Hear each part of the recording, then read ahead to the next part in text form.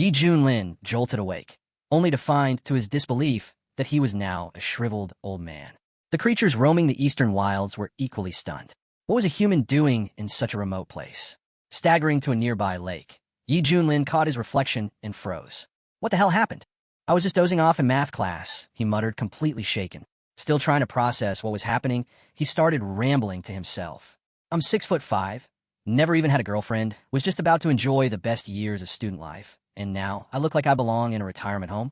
But one thing was clear, there was no way he'd accept this fate without a fight. If he really had crossed into another world, then this frail body had to hold some secrets. And if he was lucky, maybe a hidden power. He focused inward, diving into the memories buried deep in this old shell. Slowly, a picture formed. This world was called Kunlun Realm, a land ruled by cultivators. The body's original owner, Yi Junlin, had once been a prodigy. He broke into the Golden Core stage while still young, and had even been named the leader of Misty Peak, one of the top 6 sects in the Eastern Wilderness. But then disaster struck. During a mission to root out heretics, he was caught off guard. His dantian was shattered, stripping him of all cultivation.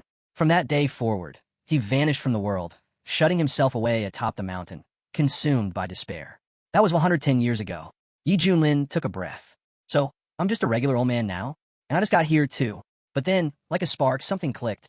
He remembered from the countless web novels he'd read, whenever someone gets transported, there's always a cheat. There had to be one. System. I know you're there, he shouted into the void. Come on out, your dad's here. Silence. Seriously? Playing hard to get now. He dropped to his knees, switching tactics. All right, I was wrong. Just kidding, okay? Come out already. Still nothing. Then another thought hit him. Maybe it wasn't a system. Maybe it was a spirit ring left by the original owner. He yanked off the old man's ring and stared at it. Hey, senior. You in there? No answer. His frustration peaked. I know you're hiding, he barked, throwing the ring to the ground.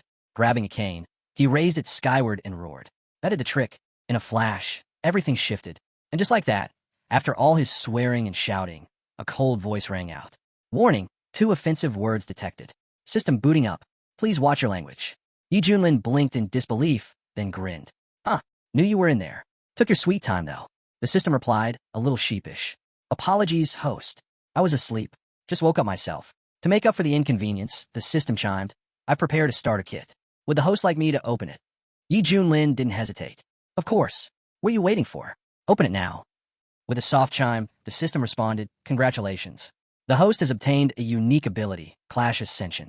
From now on, every time you face an opponent stronger than yourself, your cultivation will instantly leap 1 level above theirs. No side effects. No limits. Yi Junlin's jaw dropped. Wait, seriously? I'm just a powerless old man right now. What if I run into an immortal? Rest assured, the system replied coolly. The feature is fully functional. You're welcome to test it. A wide grin spread across Yi Junlin's face. Then this means I'll always be 1 step ahead of everyone. I'll become unstoppable. Just then, a voice echoed in his mind. It was the original soul of the old man, puzzled. Why even bother cultivating at that point? The system interrupted with a gentle ping. Friendly reminder, natural death expected in approximately 1 hour. Yi Junlin's expression froze. An hour? I'm already dying, but I just got here. Panic set in. He had to find someone, anyone, stronger than him. If he could provoke a fight, he'd level up and extend his life. Now it made sense why the old man had stayed holed up on a mountain for years. He was just waiting to die. And now, Yi Junlin had inherited the countdown. Another update appeared. Time remaining, 35 minutes. Yi Junlin groaned. This isn't looking good. Am I even going to make it in time? But before despair could sink in, thunder cracked overhead. Yi Junlin glanced up. A monstrous storm rolled in from the mountain's peak. What now, he muttered. A beast horde. Lightning lit up the sky, and within the swirling clouds, a figure floated, majestic and imposing. It was the sect leader of Xiantian, back from exile, facing down a sea of enemies. Who dares cause chaos here? He shouted. Who dares challenge Xiantian? Suddenly, from within a crackling magical shell, a winged figure emerged, the Eagle Demon King. His gaze swept across the sect's defenders with disdain. You didn't think I'd return? The demon sneered. The king of monsters lives, and today all of you are finished. The sect leader narrowed his eyes. It's you, the beast who once wiped out the Lee state. I thought I crushed you, left you broken at the bottom of that cliff. And yet here you stand, leading this army. The Eagle King laughed, his aura surging. Is this power enough for you? Shock rippled through the crowd. He's broken through. He's reached the nascent soul stage, someone gasped. One of the warriors turned to the sect leader. We can't stop someone that strong. What now? There's no retreat, the leader said firmly. If we fall, so be it. We'll protect Xiantian with our last breath. The Demon King scoffed. Then die with honor, stinking cultivators. The clash erupted, roars, flames, blades, spells. Chaos. The sky turned crimson. Yi Junlin stood below, watching it all unfold from afar. Someone punch me already. The system popped up again. Reminder, 30 minutes remaining. Panic kicked in. They're too far away. No one can hear me. Without wasting another second, Yi Junlin gritted his teeth and turned toward the staircase winding up the mountain. Then I'll go to them. Yi Junlin's back was screaming in agony. Every step a battle. He realized grimly. If he turned back now, he wouldn't make it in time. Only one path forward remained. Up ahead, the demon monster king loomed, voice booming across the battlefield. You call this resistance? Pathetic. If this is your best, then your lives end here. With a roar, he summoned a surge of embryonic soul energy, the air warping around him. Then, boom, he unleashed a single devastating strike. In an instant, countless warriors were knocked to the ground, unable to lift a finger against him. The sect leader clenched his fists, eyes dark. There's nothing more we can do. The gap between Golden Core and Nascent Soul is just too wide. The Demon King floated above them, laughing wildly. Anyone else care to try? Say your farewells now. And that's when a raspy voice cut through the air. Hey, Big Bird, over here. Yi Junlin had made it to the top, barely. He stood tall, or as tall as a crooked old man could, facing the Demon King head-on. Don't look around. I'm talking to you, he called out. The Demon King narrowed his eyes and flew over, staring down at him. Are you tired of living, old man? You dare throw insults at me? But Yi Junlin just smirked. You talk big. Why not come at me? I'm standing right here. From the memories of this body, he learned about an ancient speaker system hidden in the house, powered by crystal chi. Without it, he'd never have gotten the monster's attention in time. The Demon King sneered. This is a first. Never met such a mouthy geezer. Yeah? Well, now you have. Yi Junlin shot back. Down below, the sect members looked up in shock. Is that, brother? One of them gasped. It's unbelievable, a girl whispered. The legend of Misty Peak, he's really here. But he's been out of sight for decades, another muttered. Why now? The sect leader watched silently. Maybe he's here to do what he couldn't before. A shame his power's long gone. Hearing them, the Demon King barked a laugh. This fossil's taunting me now? Looks like he really wants to die. He pointed at Yi Junlin. You're that washed-up relic, aren't you? I'll roast you like a quail. You don't even have cultivation. Yi Junlin raised a brow. If you're a real man, fly over here and try. Suddenly, the system's voice returned, deadpan. Warning, host has 10 seconds remaining. Yi Junlin winced. This bird's slower than he looks. So much for dying in glory.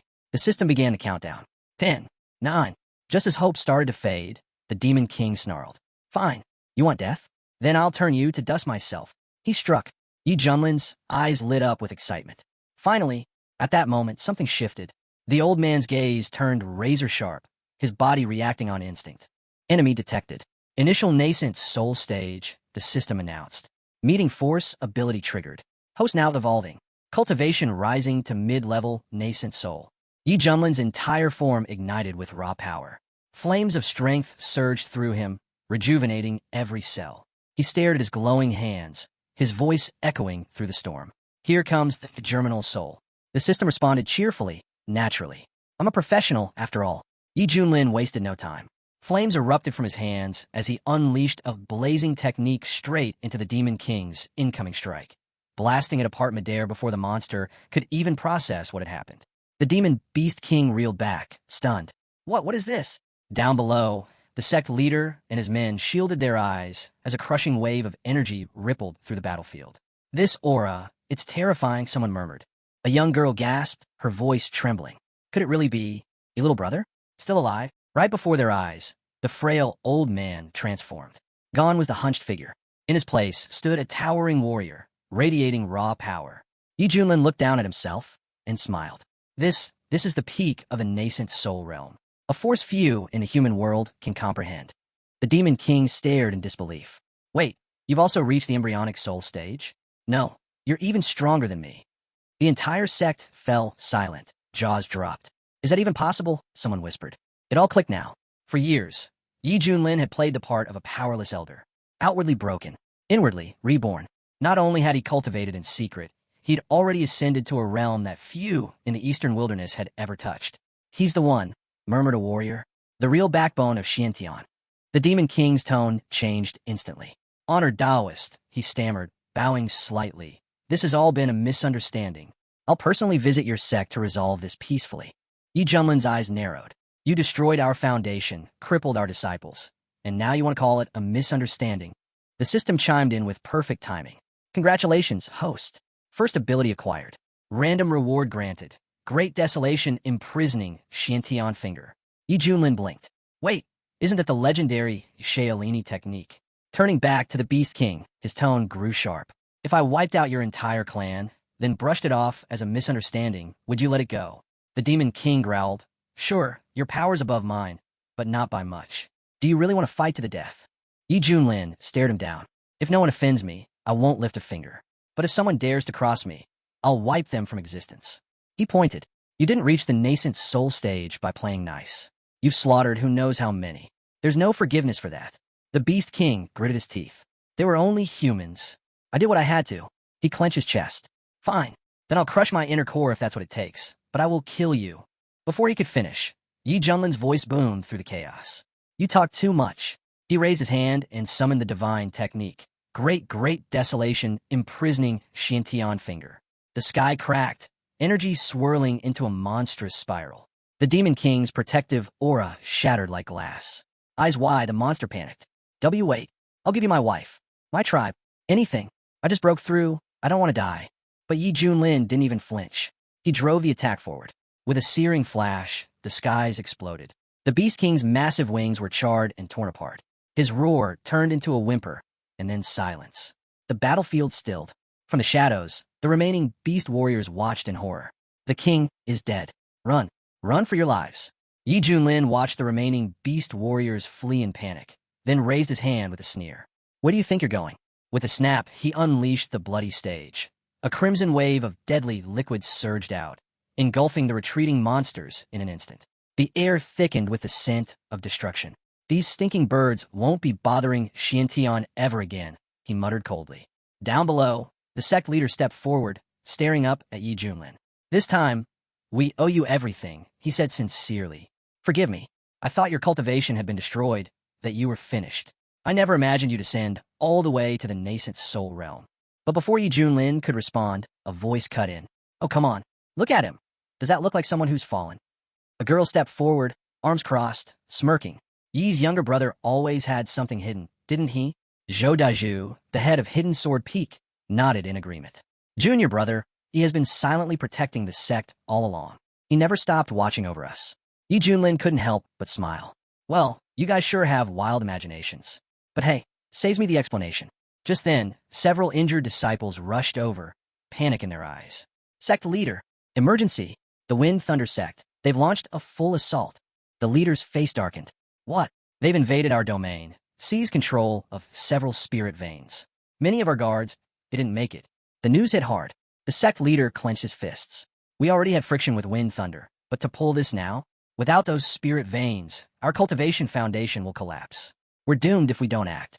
He turned to Yi Junlin. Junior brother Yi, we're preparing to fight back. Will you join us? Yi Junlin's mind was already racing. Wind Thunder sect, one of the 6 great factions in the wilderness. There had been tension before, but this sneak attack? They'd clearly used the chaos from the demon invasion as cover. Shameless opportunists. Just then, the system beeped. Daily quest activated. Registration mission available in Finchy territory. Completing it will grant an unimaginable reward. Yi Junlin cracked his knuckles. Perfect. Another chance to trigger meeting force and power up. Time to return the favor, with interest. He looked at the sect leader. You go ahead and handle things here. I'm heading straight for Wind Thunder sect. I'll tear them out at the roots. The sect leader was stunned, then laughed. Excellent. That's the little brother, Yi we remember, bloody powerful. Yi Junlin took off without hesitation, heading straight into battle. The sect leader turned to Xiao. How long has it been since Xiantian felt this strong? Zhou exhaled. To be honest, we were never that strong. But with brother Yi leading Yi Peak again, we might just become the top sect in the entire eastern wilderness. Meanwhile, in Wind Thunder sect territory, inside a dark chamber, a man grinned smugly. I didn't think it'd be this easy. Luring that monster toward Xiantian created the perfect diversion. With their defenses down, claiming all their spirit veins was a walk in the park. Another elder nodded. With this move, Wind Thunder will soon become the dominant sect in the region. But a third voice chimed in with concern. Won't that monster turn on us next? The second elder scoffed. Didn't you hear? A powerful guest from a U.S. sect arrived today. He's with us now. There won't be any issues, declared Chen Yunhai, the head of Wind Thunder sect. He turned to Elder Chun with a confident grin. It's true, right? Your son, Chan Zhao's, he's done well in the immortal sect. Elder Chen nodded. That's why I came all the way from Qing. Son Venerable personally took him as a disciple. He's being taught the supreme Tao. The boy's future is limitless. Chen Yunhai lit up. Wonderful. My son might really ascend to immortality. Another senior elder stepped forward. Allow me to congratulate you, sect leader. Elder Chen reached into his sleeve and pulled out a small jade box. This, he said, handing it over, is the first-class nascent soul pill. Your son asked me to deliver it to you personally. Chen Yunhai's eyes widened. The nascent soul pill. Gasps echoed through the hall. With that, the sect leader will surely break into the nascent soul stage. Beaming, Chen Yunhai held the box tightly. My son, he didn't forget his father after all. Today, we celebrate two great things. He then turned to Elder Chun with gratitude. And thank you again. If not for your quick thinking and accurate reading of that monster's level, we'd have missed our chance to raid Xuantian's spirit veins. But just as he finished speaking, boom, an explosion rocked the main hall. Smoke and shattered formations burst through the entrance as panic spread. Someone's broken through our defensive barriers, a guard shouted. Out of the haze, a figure stepped forward. Yi Junlin. So, this is the Wind Thunder sect, huh? He said, stepping casually through the rubble. Chen Yunhai's face twisted in rage. Who do you think you are, barging into our sacred hall? Tired of living? Yi Junlin didn't flinch. Yi Junlin, head of Misty Peak, Xiantian. I came here for you. Gasps filled the room.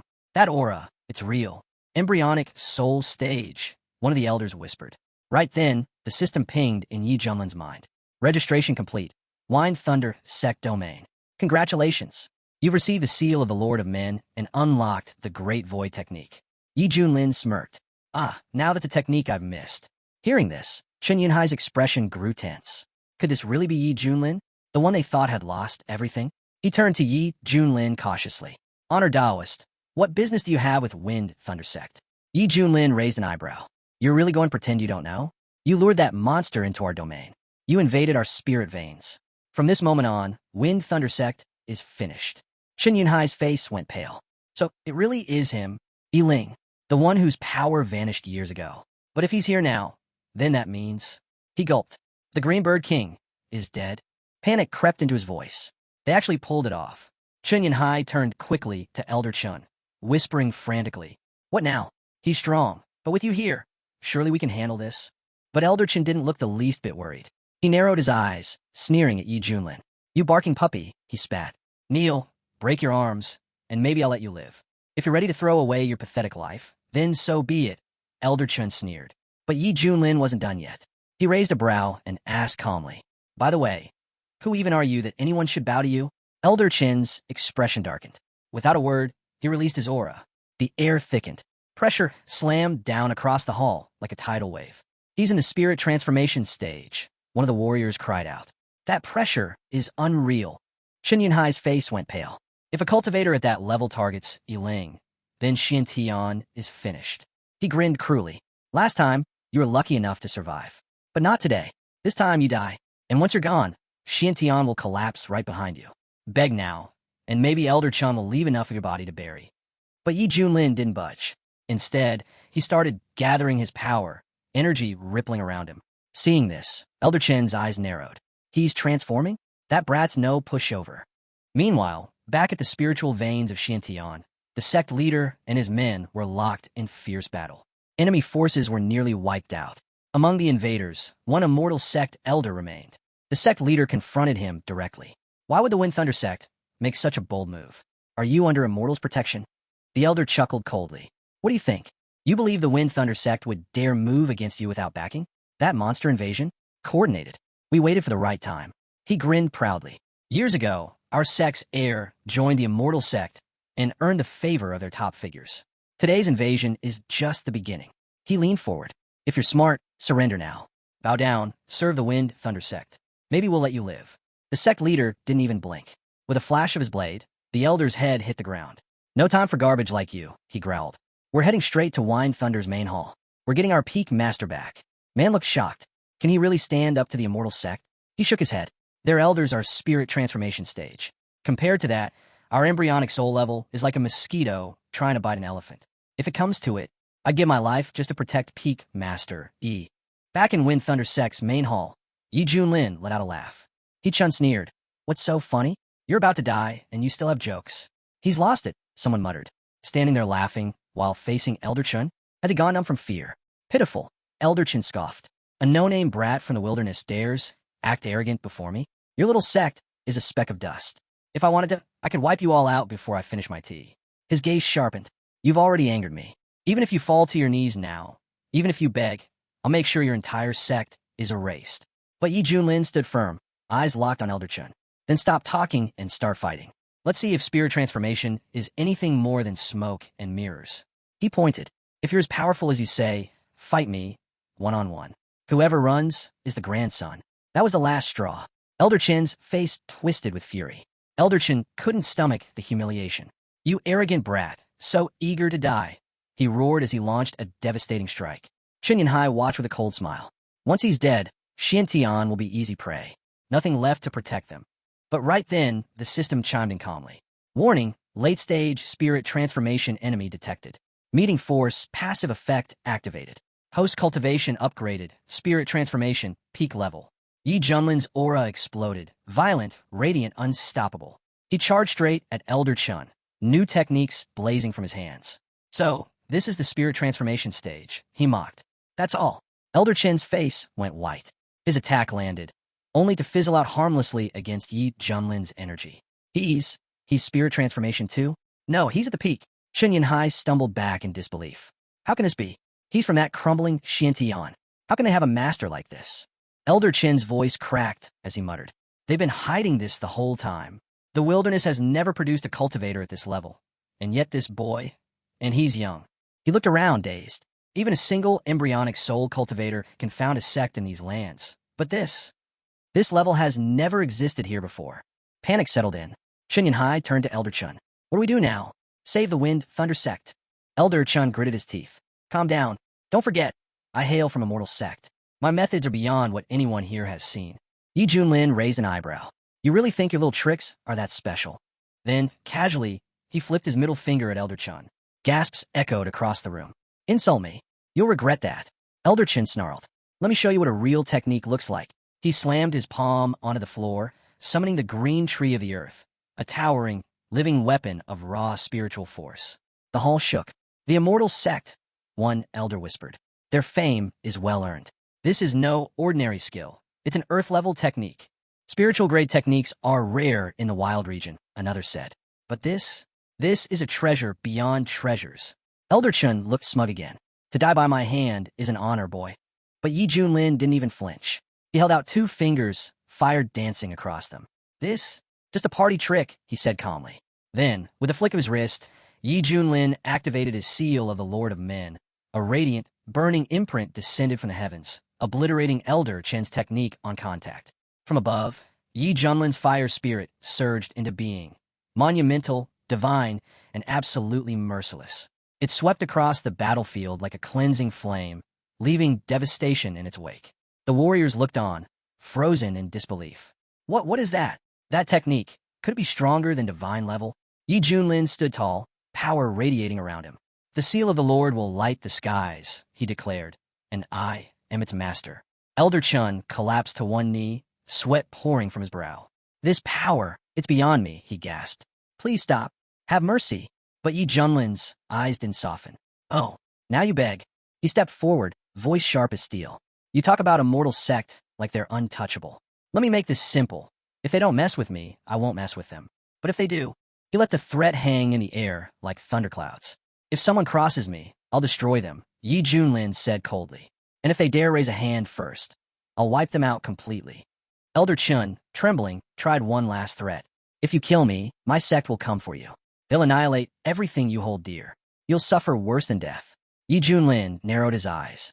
Still threatening me, even with 1 foot in the grave? He raised his hand, conjuring a blazing fire arrow. Then disappear. With a flash, the arrow pierced Elder Chen's chest, obliterating him on the spot. Chen Yanhai, the Wind Thunder sect head, dropped to his knees immediately, trembling. It was a misunderstanding.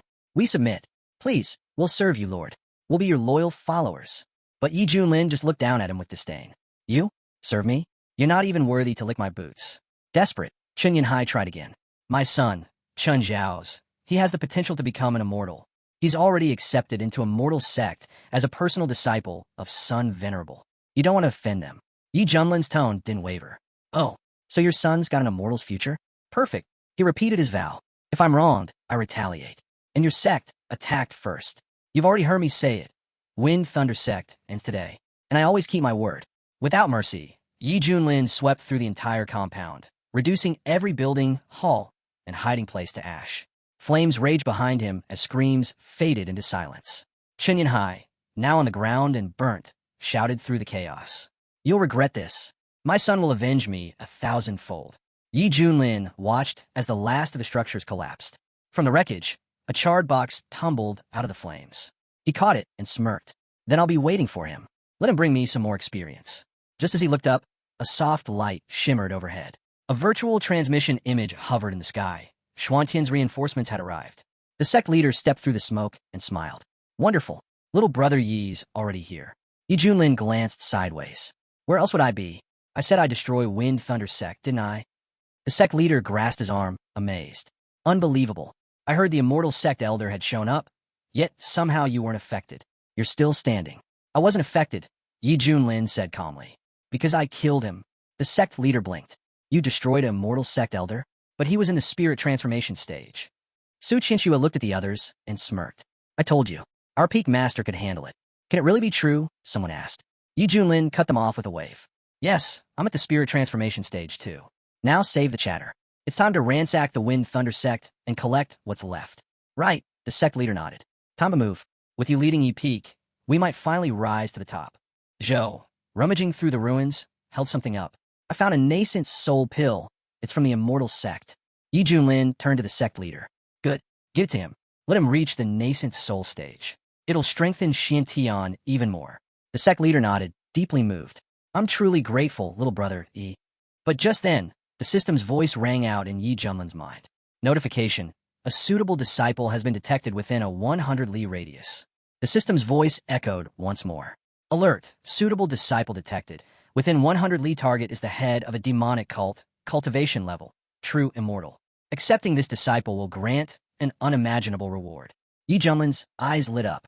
A demonic cult leader, and at the true immortal level, he grinned. Taking someone like that as a disciple? With my ability, I might just leap straight to immortality myself. Not just in the wild region, but across Xinzhou, I could become untouchable. Just then, he broke the moment of excitement with a serious tone. It's true we destroyed the Wind Thunder Sect, but now we've provoked the immortal sect. Can Xiantian even survive in the eastern region? The sect leader's expression grew grim. She's right. The immortal sect's strength is overwhelming. We can't match them. Not now. Not yet. He turned to Yi Junlin. You're a rare genius, Yi. Your path shouldn't end here. It'd be better for you to leave the eastern region while you still can. When a mortal comes knocking, we'll stay behind. As long as you're alive, Xiantian has hope. Zhou nodded. Sect head's right. He added, Peak Master, Yi, you're 1 in a million. Your fall would be a tragedy. One by one, the warriors joined in. He's right. You can restore Xuantian's glory. We'll hold the line. Go chase your destiny. Yi Junlin was stunned by their unity and loyalty. He looked around at their determined faces and gave a small nod. Thank you for everything. But believe me, if I made a decision, I've already thought it through. He looked at the sect leader. Leave this place in your hands. I'll settle the rest in my own way. With that, he turned to go. I've got urgent business, he said, and a disciple to meet. And with just a wave of his sleeve, he vanished, without even leaving a cloud behind. At that moment, deep within the purple bamboo forest, chaos stirred.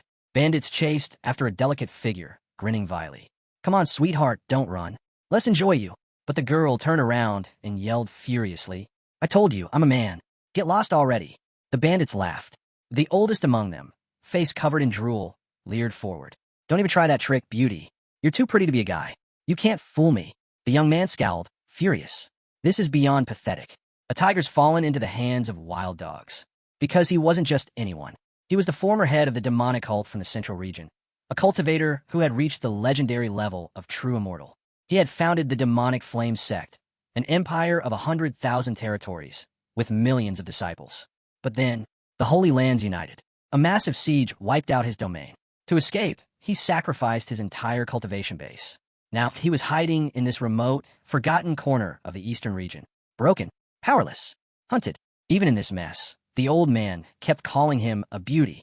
He taunted that if she didn't run faster, he'd stop chasing and just take her down now. With a flick of his hand, he unleashed a barrage of sword energy. But the guy spun around instantly, summoning a blazing scarlet flame shield to block the attack. But this time, it wasn't enough. The old man's power overwhelmed the shield. The guy took a hit, blood trailing, but the old man paused for a second. He was stunned. A Foundation establishment cultivator had just withstood his 5 needles constraining source technique, a move from the late Gold Core stage. Could he really be a rogue genius from a powerful sect? It didn't matter. He had to finish this. Surging his energy, the old man laid down his technique. Mysterious needles hovered in the air, locking into position around the guy. As he stepped closer, he smirked and repeated the insult, calling him a beauty again. "It's over," he said. "Stop struggling." He reached out and grabbed the guy's face. "You're pretty, but don't push my patience. Just accept it. It'll be over soon." The guy had had enough. He snapped, shouting at the old man to open his dog eyes and see clearly. He was a man, not some damsel, not a plaything. The old man froze. "Wait, you're a man? All that chasing, for this?" Backing up, the guy yelled again. "Take a closer look. We're the same damn gender. So stop coming after me already." But the old man just grinned. A man? Even better. That was the last straw. Furious, the guy activated his attack technique, roaring at the old pervert to stay away. "You dare chase after a man? I'd rather destroy my inner core than let you touch me." Startled, the old man watched as a fierce energy storm erupted around him. What kind of technique is this? How can someone in Foundation establishment summon such a massive formation? But the guy didn't care anymore. He called the old man a filthy dog and said he was done playing games. With every ounce of his strength, he unleashed a roaring stream of energy straight at him. The old man couldn't dodge. The blast hit him square in the chest. Pain flooded through him as he struggled to move, the overwhelming chi pinning him down. The guy wasn't unscathed either. He clutched his chest, furious. "You brought this on yourself. My core is nearly shattered because of this nonsense. I need to find a place to recover and plan my next move." Looking down at the fallen figure, he muttered, "That pervert didn't die for nothing. He was definitely from a strange background." But just as he tried to catch his breath, he sensed something. "Who's there?" And to his disbelief, the old man reappeared. Out of the forest stepped another old man. "Relax," he said coolly. "I just happened to be passing through. That pervert back there? I've got nothing to do with him. My tastes are normal." The guy gave a nod. "In that case, maybe we'll cross paths again someday. See you around." But this newcomer wasn't as innocent as he claimed. With a sudden shift in his demeanor, he strode forward, eyes locked on the boy. "Unlike that freak, I'm more interested in your secret." He lunged, trying to grab hold of him, intent on digging into his memories, on uncovering the source of his strange and powerful abilities. The guy pulled back, cursing him. Another old bastard taking advantage of someone while they're down. You'll end up dying just as miserably. But his strength had run dry. He collapsed, feeling like this might be the end of his second life. Before either could act, an overwhelming force descended from the sky. A figure soared above them, radiating unmatched power. Both of them froze, instantly aware they were standing before someone in the spirit transformation stage. The old man's heart sank. What is someone like that doing in this small backwater region? The figure descended slowly. His name was Yi Junlin. Terrified, the old man dropped to his knees. "Please spare me. I'll leave, no questions asked. Just take this as my thanks and let me go." But Yi Junlin didn't bother replying. He raised his hand and fired a beam of pure chi. These kinds of trash don't deserve to breathe. The beam hit before the old man could even react, straight through the heart. He crumpled without a sound. The guy stood stunned. First, a golden core master had fallen. Now, even a spirit transformation cultivator had appeared. Was there really no way out for him? Yi Junlin turned to his system. "Wait, are you saying he's the head of a demonic cult? And a true immortal?" The system calmly responded, "Yes. Though currently just a Foundation establishment cultivator, he is indeed a true immortal. His power is just sealed." Yi Junlin blinked. "You gotta be kidding." "No deception," the system replied. "His name is Hong Chinya. Initial Foundation establishment. Talent, Divine Fire King." Activating his eye of insight, Yi Junlin scanned him from head to toe. The analysis confirmed everything. Snow-pale skin, delicate features, long, flowing hair. He looked more beautiful than most women. No wonder people mistook his gender at first glance. Hong Chinya tensed up under Yi Junlin's gaze, wondering if this one was also into men. But Yi Junlin wasn't thinking that at all. With his eye for talent, he saw through everything. This guy, even weakened, still had potential far beyond ordinary cultivators. His experience, his gift, if nurtured, could restore his full strength. Taking him in would be a brilliant move. "You've got a rare bone structure," Yi Junlin said. "Real talent. From this moment on, I'm making you my apprentice. Just say yes." Hong Qinya's eyes widened in disbelief. "You want to take me as your apprentice?" But deep down, he couldn't help but wonder, was this man also after a secret? No matter how lucky or talented others were, none could compare to what he had. Even with his current cultivation, his sect wouldn't have let him sweep the back alleys. Yet now, someone at the spirit transformation stage wanted to be his master? Honestly, it felt a bit naive. Yi Junlin noticed the hesitation in Hong Qinya's expression. "What's wrong?" he asked. "From the look on your face, you don't seem too eager to become my disciple." In truth, Hong Qinya didn't believe Yi Junlin was worthy to teach him. But right now, he didn't have the strength to argue. Survival came first. Revenge could wait. Once he recovered, he'd take back everything he lost. He dropped to one knee and lowered his head. Disciple Hong Qinya greets his master. He didn't mean a word of it. It was just a show, a formality. When the time came, he'd reclaim his pride. Yi Junlin accepted it with a nod. "Good. You may rise. From this moment, your name will be Little Hong Qinya." Hong Qinya flinched at the name. He didn't like it all, but for the sake of surviving, he replied without resistance, "Understood, master." Yi Junlin could already tell. This guy was fake through and through. But with talent like his, even betrayal wasn't something to fear. Strength would decide everything in the end. Right then, the system chimed in. "Congratulations, host. Mission complete. You've been rewarded with the auto-training function." Yi Junlin's eyes lit up. "So now I can get stronger just by lying down?" The system wasn't done. "You've also received the artifact Coffin of Ascension, which will unlock further as your master level increases. It's currently a level 3 item." Yi Junlin recalled the structure of techniques. Entry level, partial mastery, full mastery, and complete mastery. Each level could multiply a skill's power tenfold, even 100-fold. The system continued. "The Coffin of Ascension contains the power to bury both Xiantian and Earth. It can wipe out all living things." That wasn't all. Your disciple's hidden talent has been identified, rewarding you with a special upgrade package. The 3000 Flame Technique and the Fire Origin Pill, used to restore his fire root and create an unmatched foundation. Yi Junlin stared at the rewards. This wasn't just a boost, it was a declaration of power against the natural order. If this was only the beginning, he couldn't imagine what heights he'd reach at the next level. This is what a true traveler from the Celestial Empire should be receiving. Hong Qinya watched his new master, and in his heart, he could tell. Yi Junlin was pleased with himself for taking on such a gifted student. But his time would come. Soon, it would be his turn. Yi Junlin, sensing the underlying tension, kept his expression calm. "You probably think your master isn't good enough for you." Hong Qinya quickly responded. "Master misunderstands me. This is just my usual face. I was only surprised that someone at the spirit transformation stage would already be preaching about life." Yi Junlin narrowed his eyes. "Sounds like you won't fully accept me unless I give you something to prove my sincerity." He raised his hand and tossed over a scroll. "Take this technique. Consider it my gift to honor our bond." Hong Qinya accepted it with a smile and thanked his master respectfully. But in his mind, he sneered. "Let's see what kind of backwater technique this self-important provincial master is about to show me." For a moment, Hong Qinya was skeptical. What could a spirit transformation cultivator possibly offer him? Still, he opened the book and glanced at the title, 3000 Flaming Tribes. He scoffed. The name sounded ridiculously exaggerated. But then he flipped deeper into the contents, and his eyes widened. Wait, what? He recognized it. Not by name, but by power. The true identity of the 3000 Flame Tribes technique shook him to the core.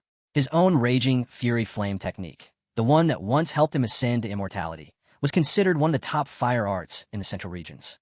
Yet compared to this, it was child's play. This technique redefined everything he thought he knew about fire cultivation. It wasn't just powerful, it was otherworldly, possibly an immortal-level technique, maybe even a legendary saint-level one. With this, his return to true immortality was no longer a distant dream. He didn't even want to return to who he was. He could become something even greater. Yi Junlin watched him closely. From that look, I take it you're satisfied with the gift. Hong Qinya turned, humble for the first time. Yes, master. This technique, it's beyond extraordinary. Still, he couldn't help but wonder, how had this man gotten his hands on such a rare treasure? Had he stumbled upon an ancient ruin or inheritance? But Yi Junlin wasn't done. He pulled out a pill and handed it over. Since you've begun learning the technique, take this. It'll help. Hong Qinya's breath caught in his throat. Is this a fire source pill? You're giving this to me. This wasn't just any medicine.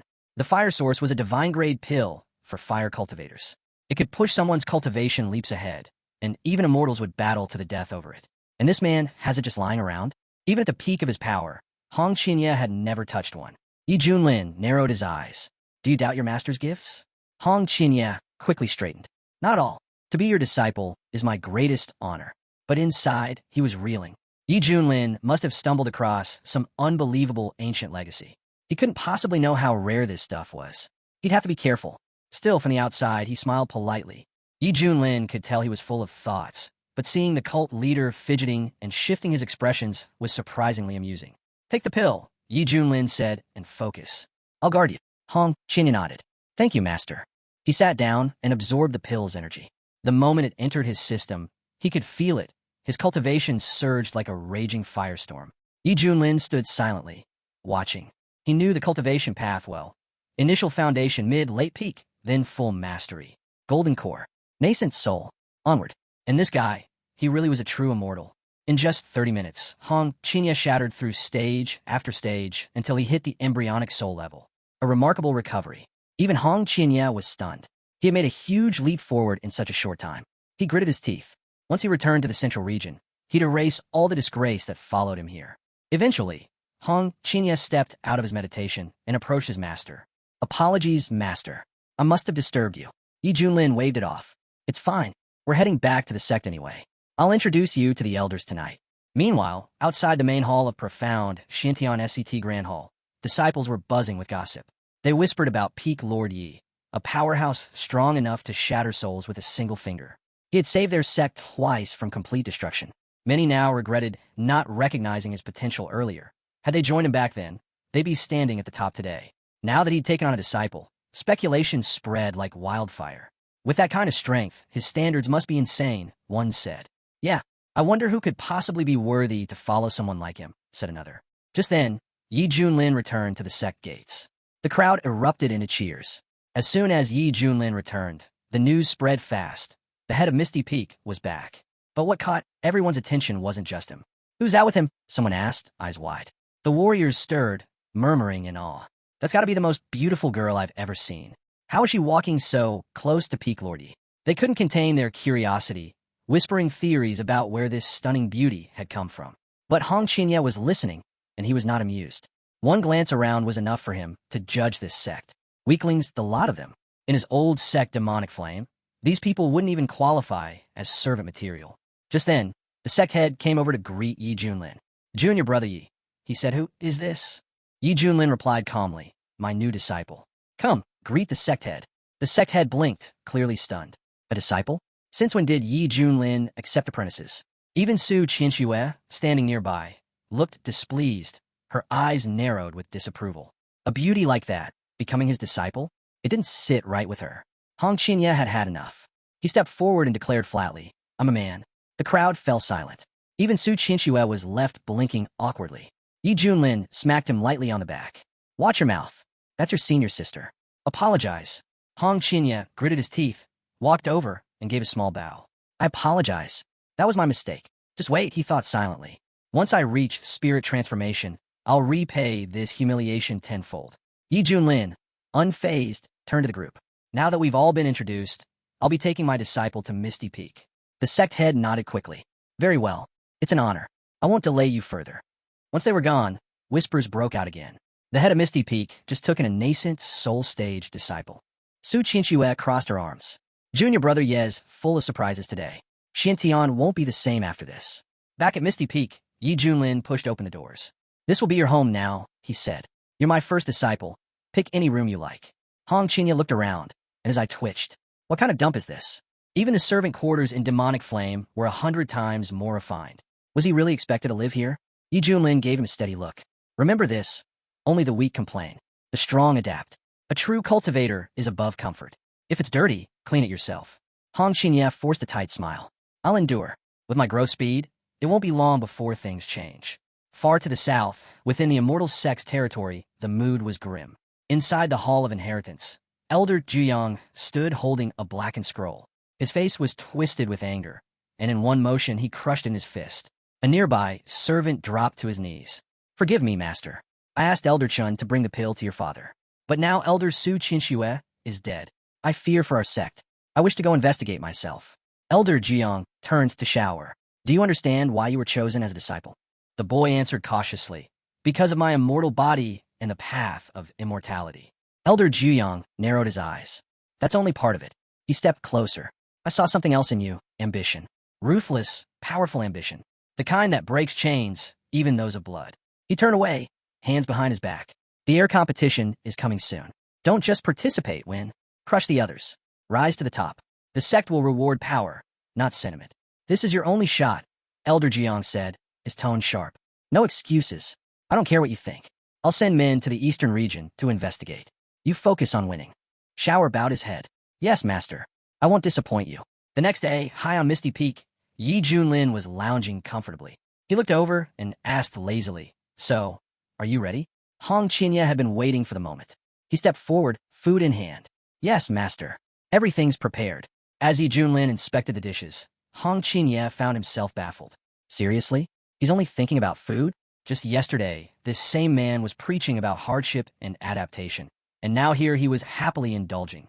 Yi Junlin took a bite, then nodded in satisfaction. This meat, these beans, absolutely divine. The system spices are brilliant, just perfect. He turned to Hong Qinya. Come on, try some. Don't be shy. Hong Qinya gave a flat look. I've long transcended the need for food, master. Mortal pleasures don't concern me anymore. Yi Junlin raised an eyebrow. Are you really going to turn down your master? Cultivation isn't just about strength. It's about enjoying life, too. Try it. Just a bite. Hong Qinya sighed. Fine. Only because you insist. Inwardly, he still thought Yi Junlin was just an outdated eccentric. What's the point of fussing over food? But as soon as the flavor hit his tongue, everything changed. His eyes widened. It was warm, rich, and full of depth. An incredible taste. Emotions stirred that he hadn't felt in years. Yi Junlin leaned forward. Why do you look like you're about to cry? Hong Qinya stared at the food. When I was a child, I was always hungry. I dreamed about tasting real meat. The first time I did, it felt like joy itself. But ever since I stepped onto the path of cultivation, I forgot that feeling, forgot how to simply live. He paused, overwhelmed. Maybe the old man was right. If cultivation strips away all joy, what's the point of power? At that exact moment, Yi Junlin's eyes sparkled. You're breaking through again. Hong Qinya's spiritual energy surged. He soared through the embryonic soul stages, initial, mid, late, peak until spirit transformation. Yi Junlin crossed his arms. He even breaks through from eating meat? What kind of monster talent is this? Hong Qinya opened his eyes in disbelief. I broke through again? Just like that? Yi Junlin grinned. Congratulations. You're now at the spirit transformation stage. Just about caught up to me. Even Hong Qinya was stunned by how fast the breakthrough happened. He stood there, silent, realization dawning. It's time. This master-disciple relationship has served its purpose. But before he could act, Yi Junlin stretched with a yawn. Well, since you've enjoyed the food and leveled up, how about coming over here and giving your master a shoulder massage? Hong Qinya's smile vanished. I'm at spirit transformation too now, and he still wants to boss me around? This clown really doesn't know when to quit. His eyes sharpened. Today's the day I remind him who I really am. He stepped forward with intent, ready to strike and end this farce of a bond. But just as he was about to make his move, a servant burst into the room. Urgent report from Peak Head Pack. The sect head has summoned you to the assembly hall. It's important. Yi Junlin turned, unfazed. Understood. Hong Qinya muttered under his breath. It's only been a day, and he's already got a new mission. He clenched his fists. That was the perfect chance, and I missed it. Still, he reminded himself. Yi Junlin was full of blind spots. There would be another opportunity. Revenge just needed patience. As Yi Junlin rose into the sky, he called back. I'll be off for now. Your massage skills are excellent. Once I return, you can massage my feet too. Hong Qinya's jaw dropped. How dare you treat me like this? I should have killed you already. But Yi Junlin was already gone, leaving only the wind in his wake. At the assembly hall, tension filled the air. The elders were restless. No one knew what to do anymore. This must be a sign, one muttered. The heavens must be punishing Xiantian. Just then, Yi Junlin descended into the hall, greeting the sect head calmly. What's the situation this time? Another threat? The sect head didn't waste time. It's serious. A few years back, the Wei State came under our protection. Recently, they sent word. Something terrifying is happening. He looked around the room grimly. People are dying. In mass numbers. The corpses are pale, drained completely of blood. Entire cities, once filled with millions, now silent wastelands. Whispers filled the room. The incidents are spreading fast, crossing into neighboring regions. If this keeps up, the entire wilderness region will fall into chaos. We'll lose countless potential disciples. The sect will weaken. Yi Junlin narrowed his eyes. And no one's seen who or what's doing this. Su Qianxue spoke up. If anyone saw it, they're already dead. She paused. The truth is we sent several disciples to investigate. None have returned. The wild region is already thin on high-level cultivators. Even a single golden core stage is rare. And Wei State lies right on the outer rim. Yi Junlin frowned. What kind of threat is so dangerous that not even one of our disciples could report back? Suddenly, the system's voice echoed in his mind. Mission alert. Investigate and eliminate the source of the disturbance in Wei State. Reward. Unimaginable. Yi Junlin grinned. Just in time. I understand, he told the sec head. If the trouble began in Wei State, then the root must be there. I'll go myself. The sec head looked relieved. Very well. Junior brother, Yi, is always decisive. I trust you'll succeed. I look forward to good news. Yi Junlin didn't waste a second. Without another word, he took to the skies. The sec head chuckled. I wasn't even done speaking. Su Qianxue watched him vanish. Peak Yi's head really doesn't hesitate, does he? Zhou asked. You think he can handle something like this? Su Qianxue raised an eyebrow. Are you doubting a spirit transformation stage cultivator? There's nothing in a wild region that can threaten someone like him. One of the elders nodded. If he can't stop it, then the wild region is truly doomed. We should focus on our training and live up to our younger brother's example. Soon after, Yi Junlin returned to fetch Hong Qinya. Together, the two flew toward the eastern border, heading straight into the wilderness region, to the edge of Wei State. As they arrived, Hong Qinya surveyed the landscape. What he saw left him silent. Hong Qinya followed his mentor into this pitiful state with quiet resentment. One day, he thought, I'll find a way to settle things with him. As they reached the outskirts of the Taoa village, Yi Junlin stopped atop a nearby mountain ridge, surveying the scene below. Looks like bandits, he said calmly. They're raiding the village. We'll have to step in. Down below, the village chief bowed deeply. Respected heroes, our village is poor. We only have chickens. If you come to take, then take what you want. Just please spare our lives. From the crowd, the leader of the Black Wind Gang laughed cruelly. I don't want your chickens, he sneered. I want you. All of you miserable little worms. Without hesitation, he stabbed the village elder in the head. Obey now, he barked, and maybe you'll die quickly. The gang began to yell among themselves, warning everyone to back up. Their leader was about to use his technique. A terrifying pressure filled the air as the leader raised his hand, pointing it straight at the frightened villagers. Screams rang out. Please, don't kill us. Just then, Hong Qinya furrowed his brow. Something felt familiar. That technique. I know it. He searched his memory. It was eerily similar to one used in the central region, by someone long thought dead, eliminated by the Holy Lands. Yi Junlin caught the shift in his expression. You recognize that technique? Hong Qinya quickly denied it. No, just seems unusual. Yi Junlin narrowed his eyes. Watch your tone, Mutt. Speak clearly. But Hong Chinya's thoughts were racing. If my hunch is right, this could be serious trouble. Meanwhile, the villagers were on the verge of panic. They cried out for mercy, desperate for someone to stop the madness. Yi Junlin didn't wait any longer. He vanished from sight and reappeared behind the gang leader, grabbing him by the shoulder. That's enough, he said. Startled, the bandit leader twisted around, energy charging in his fist. Who are you? How dare you interfere? But Yi Junlin was already moving. He spun to the side and fired a blazing beam of fire straight into the man's chest. Calm down, Yi Junlin said flatly. We have things to discuss. The gang members stared in shock. Their leader, injured? The bandit leader clenched his chest, stepping back. He suddenly realized this man was spirit transformation stage. His tone changed instantly. Please don't kill me. I surrender. Yi Junlin didn't blink. Then talk. Who are you? Where did you get that technique? The man hesitated, then admitted, I used to be a palace guardian in the Wei State. One day, I saw something I wasn't supposed to. They sentenced me to death. I ran. And the technique? Yi Junlin pressed. While on a run, I came across a mysterious group. I don't know who they are. They gave me the technique. Yi Junlin's eyes narrowed. They just handed it over? Just like that. The bandit looked at his trembling subordinates, then back at Yi Junlin. They said the technique could absorb blood to increase strength. I did it just to survive. That's all I know. Yi Junlin stood silent for a moment, thinking it over. A hidden group, using blood techniques to grow stronger. Sounds like a much bigger force is working behind the scenes. This could be connected to all the strange events we've seen. He turned to Hong Qinya. What do you make of it? At that moment, Hong Chinya's thoughts drifted to a name he hadn't thought of in years. The methods, they're too familiar. Could it really be him? Could he really still be alive? Hong Chinya's mind was spinning. And why would someone like him be here in the wild region? He kept his expression calm and said to his mentor, I'm not sure. But deep down, he was certain if that man was behind all this, then even Yi Junlin, despite being at the spirit transformation stage, wouldn't be able to handle it. If they weren't careful, the Wei state would become his grave. Just then, Yi Junlin turned to the bandit and said, "Let's see if you're hiding anything else." With a wave of his hand, he pressed his technique into the man's mind, diving straight into his subconscious. He sifted through the memories and confirmed he wasn't lying. But he left something out. Something important. Yi Junlin's face darkened. "We need to get to the Wei Imperial Palace." Now, before they could leave, Hong Qinya casually lifted a single finger. A burst of flame shot forward, and in seconds, the remaining bandits were burned to ash. Yi Junlin turned toward him, expression unreadable. Hong Qinya asked, "Did I do something wrong, master? Weren't those bandits deserving of death?"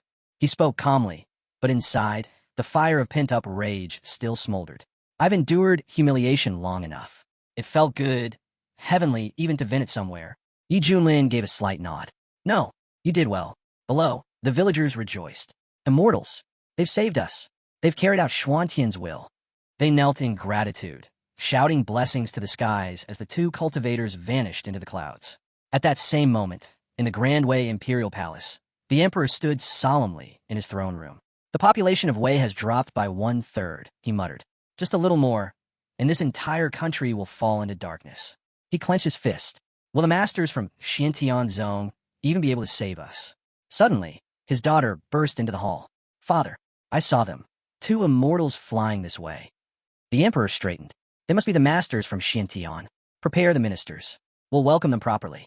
High above the city, Yi Junlin hovered, cape fluttering in the wind. "So, my disciple, what do you think of this dramatic entrance?"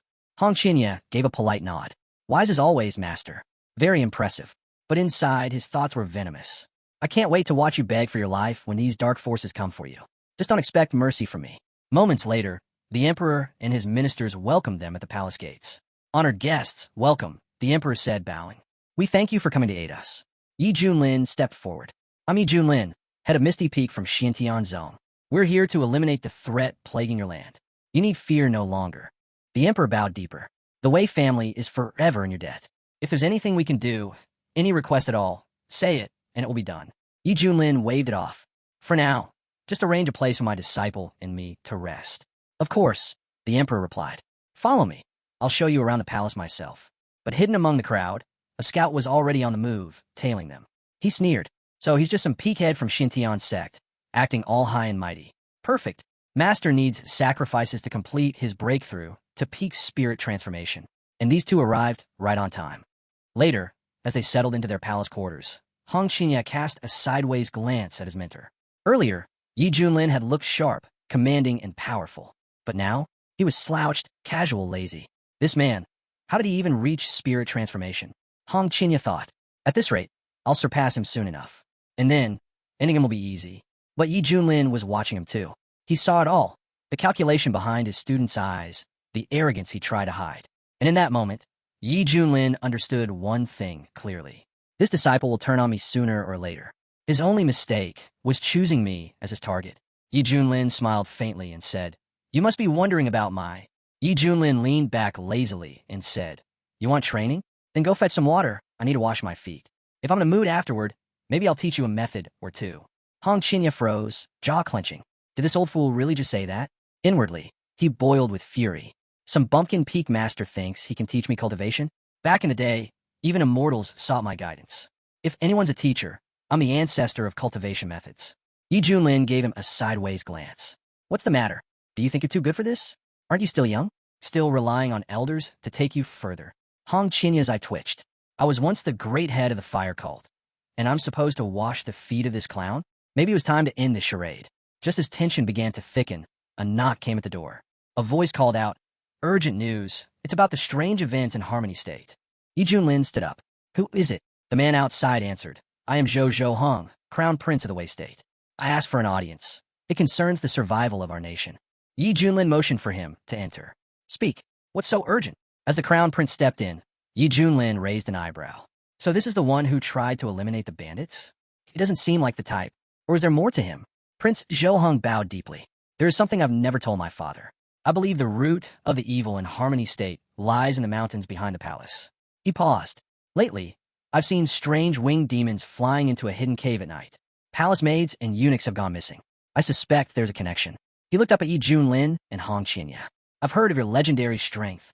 If anyone can save Harmony State, it's you. Please, help us destroy those creatures. Yi Junlin frowned.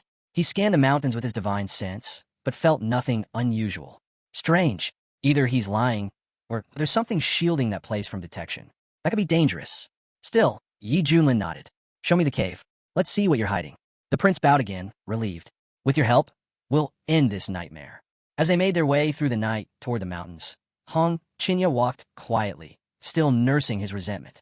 If this prince gets himself killed, maybe then I'll finally get the chance to have a proper talk with my so-called mentor. From a nearby garden, a young woman caught sight of the group. Her eyes widened. Brother? She recognized Zhou Hung instantly. Her father had warned him time and again about his reckless behavior, but he never changed. And now, he was secretly guiding masters from Xintian? She turned quickly. I must tell father right away. Later, deep in a mountain range, Yi Junlin stood with his arms folded, surveying the surroundings. This place doesn't exactly scream den of flying demons, does it? The crown prince smirked. They're here. Yi Junlin's gaze sharpened. Finally, let's see what it is you're hiding. Prince Zhou Hung straightened. I didn't think I'd fool you forever, but I didn't expect you to walk right into it either. His voice turned cold. You're too confident. You think being a spirit transformation master makes you invincible? There's always someone stronger.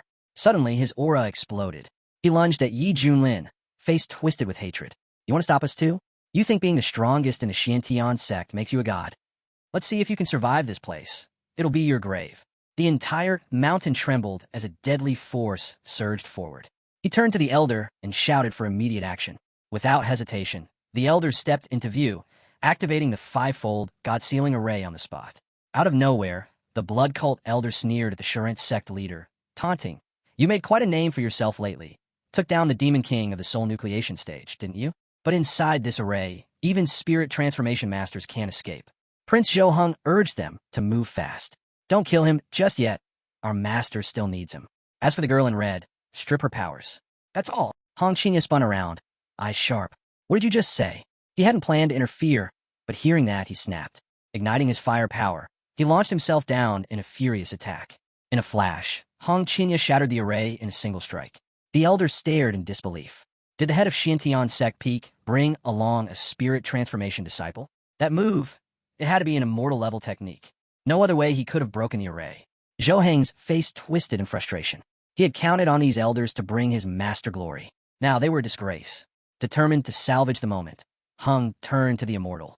Join us. With your strength, you'd earn a place by my master's side and a brilliant future. Hong Qinya was furious. How dare you say that? She roared. I'll make you pay for that. She struck out, flames roaring as she tried to incinerate the prince who dared manipulate them. Hung stood no chance. Caught in Hong Qinya's inferno, he was completely overwhelmed. Yi Junlin watched it all unfold, then calmly stepped forward. You've hit a nerve, he muttered. Hong Qinya, that's enough. Don't kill him yet. I've got questions. At his mentor's command, Hong Qinya extinguished the flames with a snap. Yi Junlin turned to Zhou Hung. Who's your master? How did he convince someone like you to serve him? Zhou Hung straightened up, defiant. He's the greatest immortal in the central region. No one can match him. You'd better submit now, because when he arrives, not even death will be a mercy. Yi Junlin's voice turned cold. Submit? That won't happen. Let your master come. We'll see how long he lasts. Then, without warning, he fired a deadly beam, instantly killing one of Zhou Heng's men. The elder was stunned. He's spirit transformation too? How can a sect from a wilderness have two of them? Yi Junlin raised his hand again. Here comes the second. Another beam. Another life extinguished. Once the dust settled, Yi Junlin turned to Zhou Hung. Only you remain. Zhou Hung, now trembling, pleaded for mercy. But just then, a deafening explosion rocked the forest. The light from it stretched to the horizon. Elsewhere, a daughter turned to her father. What is that horrible, bloody light? Her father narrowed his eyes. We have to go now. I hope the masters are safe. Back on the battlefield, Hong Qinya suddenly sensed a chillingly familiar presence. He recognized the aura immediately. It's him. Though Hong Qinya had the power to face Yi Junlin, crossing paths with him was never pleasant. Zhou Hung, on the other hand, lit up with joy. He's here. Master has arrived. Our time has come. From the depths of the Crimson Void, he finally emerged. The master of the Central Region's blood cult, Shi Tianjue. Without missing a beat, Yi Junlin stepped forward. So it was you all along. the one pulling the strings behind all this chaos. Did you really think you could just hide away forever? Sure, Tianjue's gaze swept over them, unimpressed. Cultivators from the wild region. I'll admit you've got some skill, but you're still far from worthy. Though seeing an old acquaintance among you does make this more interesting. Hong Qinya narrowed his eyes. Blood demon, I can't believe you're still alive. Yi Junlin quickly took note. What's the connection between Hong Qinya and someone like this? Sure, Tianjue stepped closer, raising a brow. Blood demon? I haven't heard that name in 2 centuries, since the Holy Lands surrounded me. I'm surprised anyone remembers. Hong Qinya answered coldly. Those of us who lived through that war will never forget. You, sure, Tianjue, once hailed as one of the strongest true immortals, feeding on human blood to boost your power, spreading your vile techniques, harvesting the life force of your own followers to grow stronger. His voice grew harsher.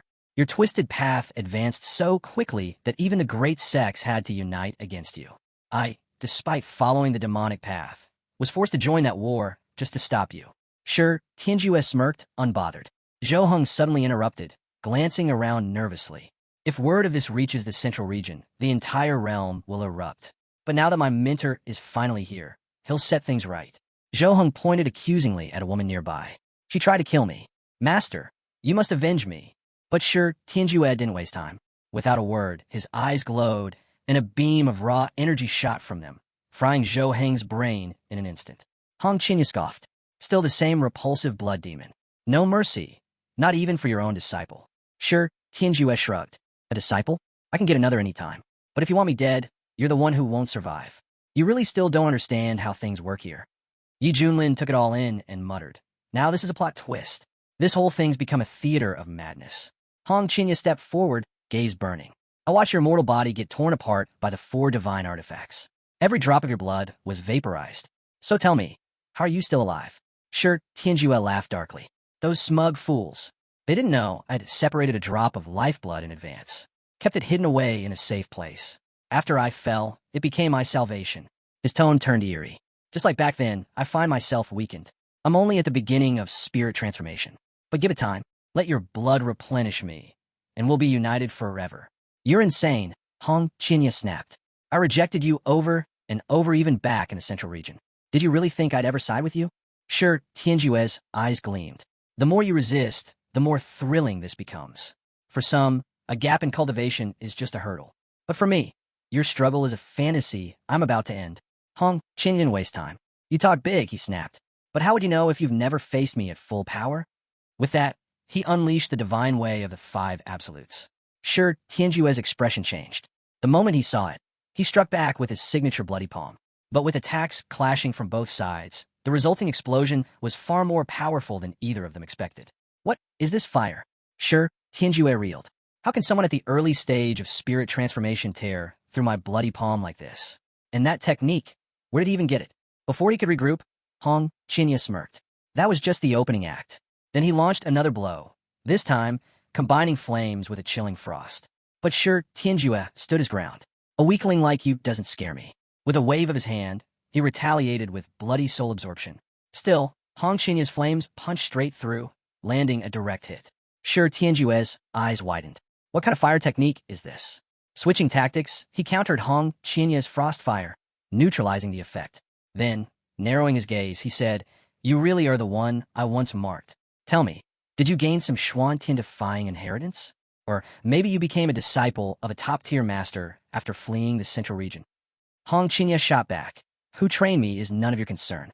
All that matters is, I'm going to rise again and claim my rightful place in the central region. He knew it clearly, with the reinforcement of 3,000 flame seeds. Not even someone who once terrified the entire central region could handle him now. But he couldn't let anyone know the truth, that this technique came from a spirit transformation cultivator in the wild region. Sure, Tianjue stared at him. If you let that power grow unchecked, even I won't be able to suppress it. A pity, but this ends now. It's time you saw the true force of my immortal body. Meanwhile, in Harmony State City, cries of agony echoed through the streets. People clutched their chests, calling for help as their strength was drained away. Back at the heart of it all, the air surrounding Sure Tianjue crackled with energy. He soaked in the life force he had stolen, his entire territory humming with power. Delicious, he muttered. They've been my food supply for a long time now. I could devour them all instantly and grow even stronger. Yi Junlin, watching from the sidelines, called out, Hong Qinya, don't drag this out. Finish him fast. Hong Qinya gritted his teeth. Don't order me around, master. Still, doubts crept into his mind. How did I end up like this? I thought Yi Junlin would fail against that monster. I was going to step in last minute and take the credit. Now, even I might not walk away from this unscathed. This energy, it's fusion stage. Sure, Tianjue laughed to himself. This body, this very same one once stood toe-to-toe with elite cultivators from both the righteous and demonic paths. Even elders of the Holy Lands armed with immortal artifacts couldn't fully destroy it. Now, it had recovered 70%. Once I absorb every living thing in the wild region, I'll return to full strength. And when that happens, not even the central city will be able to stop me. He turned to Hong Qinya with a cruel smile. I gave you a chance. If things have come to this, that's on you. Hong Qinya's expression darkened. The monster had hit the fusion stage, and that changed everything. Hong Qinya didn't hesitate. He unleashed the violet flame that could burn the heavens themselves. He pressed forward relentlessly, launching another strike mid-battle, one that finally made sure Tianjue pause. The hit landed. Even sure Tianjue couldn't shrug it off completely. He was wounded.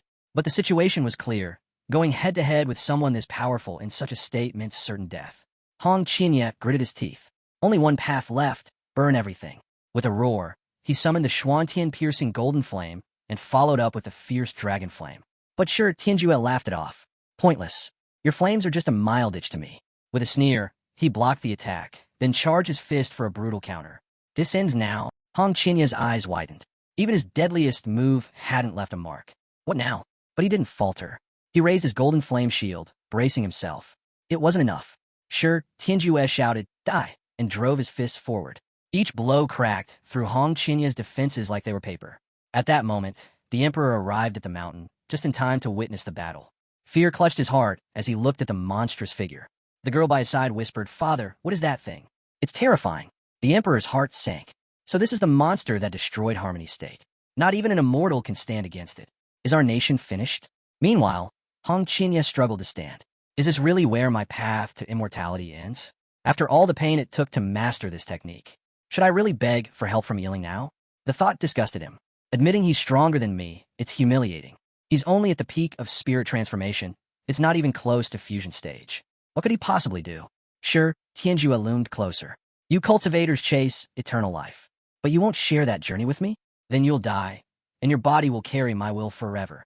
He launched another devastating strike. Hong Qinya's thoughts scattered. Is this it? Is this really the end? Then from somewhere deep inside, an instinct, a flicker of survival, he called out, Master, save me. The words hit Sure Tianjue like a slap. Wait, Master? Don't tell me. You became someone's disciple. Suddenly, Yi Junlin stepped forward, calm and clear. So, my student has finally remembered where his strength came from. Sure, Tianjue stared in disbelief. You? You bowed to this backwater spirit transformation cultivator? What a disgrace to the entire demonic path. Hong Qinya's heart twisted. Yeah, Yi Junlin may have used me, but at the end of the day, he saved me. And now he's standing up to that monster. But what if he's no match? What then? Yi Junlin spoke up, his voice sharp. So, can I take that look on your face as a sign you're underestimating me? Sure, Tianjue laughed coldly. You're like an insect trying to measure the sky. I could drown you with a single breath. Hong Qinya lowered his head. I'm sorry, Master. I know I'm no match for the blood demon. But if there's still anything you can do, please just let me run. Yi Junlin narrowed his eyes. Run? That's not even an option. Yi Junlin stepped forward, steady as stone. Watch closely, Hong Qinya, he said. I'll finish this for my disciple's sake. Sure, Tianjue burst into laughter. You? Kill me, he scoffed. You couldn't survive even one blow. What exactly are you hoping to prove, you arrogant fool? With a roar, he launched a crushing strike. You're nothing but a clueless upstart. Don't do this, Hong Qinya shouted. Forget about me. Just let me go. This fight's already lost. But in that moment, everything changed. System notification. Host has been attacked by an opponent at initial fusion stage. Passive skill, Meet the Strong, become stronger, activated. Current level upgraded to middle fusion stage. Yi Junlin didn't even respond.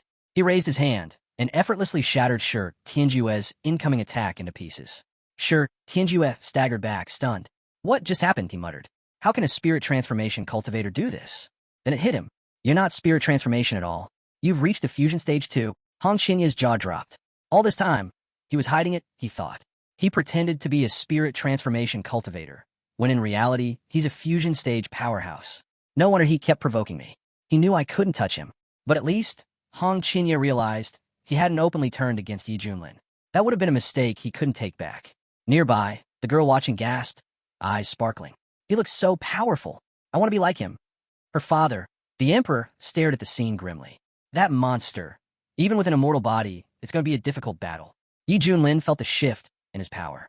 So this is what it means to reach fusion stage.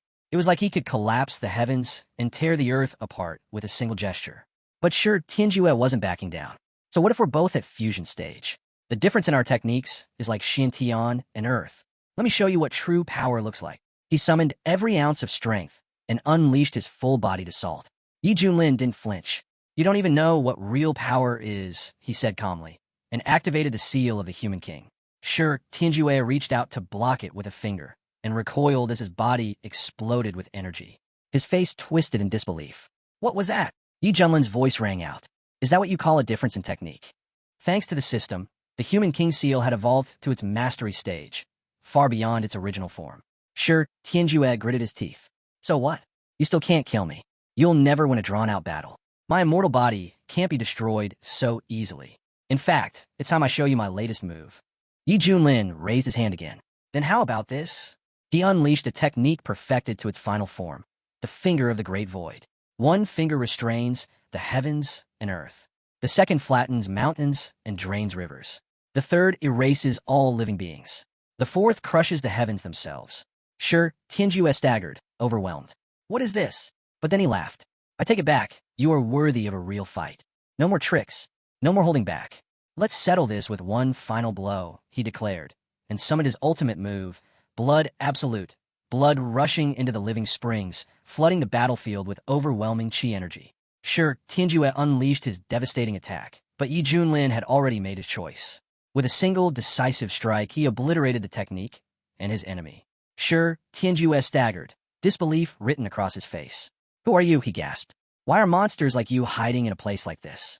Has the outside world grown so powerful while I was gone? Hong Qinya stood frozen, stunned. His mentor's strength was beyond comprehension. Even his own 3,000 blazing flames seemed trivial in comparison. No wonder Yi Junlin had always acted so calm. It wasn't arrogance. He just never saw me as a threat. Yi Junlin stepped forward. I am the head of Misty Peak from Xiantian's sect. Sure, Tianjue's eyes narrowed. Impossible. When I first entered the wild region, I checked everything. Even the leader of Xiantian's sect hadn't reached the spirit transformation stage yet. He clenched his jaw. I'll remember your name, he growled, and activated the Bloody Way, his ultimate escape technique. Hong Qinya's face turned grim. This is bad. He's trying to flee. If he escapes now, the consequences could be devastating. But sure, Tianjue wasn't done. Next time, I won't be so careless, he vowed, and prepared to vaporize his body. Yi Junlin's eyes sharpened. There won't be a next time. In a flash, he seized the blood demon. Sure, Tianjue thrashed, yelling, No, stop. I don't want it to end like this. But Yi Junlin had made up his mind. Feeding on human blood is a crime against all life. You shouldn't exist.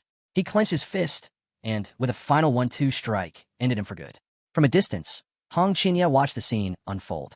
The once feared blood demon who had terrorized the entire central region was gone, destroyed by his own hands through the strength passed down by his mentor. The emperor, watching in awe, suddenly raised his arms. It's a miracle. The demon has fallen. Harmony State is saved. All thanks to the immortal. Yi Junlin, unfazed, turned to the system. So, where's my reward? Don't tell me you forgot. You call yourself a professional. The system chimed in. Reward delivered. Supreme bone acquired.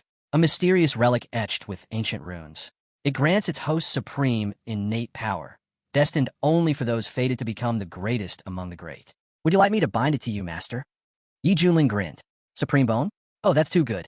Do it. Bind it now. Binding initiated. Once complete, host power will increase drastically. A few moments later, the system confirmed, binding complete. Congratulations, master. A pulse of energy surged from Yi Junlin's body. Even Hong Qinya felt it instantly. What did he do now? Waves of pressure rolled off Yi Junlin, sending shivers down Hong Qinya's spine. What kind of legacy did this man inherit? There's no way someone from the wild region should be this powerful. Gritting his teeth, Hong Qinya made a vow to himself. I need to reevaluate everything. I must accelerate my cultivation. If I don't reach the fusion stage soon, I won't be able to stop him if he ever turns. The emperor approached, bowing deeply. Immortal, thank you for saving Harmony State. We will record this day in history, so generations will remember your virtue. Yi Junlin waved it off. There's no need for thanks. Just be a good ruler. Take care of your people. That's what matters most. The emperor nodded solemnly. I promise, your words will never be forgotten. Just as things began to settle, the young girl suddenly stepped forward. Immortal Yi Junlin, can I become a disciple of Xiantian's sect too? I want to cast out demons and fight evil, just like you. Yi Junlin turned his gaze toward her, his eyes flickering as he scanned her cultivation potential. Her name was Zhou Linger, and to his surprise, she had a solid foundation. You have an excellent water spiritual root, he said thoughtfully. You're a strong candidate. If this is truly what you want, then I'll consider it. The emperor's face lit up. Truly? Then let Lena thank the immortal at once. The girl immediately bowed. Thank you, immortal Yi Junlin. The emperor continued, overflowing with gratitude. You saved the Wei state, and now accepted my daughter as your disciple. Please, allow me to host a grand banquet in your honor. Let me also offer rooms in the palace for you both to rest. Yi Junlin nodded. Very well. We'll go shortly. Just then, Hong Qinya leapt up with a loud shout. I've recovered. My wounds are healed. And I've broken through to the peak of the spirit transformation stage. Since he began cultivating the 3,000 blazing flames and taking rare elixirs, his growth had accelerated dramatically. He couldn't deny, his mentor's methods were truly extraordinary. Still, even though Yi Junlin had saved his life, Hong Qinya couldn't forget the humiliation. Someday, he swore, when I reach the fusion stage, I'll pay it all back, twice over. And just the thought of seeing Yi Junlin beg for mercy made his blood run hot with anticipation. Suddenly, Yi Junlin called out, Hong Qinya, get over here. Hong Qinya scowled. Ugh, it's starting again. Yi Junlin smiled. Come on, let me thank you for calling me in earlier. Also, this martial arts novel I'm reading is quite interesting. Seems like the locals enjoy tales of someone being beaten down and rising again. I bet if I stayed in this world, I could make a fortune writing novels. He raised a finger. First up, martial arts peak. Surefire hit. The author's pen name, Mad Potato. Hong Qinya blinked. What is this old man rambling about now? Why are you calling me over? He asked, annoyed. Yi Junlin grinned. Because you're here now. Help me wash my feet. Hong Qinya's face twisted in rage. Unbelievable. The same nonsense again. But he held it in. He couldn't afford to offend him. Not after everything. Yi Junlin looked at him sharply. What's the delay? Neglecting your mentor? Get over here and wash my feet. Hong Qinya clenched his fists. This disciple wouldn't dare. This is outrageous. He thought, I'm no ordinary cultivator. I was the fire cult master. I've reached true immortality. Tens of thousands of cultivators fell before me.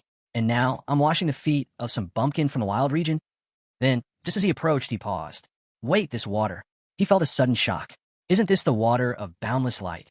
This wasn't just any bath water. It was a sacred liquid, one that could keep mortals young for 200 years. For cultivators, it purified the body and drastically boosted strength. In the central region, even a single drop of this water would sell out in a heartbeat. And Yi Junlin was using it to wash his feet. Hong Qinya's eyes twitched. This man, he must have a monstrous legacy. No one would be so wasteful otherwise. He glanced at the water again. If I drank even a little, what would happen? As the warmth from the foot-washing water spread through his body, Hong Qinya suddenly felt something strange, an immense surge in his cultivation. Then it hit him. Wait, this is foot-washing water. Yi Junlin raised an eyebrow. What's that look for? Don't tell me you think my feet stink. Hong Qinya flinched. No, of course not. I was just thinking about something else. Yi Junlin smirked. Guess the system really overdid it with the water of boundless light. Oh well, having my feet soaked in it and massaged by this cheap labor disciple is actually kind of nice. Then he glanced at the bucket. The water's getting cold. Heat it up. Hong Qinya sighed. Understood. Reluctantly, he plunged his hands into the bucket, channeling his fire ability to warm the water. Right at that moment, Zhou Linger walked in. Immortal. But the words stopped in her throat. What she saw completely shocked her. Her mighty, dignified mentor, having his feet washed by his own disciple. Her face turned bright red. What is happening here?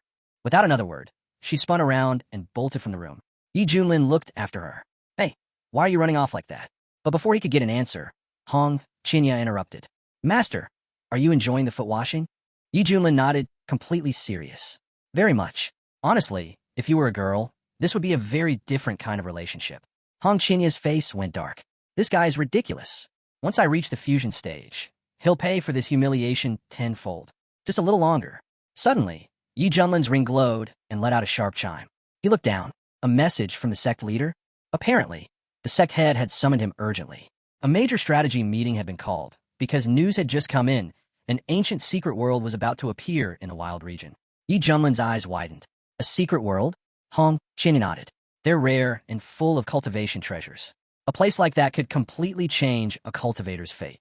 Even in a barren place like this, something so extraordinary was about to emerge. It wouldn't be long before news spread and chaos followed. But for Hong Qinya, this was also a huge opportunity. If I get a powerful inheritance there and combine it with my 3,000 blazing flames, I could skyrocket in strength. Then, out of nowhere, the system buzzed to life. New quest available. Enter the secret world of Taiyan and obtain an incredible reward. Yi Junlin frowned. What kind of reward? Can't tell you, the system replied smugly. That would ruin the surprise. With a sigh, Yi Junlin turned to Hong Qinya. Get ready. We're visiting the Emperor one last time. Then we head back to the sect. Got it, Hong Qinya replied immediately. At the palace, Zhou Linger hesitated. Father, maybe I shouldn't go. Maybe I should stay here after all. The Emperor smiled gently. Nonsense. Being accepted into Xiantian is an honor few ever receive. This is your chance. Don't waste it. Then he turned to Yi Junlin. Thank you, Immortal. I will remember everything you taught me. I swear, I'll protect my people and be a better ruler. And please look after my daughter. Yi Junlin gave a slight nod. Her path is her own. I won't bind her. How far she goes will depend entirely on her. He gestured to the others. Let's move. As Yi Junlin and his group stepped away, the citizens erupted into cheers, shouting their heartfelt thanks to the Immortal who had saved their land. After bidding farewell, Zhou Linger promised she'd return to visit her father. Meanwhile, far away in the true legacy hall of the Xiantian Ascension sect, a serious discussion was unfolding. So many things are happening in the wild region. The sect leader said gravely. It's rumored that an ancient secret world is about to be revealed there. And on top of that, the Wind and Thunder sect has been destroyed. Shower size narrowed. Destroyed? Who is responsible? The rumors say the head of Xiantian sect's Misty Peak. Shower's expression sharpened. What level of cultivation are we talking about? The leader replied, judging from what's being said, someone who recently stepped into the nascent soul stage. Shower scoffed. Nascent soul? That level? For him, killing those types of cultivators is like chopping vegetables. Then, with a tense voice, he asked, what about my father, Elder Mu? The head's face darkened. Still unconfirmed, but all signs point to Xiantian's sect. The issue is, could a low-tier sect like that have taken him out? Supposedly, they're relying solely on that Cloud Dao Peak Master, who's only at the soul nucleation stage. Shower's voice was cold. So someone else did it. Still, Xiantian's sect must be eradicated. And that man from Cloud Dao Peak will pay for my father's death. The sect head remained calm. Revenge can wait. First, focus on the mission. That secret world has drawn the attention of every major sect. You'll be heading there with a team of elders. Don't forget, you represent the Xiantian Ascension sect. You'll face elite cultivators from the strongest factions. Keep your priorities straight. Is that clear? Yes, teacher, Shower replied, bowing. He understood. Revenge would have to wait. The sect leader held up a glowing green pill. We'll show our strength there. With the resources gained in the Great Sect Tournament, you might finally break through the Great Completion stage and step into the Transition stage. He continued.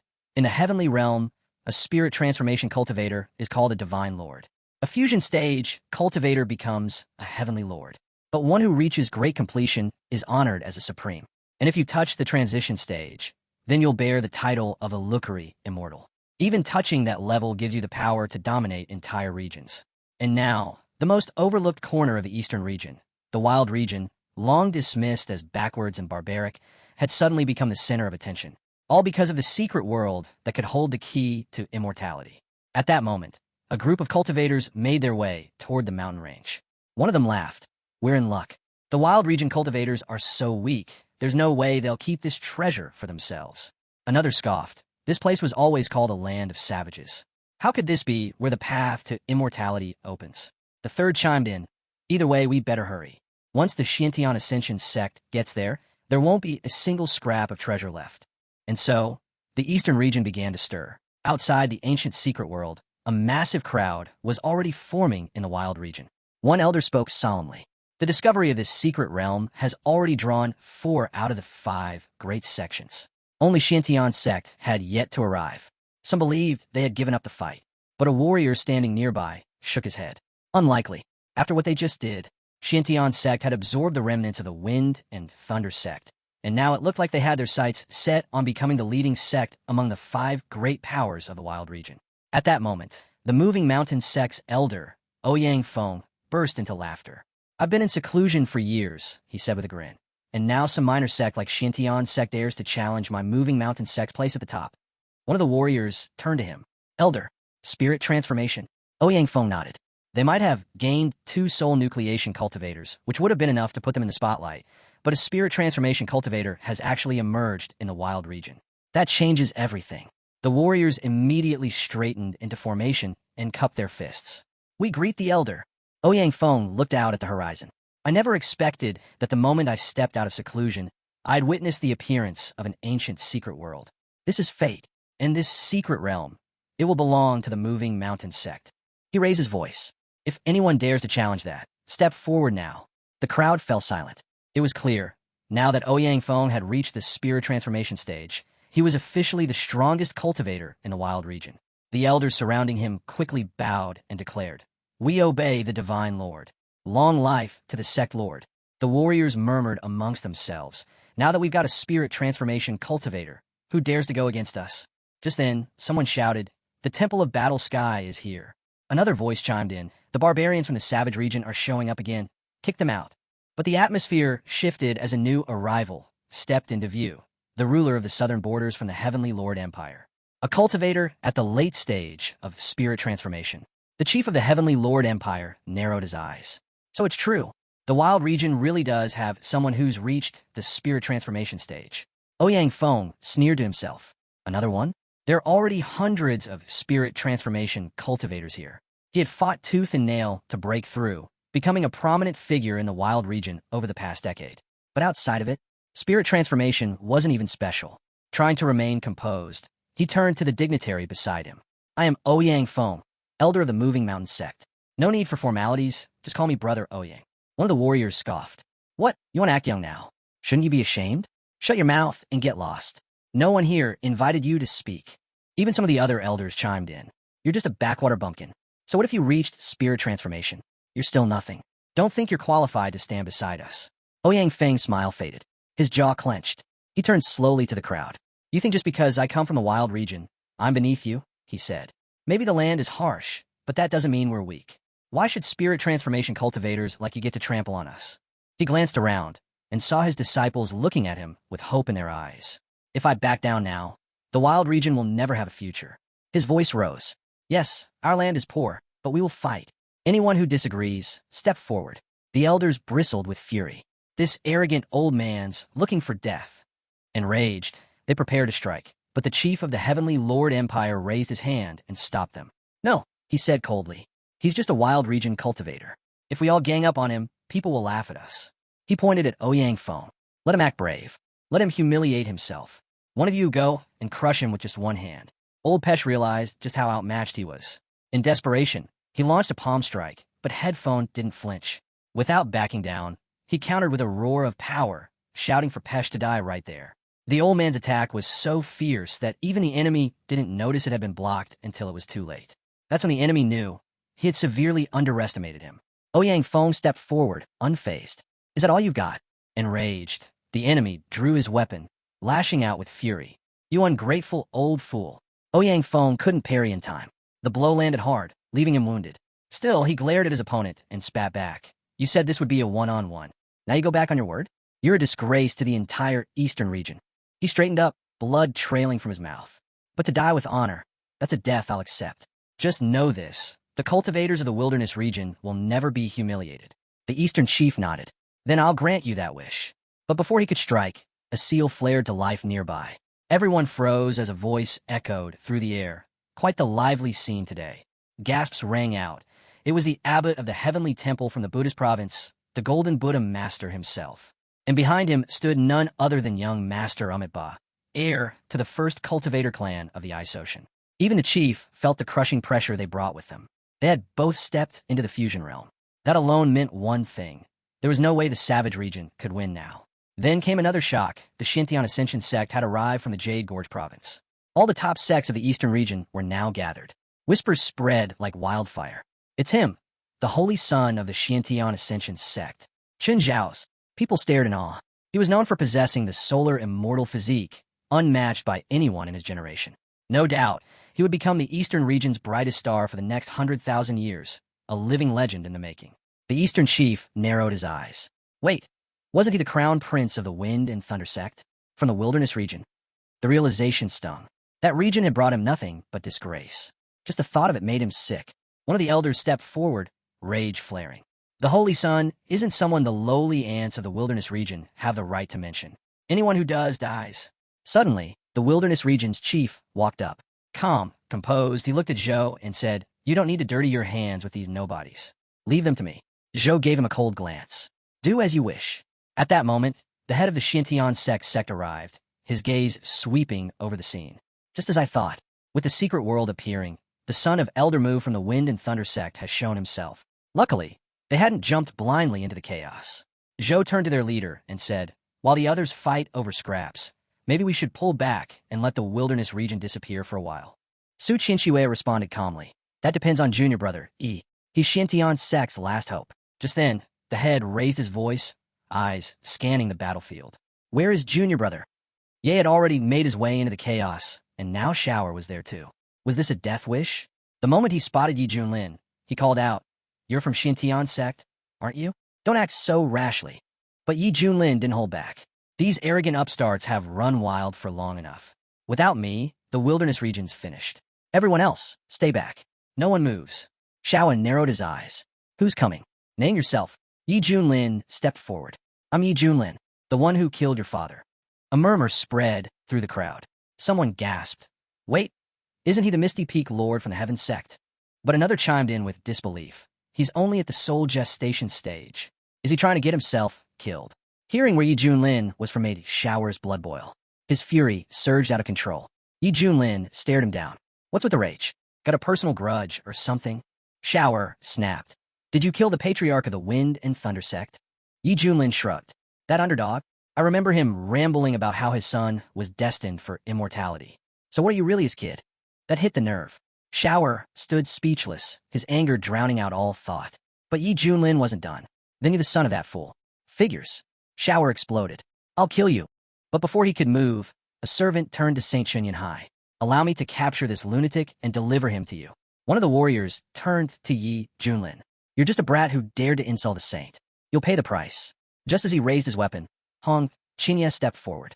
He stood between Yi Junlin and the warrior. The warrior blinked in confusion. Where did this beautiful girl come from? Hong Qinya didn't answer. At that comment, he attacked immediately. Fire erupted in a blazing arc, launching a flaming ripple straight at the warrior. In a flash, the man was engulfed and burned alive. Everyone froze. A stunned elder muttered, "A spirit transformation stage cultivator. Dead just like that?" Headfong's eyes widened. When did such powerful fighters show up in the wilderness region? He took a deep breath. "I used to think I was a pioneer here, but clearly there are new peaks hidden behind these mountains, and skies even higher than I ever imagined." Hong Qinya calmly walked up to his mentor. Ouyang Feng stared in disbelief.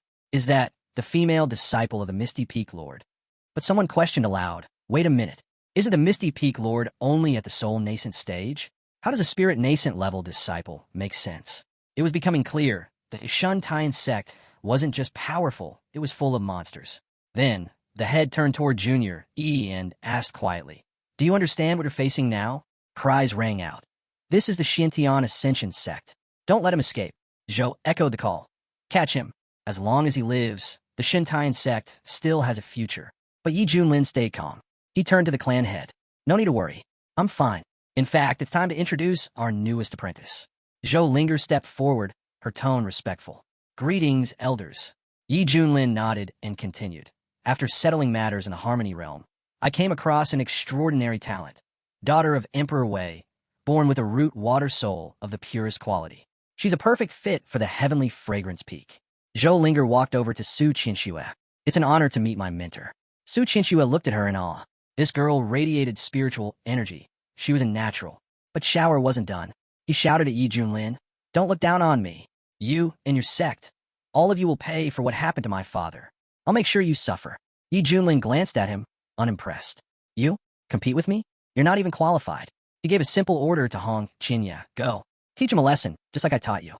Without hesitation, Hong Qinya took off after Shower like an unleashed beast. Shower sneered. Coward, hiding behind your disciple. Afraid to face me like a real saint. But Hong Qinya didn't flinch. You don't need my mentor to put you down. Shower changed tactics. With that strength and beauty, why waste yourself in that pathetic sect? Join us. The Xiantian Ascension sect will give you everything. Power, status, favor. Hong Qinya replied coldly. I'm not interested. Shower laughed mockingly. What's wrong, girl? Can't even consider the offer. Hong Qinya shot back. My mentor was right. Your father was a fool. And you? You're twice the idiot. That stung. Shower snapped. If you reject kindness, then prepare for pain. He unleashed a blazing whirlwind of fire. But Hong Qinya stood firm and countered with his meteoric flame. A surge of power so intense it tore right through the attack. Shower's eyes widened. What? You shatter my technique? So easily? Hong Qinya stepped forward. Was that all? Grinding his teeth, Shower growled, don't get cocky. That was just the warm-up. He pushed his power to the limit, summoning his ultimate move, Solar Deity's Fist. The head of the sect looked on.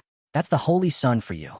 With a solar immortal body and a celestial rank technique perfectly fused, even spirit transformation cultivators would be obliterated. If his enemy were in the fusion stage, they'd still suffer badly. Shower roared. You asked for this. A thunderous explosion followed. The entire battlefield was silenced by the sheer force of it. Smoke and dust filled the air. Shower smiled, convinced he'd finished off Yi Junlin's disciple. But as the haze cleared, Hong Qinya stood, still alive. Not just alive, unscathed.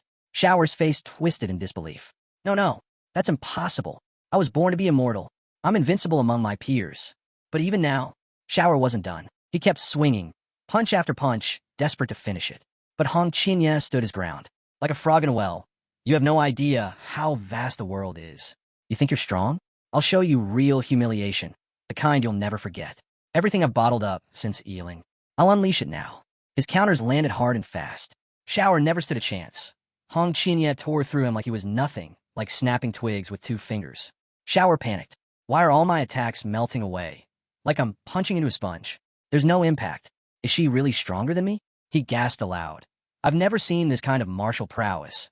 Not even among the top cultivators of the Xiantian Ascension sect. How could a sect like yours raise someone like you? Hong Qinya looked at him coldly. You're weak. That's all there is to it. An elder cried out to Shower. Don't falter. You're the Holy Sun. You were born for immortality. Shower gritted his teeth. That's right. I am the Holy Sun. He unleashed his chi again, roaring, I'm not finished. Calling on the power of his solar immortal body, he activated the initial divine eclipse technique, channeling its destructive force straight into Hong Qinya. But Hong Qinya didn't even flinch. Child's play, he scoffed. You want to see what invincible among equals really means? I'll show you the gap between us.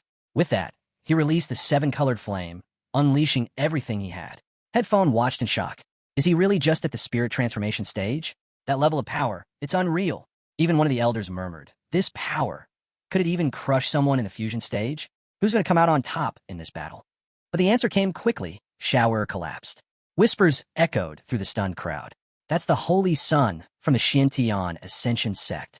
Hong Qinya stepped forward and asked coldly, how can a flicker of a spark ever challenge the brilliance of a full moon? The sect head turned to his brother. That disciple of yours.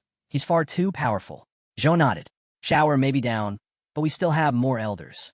We should retreat while we can. But Yi Junlin stepped in calmly. No need to worry. I've already made arrangements. He turned to Hong Qinya and smiled. You've earned yourself an extra meal tonight. Hong Qinya bowed slightly. Thank you, teacher. Meanwhile, Shower lay stunned.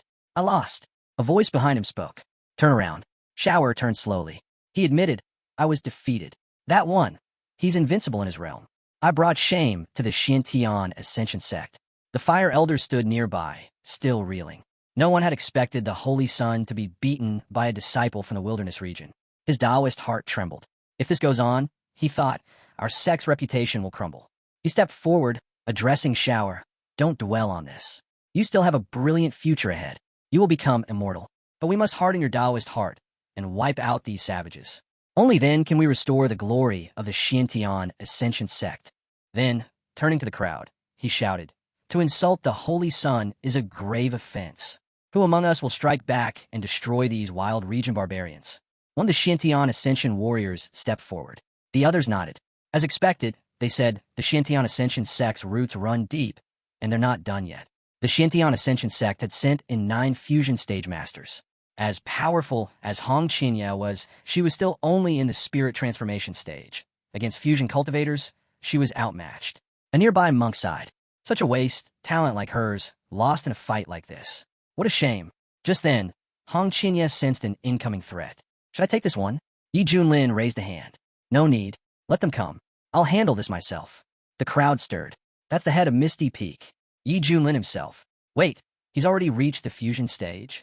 The chief narrowed his eyes. I thought his disciple was dangerous enough. Turns out, the man behind her is even worse. He scoffed, calling himself the #1 in the wilderness region. How laughable. One of the Shintian Ascension warriors stepped forward and sneered. So you've merged. Big deal.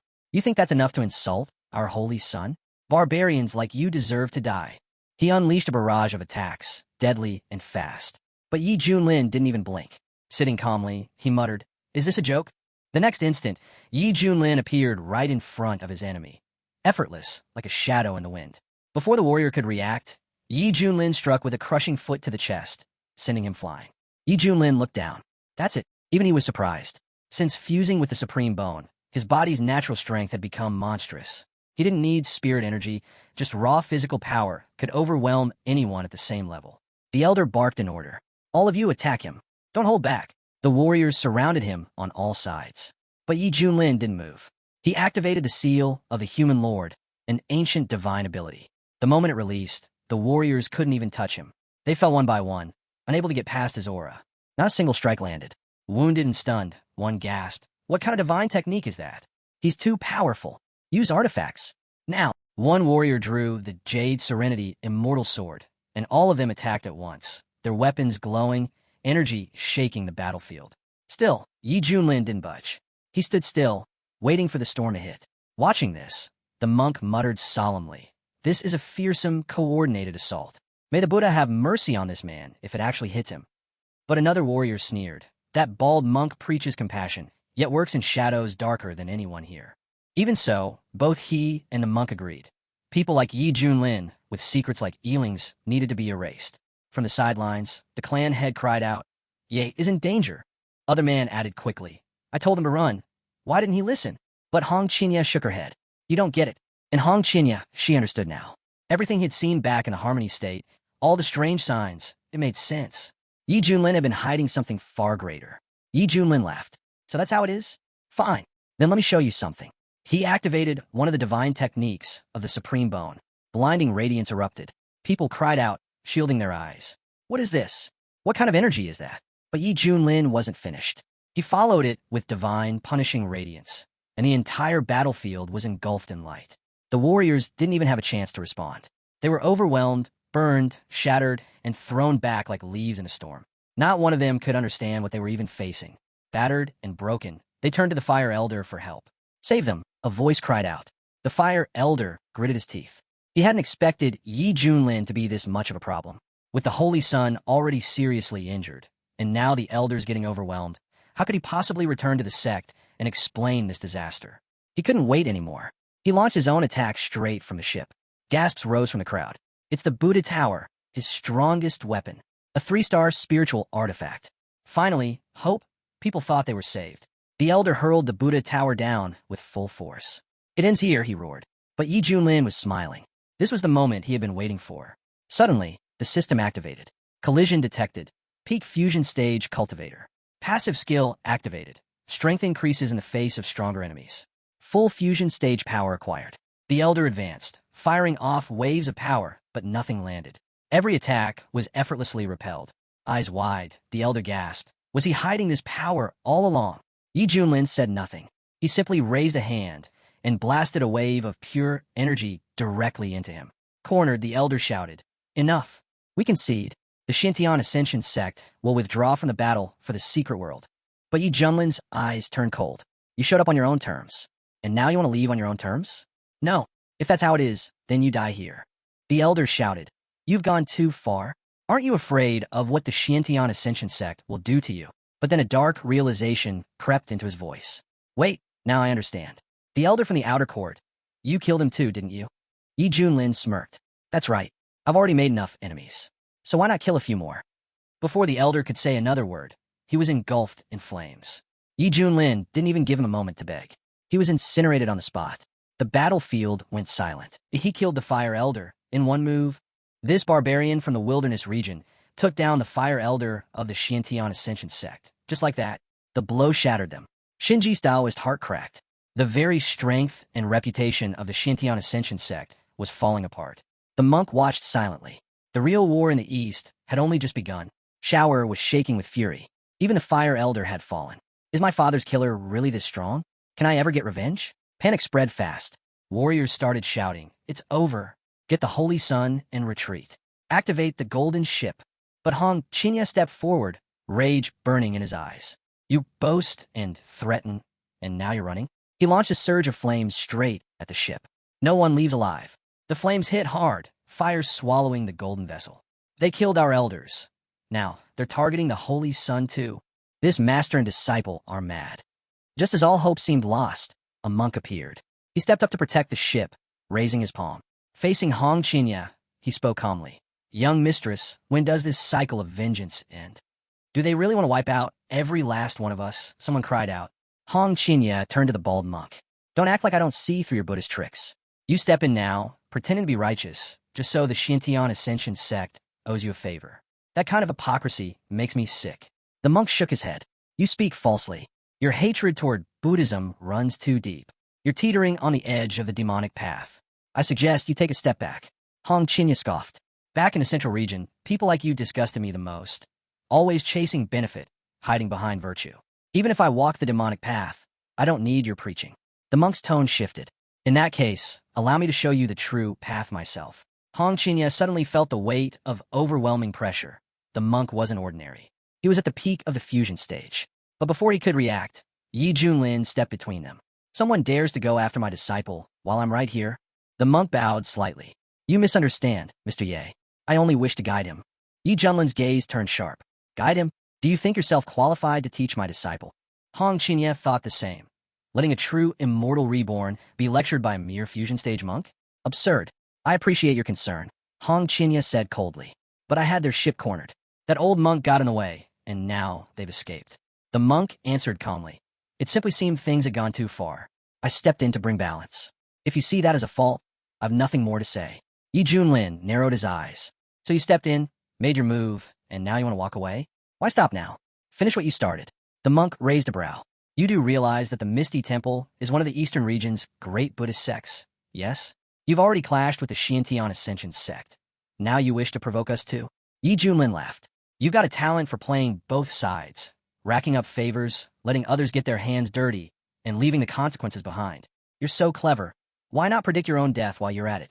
The monk's expression darkened. "You've taken this too far." But Yi Junlin didn't give him a chance to recover. With a surge of fire, he struck without warning. The monk responded instantly, casting the Golden Bell defense, but it wasn't enough.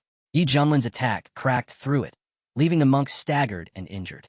Still, the monk managed to steady himself midair. "Do you think we're so easy to mock? The Misty Temple isn't weak." Yi Junlin replied coldly. "If you're so determined, then don't blame me for what happens next." With a solemn chant, the monk unleashed one of his strongest techniques, the Dharma Buddha manifestation. A towering golden image emerged, divine and awe-inspiring, holding the famed 3-star, 9-ring iron artifact. Gasps spread through the watching crowd. "That's the Buddhist great manifestation technique. He's using a spiritual artifact. He's serious now." And Yi Junlin, he's completely lost it. He's already made enemies of the Xiantian Ascension sect, and now he's picking a fight with the Buddhists too? Is he asking to die? One of the warriors muttered as the tension soared. The monk's mentor stepped forward and addressed Yi Junlin. "I gave you a chance, but you're too stubborn. Now, I'll be the one to calm you down." With that, the monk raised his weapon, channeling a resolution attack into the sky. But Yi Junlin didn't move. He looked almost puzzled, then spoke plainly. "If you're finished pretending, go ahead and make your move." As the monk attacked, Yi Junlin responded with a single motion, activating the Xiantian burial casket. The artifact appeared with a hum, and Yi Junlin stopped the powerful strike with just one hand. The monk was stunned. He didn't even know what had just happened. That's when Yi Junlin realized something. With his rising cultivation, the Xiantian burial casket had evolved. No longer a 4-star, but a 6-star artifact. He looked at the monk coldly. "That divine ability, is that really all you've got?" And with that, he activated the artifact fully. The burial casket opened, pulling everyone nearby into its dark interior. The monks screamed in shock. What is this? Perceptor, help us. Their leader froze, horrified. He's a cursed evil. There's a demon hiding inside the Shuren sect. The monk turned to his allies, shouting, he's a heretic. Eliminate him now. But hesitation spread. Would anyone dare risk it now? Watching it unfold, Hong Qinya finally understood. This was the hidden power he'd always sensed in his mentor. The monk gritted his teeth. You've already made an enemy of the Xiantian Ascension sect. Now you want to take on the Eastern region's strongest Buddhist order too. Yi Junlin's voice rang out like iron. What disgusts me most are hypocrites like you. I don't care who my enemies are. If you hide behind false virtue, I'll wipe you out. He waved his hand, silencing the monk's protests. Go to the coffin. With a final gesture, the monk was sealed away. Yi Junlin lifted the casket with one hand and turned to the battlefield. Anyone else want to try me? The clan head erupted into laughter. Brother Ye, that was magnificent. Zhou Dezhu added jokingly. Is he dreaming or asleep? Someone should hit him and find out. Su Qinxue stepped up immediately and punched him right in the face. Why are you hitting me? Zhou Dezhu asked, rubbing his cheek. Su Qinxue blinked. Does it hurt? Of course it does. Then it's not a dream, she said simply. The elder stared in disbelief. Did the wild region actually win? Whispers turned into cheers. The Heavenly Lord. The wild region's Heavenly Lord. The invaders looked around in shock. This really is the wilderness region, and we didn't come to the wrong place? They had believed he had merely defied fate 3 times. But they were wrong, so wrong. Yi Junlin had shaken the mighty Xiantian Ascension sect to its core. And now, he had turned even a high-ranking Buddhist temple into rubble. He had made enemies of the strongest forces in the East. And revenge would come hard. But some among the wild region clans whispered, if he keeps turning the eastern region upside down like this, it might work in our favor. Then suddenly, the sky split open. A massive beam of light descended from above, casting divine brilliance across the land. Gasps echoed. The secret world, it's opening. It's never been this majestic before. Even Yi Junlin paused, gazing up at the blinding brilliance. Finally, it was time. The gateway had opened. But before stepping in, he turned toward the remnants of the hostile sects still lurking. This isn't over, he said coldly. There's still a few things left to clean up. Yi Junlin's voice rang out clearly. Everyone from the wilderness region has the right to enter and explore this world. As for the rest, leave. Grumbling broke out across the crowd. One young man stepped forward angrily. Our Shui clan has never clashed with the Shuren Tian sect. Why are we being blocked? What injustice? He scowled. If our elders were here, they wouldn't have let this slide. But a nearby warrior leaned in and said quietly, the higher the sun rises, the brighter its fall. Fighting a battle that's already lost is nothing but defying fate. The young lord's expression hardened. True. Let him bask in arrogance. Let him feel untouchable. That will be his downfall. He turned and waved his hand. There's nothing more for us here. We're leaving. Whispers followed in their wake. Even the Shui clan is backing down. No one dares oppose Ealing now. Other warriors reluctantly retreated. We came all this way and walk away with nothing. But the young noble only smiled. Let them have their moment. This isn't over. We'll be watching. Meanwhile, Yi Junlin turned to his disciple. Time to go. Together, they stepped into the radiant entrance of Luotian's secret world. The moment they entered, Yi Junlin's eyes widened. I didn't expect the atmosphere inside to be this incredible. Just then, the system activated. A suitable location for activation has been found. Do you wish to receive your reward? Yi Junlin responded instantly. Accept. A projection formed before him. An echo of the golden Buddha form from earlier. Yi Junlin studied it. Not bad. That monk's divine form was more trouble than I thought. If I hadn't used the Xiantian burial coffin, it might have turned into a real fight. He turned to his men. Scatter. Search for rare herbs. Don't wander too far. Stay within each other's sight. Yi Junlin didn't care about the resources. He only wanted to complete his task. But with the team so fired up, he figured it was worth exploring a bit more. Suddenly, chaos erupted in the distance. A few scouts were ambushed by a monstrous beast. The warriors shouted, be careful. These creatures are dangerous. The head's expression turned grim. We're surrounded. Even the wildlife here is golden core level. Stay alert. Hong Qinya smirked. You want resources? Show some strength. No one hands them out. But it was more than just difficult. Things turned chaotic fast. Birds scattered overhead. And from the treetops, a horde of demonic monkeys descended like a storm. Ready yourselves, the head barked. The warriors drew their weapons and rushed into battle. These monkeys weren't just savage. They were sinister, vicious creatures that attacked with terrifying coordination, aiming to tear humans apart and feast on their flesh. Then came a scream. A girl was grabbed midair by one of the monsters. No, please. Help me. Several warriors dashed toward her, blades swinging. But their attacks bounced off. The monkey's fur was like steel. Nothing that had even scratched it. The girl kept screaming, struggling beneath the beast. "Stop, please. Someone help me." And just then, Hong Qinya appeared. Hong Qinya saw what was happening and calmly walked forward. With a wave of his hand, he unleashed a fire attack that completely incinerated the monkey in one strike. Turning to the girl, he asked, "You okay?" She nodded quickly, still shaken. "Thank you, Sister Hong Qinya." Just then, the head approached. "Brother Hong Qinya, things feel much more stable with you here. I'll leave the younger ones in your care. Be cautious. These white monkeys have soul-originating power. They're quick, and there are too many of them." Hong Qinya glanced at him.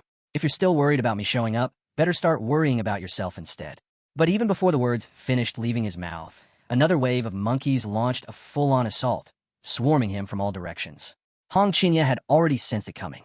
"You're all doomed," he muttered, and with a snap, fire surged from his palms, consuming the swarm in a blaze. The warriors around him watched in awe. Big Sister Hong Qinya is incredible. Totally. He's mastered Teacher Ye's style to perfection. But Hong Qinya waved them off, annoyed. "Enough with the chatter. Shut up already." He looked around. Now where the hell did that lazy bastard Yi Junlin run off to? Probably relaxing again somewhere. Meanwhile, deep in the forest, Yi Junlin was indeed alone. He looked around and asked, "System, are you sure this energy anomaly is in this direction?" The system responded instantly. "Confirmed. The special energy anomaly is ahead. This task offers rewards far superior to normal activations." Deeper within the Luotian secret world, atop the great tree of peace, an ancient council was gathering. One of the old natives gazed up. "The fruit of the great tree, it's finally ripe. But now this world's been invaded by humans." A towering figure, head of the stone bloodline, growled, "We should act at once." The giant clan's chief spoke next, calm but imposing.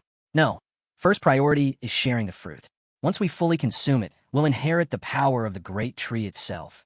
Then, crushing the invaders will be easy." But the winged clan leader frowned. "Too late. That white mousy already stole it." The dragon clan chief added, "It ripened too fast. We didn't even have a chance to react." The Pisces clan elder shook his head. "Now that it's eaten the fruit, the tree recognizes it. We can't touch the mousy while it's still digesting. If we try, the tree will turn on us." The tree clan's head nodded solemnly. "Then we wait. Once digestion is complete, we'll take it, refine the energy, and split the gains." But the giant clan chief wasn't convinced. "No, that greedy little rat will pay. I swear it." Suddenly, someone gasped. "Look, the light's fading, it's almost done." And then it happened. Tiny paws peeked out of the glowing fruit. The mouse popped its head out, yawning. What a nice nap. Everyone froze. The mouse blinked at the furious crowd and casually waved. "Oh, hey, brothers. Were you looking for me?" She could already feel the heat in the air. The room, seconds from exploding. She knew they might hurt her, or worse. Slowly, she began to back away, warning them not to stop her. The giant clan leader scoffed, remarking how fast the little rat had become. The power of the great peace tree's fruit was truly remarkable. The tree clan's leader wasted no time. He unleashed his roots, ordering the others to stop standing around and catch her. Now, Mousa glanced back, spotting the roots slithering after her. She shouted, "Can't we talk this out? I'm not unreasonable." Just then, a strange portal shimmered into view before her. Without hesitation, she leapt through. Inside, her head spun. She clutched her stomach. "I feel sick. Where is this place?" Meanwhile, the winged clan's leader frowned. "So, she's unlocked spatial travel. If she escapes, fully absorbs the fruit, and learns cultivation, she'll be unstoppable. We can't allow that. She has to die here." Without warning, the winged clan had launched a flurry of feathered attacks. One struck Mousa hard. She screamed as her tiny body slammed into the ground. "I don't want to be eaten," she cried. "I just want to live." But the Stone Clan's leader stepped up behind her. "Live? You're already dead." He unleashed a gust of energy that sent her hurtling into the abyss, too weak to resist. The winged clan leader followed, sneering. "A filthy rodent dares to eat the fruit of the great peace tree? Do you have any idea how priceless that is? Who do you think you are?" The giant clan leader joined in, scoffing. "Why aren't you running? Did you really think eating that fruit would let you escape us?" Mousie lifted her head. "The fruit didn't have your names on it. Why shouldn't I eat it? Why are you blaming me?" The tree clan leader stepped forward. "Do you even understand what you've done? That fruit comes from the tree that sustains the entire secret Taiyan world. It has taken countless generations to grow. Anyone who eats it gains the body of the Great Lo, the most powerful body in the immortal realm. Our clans have waited hundreds of lifetimes for this moment, and you stole it." He raised his hand. You must die, so the fruit can return to its rightful heirs. Mouse stared at them, shaken. Was it really such a terrible thing? Am I going to die for this? She called out. Please, someone save me. The tree clan leader moved to crush her. But then, an attack came from behind. He froze mid-motion. Feeling the powerful aura, he turned. Who are you? And then, Yi Junlin stepped into view. She glanced at the system. What did you say about the energy wave from that white mousey? The system confirmed it. The mousey had just consumed the fruit of the Great World Tree. Her body had already begun forming the Great Luo physique, brimming with untapped potential. That piqued Yi Junlin's interest. The peace tree again. Huh? Mousey hurried over and pointed at her attackers. Hero, you saved me. These villains, they wanted to eat me. Yi Junlin paused, thinking. This felt oddly familiar. Every time he took on a disciple, he ended up saving someone first. Was this his fate now? Was he becoming like Tanjin? Still, unlike that stubborn Hong Qinya, this round little mousey seemed like she'd actually listen. Maybe she wouldn't be a bad apprentice if she didn't disappoint. Suddenly, the giant clan leader roared and charged. An intruder dares interfere? You'll pay for this. But Yi Junlin didn't even flinch. With one hand, he caught the massive hammer mid-swing. She's mine now, he said coolly. Leave, and I'll let you live. That only fueled the rage. The Stone Clan head stepped forward next. You? Also at the peak of the fusion stage? You dare act this arrogant. The giant clan head, emboldened by backup, growled. Good, then let's crush him. Together. But Yi Junlin didn't even blink. He walked straight at them, calm and unbothered, then struck. The giant clan leader flew backward, stunned. What kind of strike was that? That power. Not waiting, the winged clan leader leapt into action, feathers slicing through the air. You've signed your death warrant. Yi Junlin deflected the flurry with ease. So that's how it is. Well then, don't blame me for what happens next. He activated his technique, Great Wasteland Finger. The sky erupted with fire, and a blazing inferno surged down as he sealed the heavens. The clan leaders struggled beneath the weight of a massive stone. Hold the line. Push back, they shouted, rallying. But Yi Junlin was already thinking ahead. Looks like Stone over there is walking right into a trap. Huh, this might actually be fun. Then he grinned. Time to test his new bonus. He summoned the guise of a celestial emperor, his aura exploding with dominance. The giant clan head staggered near him, sneering. You curse, man. Under the overwhelming presence of the colossal illusion he unleashed, they felt like ants. Was this something they were supposed to handle? Just who was this man? From the distant battlefield, others noticed too. Whispers spread. It was a divine incarnation. Stronger even than the monk from the martial sky temple. An elder squinted at the sky, baffled. Could it really be the heavenly lord himself? But no, this incarnation was beyond what even the mightiest in the Central Lands could summon. They would have bowed without question. Hong Qinya, watching from afar, clenched his fists. Again with the secrets. Just how many cards is my master hiding? Above them, Yi Junlin's spiritual form roared. The heavenly emperor has arrived. Who among you dares resist? Without hesitation, Yi Junlin gave the command. Kill them. No mercy. The tribes weren't the type to back down. They surged forward to fight. The Stone Clan leader led the charge. Yi Junlin smirked. Stone, huh? The toughest of the bunch. He unleashed the Xuantian slashing fist. Fire erupted around the Stone Clan head. There was no room to dodge. In an instant, the leader was vaporized. Gone. The Tree Clan's leader trembled. That power, it's terrifying. The Giant Clan's leader saw where this was going. He stepped forward, raising a hand. Celestial Lord, we acted out of line. There's no need for more destruction. Let's stop this, here and now. But Yi Junlin wasn't listening. His fiery hand came crashing down. The villagers could hardly believe it. You curse, man. How can you be this cruel? This ruthless? We'll never forgive you. Yi Junlin looked back at them, cold. If you had the power to kill me, you would have done it already. And you want me to believe you want peace. His imperial form was powerful, too powerful, but it had drained 80% of his energy. It wasn't something to throw around carelessly. Now, it was time to take on a disciple. He glanced around. Where's that little mousey? She was just here, looked so tame too. But the mousey was already long gone, racing through the forest. That guy's terrifying, she panted. He saved me, sure, but he's even scarier than those 6 maniacs. I thought I was going to die. Still, the pain was gone. Her legs felt stronger than ever, carrying her at lightning speed. Is this all from a fruit? She wondered. Then a chill ran down her back. Was that terrifying two-leg chasing her? Yi Junlin took off after her. System, is she ahead of me? She is, the system replied. Put in a bit of effort. You'll catch her easily. Yi Junlin narrowed his eyes. So, she's a fast one. Guess the Great World Tree really does work wonders. He pushed forward. If not for the system's help, I'd never catch up. He's never going to stop chasing me, is he? The mouse had thought, glancing back nervously. That's when she remembered. She had a horse. But even with that, how was he catching up so fast? How did he even find her in this endless forest? Before she could think further, Yi Junlin appeared right in front of her, blocking the path. She skidded to a halt, stunned. H, how did you? Yi Junlin gently rested a hand on her head. Didn't you say you didn't want to die? You promised to be my servant. So why run? The mouses stammered. It's just your aura. It's too scary. I thought you were going to eat me too. Yi Junlin tilted his head, curious. I've tried beef. Had horse meat too. But rat? Never. Maybe I should find out what it tastes like. The mouse panicked. No. Rat meat's awful. Sour, chewy. It'll upset your stomach.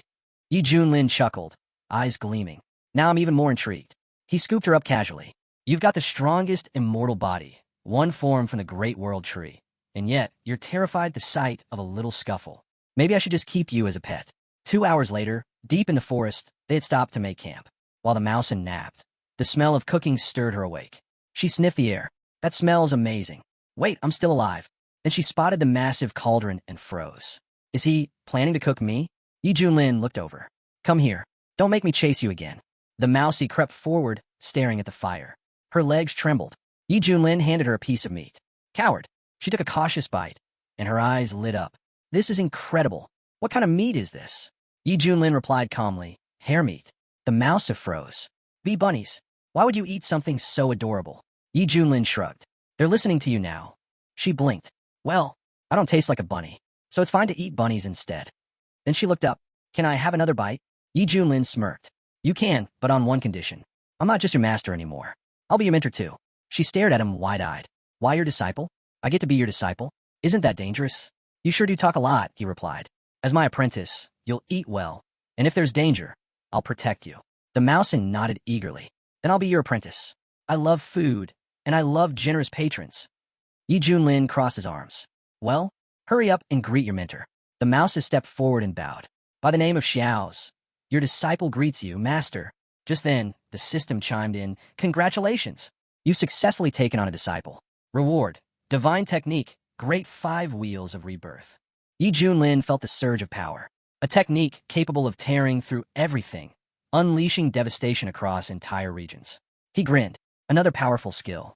Not bad at all. Then he glanced upward. System, don't tell me you're underestimating me. I'd never hurt defenseless animals, noble nature, and all that. The mousie tilted her head. Teacher, were you talking to me just now? Yi Junlin looked down at her. No, but now I'm going to pass on a technique. Pay attention and don't waste it. Yi Junlin told her to practice the technique seriously and become a worthy disciple. Then, he released a beam of energy that struck her forehead. You've now learned the way of the great Luo, he said. She blinked in awe. This technique, it's incredible. It's like my entire mind just lit up. Thank you, teacher. Yi Junlin nodded. Now, get up, drink your soup, and eat the meat. It's ready. She took a bite and smiled. Delicious. My mentor's cooking is amazing. Being your student feels like a true blessing. I'll definitely repay your kindness one day. But suddenly, the sky above them began to break apart. What's happening? Yi Junlin looked up. Why is the sky in the secret world falling apart? The system quickly responded. The ancient Luo world tree is at the end of its life cycle. It can no longer support this realm. I recommend evacuating immediately. Yi Junlin's face turned serious. The secret world is collapsing. We have to get out now. Then he noticed tears streaming down her face. Why are you crying? I don't know, she said quietly, but I feel so sad. Yi Junlin looked at her. It's probably because your body is now linked to the Luo tree. But right now, that's not what matters. We need to find a sect leader and escape. With a wave of his hand, he opened a portal. The sect leader began calling out. Everyone, get out of the secret world immediately. Be careful and watch each other. One of the elders added, I didn't expect something like this to happen here. The sect leader scanned the area. Where's Junior Brother Yi? Should we wait for him? Just then, Yi Junlin stepped out of the portal. The situation's urgent, he said. We need to leave now. Good, the sect leader nodded. You're here. Now only your disciple is missing. Zhou pointed. Wait, who's that you're holding? Yi Junlin looked at the rat in his arms. My new disciple. The sect leader blinked. You're what? But what about your old disciple? Sure, he was difficult, but his talent was legendary, and his appearance was, well, impressive. He looked down again. This one's just a giant rat. No cultivation at all. Yi Junlin shrugged as he walked away. Don't worry. I'm sure he'll show up. We'll meet him outside. Once they exited the crumbling realm, the elders cheered. We made it out. That place was full of danger, but thanks to Yi Junlin, We secured a ton of rare resources. Hong Qinya walked up to his teacher. I've returned too. Yi Junlin studied him thoughtfully. This might be my next disciple. From now on, we'll live in peace and harmony. Hong Qinya raised an eyebrow. I understand, master. Meanwhile, Mousy had landed elsewhere, looking around in confusion. Where am I? She peered into a glowing red portal, and tears welled up in her eyes. I miss home. Am I going to disappear now? But what came next was far worse. Out of the portal, strange creatures began pouring into the real world. One of them stepped forward and asked coldly, "So this is the world outside?" One of the monsters stepped forward, eyes scanning the land. "So this is the outer world? Why is the spiritual energy here so weak?" Snake slithered beside him, narrowing her eyes. Are these two-legged beings the same ones mentioned in the ancient records? Their cultivation, it's pitiful. Rhino rumbled, "Doesn't matter. We're in new territory now. We adapt, we conquer. Let's claim the land and divide it." The winged clan head snorted. "No. First, we enslave them. Then we split the land." But just then, the expression on the clan head's face darkened. "Wait, this is bad. These creatures, they're ancient relics. Survivors from the depths of the secret world. Their strength is unlike anything we've ever encountered." He gestured toward the horizon. "Look, hundreds at the spirit transformation stage. Dozens already at fusion. This is a real threat." One warrior gaped. "Ancient relics?" The leader nodded grimly. "The cultivation world is vast, filled with races and beings from every realm. The stone tablet in the secret world explained it. These beings come from distant corners of existence. They've endured for eons. And if they unite, they could rival the 5 strongest sects in the eastern region." Zhou swallowed hard. "Can't we reason with them?" The leader shook his head. "Impossible. We destroyed their home. They won't negotiate. They'll come for revenge and claim our wilderness region as their own." A warrior whispered. "Are we doomed, then? What can we even do?" Elder stepped forward, his voice steady. "Do not fear. We have Yi Junlin." The warriors lit up with hope. "Yes, with Yi Junlin here, we can win." Hong Qinya watched silently. Judging by the confidence in their eyes, his mentor must be even stronger than they imagined. Suddenly, the system's voice rang out. "New quest activated. Gain the trust of the 10,000 native beings from the secret world and recruit them into the Shanshan sect." Yi Junlin stared blankly. "Are you serious? Fighting this horde isn't enough, and now you want me to persuade them? What next? Convince them with a song and dance." The system simply responded, "You may proceed however you see fit." Before he could answer, a towering chief approached.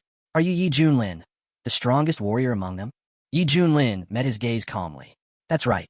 That's me." He looked ahead and saw an overwhelming tide of monsters, all closing in.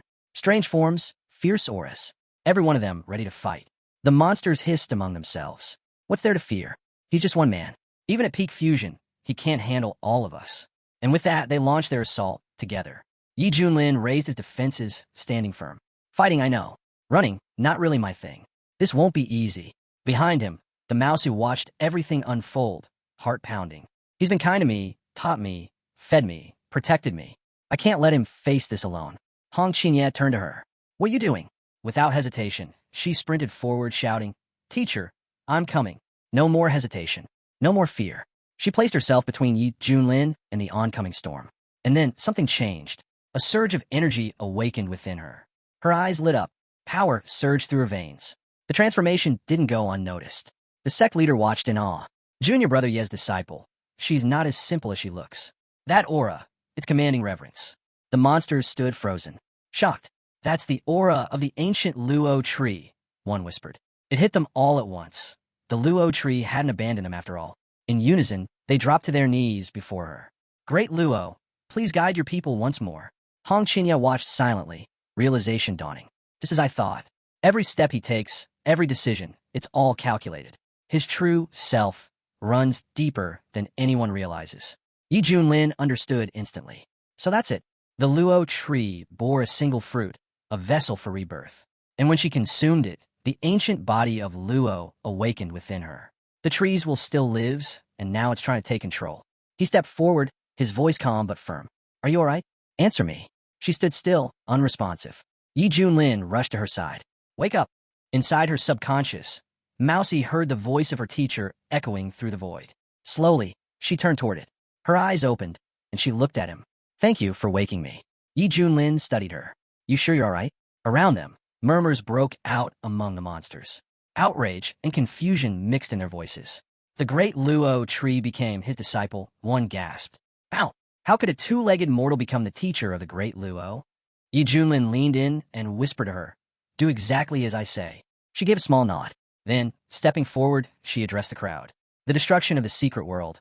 It was the will of Xiantian. But do not despair. You are all my children, and I will never abandon you. Yi Junlin turned toward the massive tree behind them. The heavens have shown mercy. Though your world is lost, the Heaven Sect offers a new home. Stand with us, and together we'll survive this catastrophe. Mouse had turned and bowed. Thank you, teacher. The crowd remained uneasy. One of the monsters stepped forward, confused. Wait, does this mean the great Luo wants us to submit to humans? She looked up, eyes gleaming with power. Do you doubt my words? The monster stepped back, trembling. And no, I wouldn't dare. She turned again. Then follow me, and my teacher, to the Heaven Sect. At that moment, the system's voice echoed in Yi Junlin's mind. Congratulations. Quest complete. Reward, Heavenly Sundial. Yi Junlin blinked at the item. A sundial? That's the reward. He sighed. Sure, I've got a golden hand that makes me stronger without training. So this? Kinda useless to me. He glanced over at Hong Qinya. But, for him, this might be perfect. He's got the drive, the hunger to learn. All he needs is guidance. Hong Qinya noticed Yi Junlin staring at him. Why is he looking at me like that? Is he mad I didn't help with the bee situation? The sect leader approached wide-eyed. Am I dreaming, or did those powerful beings just join the Heaven Sect? Zhou Dezhu stepped forward. From today on, we'll rise. Heaven Sect will stand among the 10 most powerful sects in the eastern region. Elder Ouyang Feng chimed in. Is that really possible? He looked around, still stunned. Well, I'm just glad the wild region has been saved. No one seemed to care about the mountain-shifting sect anymore. When she confessed to the teacher's face that it was her doing, everyone actually listened. Yi Junlin smiled and said that was impressive. It made him happy. But curiosity got the better of him. He asked her how she felt about the will of the great lit tree. She shook her head, saying ever since she woke up, she hadn't sensed a thing. Yi Junlin nodded and said they should gather everyone and return to the Shuren Tian sect. Meanwhile, enemies of the Heaven Sect arrived at the Xiantian Ascension sect. The servants were shocked to see the saint. He looked completely drained.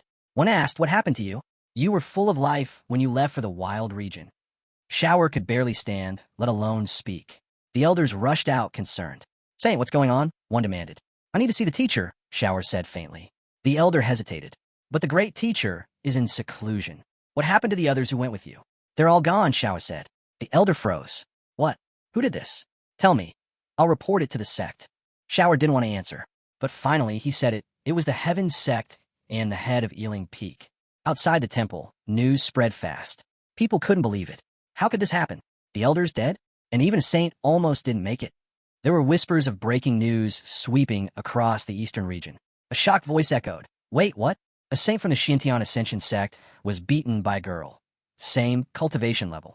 They said 9 of the Xiantian Ascension sect's top elders had been killed. The one behind it all? The head of the Shuren Tian Ealing sect. Over at an inn, a traveler from another sect overheard and muttered, the world is changing. Barbarians from the wild region just took down Xiantian Ascension's strongest. Another responded, sure, they're strong. But if they really face the Xiantian Ascension sect, the outcome's already decided.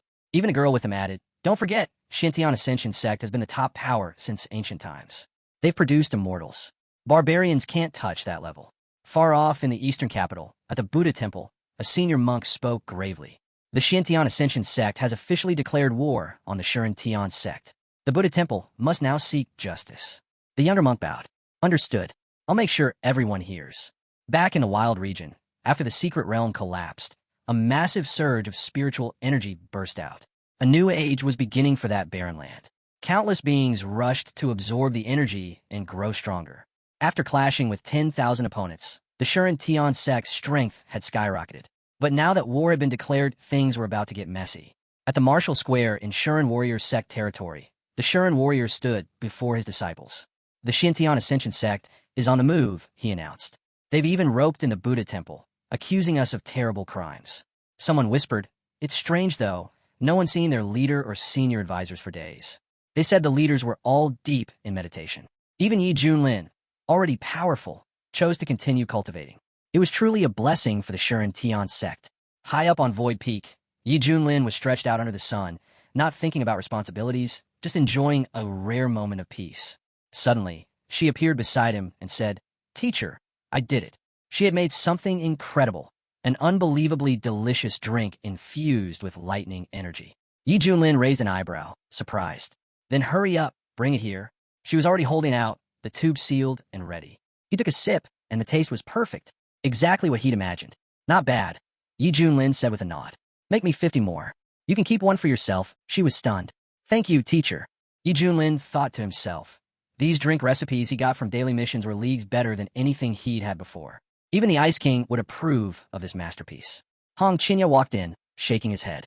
My teacher is seriously out here making money off weird drinks.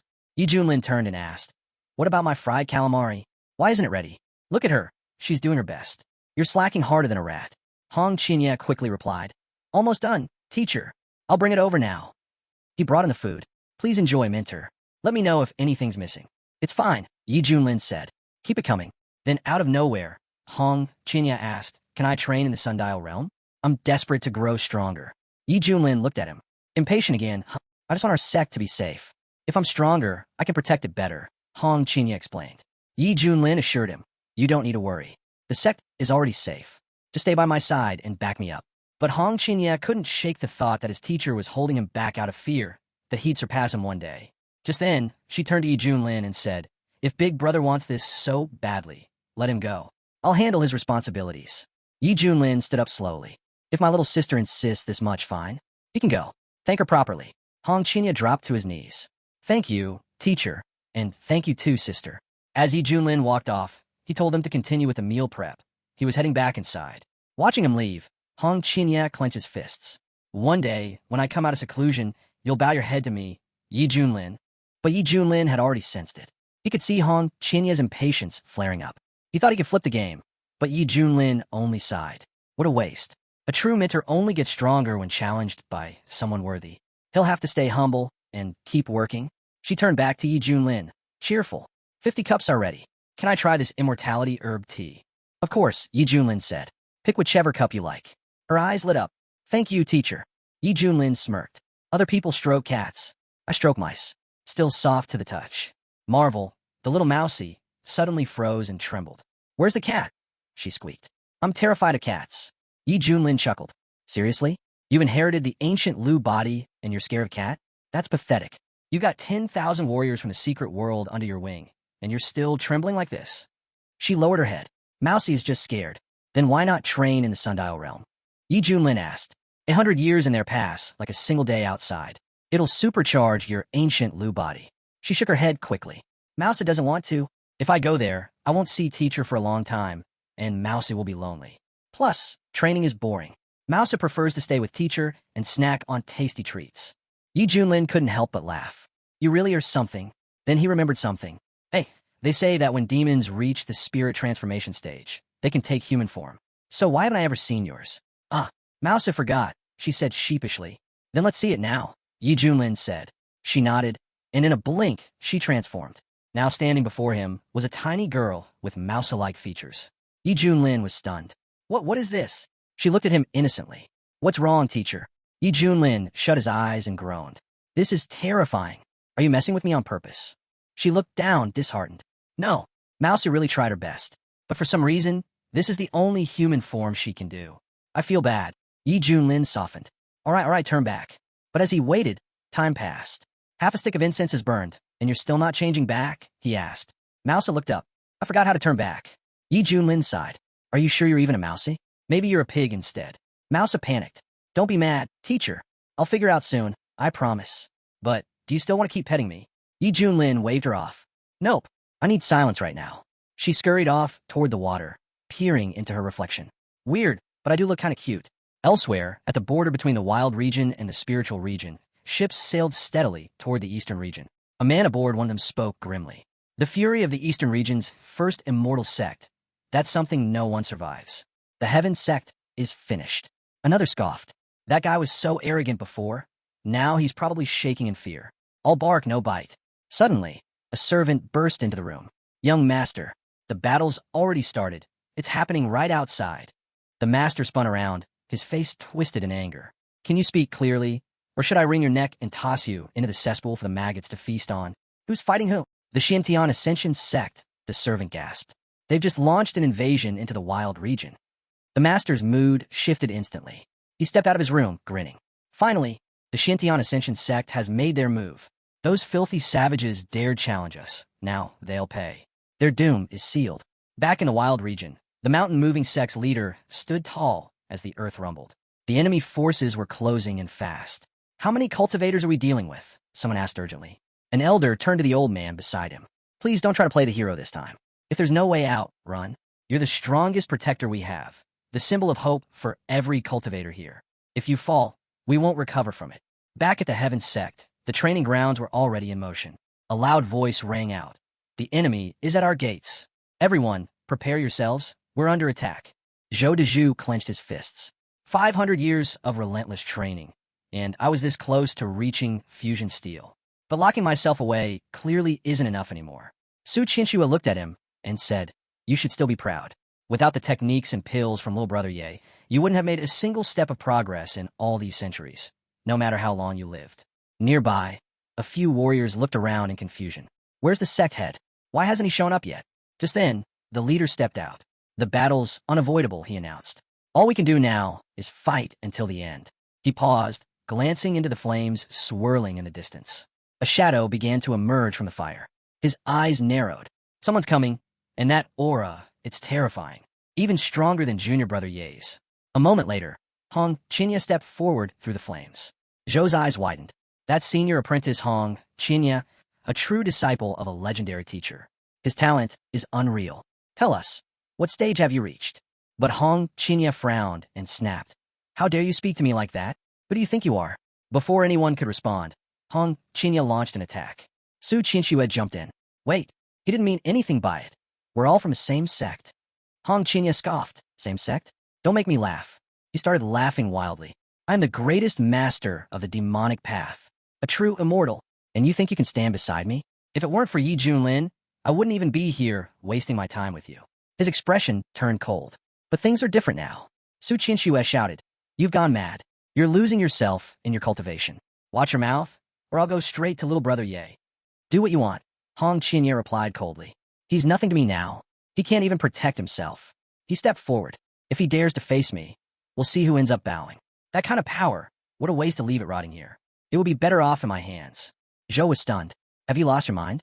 Aren't you afraid of what little brother Ye will do to you? But Hong Qinya didn't answer. He raised his hand and shouted, out of my way. With a roar, he unleashed a torrent of fire, blasting through the crowd as he stormed toward his own forces. The sect head gasped. What terrifying spiritual pressure. I've just reached the fusion stage, and I still can't handle it. Who is this disciple of junior brother Ye?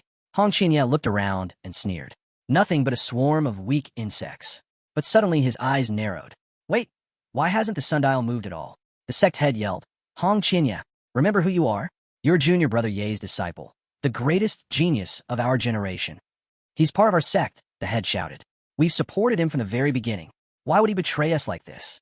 Hong Qinya's expression darkened. And who are you to question me? He snapped. Without waiting for a response, Hong Qinya lunged forward, striking without mercy. The head staggered back. What kind of power is this? He gasped. A disciple had only taken a light blow, but was already down, completely unable to fight back. The transformation Hong Qinya underwent inside the sundial realm was terrifying. Hong Qinya scoffed. Why should I take orders from weaklings? You should be grateful I haven't wiped you all out already. The head turned sharply. The Shintian Ascension sect's army has arrived. Yi Junlin, this is all because of you. Come out now and face your fate. But while chaos swirled outside, Yi Junlin was calmly reclining inside, sipping tea. To live in peace with good tea and sweet milk, he said softly. That's the real cultivation path. Hong Qinya clenched his fists. What a disgrace. Calling that the life of a cultivator? He dares to call himself an immortal? He's nothing but a lucky fool who stumbled upon divine blessings, rare techniques, and treasures. But it'll all be mine soon enough. Yi Junlin looked up with a smile. Ah, my disciple. So you've finally left seclusion. Your teacher missed you dearly. Hong Qinya's tone was ice cold. The Shintian Ascension sect is already here. People are dying, and you're just relaxing? Aren't you afraid? Wait, what? Yi Junlin asked, raising an eyebrow. They attacked already? No one told me. You've been hiding in your cozy little world behind that soundproof barrier, Hong Qinya snapped. Of course you didn't hear. But listen now. The enemy is at our doorstep, and they're calling your name, demanding you come out and die. Yi Junlin took another sip of tea, then glanced toward the noise. So the war's already started? Huh? You can see it with your own eyes, Hong Qinya said. But if you're smart, hand everything over. And maybe I'll consider sparing your life. Yi Junlin blinked. Hand over what, exactly? Hong Qinya shouted, stop pretending. We both know you're not stupid. So don't play dumb with me. Just then, a small figure darted over. Stop everything. Hong Qinya barked. Wait, what now? It was C, the mousy girl, holding a steaming plate. Teacher, these are the spicy chicken wings you asked for. Try them while they're still hot. Hong Qinya froze. You came out of seclusion that fast? He asked. But something about her gave him chills. His eyes narrowed. Wait, is that the same white mouse from before? What happened to her? That form, it's just creepy. He took a step back. What kind of insane taste does my manner have? I thought I understood him. But this is beyond good, evil, or even basic logic. Meanwhile, Yi Junlin was deep in thought. Why is he looking at me like that? Surely he's not thinking anything weird, right? I'm a respectable man. At that moment, the sect head arrived at the peak. His eyes locked on Hong Qinya. You unruly disciple, he growled. What in the world do you think you're doing? Hong Qinya suddenly shouted, eyes full of fury, as if ready to strike his own teacher. The sect head called out urgently, Younger brother Ye, watch out. But their attention shifted the moment they spotted a girl nearby with the head of a mousy. Everyone froze in shock. Don't be scared, she said quickly. It's just me, your friendly neighborhood mousy. The head squinted, studying her more closely. Ah, she's little brother Ye's second apprentice. He turned to the others. Well, her appearance might be a little shocking, but junior brother Ye's talent is matched only by his, let's say, very unique taste. No one could have predicted this. Enough, Yi Junlin snapped. What are you all even talking about? Why is everyone acting so tense? The sect head stepped forward. It's your first apprentice. He tried to steal the Sundial realm and attacked us.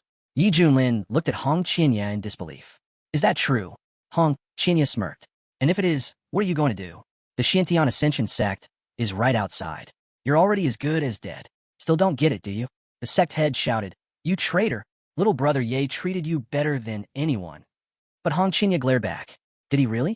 You all treated me like some errand boy. I was never your equal. I've had enough. Yi Junlin stepped forward and gently took hold of Hong Qinya's face. This is my fault, he said quietly. Don't blame him. I ignored his feelings. I failed as a teacher. I'm sorry. Walked over and held her teacher's hand silently. The sect head stared at his younger brother. I've never seen you like this before. Hong Qinya sneered. Do you think I'll fall for this act? Spare me. You're just putting on a show, but it's too late. I've already seen your true face. Yi Junlin looked at him with regret. I admit my mistake. Can we start over, Hong Qinya? We're teacher and student. We can still fix this. Don't even dream about it. Hong Qinya snapped. I've had enough of you. Suddenly, a system notification rang out. Task complete. Temporary mission. Full emotional sincerity. Reward. Immortal lore technique. Yi Junlin blinked in surprise. So, I actually completed it. What a bizarre mission. But the reward? Worth every second. So that's why I played it all out like that. He thought to himself, time to enjoy myself now. But his thoughts were interrupted by an image of a mousy drinking tea and milk in exchange for monthly vote tickets. And somehow her spiritual energy had skyrocketed. She had even planned to take on a more lowly appearance to win his favor. But now realized Yi Junlin wasn't into that look. What she really needed was more tea and more milk. That was the key. Yi Junlin turned back to Hong Qinya. No matter what happens, from the day I became your master, I'll always be your teacher. Forever. He smirked. Let's see how long he can hold out. If he lashes out, I'll take that as his way of trying to get stronger. With that, Yi Junlin turned to see. Come on over. My shoulders are a little stiff. Help me out, will you? Of course, teacher, she chirped, hurrying over. She immediately followed his instructions with enthusiasm. Zhou watched wide-eyed. Brother, is little brother Ye really this?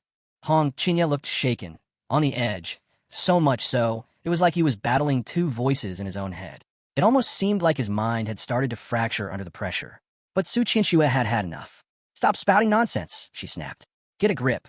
Meanwhile, Hong Qinya was still trying to understand what his teacher was planning.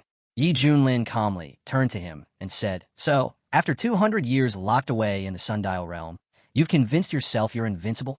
Hong Qinya sneered. Enough with the useless talk. Give me everything you've got. Then, maybe I'll consider helping you. Refuse, and you'll rot right here at my feet. Overheard and leaned toward the sect head. He's still willing to help. That means there's still some part of him with a conscience.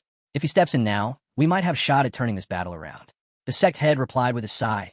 Everything now depends on little brother Ye's decision. At that moment, Yi Junlin casually sipped his lemonade, completely unfazed. Tell me, Hong Qianye, are you absolutely sure you're stronger than your teacher now? Hong Qianye didn't hesitate.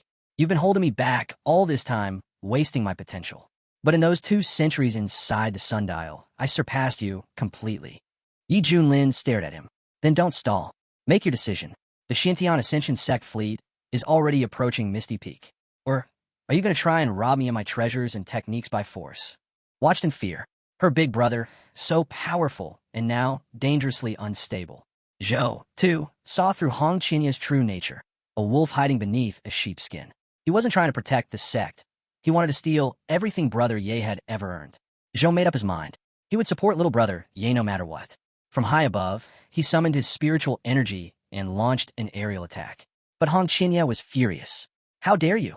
Without hesitation, Hong Qianye struck back with lightning speed, reversing the attack and launching it straight back at them. Zhou Deju's face turned pale. The attacks rebounding, everyone dodge. Now, too late. The counterstrike crashed into the ship from which the attack originated, obliterating it in a blinding flash. The warriors on the battlefield were stunned. Who did that? One shouted. Come out and face your death. Hong Qianye's eyes burned with fury. Someone dared to meddle in his business. But as far as he was concerned, Yi Junlin still wasn't a threat. Eventually, all of his resources, his techniques, his treasures would belong to him. But first, he'd swat away these annoying flies. He stepped forward and faced the crowd. I did it. The senior mentor of the Xintian Ascension sect's inner circle narrowed her eyes. You? A mere boy, speaking so arrogantly? I'll teach you your place. She rushed in, spiritual power flaring. Prepare to die. Hong Qianye didn't flinch. You're nothing but an ungrateful insect. Her attack never landed. In a flash, Hong Qianye's fire burst erupted, tearing through her aura and blowing her straight off her path. He barely moved. You've got half a stick of incense, he said coolly, to leave this land. Stay longer, and you die. The elders were shaken. Such arrogance, one muttered. Does he actually think he can command the eastern region's first immortal sect? Even if one fire elder fell, does he really plan to face hundreds of cultivators at the fusion level? The elders of the Xintian Ascension sect had seen enough. He's just one man, one shouted. Brothers, kill him. The Shuren sect must be erased from existence. But Hong Qianye's reply was cold and merciless. Since you've refused to leave peacefully, I'll show you a bloodbath. He unleashed the soul-devouring flames. Dark fire erupted, bringing with it the screams of the dead from the underworld. Even the fusion stage mentors didn't get a chance to react. Within moments, a third of them had been reduced to ashes. Then the sky darkened. Countless green skulls, like a plague of locusts, tore through the battlefield, devouring everything in sight. Screams echoed across the land as the enemies were swallowed up one by one. Don't let them bite you, the elder yelled. They're poison. But it was too late. The hellfire consumed all. Groans, screams, and cries for help filled the sky as the battlefield turned into a nightmare. Suddenly, monks descended from the clouds. We're from a misty Buddha temple, one of them shouted. We've come to your aid. Hong Qianye heard the voice and sneered. Ah, more people choosing to die. The senior monk furrowed his brow. The report said Yi Junlin's disciple was only at the spirit transformation stage. So how in the world is this happening?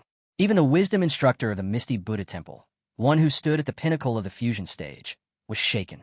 If the disciple is this strong, then the master must be beyond terrifying. Once we're in, there's no turning back. Without hesitation, the monks launched a full assault. Hong Qianye stood his ground. Lying bald monks, he said coldly. I'll finish this in one move. He unleashed all his mana. The explosion that followed tore through the battlefield like a divine punishment. The monks were sent flying, their seals useless against the hellfire that devoured them. That fire, one of them stammered. It's not normal. It won't extinguish. Then they saw him, the devil cloaked in flames, walking toward them. The youngest monk trembled. Please don't. This is my first time on the battlefield. But Hong Qianye showed no mercy. He unleashed his full strength, obliterating the monks in a single burst. The elder watched in disbelief. One move, and his entire army of tens of thousands was just gone. He looked around at the scorched earth. What kind of force has the Xintian Ascension sect provoked? The senior monk gritted his teeth. You know, cultivator, you're a demon. Buddha himself will not forgive this. He summoned a massive golden palm strike and hurled it at Hong Qianye. But Hong Qianye didn't even blink. Even if the Buddha appears, he said calmly, I'll turn him to dust. His eyes ignited, literally, and a wave of fire surged forward, colliding with the golden palm in a deafening explosion. Ash rained from the sky. Hong Qianye stood tall, unmoved. Just a swarm of pathetic insects, he muttered. The sect head turned to junior brother Ye. Your disciple's power, it's beyond terrifying. I'm starting to think our Shuren sect might be too small to contain a force like him. Zhou agreed. Right now, he's the one protecting us. Fighting him is suicide. We do better to give him what he wants and survive this. She looked toward the battlefield.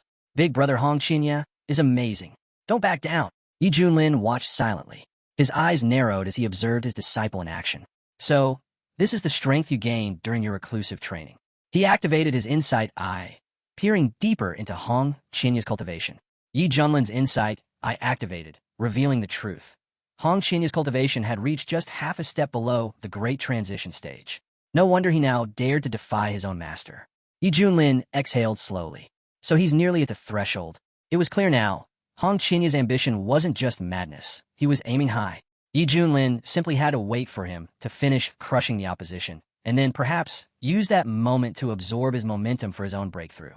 But suddenly, the atmosphere shifted. An eerie manna gathered in the air. The elders stiffened.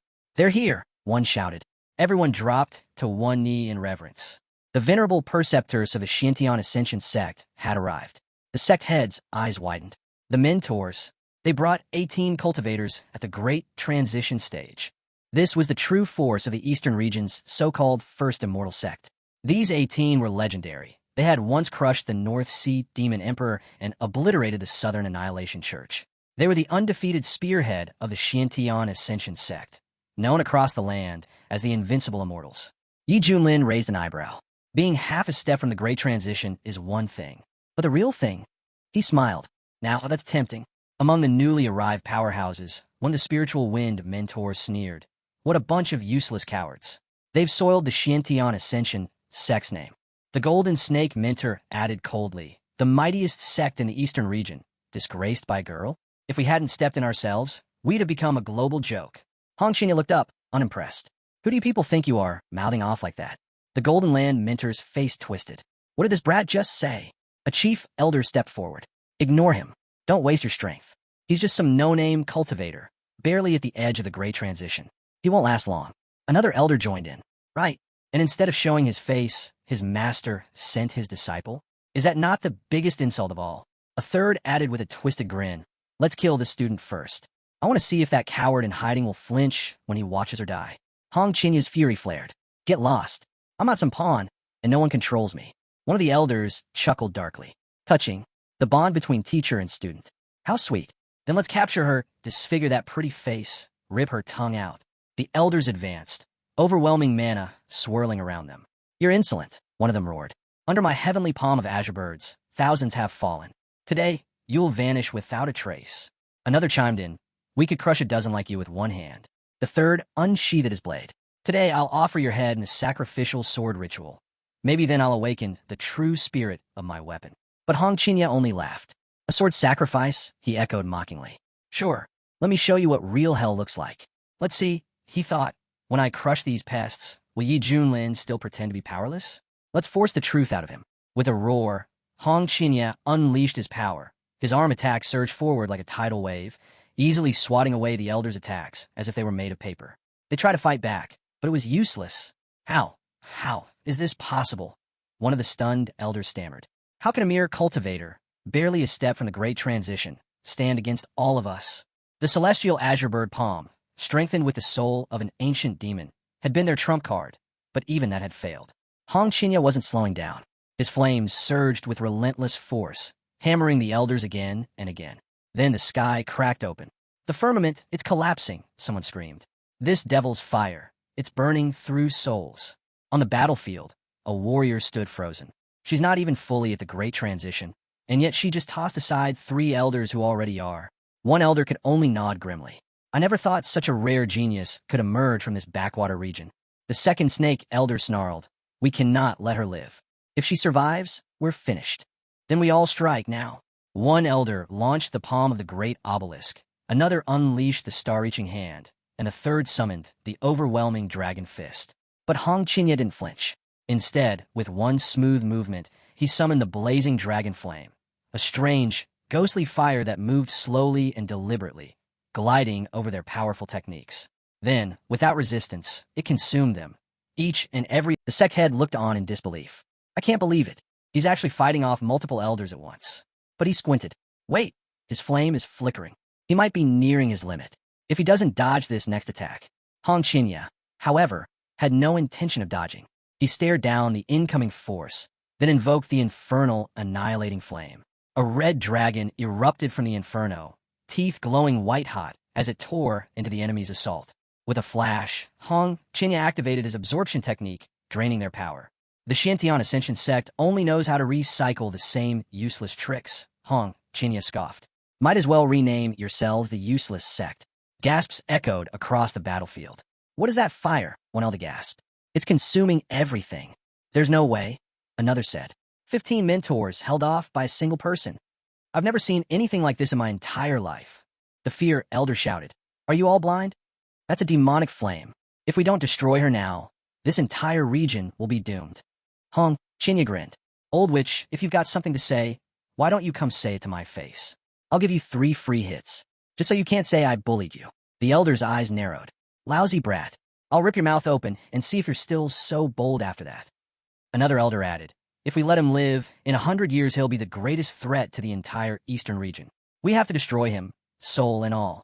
All of them charged at once, surrounding the flaming dragon with their most powerful clan techniques. Hong Qinya burned with rage. All of this because Yi Junlin refused to hand over the treasure sooner. And now the Shantian Ascension sect sends 18 great transition cultivators just to destroy one pathetic sect? This is overkill, like using a cannon to hunt a sparrow. One of the elders closed the distance, roaring, "It ends here," as he activated his deadliest technique. Yi Junlin's Heavenly Overlord strike came out of nowhere. Hong Qinya didn't even see it coming before the blow landed, knocking him flat. She rushed over, panic in her voice. Senior brother, Hong Qinya, are you all right? But Yi Junlin just glanced over and said coldly, Didn't you just say you'd win? Why are you crawling around like a whip dog now? Pathetic. Fuming, Hong Qinya glared at him. You've got some nerve mocking me. At least I'll make it out alive. You'll die right here. Just then, the elders activated some strange mechanism. A radiant light burst out above the sect. One of the elders declared, As long as I stand here, none of you will escape the Shantian sect. The sect leader's face changed. That's the spatial compass. Zhou turned to his brother. Do you remember what the ancient records said? 300 years ago, during the Northern Sea calamity, Elder Spirit Wind used that compass to wipe out 1/3 of the Northern Sea. Over many demons gone. They even say he sealed away the ancient demon god with it. They all realized there was no way out. Hong Qinya clenched his fists, furious. Am I really going to die here? With this bunch of losers? No way. You wouldn't go down like this. Then, the sect head suddenly shouted, Why is Brother Yi just sitting there so calmly? Hong Qinya snapped. You're just sitting there munching while we're all about to die. Are you even paying attention? Yi Junlin looked over and said casually, You've really got a gift for cooking. Next time I want to try something honey-flavored. She hesitated. Will there even be a next time? Yi Junlin didn't miss a beat. Of course there will. Without warning, he stepped forward and faced the elders head-on.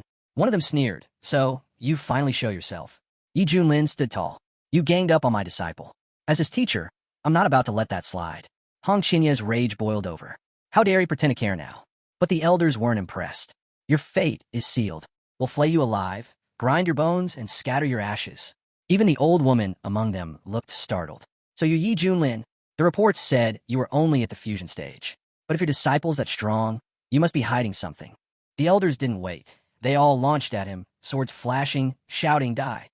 But at that moment, a voice rang out. Enemy detected. Great transition stage. Activating passive effect. Power scales with enemy strength. Great transition. Middle stage achieved. Yi Junlin moved. One technique was all it took. He unleashed his full power and wiped them out. He looked at their fallen forms and muttered, Too weak. The sect leader was stunned. Brother Yi, he's really cultivated the great transition. A future immortal has risen in our sect. Hong Qinya was in disbelief.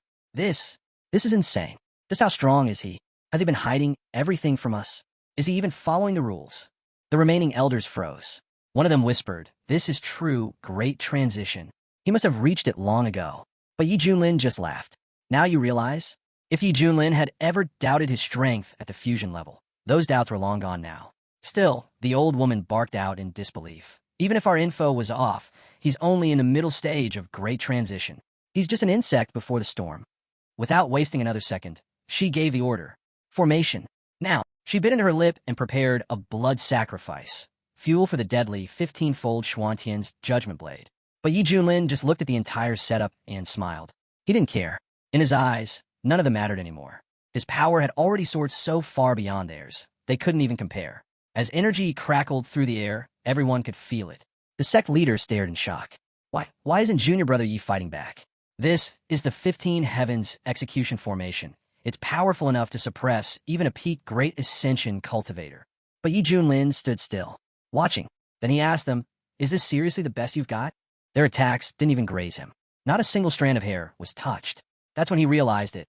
His undying tyrant body technique was no ordinary defense. It could tank blows meant to crush Great Ascension masters without flinching. The elders started to panic. No, impossible. This formation has been used by peak Ascension experts for centuries. How could a mid-stage Great Ascension brat stand through it? Hong Qinya watched in growing envy. Just as I thought, this guy's hiding something big. Some sort of divine treasure or secret technique. If I could just take it. An elder stepped in close, trying to size Yi Junlin up again. He's not just some mid-stage Ascension cultivator. But before he could say more, Yi Junlin stepped forward like a true warrior and sneered. Why is a corpse still talking? He didn't give them a chance. One punch, and the elder's head exploded. Yi Junlin didn't slow down. He barreled through the others like a storm, ripping through every elder in his path. One elder gasped, too fast, and screamed for the great elder to save them. But Yi Junlin wasn't finished. Flames erupted from his hands. He charged into the remaining group, unleashing hell. Each strike carried the full weight of his power, and by the end of it, nothing was left of him. Just as he was about to land one final, devastating blow, a powerful figure arrived. The chief elder of all the clans, the strongest among them. The surviving boys sighed in relief. Thank the heavens, we're safe. The blow hit hard, but the elder withstood it. Barely. Yi Junlin looked him over and laughed. Let's see how long you can keep standing. The elder's instinct screamed. Yi Junlin's strength wasn't just physical. It was enhanced by some sort of beast imprint. The strike had nearly pierced him clean through. One more like that, and even he wouldn't survive. Yi Junlin spotted the old woman again. Oh, this little lady wants him too. She snarled back. I don't believe you can handle 3 peak Great Ascension cultivators at once. No time was wasted. One elder launched his chaotic breath destruction technique immediately. The strongest elder yelled to his brother, "Brace yourself. He's about to use another of those insane skills." Warning. Incoming enemies at late stage Great Ascension. Passive ability activated. Strength through adversity. Advancing host to peak Great Ascension stage. The elders could hardly believe what they were seeing. Yi Junlin's power had surged again by several folds. It's impossible, one of them gasped. His cultivation just spiked again. They exchanged looks of horror. The sect's intel was wrong. Yi Junlin isn't mid-stage. He's at the very peak of Great Ascension. And now, there was no doubt, they were about to be annihilated. Yi Junlin stared them down. You've been so generous with your attacks. Now, let me return the favor. Panic spread. The old woman shouted, "We have no choice. Activate the sect's forbidden art." One elder nodded grimly. Agreed. The honor of the Feathered Immortal sect is on the line. He turned to Yi Junlin and roared. You forced us to use the ancestral technique passed down by our founder himself. Consider it a privilege. The legendary Feathered Tao imprint art, the foundation of their entire sect, was being awakened. It channels the might of the immortal void realm, the elder declared. Prepare to die, Yi Junlin. From the sidelines, Hong Qinya's heart pounded. This secret art, it's on par with the ultimate techniques used by the Central House's great sects. Even the sect leader was rattled. Is this really one of their trump cards? How many secrets does the Immortal Feather sect still hold? Junior brother, be careful. The elders could feel their bodies overflowing with unimaginable energy. This is the strength of our founder's art, one shouted. Another growled. There's no time to waste. We know the cost of maintaining this. There's no going back now. The group moved as one, pouring everything into a single devastating move, the magnificent annihilation technique. But Yi Junlin only smirked. Now this is getting good. With a wave of his hand, he summoned his heavenly emperor manifestation. The sky shook. Divine power descended. Yi Junlin towered over them like a god among mortals. You insects, he said coldly. Kneel. In one move, he brought them all crashing down. Hong Qinya's jaw dropped. It's him, that same manifestation from the secret realm. The pressure, it's stronger than the ancient demon gods from the abyss. The elders were shaken. None of them had ever witnessed a divine manifestation this powerful. Yi Junlin spoke calmly. Watch closely. This is where the real battle begins. The old woman clenched her fists. Is he trying to scare me? I've seen horrors beyond imagining. Yi Junlin just smiled and vanished. A moment later, his sky-splitting fingers sliced through the air, striking like a divine blade. The old woman barely had time to react before it swept across her at blinding speed. The elders panicked. Run! He's not human. He's a demon. The immortal feather sect must survive, one yelled. He must be a reincarnated void immortal. Yi Junlin chuckled. The art of destroying reincarnation was made for enemies like you. No need to thank me. I'll scatter your ashes for free. With a flick of his hand, his power tore through them like a force of nature. Screams echoed as he closed in, leaving a trail of devastation. He just ripped a great Ascension cultivator apart with his bare hands, one elder screamed. The survivors tried to flee, but Yi Junlin was already on their heels. Their nightmare was far from over. Terrified by what they had just witnessed, the elders tried to flee. But Yi Junlin grabbed them with both hands, his grip like steel. You really thought you could escape? They screamed in panic. He's a demon. The immortal sect won't forgive this. A great demon has risen in the Wasteland province. Yi Junlin didn't flinch. Flames erupted from his hands, consuming them where they stood. You didn't want to die? Then you shouldn't have started this. This is the price of facing the highest divine art. Sure, it drained a ton of energy, but it was worth it. Now, it was time to deal with someone else, his cowardly apprentice. Yi Junlin slowly descended, eyes locking with Hong Qinya. Hong Qinya already knew he was done for. Zhou ran up beside Yi Junlin, grinning. Boss, need an assistant? I'm ready to help. Su Qinshu strolled up as well, smiling sweetly. You've been working hard, little brother Yi. Want a shoulder massage from your big sister? Even the sect head approached, her expression softening. So this is your true strength. How much longer were you planning to keep it from us? Yi Junlin looked at all of them and said calmly, just remember one thing. Stay humble. True experts always do. Hong Qinya watched as everyone praised his mentor. At this rate, I'll never be able to shake him off. That sly bastard. He still had peak Great Ascension strength, but kept pretending he was just a body integration cultivator.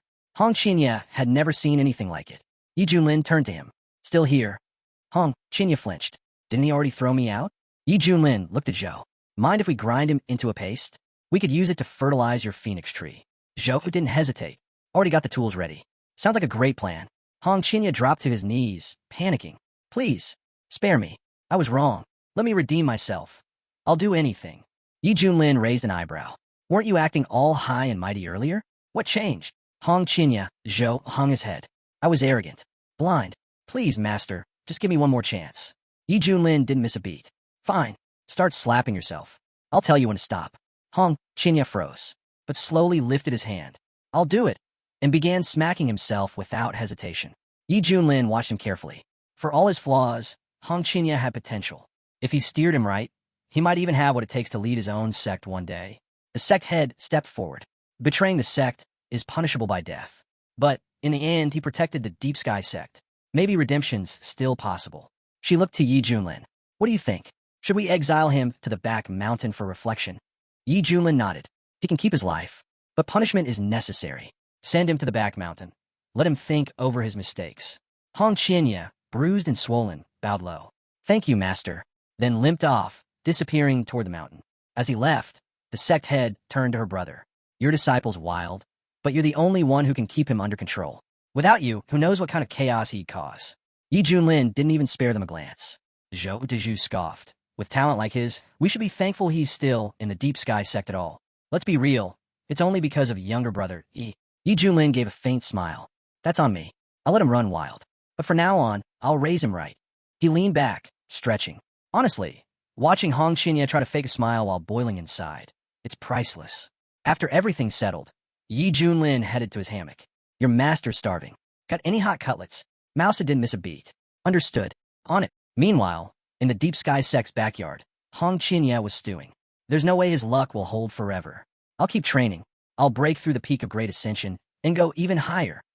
Across the land, in the Eastern Demon Buddhist state, whispers were spreading like wildfire. It can't be true, right? Someone muttered. That guy from the Profound Sky sect. Yi Junlin. He's really a peak Great Ascension cultivator. He wiped out all 18 elders from the Immortal Feather sect. Another confirmed grimly. A monk nodded. Not just that, 1,000,000 cultivators gone. An entire army erased. Someone slammed their fist. My brother was in that army. I thought I'd be marrying his widow soon. The monk's expression darkened. This blood-drenched devil. Divine retribution will find him. For now, He's the most wanted man in the entire Eastern Domain. In the Eastern Demon Spirit Province, another warrior couldn't believe it. That barbarian from the Wastelands. Not only did he survive, he crushed the entire Alphaida army. He let out a shaky laugh. Good thing I didn't join the fight that day. I'd be a corpse by now. He turned to his servant. Bring me more female cultivators. I need to calm my nerves. Why are you just standing there? Want me to call your mother instead? That might be more fun. Back at the Feathered Immortal sect, the sect leader turned to his servant. Are you sure? The servant bowed. Yes, young master. Words spreading everywhere. Our sect suffered a devastating loss. The young master clenched his fists and exploded. Yi Junlin, that schemer. He was hiding his strength the whole time. A peak great ascensionist, pretending to be weak just to humiliate me. He gritted his teeth. I thought reaching the body integration realm meant I could finally challenge him, but I was just fooling myself. Elder Mu stepped forward. Don't lose heart, young master. That white-haired devil. He might be an ancient beast wearing a human face. For him, great ascension could be the end of his path. But for you, it's only the beginning. The young master straightened up. You're right. I will rise too. He hugged Elder Mu tightly. Report to the top elders. I've decided. We're awakening Supreme Treasure Yang ahead of schedule. Elder Mu's eyes widened. Young master, you can't. It's too soon. Please reconsider. The young master turned to Elder Mu, his voice sharp and cold. Trust me, I only want one thing, power. The sun's true flame belongs to me. I'll rise again, reborn through nirvana. Elder Mu nodded solemnly. As you wish. I'll report at once. You should begin preparations. The master's hatred for Yi Junlin burned so deep, he was haunted by it, even in his dreams. But next time, he'd make sure Yi Junlin never woke up from the fight. 3 months later, on Misty Peak, Yi Junlin lounged in his chair, relaxed as ever. Hong Qinya, he called lazily, give me a glass of 1982 Lafite. Hong Qinya didn't argue. He poured the wine and handed it over. Please enjoy, master. Yi Junlin took a sip and gave a satisfied nod. Not bad. Hong Qinya clenched his fists. This again? Another fantasy episode? When will he stop acting like a total maniac? Just then, a system notification chimed in. Daily registration updated. Would the host like to sign in? Yi Junlin didn't respond. But then ding. Congratulations. You've hit the jackpot. Reward. Ancient Divine Beast Mount. Yi Junlin shot up from his seat. What? Hong Qinya nearly choked. He dropped to the ground, smacking his own face and bowing repeatedly. Master, I was wrong. So very wrong. Yi Junlin turned back to the system. Don't tease me. What kind of mount are we talking about? The system answered smoothly. Though still young, it's already at the Great Ascension level. An ancient divine beast with boundless potential. It soars through the skies and glides across the seas. One of the most powerful creatures in existence. Yi Junlin blinked, and then he saw it. A majestic, radiant figure. It wasn't just a beast. It looked like a flawless, otherworldly cultivator. It's perfect, Yi Junlin murmured. It deserves a throne on the highest peak. Hong Qinya gawked at his master. Why? Why is he always this lucky? He's not even mad about anything. This is insane. Just then, a disciple burst into the room. Lord Yi Junlin, the sect leader got the invitation and told me to bring it to you. Yi Junlin glanced at it and raised an eyebrow. An invite to the Shui clan's banquet in the Spirit Province. He smirked. Ah yes, I heard that old man recently broke through to the Tributes realm. The entire Eastern Domain felt the shock. And now, he invites the Deep Sky sect? Sounds like a challenge. Hong Qinya's expression darkened. The Shui clan's ancestor is a pseudo-immortal. Not a true immortal yet, but still way beyond our level. With all the enemies we've made lately, isn't this banquet a death trap? Yi Junlin shrugged. Never heard of such a thing. I'm going. Besides, he thought that so-called pseudo-immortal causes chaos just by existing. This is the perfect chance to flex my new mount. The system buzzed again. New quest activated. Attend the Shui clan banquet.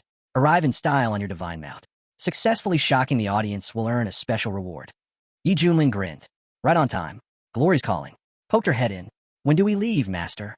Yi Junlin didn't even hesitate. Right away, Yi Junlin replied, without missing a beat. But Hong Qinya watched him and thought, why is he so confident all of a sudden? That's when Yi Junlin decided to show them. He snapped his fingers. In an instant, the sky trembled. Winds howled out of nowhere. Animals shrieked and fled. The air turned ominous. People started panicking. What's happening? Is it another beast attack? The sect leader narrowed her eyes. That's the aura of a supreme beast. Great Ascension level. Someone muttered in fear. Did the Immortal Feather sect send this thing? The leader shook her head. Doesn't matter where it came from. Activate the sect's defensive array. Now, they all channeled their energy. In seconds, the deep heavenly barrier burst to life, cloaking the entire sect in shimmering protection. Hong Qinya stood frozen, overwhelmed. What in the world is going on? Even she looked terrified. It's a monster. But Yi Junlin, he stood there calmly, taking it all in. He smiled. Not bad. This is just his juvenile form. If Kimping ever reaches full maturity, even those 18 elders wouldn't stand a chance.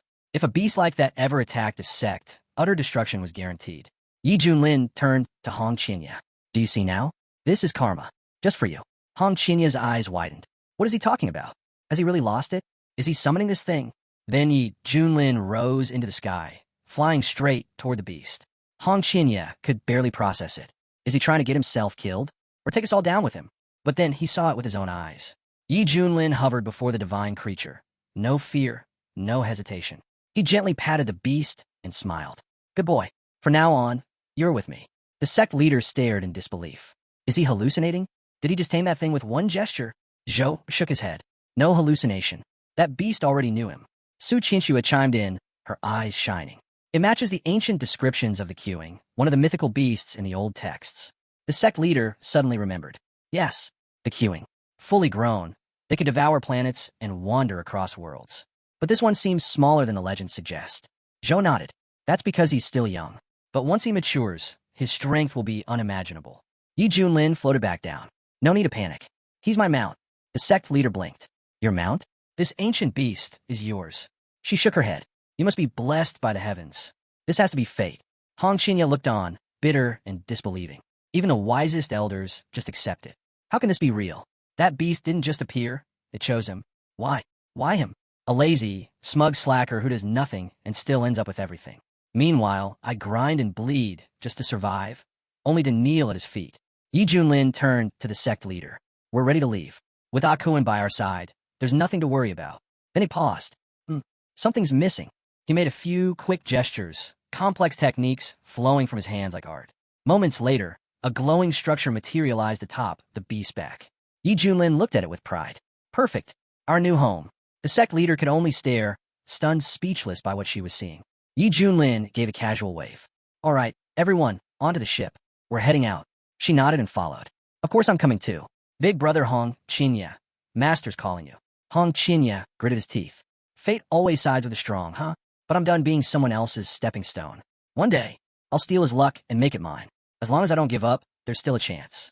As the group prepared for takeoff, the sect leader turned to Yi Junlin. Junior brother, are you really going to be all right at the Shui clan banquet? Their ancestor is a pseudo-immortal, after all. Su Qianxue just smiled. You're worrying too much. Since when has little brother, ever needed our protection? Zhou nodded. Honestly, the best we can hope is that he doesn't cause a scene. The leader let out a breath. The Shui think they're trapping us, but they've invited the tiger to their doorstep. They might regret this. Meanwhile, in the Spirit Province, at the Shuin floating island, nobles, clan heads, and cultivators from every corner were arriving for the grand banquet. The news had spread far and wide. The Shui clan's ancestor had achieved the realm of pseudo-immortal. It was a major event, and the perfect excuse for all the highborn clans to gather and show off. At the heart of the island, inside the Shui clan's grand estate, guests raised their cups. To the Shui clan's ancestor, a newly ascended pseudo-immortal. May divine protection bless him for 300,000 years. And if he becomes a true immortal, even 1,000,000 more. Young Master Shui responded with modesty. You flatter us. But rest assured, the Shui clan never forgets its allies. An elder leaned in. Did you invite the Deep Sky sect? Of course, the young master scoffed. But do you really think they'll dare show up? If they send some nobodies to brush us off, we won't even let them through the gate. Another guest asked with a smirk. And what if Yi Junlin shows up himself? The young master's eyes narrowed. Then that backwater upstart will finally see what true power looks like. The strength of our clan will crush him. One elder chuckled darkly. Young master's fuming again. But Mr. Yi Junlin, or not, even he must bow respectfully and offer a toast when standing in your presence. Laughter rippled through the crowd. A good joke. No matter how strong this Yi Junlin is, he can't compare to a void immortal. The Zhang bloodline flows in your ancestor. No one dares defy that. The young master gave a stiff nod. Fame means nothing if you can't be humble before true might. Suddenly, the sky darkened. People looked up. What's that? What's that massive shape over the clouds? A colossal shadow loomed overhead. Yi Junlin descended from the heavens, seated atop his divine beast. And built into the beast's back was an entire celestial residence. Gasps rang out. What is that thing? Is it really Kuanpung? That's not just any beast, one of the elders muttered. That's the ancient god beast, long thought extinct. Someone ran over to the young master. Sir, that's a divine beast. An actual Kuanping has come to the banquet. That creature brings omens of Xiantian itself. But another scoffed. He dares ride him like a god descending. Who does he think he is, placing himself above even the honored clans? Everyone was whispering now. No wonder they're treating this man with such respect. He must be someone truly important if even the Shui family ancestor acknowledges him. The young lord turned to his companion and explained he was once considered a close guest of our family, someone deeply connected to our ancestors. When he was born, my parents welcomed him with joy, believing he'd be raised as a refined scholar. But later, he hesitated. After facing too many consequences, they had no choice but to decline further contact. Thinking back on it now, it feels like a mistake. The guest nodded, impressed. It's no surprise the Shui family is so highly respected. But truthfully, we still don't know who this great figure truly is. No one's ever seen him in person before. One guest leaned closer. He must be fearless. Maybe one of the Taoist wanderers, those who cross mountains and rivers to reach events like this. The young master replied. He sent word personally. It came to me. Yi Junlin stood quietly and said, this is either the profound heaven sect or perhaps the Canton order. Some call it Taoist Choka. But make no mistake, they're real. Everyone listened, stunned. So it's true. The outside world speaks of the profound heaven sect as one of the oldest known orders. We were skeptical, but now we're starting to believe. Another guest whispered, back then, when the Kuanping was first summoned, it was taken away and sealed. But now that it's back, what secrets does it still hold? The young master watched Yi Junlin closely. That's just who he is, a man full of mystery and power. One guest turned to him with admiration. Young master, you've truly brought someone remarkable to this event. He's clearly your match in status, maybe even more. But the young master was still unsure. I need to understand what's really going on here. Everyone, think carefully before you act. Another guest chuckled. With all due respect, Master Shui, I don't think you understand anything. None of us do. The young master frowned. This guy, his presence is overwhelming. His aura, almost too much to comprehend. Suddenly, the Shui clan's ancestor appeared. His eyes narrowed as he stared at the massive divine beast. I never expected it, he said. The one who could control a Kuanping crossbow turns out to be from the Canton sect. He eyed the beast with a calculating gaze. If such divine beings could be brought under our banner, the Shui clan would rise even higher. If not for the risk of offending the Canton sect, the recent chaos in the Great Realm, and the proximity of a Quan cultivator, I would have acted already. With a firm voice, the ancestor addressed Yi Junlin. This divine beast, this crossbow of light, brings a new breath of life to our family. We welcome its presence. Just then, Yi Junlin's system buzzed to life. Congratulations, host. Task completed. All divine techniques and methods now gain a 30x training speed bonus. Yi Junlin smirked. Doesn't feel like much, but sometimes even a small gesture earns great return. Respecting the right people goes a long way. He looked across the banquet and spoke calmly. On behalf of the profound heaven sect, I offer our hopes that Kuang overcomes the storm ahead. The ancestor nodded with rare sincerity. Come, let's speak inside. He turned, adding with a wry smile. Over in Fujian, those stinking monks all call me the old demon of Wan. But today they'll see I've changed. With a disciple like Yang Zhen by my side, things are very different now. People in the crowd whispered among themselves. Is this still the same Shui clan? Everything's shifting and fast. After seeing Yi Junlin in person, some guests couldn't help but whisper. He's just a kid. Doesn't even look threatening. Kinda cute, actually. He doesn't have the aura of some ancient enemy. He just feels different. She sat down at the banquet table, eyes lighting up. There's so much good food here. Brother Hong Qinya, come take a look too. Yi Junlin glanced her way. If you're hungry, just go eat. Don't hold back. Really? She grinned. Then I won't be shy. But just as she reached for a dish, a voice interrupted them. Please, don't worry yourselves, came the smooth voice of the young master. Yi Junlin raised a brow. So, he's showing up now. Guess they really do know each other. The young master stepped forward with a confident smile. I'm the youngest son of the Shui family, a direct descendant of our clan's ancestor. Yi Junlin didn't even glance at him. He just casually picked his nose. The young master didn't miss a beat. There's still time to understand where we stand, friend. This banquet is the perfect setting. Yi Junlin leaned back, clearly unimpressed. Sounds like nonsense to me. The young man straightened his robe proudly. I may be the youngest, but I'm also the heir to the Shui family. My ancestor rules the wasteland. Another guest raised his voice. How can he talk like that? Who does he think he's threatening? The master looked around. Why are you all staring? Is there something worth seeing here? Meanwhile, Hong Qinya had been watching everything closely. This guy, he actually defeated a Saint's son, someone who could transform into a celestial being. That kind of power is terrifying. I can't even come close to it. This guy plays in a different league. From a young age, the young master had always been praised, brilliant, talented, and worshipped by countless girls. But now, if I step forward, the young master thought, I can still win her attention. And once I have her, I'll use her to draw in Yi Junlin. The young gentleman strolled over to Hong Qinya, flashing a smile. Hey, beautiful. Do you like flowers? Hong Qinya blinked. Is this guy serious? In the center of the hall, a rare flower star shimmered. High-grade spiritual material that could be used to brew elixirs or power artifacts. Instead, it was stuck in a vase-like decoration. This is absurd, Hong Qinya thought. Doesn't he even know what he's holding? The young master held up a bloom. Red fairy. Don't you like flowers with a voice? I'm not a fairy. I'm a man, Hong Qinya growled. The young master laughed. So witty. Such grace. Meeting you is like meeting joy itself. He leaned closer. How about we go to a quiet room and exchange cultivation insights? That was it. Hong Chinya's fury exploded. Flames burst from his body as he spun around. I'm busy. The entire hall turned toward the outburst. What's happening? Is that a fire spirit technique? The young master stumbled back, shocked. What was that aura? That blazing red figure? Was that the red fairy's true form? Even the Shui family's fairy ancestor, rumored to have reached transcendent levels, was now being overshadowed. The young master dropped to his knees. This guy's insane. Is this really how people pursue partners these days? Then, the Shui clan's patriarch arrived with a solemn expression. He sighed, losing someone like this is like losing a priceless pearl. Before another word was said, the young master collapsed to the floor, utterly defeated. The atmosphere turned heavy with fear and confusion. The village chief approached Hong Qinya nervously, blaming everything on his overly strict and ill-fated son. But Hong Qinya calmly replied, I'm actually a man. The chief froze in disbelief. A man. Looking closer, he was stunned. Hong Chinya's frame was slim, his movements graceful, reminiscent of a girl from the Mao family. But beneath the soft appearance, there was undeniable weight and strength, not just the swirl of the skirt. Even this, the old man muttered, must be fate. The chief stared at him, wide-eyed.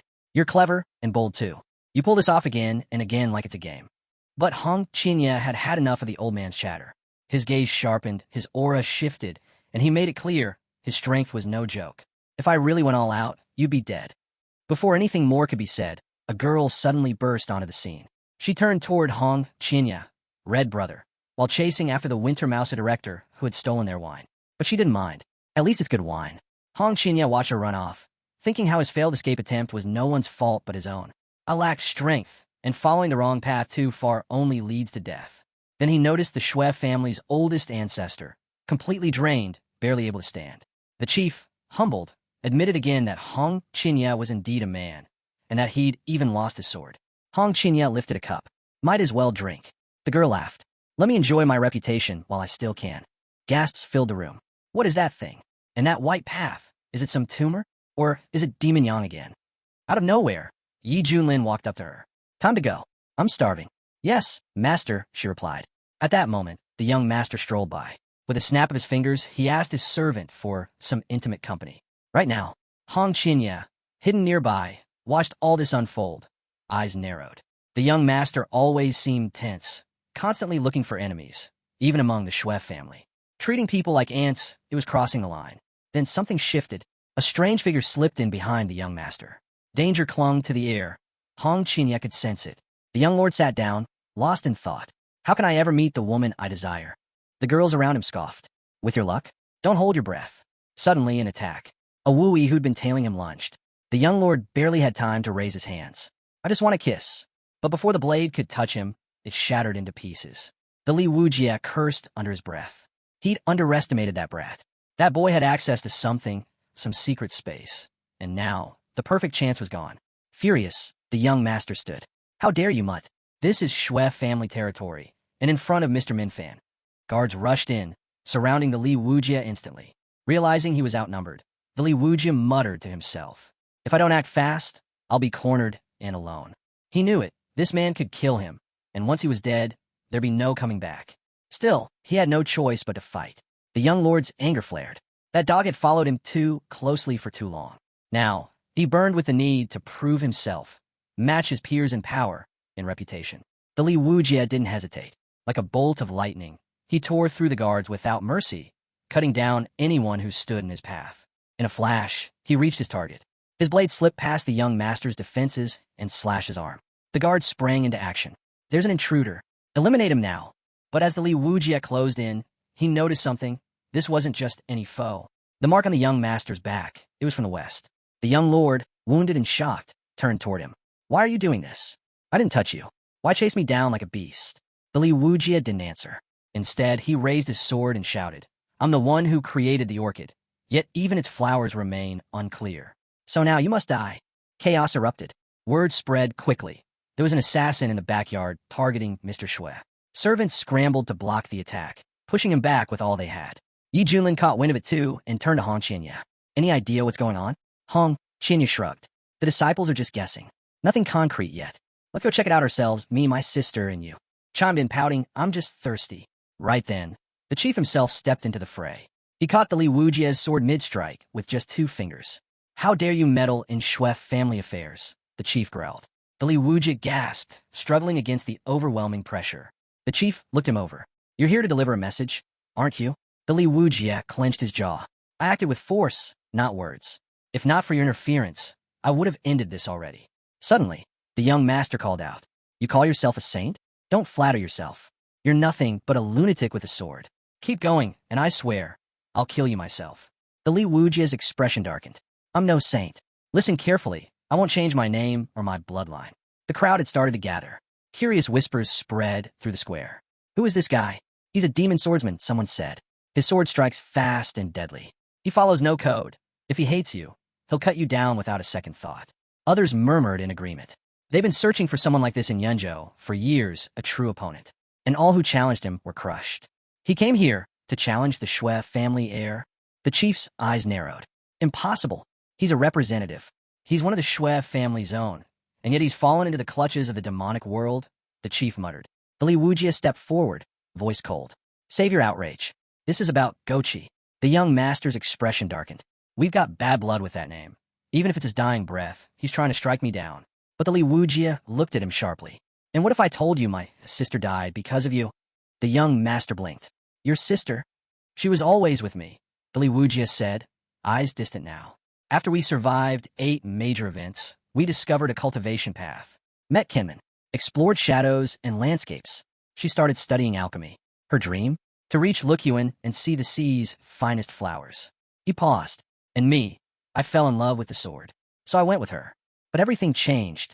A few months later, all she left behind was a broken jade bracelet. That's when I found out she'd shown up in Chuanzhou. I rushed there, desperate, asking everyone I could. Hope nearly ran out.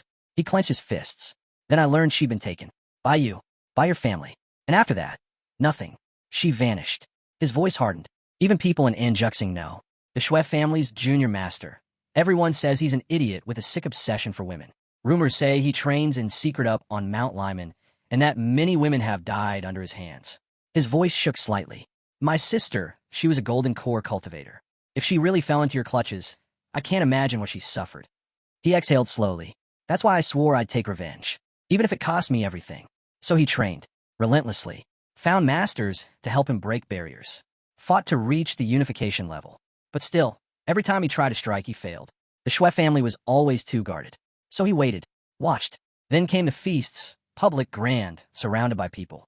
The most dangerous place is also the safest. It was the only chance he'd get when the Shui heir would let his guard down.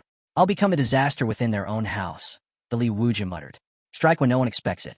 That's when I'll succeed. The young master looked at him, grinning. You're like a wild beast. I'll give you that. I respect it.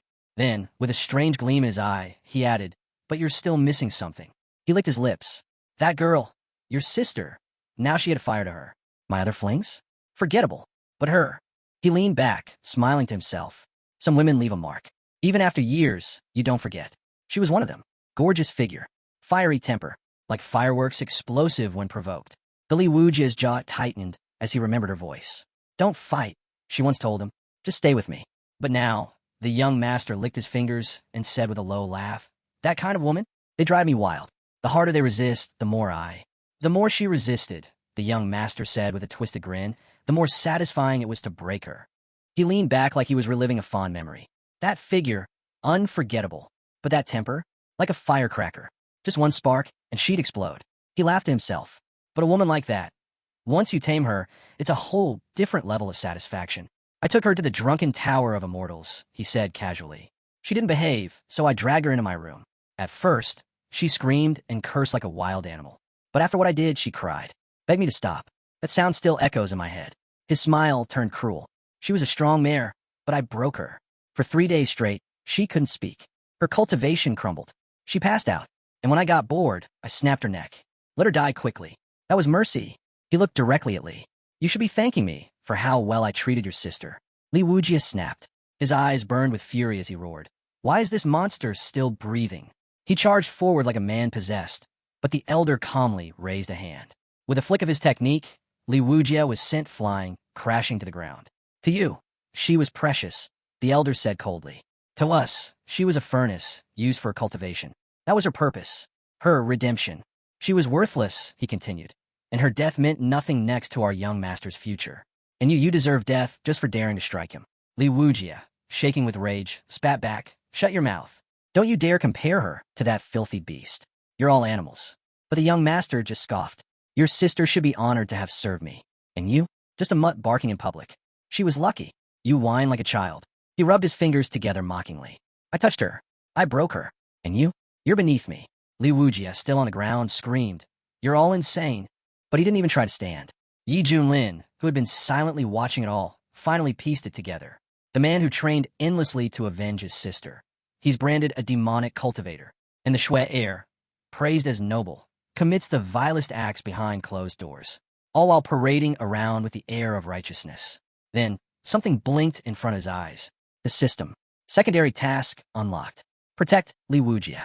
Accept him as a disciple. Convince the Shui family ancestor to execute his own heir. Reward. Eternal gratitude of the Shui family elder plus divine martial art. Xuantian splitting holy strike. Yi Junlin's eyes widened. 10 spirit crystals too? That seals it. He grinned.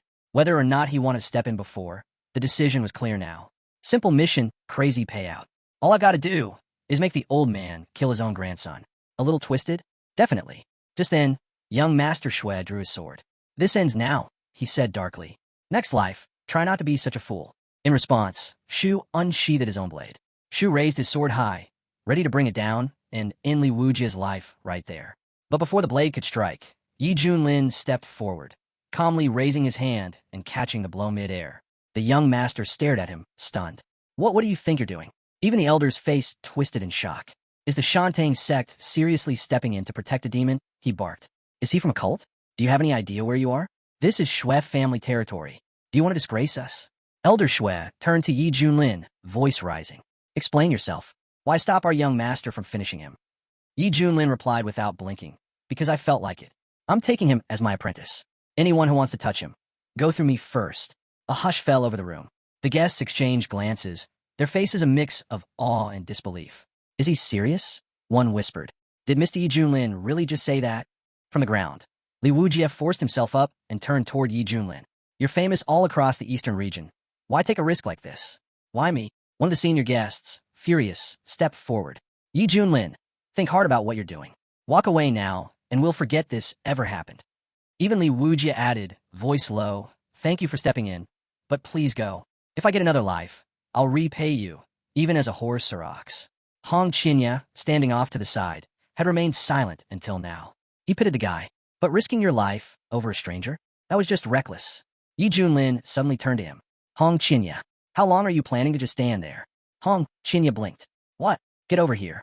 Protect your new little brother, Yi Junlin said, matter of fact. Hong Qinya stiffened. Why yes, master. Inside, he was freaking out. What is happening? What is he doing? Meanwhile, Elder Shui's rage boiled over. You think the Shui family is just something you can push around? You've overstepped. With a burst of power, he unleashed a terrifying energy wave, so strong it rippled across the outskirts of the city. Hong Qinya felt it instantly. My spiritual energy, frozen. Even a mouse hiding behind him whispered, Brother, this is bad. Yi Junlin, on the other hand, stood completely still. If only the old man had struck me already, he thought. The mission's not done yet, but I've already gained a level. This is a guaranteed profit. But suddenly, Elder Shui flinched. He heard something, a strange, echoing sound. Another pseudo-immortal? Is this Yi Junlin's backup? Yi Junlin turned to Nara, confused. Where is he? The elder growled. Who's making that noise? Show yourself. And then, in that moment, Yi Junlin's presence shifted. It was as if he'd ascended, like a saint emperor standing high in the sky, gazing down at the world. Someone muttered, "Who is that? What elder gave him such power?" Elder Shui fumed. "I threw a banquet to show off my breakthrough into pseudo-immortality, and now someone else just appears, stronger, and steals all the attention." Yi Junlin raised a brow. "So, who's the loudmouth trying to show off now?" That's when a figure stepped forward from the crowd. "I am from Muhammad," the man announced. "People call me Dao Jiyang." A warrior in the back gasped. "Dao Jiyang? From Muhammad? The strongest of them all? He's the saint's son's personal teacher," someone whispered. "And rumor has it, the saint was crippled, and 18 elders were killed. You think he's going to let that slide?" But the Shui elder's eyes narrowed. He quickly realized this Jiyang wasn't a savior. He was a threat. And Yi Junlin? He just dug himself into a pit. "Looks like I won't even need to act," the elder thought with a smirk. "Jiyang," he said casually, "Yi Junlin's the one behind you. Handle your business however you like." Jiyang turned slightly. "Since when do I need your permission?" Yi Junlin didn't flinch. He casually raised his middle finger. "I'm right here." "What now?" Hong Qinya blinked. "Master, that's Jiyang. Doesn't he realize there's a massive difference between himself and a pseudo-immortal?" Jiyang's brows twitched. His aura flared. "You got a death wish?" he growled, unleashing his full pressure. But Yi Junlin stood there calmly and said, "Why are you barking? Are you trying to act like a stray dog?" The words hit hard. Jiyang exploded with rage. "You little bastard." With a surge of energy, he activated a golden orb, dense, hot, and deadly. "Die." Yi Junlin's eyes widened slightly. The surrounding space had turned to a forbidden zone. The temperature climbed dangerously. Even the elder flinched. That orb, if it detonates, all of human could be vaporized. This isn't worth it. Not over some nobody. But Yi Junlin didn't budge. He stepped forward, straight toward the deadly sphere. He wasn't going to run. He was going to finish the mission now. Guests began panicking. "What is that? Why is it so bright? I can't even keep my eyes open." Right then, the system chimed in. "System alert. Host has encountered a pseudo-immortal enemy. Passive stat boost activated. Strength increased to mid-stage pseudo-immortal." Hong Qinya nearly dropped to his knees. "My master, he's also a pseudo-immortal? This pressure, it's worse than a demon lord's." Somewhere in the abyss, even ancient demons stirred. Yi Junlin faced the orb, unshaken. "That's it? This is your big move?" he said. "This wouldn't even scratch my fingernail." Without hesitation, Yi Junlin struck back. The force of his counterattack stunned Jiyang. He never saw it coming. The crowd gasped. "He's not just a madman. He's a half-pseudo-immortal." "Impossible." Li Wujie stared in awe, trembling. "Master," another guest muttered. "Now it makes sense. No wonder he was so arrogant. He had the power to back it up. All this time he played us all. If not for this banquet, how long would he have kept hiding it?" Jiyang seethed. "You've been a pseudo-immortal all along, and you kept it hidden. You've humiliated us all." Yi Junlin raised his hands innocently. "I swear, I just advanced. I was already on the verge, just needed one final push. I swear on the heavens." But Jiyang growled, "Liar. You think I'm some idiot you can trick?" Yi Junlin grinned. Jiyang scoffed. "I don't care if you're telling the truth or not," he said. "But one thing's clear. You're the most outrageously gifted freak I've ever met." He stepped forward, summoning energy. "I've never seen someone so shameless." With a roar, he launched the Solar Seal Annihilation, a technique known for melting even pseudo-immortal defenses. But Yi Junlin didn't move an inch. He just smiled and said, "Go on. Let's see what you've got." Senior Shui folded his arms, muttering, "This guy's just showing off now. Acting tough because he's strong. But he needs to be put down. Doubt Zhuang will humble him." Jiang stared in disbelief as his technique was easily brushed off. How was that even possible?" he muttered. Even the elder couldn't believe it. "No injuries? Nothing? He must be using some powerful defensive artifact." Yi Junlin, starting to look bored, said dryly, "That all you've got? Come on. I've seen sect buildings tougher than that. Even my pecs could tank that hit." He squinted slightly. "Wait, this is the tyrant's unshakable technique, isn't it? And that's a mind expansion amplifier. You're boosting your physique." Jiang grit his teeth and activated his next move. "This solar wheel," he barked, "was forged by Wahiga's top craftsman. Late-stage pseudo-immortals don't even dare face it directly. Let's see how your body holds up to this holy artifact." But Yi Junlin still didn't flinch. "All right," he said, stretching his neck. "Let's see how far you get." Jiang, furious, poured everything into his next strike. But Yi Junlin just yawned. "You're really starting to annoy me. Too loud." And in the blink of an eye, he caught Zhuyang's full-powered attack with his bare hands. Then, with one smooth motion, he grabbed him and hurled him into the sky, suspending him like a toy. Elder Shue's voice trembled. This has to be an ancient beast in human form. If it were me up there, I'd already be a bloody smear. Zhuyang couldn't believe it either. This attack is designed to shatter pseudo-immortals, and it didn't even pierce his skin. Yi Junlin looked up at him. You jealous of this body? Yeah, tough luck. I was born this sturdy. He casually tossed Zhuyang's ore to the ground like junk. Here's your broken toy back. Try again if you think you're lucky. Zhuyang growled, shaking. That's it. I'll never forgive you. This means war. He soared into the sky, energy spilling around him like a storm. Then he summoned his trump card, Feathered Ascension Art. Yi Junlin tilted his head. Feathered what? Is this some flying chicken move or something? Silence. Zhuyang bellowed. How dare you mock Wahaman's secret technique? He unleashed a flurry of brilliant, explosive attacks. But Yi Junlin, calm as ever, countered with the Royal Knight's seal. Blades of celestial energy surged above Zhuyang. Multiple strikes from every direction. Zhuyang gasped, realizing he was surrounded. Too many. I can't block all of them. You're strong, he admitted. I'll give you that. But let's see you handle this. Zhuyang's aura surged again. With a roar, he activated his final move, 9 suns burning the sky. Zhuyang's eyes burned with fury. I'm sacrificing 1,000 years of life for this. He roared as flames surged around him. I summon the fiery sun of the immortal realm. I'll make you kneel in the heart of the sun and beg for mercy for all eternity. The guests backed away in panic, sweat pouring down their faces. It's too hot. The whole place is burning up. He's going to scorch everything. But Yi Junlin just rolled his eyes. Brat, he said calmly. Open your eyes. This is the finale. With a single breath, he activated his ultimate move, Fivefold Sansera of Oblivion. A wave of overwhelming force rippled across the entire territory, blanketing the battlefield in pure obliteration. Zhuyang's eyes widened, but he didn't back down. Only one of us is walking away from this. He hurled blazing fireballs, one after another, each more violent than the last. Yi Junlin smiled coolly. Still at it, huh? Are you seriously trying the same move again? Zhuyang's laughter turned manic. It's all fake anyway. What does being a pseudo-immortal even mean? What's the point of power if I can't surpass you? I've cultivated for 3,000 years. Then his expression twisted. I'll be waiting for you in the underworld. Yi Junlin, may the wrath of Xiantian devour you. From the sidelines, Hong Qinya watched in silence, barely able to process what he'd seen. The strongest pseudo-immortal in the eastern region, reduced to madness. All from a single battle. Just how much power is Yi Junlin hiding? Yi Junlin calmly took off his glasses and sighed. Much better. Not so blinding anymore. He turned his back on the smoldering battlefield. Time to finish this quest. He walked straight towards Senior Shui. The elder bowed respectfully. Honorable Yi Junlin, your divine power is awe-inspiring. This humble one is filled with admiration. May I ask, do you have any further commands?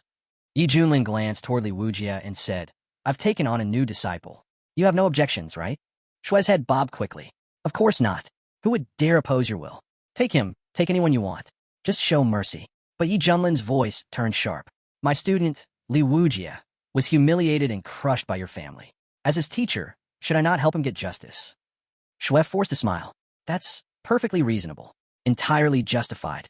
But, may I ask, what are your intentions? Yi Junlin's reply was cold and simple. I plan to kill every single member of your family, right here. The elder went pale. What? Is that too much to ask? Yi Junlin asked, tilting his head. But then again, he continued. Life on the Ringong Islands is hard. The Shui clan, their burden, discontent.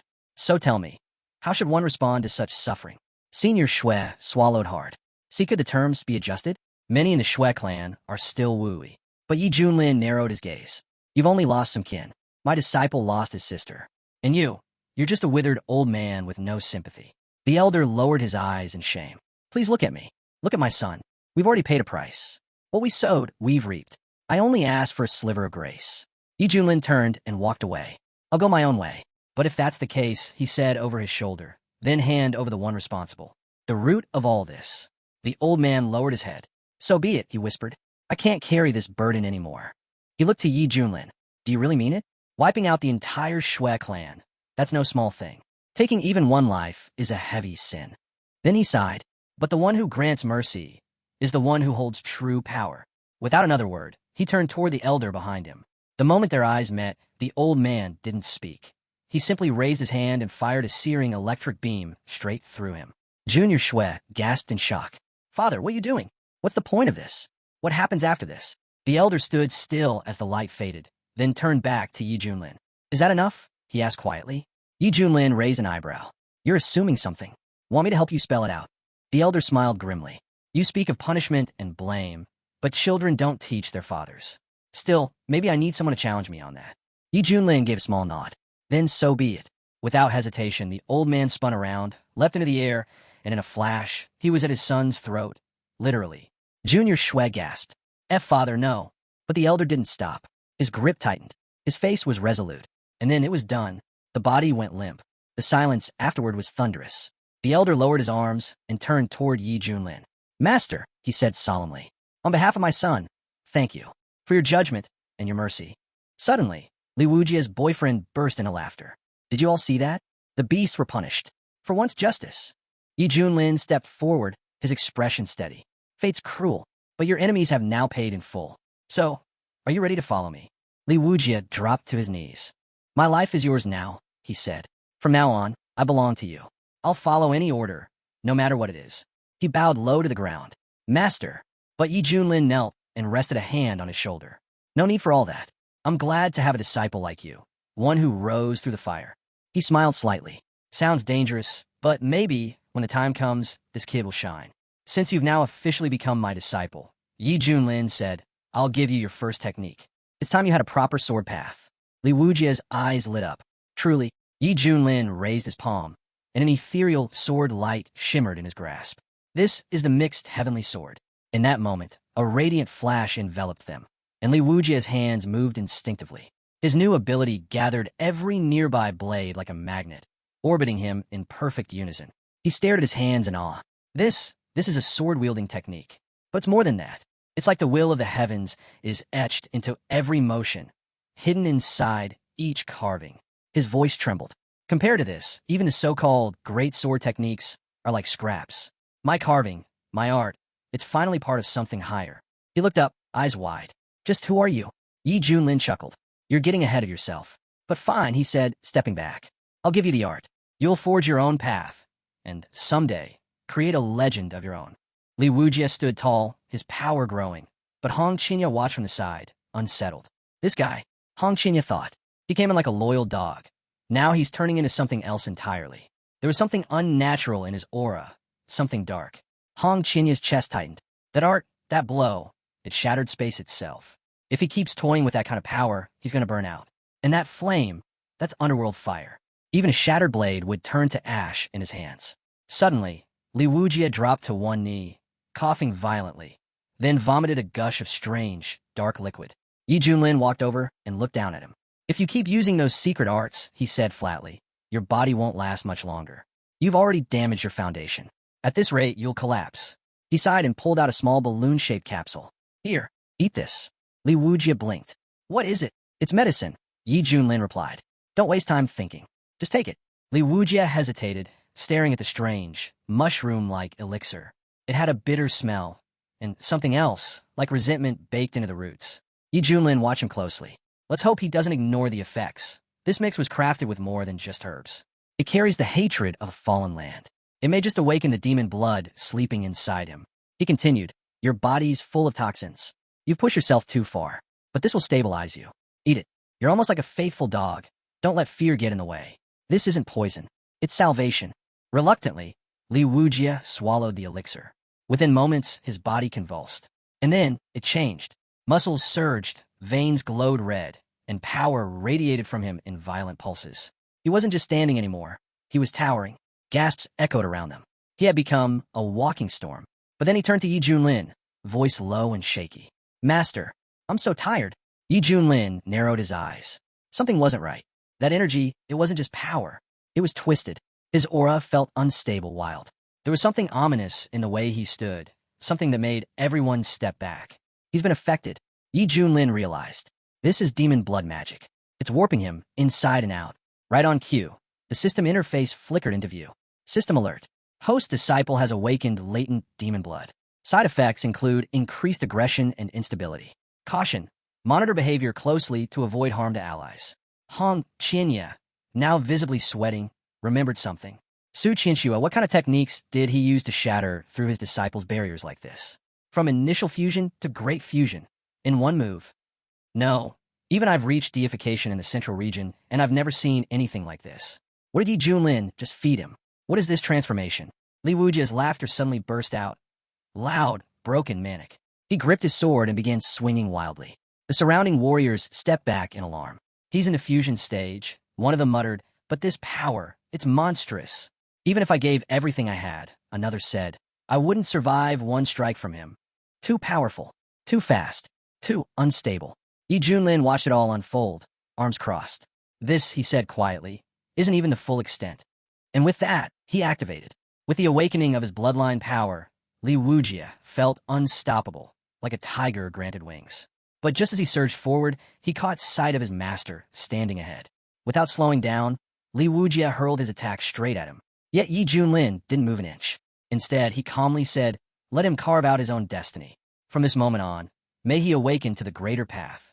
Even though his future disciple had just struck at him, Yi Junlin chose not to retaliate out of anger. Instead, he responded with a lesson, unleashing the Heavenly Emperor technique. But he held back. There was no need to go further. After all, his disciple had only reached the fusion stage, and yet, he was already challenging Phazon. That kind of breakthrough was not to be taken lightly. The master looked on and said that Li Tai had fulfilled his purpose. If not, there was no way someone as weak as his disciple could have handled what came next. Yi Junlin then called out, his voice sharp, focus, snap out of it. This isn't the time to be lost in thought. Li Wujia tried everything to penetrate his master's defenses, but his energy eventually waned. As the heat of battle faded, reality set in. Confused, Li Wujia asked what had just happened. He'd felt completely consumed, lost in fear, even daring to act against his master. Now, he could only brace for punishment. Yi Junlin walked toward him and said, let's see what's changed since last time. Li Wujia answered there was nothing, but after taking a closer look, his face lit up. His level had risen. Yi Junlin noticed it too. Despite everything, Li Wujia's path remained steady. The root of his strength hadn't faltered. In fact, he was growing rapidly, like iron being forged stronger through flame. Li Wujia dropped to one knee and said, this student is grateful for Master's guidance. Yi Junlin nodded and explained, you just triggered your madness bloodline. It grants incredible strength, but it won't last long. You'll need to learn to control it, to keep your balance. Li Wujia bowed his head. I'll remember, Master. Senior Schwest laughed heartily and clapped Yi Junlin on the shoulder. You found yourself quite the disciple. Come, we must toast to this day. Yi Junlin blinked, a bit surprised. Won't we be interrupting the main celebration? The feast was prepared for overcoming the crisis. The elder waved it off. Don't worry, that just adds to the joy. But you know, people are already talking. They say the Shui family elder just took out 2 of his own men, and now he's cozying up to Mr. Yi. It's hard to believe how fast things change. Hong Qinya overheard and nodded silently. It was true. In this world, strength ruled above all. This man had forced an elder to turn against his own, and still earned his gratitude. If he didn't become strong too, he'd always be living under someone else's shadow. Yi Junlin agreed. It's settled then. Let the Shui family enjoy their celebration. Hong Qinya, go pick up your sister. It's time to head out. Hong Qinya bowed slightly. Understood, Master. As they turned to leave, the elder shouted, everyone, come see Li Wujia showing off. Senior Shui smiled and told Li Wujia to stop by when he could. Our doors are open. You've brought honor to our Shui family. We welcome you. But not everyone was pleased. Senior Shu growled under his breath, frustrated and bitter. Everything was supposed to be a grand celebration, a glorious victory. But just like that, it all came crashing down. Suddenly, someone shouted, Lord, we found the young master's hand. The boy asked anxiously, where is he? Senior Shui snarled, throw that cursed hand in the backyard. Let the dogs chew on it. His voice turned harsh as he yelled at the others, get out. This party's over. Meanwhile, Li Wujia stood aboard the divine beast, riding through the clouds. The experience felt surreal, like a dream. He'd avenged little, and now, he was officially Lin Xiaoan's disciple. It was almost too much to process. Then there was Red Little. She was every bit as stunning and graceful as the rumors claimed. Now that he was part of the sect, maybe it was time to formally greet her. Approaching, Li Wujia said, Elder Sister Red, your talent is unmatched, but your beauty is out of this world. I look forward to learning much from you in the days ahead. Hong Qinya sighed as she watched from a distance. Why are all these guys like this? Mr. E, still reeling from having slain the mighty Susan, was visibly irritated. Taking on such a promising disciple only made the situation more complicated. As Sha turned to leave, someone asked, "Did I say something wrong?" Just then, a mouse-alike figure scurried over and muttered, "You guys keep messing up Big Brother's gender. He can't stand that." The mouse paused and blinked. "Wait, who are you again?" Li Wujie introduced himself politely. "I'm a new apprentice under the Shui house. Just arrived, really. Thanks for the heads up. So that's why Big Brother ignores the flattery. I see now. He's a man. I stepped right into that one." Mouse nodded. "Exactly. Big Brother Hong Qinya takes that seriously. It's a big no-no." Li Wujie laughed awkwardly. As expected, Master sure attracts some unusual people. A ridiculously handsome Big Brother and a cute little Mouse's sister. Mouse smiled sheepishly. "I always wanted to be like my older brothers, but for some reason, I'm stuck in this weird half-mousy, half-human form. I end up causing trouble for Master." Li Wujie replied gently, "Sister, I don't think you do it on purpose. You're unique and, honestly, kind of cute. Actually, back when I was traveling through the eastern region, I stumbled upon a secret transformation technique. If you're interested, maybe it could help you return to full human form." Mouse's eyes lit up with excitement. "Really? If it works, I won't cause Master any more headaches." "That's amazing." She bounced over to Yi Junlin, beaming. "Teacher, if this works, I might finally become fully human again and stop giving you so much trouble." Yi Junlin raised his brows, clearly surprised. "Is that so? Well, that's wonderful news. But honestly, I might miss that soft, fluffy mousy head of yours." Mouse giggled. "No worries, teacher. I'll be able to shift at will. If you miss the fluff, I'll bring it back anytime." Then she paused. "Oh, wait. Do we really need to return to the sect now?" Yi Junlin looked at her, slightly confused. "Return? To the sect? Of course not. We've got a divine beast to ride." He was beyond thrilled. Riding this beast was just too cool, and he wanted the whole world to see it. "Give it some juice," he shouted, and the creature surged forward. After Misty for months, news of what happened at the Shui family banquet spread like wildfire across the eastern region. Everyone was stunned. The cult of mystery, once cloaked in secrets, had become a true enigma. Meanwhile, deep in the eastern lands of Tongha, a fierce battle raged. Warriors were locked in brutal combat with invading monsters. Their creed was simple: die if you must, but never surrender panches. At that moment, Li Wujie jumped off the ship and reported, "Teacher, demons are launching an assault from below." But Yi Junlin? He was casually playing dominoes. Hong Qinya stared, bewildered. Whose cannon could smash through every obstacle on the board and strike the enemy king directly? He'd never met someone so brazen and shameless. Then, without even looking up, Yi Junlin commented, "You're too weak. I've barely used a tenth of my strength, and you already lost." Hong Qinya fired back. "To use a siege cannon properly, you need a solid platform. Its movement is restricted. Even a 3-year-old knows that."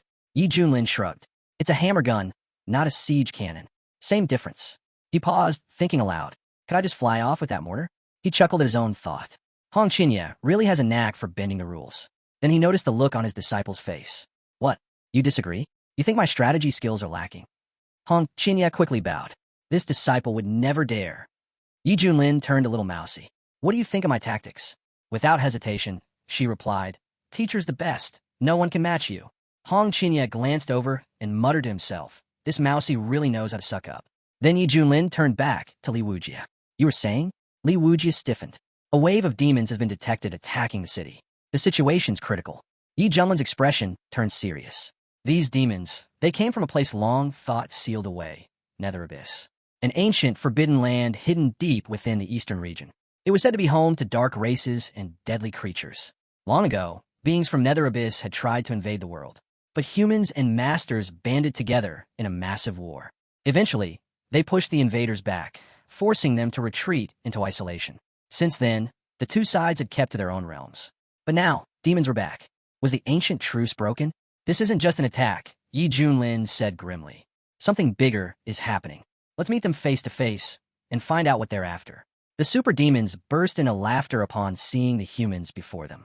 One of them mockingly remarked that a human monk had approached earlier and ordered his men to stay silent, so as not to spook their food. They were told to wait patiently for the humans to come closer on their own. Yuang looked at them and calmly stated that among the 800,000 monsters, there were so many at the body unification level that they couldn't even be counted. In the past, he wouldn't have had the courage to face such a force. But now, he stood shoulder to shoulder with exceptional warriors like Big Brother Hong. Despite that, Yuang admitted to Big Brother Shirao that his swordsmanship wasn't exceptional, so he would reveal his weaknesses first.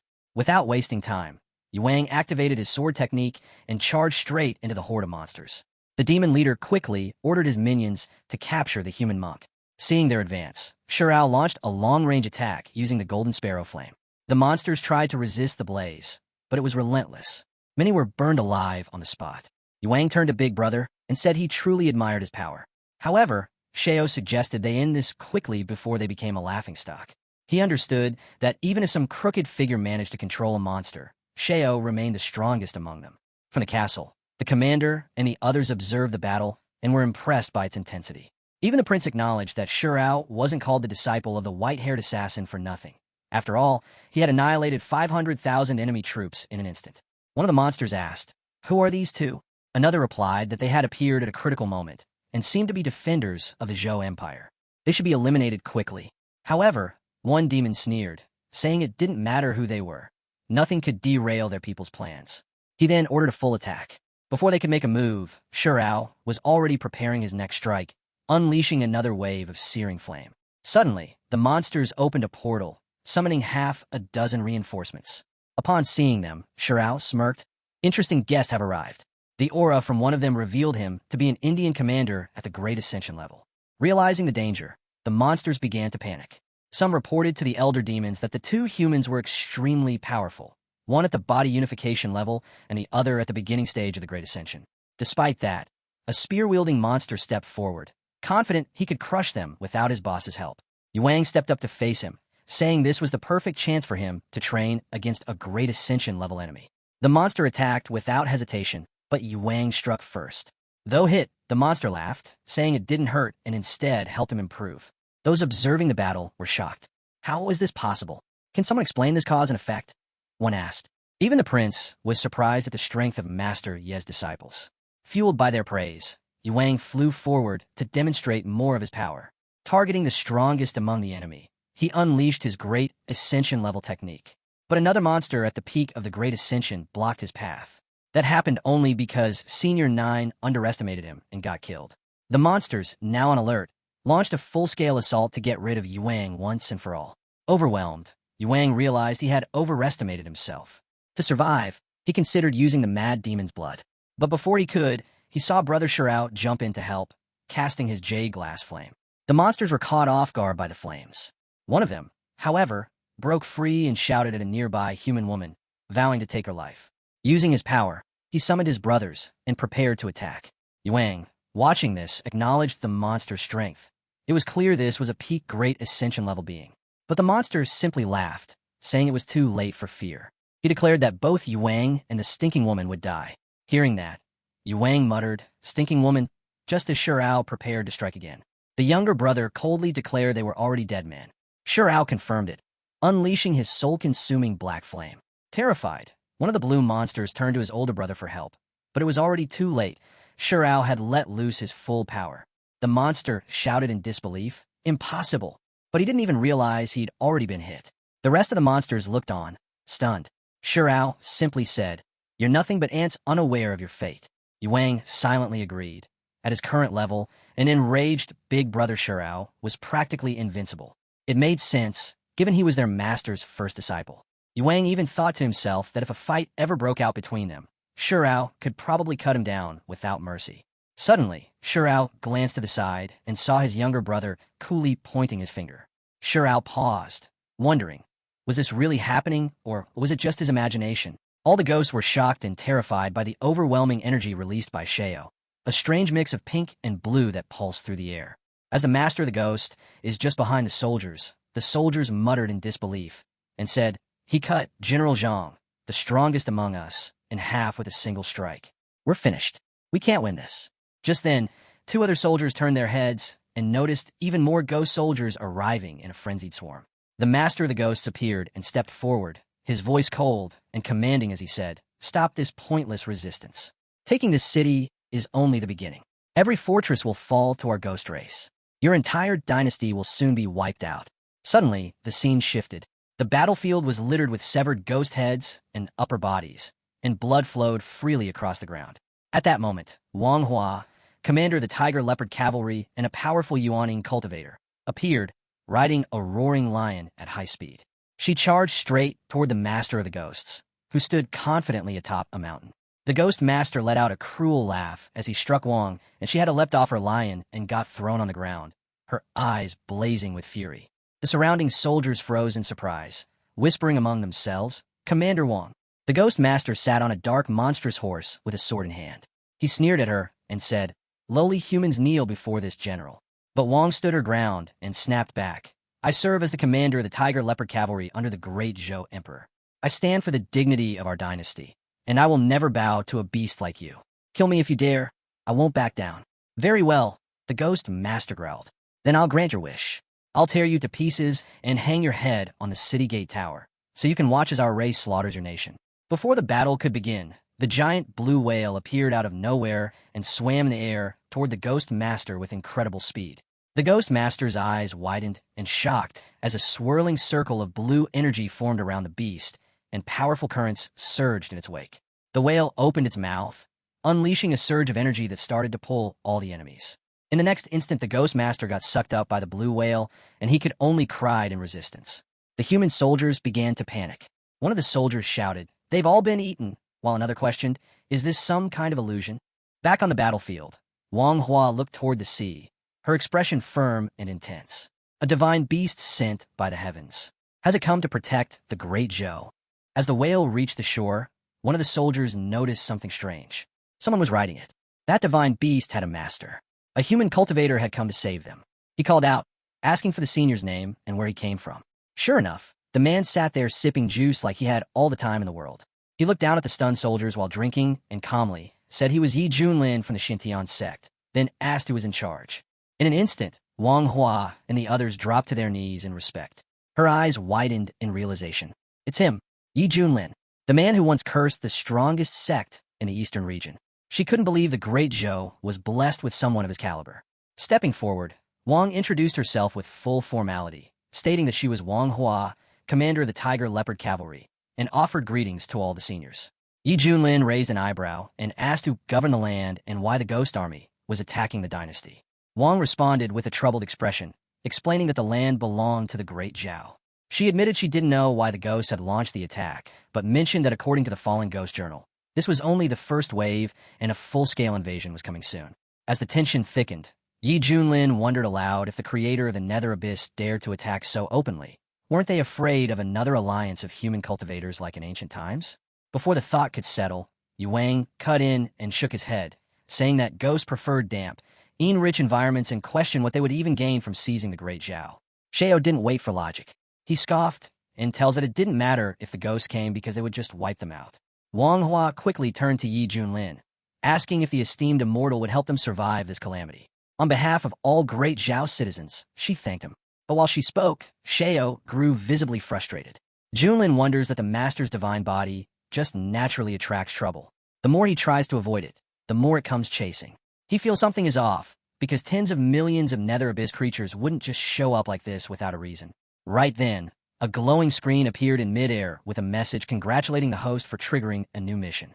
The task was to repel the ghost army invading the Great Zhou, and completing it would grant a valuable reward. Yi Junlin smirked and welcomed the challenge, calling it quest time. He suggested using this place as a base and planned to extract information from the ghosts. Raising his hand, he declared that the invaders were slaughtering innocents, and as a cultivator of the human race, he couldn't just stand by. He urged everyone to spread the word and let it be known that he would step in. Wang Hua bowed deeply, expressing her gratitude and saying that Great Zhao would never forget his grace. Yuang, beaming with admiration, praised the master's wisdom. But standing behind him, Xiao glared and muttered under his breath, calling Yuang a nosy busybody. Without wasting another moment, Yi Junlin gave the order to move and asked to be taken to their emperor.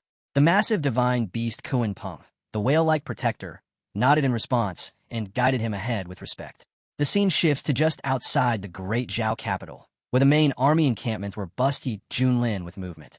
Rows of soldiers stood in formation, alongside war elephants and battle wagons. Inside a command tent, generals huddled over a map, their faces grim.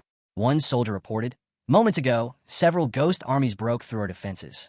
They're advancing fast, and it's clear their target is the capital." Another added, "Reports from across the realm say their generals are at soul integration level. Some even believe a great Ascension ghost commander is leading them." A third soldier frowned and asked, "Why now?" Why are the ghost race suddenly obsessed with taking Wide Aberdeen Street? Could there be hidden treasures drawing them in? The commander, who also happened to be the Crown Prince, sighed. I understand your suspicions, but even as Crown Prince, I have no idea. A soldier quickly apologized. Forgive me, Your Highness, I spoke out of turn. It's fine, the prince said, shaking his head. Right now, all we can do is hold the line for as long as possible. If we can't, then we must protect and evacuate the people. As long as they survive, there's still hope. Just then, someone burst through the doors. Your Highness, it's urgent. You need to see this immediately. Everyone in the tent turned to him, startled. The Crown Prince narrowed his eyes. Don't tell me the ghosts are attacking again. His thoughts spiraled. Damn it. These last few days, the ghost army's been wearing us down with raids. Our troops are exhausted. We're outnumbered, 800,000 to our 400,000, and they control the initiative. How the hell do I turn this around? Suddenly, tremors rippled through the ground. Outside, the divine beast Kuan-Pung landed with a thunderous splash, and soldiers stared in confusion and alarm. They questioned what the beast was and why something like that had appeared in the Great Zhao. All units were ordered to prepare for engagement. The Crown Prince rushed to the scene and quickly told them to stand down, recognizing the creature as Kuan-Pung, the divine beast. He also identified the rider as Tiger Leopard Commander Manhua. One soldier blinked in disbelief, surprised that Commander Wang could ride such a beast. Wang dismounted and stepped forward, reporting that the Tiger Leopard cavalry had returned. She had brought Yi Junlin, master of the divine beast, to help defend the Great Zhao. The Crown Prince stared in shock, confirming if it was really Yi Junlin, the white-haired demon from the Shantian sect, who had tamed the divine beast. Wang stepped in quickly and urged the prince to choose his words carefully. She explained that Senior Yi Junlin was actually very easygoing and not as frightening as the rumors claimed. The Crown Prince straightened himself and introduced his identity respectfully, offering formal greetings to Senior Yi. Yi Junlin found it amusing that they still saw him only as the man who had killed 18 elders from the Yuhua sect. Before he could respond, a chilling ghost voice echoed from the sky, declaring that the humans were surrounded by an army of 800,000 ghosts. The voice warned them to surrender quietly and accept their fate as offerings. The Crown Prince clenched his teeth, furious at how far the ghosts were pushing things. Yi Junlin glanced at his companions and gave them a signal to handle the situation. They replied with confidence and disappeared in a blur of movement. Watching from afar, the Ghost Master squinted in confusion, wondering who those two were and why they would charge straight into an army of 800,000. He questioned their sanity, especially with a great Ascension-level commander among the ghost ranks. To him, it seemed like pure foolishness. Meanwhile, atop a fog-covered mountain, a ghost general stood overlooking the battlefield. His expression was grim as he observed the resistance. He found it laughable that the so-called Great Zhao would put up such resistance for a single city. While royal dynasties could draw power from national fate, the ghosts held the advantage in numbers, 800,000 against 400,000. He clenched his fist and declared that the 100 clans of the Nether Abyss had risen together. The ghost race had to seize the initiative. This was the moment that would shape the future. The world would fall, and new rulers would rise in the east. Those who conquered now would decide what came next. As the scene shifted, Yuang and Shao arrived together, stepping into the aftermath of battle. Without missing a beat, Shao stepped forward and reported that the 800,000 ghost troops had been eliminated, just as the master had ordered. Yuang tried to add something about the seniors and masters, but halfway through his words, he hesitated. His thoughts drifted, wondering if the master might be upset with them. Then, without any build-up, Shaoxi suddenly spoke and told the master to wake up. Yi Junlin stirred, stood up casually, and muttered that it was already done. Shao, clearly annoyed, reminded everyone that they had just annihilated the enemy force. It was more to herself than anyone else. While they had been risking their lives, she thought bitterly the master had been taking a nap right there on the battlefield. Yi Junlin didn't miss a beat. He stepped forward and told them they had done well, and to keep it up. Suddenly, the Crown Prince of Great Zhao approached with his soldiers. They all bowed with respect and expressed their gratitude to Yi for saving the nation from a great crisis. Yi Junlin gave a casual shrug and said it wasn't a big deal, but they were tired now and expected to be treated well by the people of Zhao.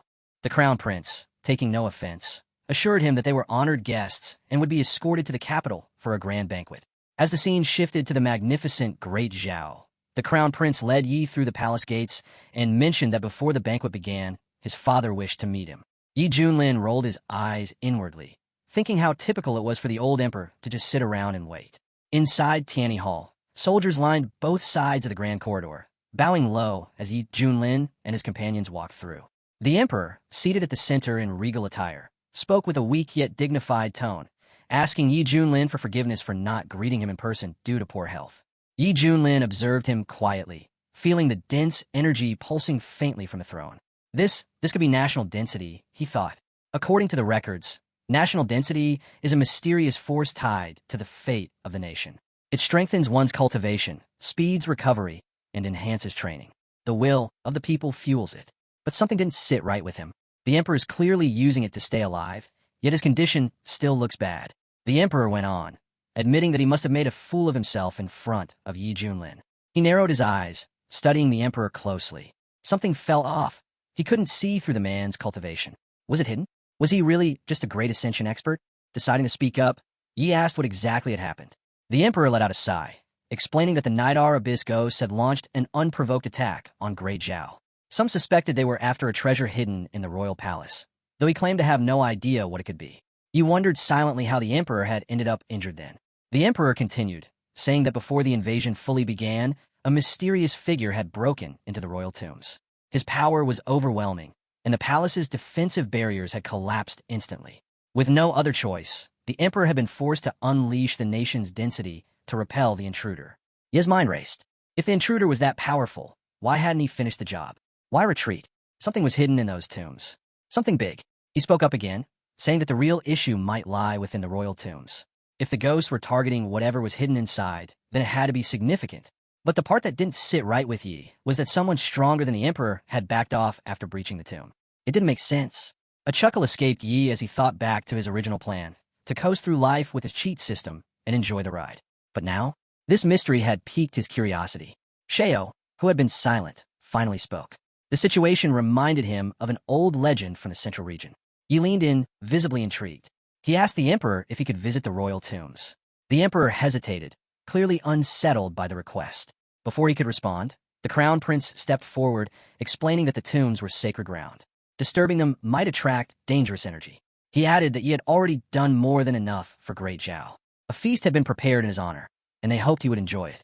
The emperor echoed the sentiment, apologizing for declining the request. Still, he offered Yi the right to choose any treasure from their vault as a token of gratitude. Yi smiled and waved the matter off. He said he was only curious and mentioned that his system quest hadn't ended yet, so he'd stay around and observe how things played out. The crown prince grinned, relieved, and invited him to follow. Far away, in the crimson halls of the Nidar Abyss, a ghost king lounged lazily on a bone-decorated throne, sipping blood from a crystal goblet. Skeletons were scattered like ornaments across the floor. He muttered with satisfaction that the blood of newborns was truly divine. After all these years, the time had finally come. Once Great Zhao fell, his status in the ghost race would rise immensely. His eyes gleamed with ambition. If he earned favor with the Eastern Lords, perhaps a seat among them could be his. Still, something bothered him. There had been no news from Kuntha or the others. By now, the emperor should have been forced to act. As he pondered, a masked figure suddenly appeared in the hallway like a phantom. The figure asked coldly why the Ghost King was still lounging there. The Ghost King stood straight and offered a respectful greeting. He claimed to have already deployed his forces and vowed that the emperor would soon be crushed. The masked envoy scoffed and informed him that his entire army, 800,000 strong, had already been annihilated just outside the capital. The emperor hadn't even needed to step in. Stunned, the Ghost King demanded to know how that was possible. His forces included dozens of Soul Integration generals and 10 Great Ascension commanders. The envoy snapped that it wasn't the Zhao dynasty that stopped them. It was a single cultivator named Yi Junlin. The Ghost King's face contorted in fury. A brat at the Great Ascension level had dared to interfere with his plans? Even if Yi had defeated 10 commanders, he was nothing compared to the power of a tribulation stage ghost. Just an ant. The envoy warned him not to underestimate Yi, then tossed him a mysterious talisman and commanded him to crush Great Zhao, warning that another failure wouldn't be tolerated. The Ghost King caught the talisman and burst into maniacal laughter as he stormed out. Outside, the mountains quaked with rising ghostly energy. Drawing his blade, he shouted for all troops to march. A thunderous response followed as ghost soldiers rose into the sky. Back at the Zhao Imperial Palace, inside Tiana Hall, Yi and his companions were finally enjoying the grand feast.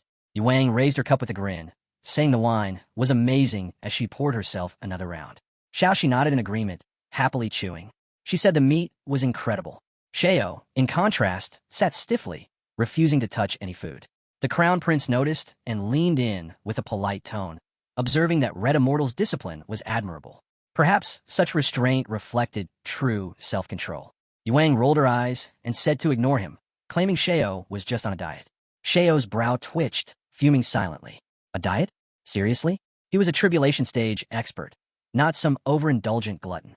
Trying to lighten the mood, the Crown Prince clapped his hands and suggested perhaps some music would be more to Red Immortal's taste. At his signal, Chang Feng, the Eastern region's greatest musician, entered with a graceful bow and introduced himself to the guests. The Crown Prince explained that Chang Feng's music carried the profound essence of Zhou, once even helping a dying Yuaning cultivator break through to soul formation. He requested Master Chang Feng to begin playing. As the elegant melody filled the hall, Yuang, Xiaoxi, and even Sheo remained noticeably unimpressed. Chang Feng frowned at their reactions and turned to the Crown Prince. If this was their idea of entertainment, then perhaps he shouldn't have bothered showing up at all. The Crown Prince looked at Yi and asked if he found the performance lacking. Before Yi could answer, Chang Feng snapped at him, accusing him of being a vulgar brute who knew nothing about music. Yuang's aura flared up, her eyes burning with anger. She declared that no one insulted her master and that she'd end Chang Feng where he stood. The Crown Prince raised his hands and quickly intervened, saying that Master Chang Feng simply had a blunt personality and meant no offense. But Chang Feng sneered and claimed that they were all barbarians, only interested in battle, never respecting the sacred Zhou of music. The Crown Prince muttered under his breath, wishing Chang Feng could at least die with some dignity if he was going to keep acting like that. Just then, a system screen lit up before Ye's eyes. A new optional mission had been triggered. He glanced at the mission details and chuckled to himself. The first option was garbage. It had just hurt his reputation. But the second? It would power up Mousy and boost his entrance style. Perfect. He got up from his seat and said there was no need for instruments. If music was the test, then his hands would do just fine. Chang Feng's face twisted in fury. Hands? Martial arts scum had the nerve to mock the sacred path of music? He had studied for thousands of years, diving deep into this Zhou, and now some brute thought he could just wing it? He simply cracked his knuckles and smiled, ready to prove otherwise. The prince entered the conversation too and said, every profession requires its master, and practitioners are no exception. If it were as simple as just having hands, there would be no masters left in this world. Yuang was also supportive and shouted that his teacher was right, and the most important thing was to have hands. Chang Feng shouted at the guy to act. He said he would lend him Fuyo's lute and let everyone see what amazing music he could play. If that guy could actually perform, then even a pig could climb a tree. With an attitude like his where all he knew was how to fight and kill, there was no way he understood the art of playing the lute. Yi Junlin glanced at the old man and asked him to hold back. He said he was really afraid that someone as respected as Yi Junlin might lose patience and start a fight right there. Yi Junlin picked up the instrument and said that in his past life he had a creative side and playing the lute was easy for him. He added that his master had given him auto-improvement skills. The system then gave a notification. It showed the levels of lute mastery, which started from elementary comprehension, then moved to confident mastery, outstanding mastery, supreme mastery, and finally pinnacle of perfection. Yi Junlin's current skill was already at pinnacle of perfection. He then asked the system about the other guy's level. The system replied that the man's skill was only at confident proficiency. The old man told him to hurry up and stop wasting time. The prince saw all of this and wondered if Honorable Yi Junlin had any patience left. He questioned whether he should step in and save Chang Feng. Yi Junlin thought to himself that if Chang Feng had only reached the level of confident mastery, then maybe it was better to just bear with listening to his level and hand over the stage. He decided to let him perform his old melody called Power over the world. Yi Junlin then placed both hands on the instrument and began to play using his energy. The flow of waves in the music shifted between fast and slow with such depth that Xiao could not believe the melody came from someone so young. She wondered how his teacher had passed down such a powerful tune. If this performance took place in the central region, it would easily be ranked at the highest level where no one would dare challenge it. Chang Feng was shocked to hear such a sound and asked, "How is this even possible?" Yuang also excitedly shouted at this moment that the music was great, and he was suddenly able to feel the incredible depth and meaning in it. "I have a storm of emotions and feel like my heart is about to jump out." But Yi Junlin suddenly started playing faster so that everyone could feel the energy. Shirao hadn't expected that and suddenly felt himself raising his level. Yi Junlin had told him that this was the middle of the Great Ascension, the late stage, the peak, the perfection. She suddenly realized that she was only one step away from reaching the state of Ascension. Yuang was also caught under this and shouted for more, to give him energy. After all, Senior Lee had been dreaming of this for a long time. Someone said that Senior Li had also unexpectedly moved from unification into a great ascension. The prince witnessed everything with his own eyes and claimed that Yi Junlin, who was thought to be honorable, was actually a false immortal, only at the mid-stage of ascension. Energy from the melody surged through the residence and echoed across the city. The warriors who experienced it said the sound alone had healed their wounds completely. They called it an amazing event. Some even felt themselves advancing into the spirit transformation realm and called it a miracle and a blessing from the heavens. Meanwhile, outside the capital city of Zhou, an elder demon warned that the demons planned to launch a bloodbath that very night across the empire. He ordered them to attack the city. Suddenly, a radiant light burst across the sky, catching everyone's attention. Even the younger demons begged their elders to look at it. The force of the sound was so intense that it tore through their ranks. Just before being destroyed, some monsters cried out in desperation, questioning what it was and pleading for the great king to rescue them. They shouted that whoever had this kind of power should stop hiding, because hiding did not count as a skill. The terrified monsters urged their king to retreat at once, saying mankind now had a mighty protector. But the elder demon refused and demanded to know who the true opponent was. In that moment, he declared there was no better choice than to rely on Abyss Pill, who was ready to sacrifice anything just to uncover the identity of this mysterious and powerful enemy. The elder demon began to improve and shouted that he could feel the power within him surging, and his skill had moved from the beginning level of ascension to the late stage. This music can no longer affect me. The elder demon evolved and began to attack the city from afar. He shouted to the enemy, "It doesn't matter who you are. After all, you're going to die anyway." The royal city of Zhou would soon fall anyway. But Yi Junlin continued to play the instrument and released his light spirit, stepping into the white light. The spirit completely surrounded the ground and pulled him out of the darkness, beginning to shine its light over the house. People claimed they had never seen anything like it in their entire lives. They described it as a legendary phenomenon where the sun and moon shine together, the dragon and phoenix sing in harmony, and the stars light up the sky. It felt like a true blessing from the heavens for the land of Zhou. The monster saw all this and asked, what is really happening in Zhou? But suddenly, someone attacked him, and the attack directly hit his back. He didn't even have time to dodge before he felt the pain. The elder monster asked, "Who was it that really attacked? If you have the courage, you come out." But a friend of the elder demon saw that someone was in the house in front of him, and he said that mankind had a great existence. The sound of energy was so loud that the senior monster couldn't even hold back and slowly disappeared with a slow flame. By this time, Yi Junlin had finished playing his tune. He turned to the others and asked how they felt about his power over the world. The system then congratulated him, stating that because he had defeated the demon army, he would be rewarded with a sheen pawn containing the 5 elements of spiritual roots. Yi Junlin was stunned and questioned what had just happened. He wondered if the system had malfunctioned during his performance and when he had supposedly defeated the demon army. The system responded clearly that the demon army invading Zhou had just been wiped out by the music he played. It reminded him that it was a professional system and that he should not doubt its accuracy. Xiaoxi ran up to the teacher and said, "It sounded beautiful. The teacher was incredible." Yi Junlin replied, "I said the most important thing is having hands." Then he turned to Master Chongsang and cried out in despair, saying that the master stood far above him. With tears streaming down his face, he begged the senior to speak the truth. He admitted that the song was divine, so breathtaking that words couldn't describe it. He confessed to his arrogance and foolishness for ever daring to insult him. The prince tried to calm him, but he only shook his head and said he no longer deserved the title of master. He declared that the senior was the true master, while he himself was nothing more than a clown, a ridiculous joke. At that moment, a system notification appeared, congratulating our hero for completing the optional mission. As a reward, he received 10 bags of top-grade spirit beast feed. The prince approached Master Yi and asked, "How are you going to deal with the false immortal?" Yi Junlin realized that since the task was done, he no longer mattered, so he replied, telling him to back off and study hard. Yu Wang spoke with excitement, saying that thanks to his master's song, he had just broken through to the Great Ascension realm.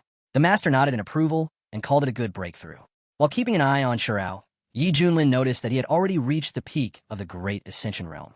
As expected of someone blessed by destiny, he was now close to stepping into the tribulation stage. The prince shouted, "Father Emperor, he has made an incredible breakthrough." He thought that this was excellent.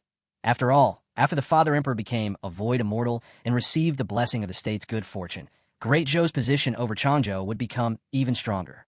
The emperor couldn't believe such a thing and immediately bowed his head before the great warrior. The emperor said, On behalf of all the subjects of the great show, thank immortal Yi Junlin for performing a divine melody that brought blessings to the entire nation. The prince wondered if the father emperor, ruler of a great power and a mighty lord who had reached the stage of overcoming the heavenly tribunal, had truly humbled himself so much just to take such a low position. He questioned how powerful the person from the Shantian sect must be to deserve that. Yi Junlin told the emperor to stand up, stating that if he had broken through the tribulation, then it was his own achievement. The emperor responded that Yi Junlin must be joking. He said the national fortunes of the great show had reached a historic peak because of Yi Junlin's divine musical work, and he had merely taken advantage of the opportunity to barely break through. Yi Junlin remarked that the emperor seemed truly sincere in his gratitude. The emperor confirmed this and declared that if Yi Junlin gave the word, the great show would do everything in its power without hesitation. Yi Junlin then requested to be taken to the ancestral tomb. The emperor agreed and invited him to follow, offering to guide the way. As they entered the tunnel, the emperor explained that there was nothing particularly special in the tomb apart from the usual valuables that might interest tomb raiders. After a while, the emperor announced that they had reached the end of the tomb. Yi Junlin looked around and admitted he found nothing unusual. Shurao, wanting to demonstrate his abilities, used his powers to open a set of sealed doors wrapped in massive chains, doors that led to another world. The emperor was stunned and questioned what it was and how such a thing could exist in the Zhao ancestral tomb without his knowledge. Yi Junlin observed the beautiful star door, realizing that it looked like an illusion, so much so that not even a mouse could touch it. He understood that the door definitely existed, but had yet to fully appear in the real world. To activate it completely, some kind of price would likely need to be paid. Yi Junlin then turned to the emperor and asked how long the empire had existed. The emperor replied, "Our great show has existed for 1.2 million years and is one of the few immortal dynasties in Changzhou that has survived for over 1,000,000 years." Yi Junlin got curious and asked if there were other states or powers. The emperor said that according to historical records, there had been at least several dozen states before the great show. Some of them couldn't even be researched anymore or were no longer mentioned. Yi Junlin realized the star door belonged to an even older time. Maybe there had been records of it once, but after countless storms and upheavals, it had vanished into the dust of history. The ancestral tomb had just happened to be built there. Through all the centuries, even the rulers of Great Show hadn't known about it. They had simply believed it was a good feng shui spot. Yi Junlin then turned to Shurao and asked if, since he had opened the door, he might know something about it. Shurao said he had only heard rumors about the star door's origin, nothing solid. He had just tried it out randomly, and this was the result. Yi Junlin listened and said, "Tell me everything you know." Shurao said it was rumored that in ancient times, the ancient world had many teleportation points scattered across it. These allowed direct access to the Great Thousand Worlds, and countless cultivators had once used them to travel freely across the universe. But later, for reasons no one could explain, the Great Ancestor had sealed these teleportation points, and they were never reopened again. Yuang stepped into the conversation and asked whether the star door really had such power. The prince, joining in, wondered aloud if the legends he had heard as a child were true.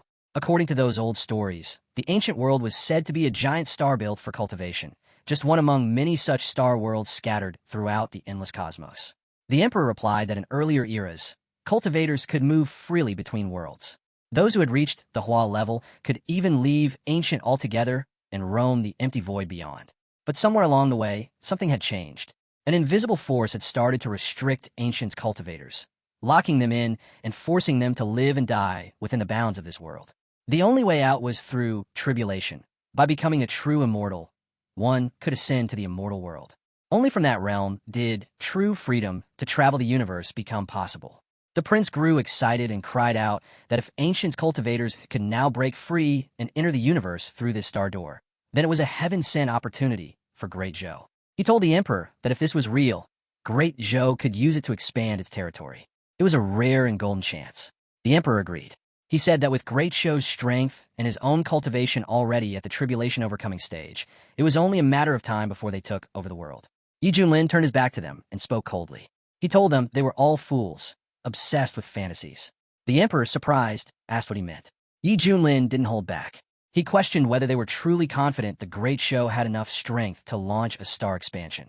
Had they ever considered the possibility that other races might invade them instead? If this kind of expansion was such a blessing to the ancient, then why had the great ancestors sealed the star doors in the first place? He also reminded them of the mystery man. No one had figured out why that being had retreated. He pointed out that they hadn't even been able to conquer Tanga, yet here they were dreaming of taking over other worlds. He compared their ambition to a snake trying to swallow an elephant, completely unrealistic and dangerous.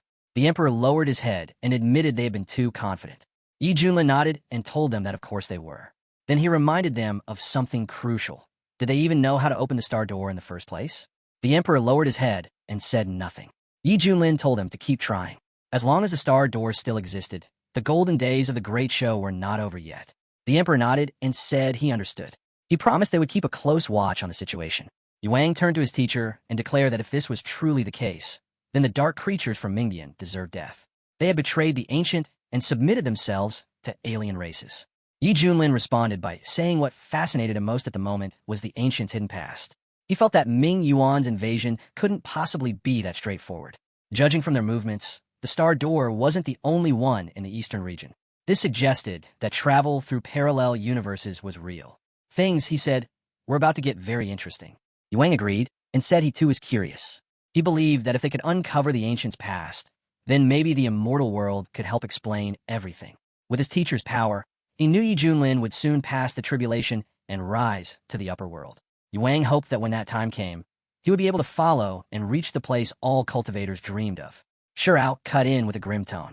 He said the immortal world was cruel, even more so than the mortal realm, where the strong crush the weak without mercy. He recalled his own journey. When he had endured tribulation and become an immortal, he hadn't ascended right away. Instead, he had remained in the central realm, focusing on refining himself and settling his conflicts with the fire teachings. The reason behind his delay was fear. He had heard how rigid the hierarchy in the immortal world was. In the lower realms, those who became immortals were revered and admired. They controlled the elements and were worshipped by countless cultivators. But in the upper world, a newly ascended immortal started at the very bottom. The gap was hard for most to accept. If one had elders or family already there, it was easier. But Shirao had no one. Worse, he had made too many enemies in the central region. If he ascended without preparation, he would have likely been hunted down and killed. He ended his point by stating that ascending to immortality wasn't as simple as it looked. It wasn't just about hard training. It involved survival, support, and timing. Yang asked if that meant success wasn't only about effort. Later, when Yi Junlin returned home, he found that Ming Yuan had already launched the first wave of attack. He realized the other regions of the east might soon fall under siege. Even the 4 great regions could be pulled into the war. Facing this mounting threat to ancient, he made up his mind. He would take on the burden and protect the realm. Then, as if suddenly remembering something, Yi Junlin raised his glasses and let out a laugh. He pulled out a gift and handed it to his student. Xiaoxi leaned in and sniffed it. She said it smelled really good and asked if she could try it. Yi Junlin calmly replied that it was pet food. Xiaoxi pouted and reminded him that she was technically his pet too. Then, without warning, she transformed into a mouse. Yi Junlin sighed and told her to go ahead and take it as a snack. Xiaoxi gleefully accepted and took the food. Meanwhile, Shirao, who had been quietly fuming in the background, looked on in disgust. In his mind, he cursed the mouse, thinking she didn't train, only cared about food, just like that useless fool surnamed Li.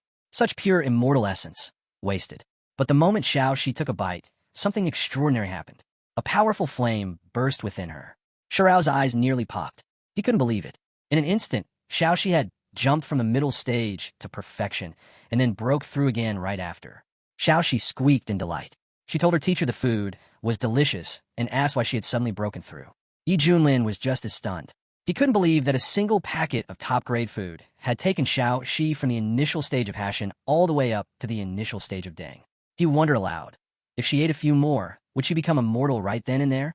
Yuang shouted in disbelief. His sister had caught up to his level in the blink of an eye. Shirao's thoughts were spinning. He couldn't understand how Yi Junlin continued to bring out such miraculous items. He kept asking himself what kind of treasure Yi Junlin really possessed to be able to do something this absurd more than once. Yi Junlin turned to Xiaoxi and asked if she wanted more. Xiaoxi eagerly nodded and said she still wanted to treat herself. With a smile, Yi Junlin tossed a few more packets in front of her and told her to enjoy them. He was glad she liked them. He didn't forget Mousy either. He turned to the beast and acknowledged all its hard work lately. These snacks, he said, were from Mousy as well.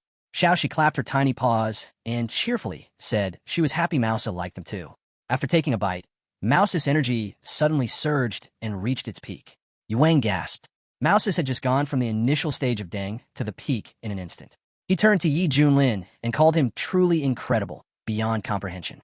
Shirao, sitting quietly, felt a bitter mix of admiration and frustration. He grumbled to himself that this kind of shortcut was unfair to cultivators who devoted years to diligent training. In his mind, he said he should take a moral stance against it.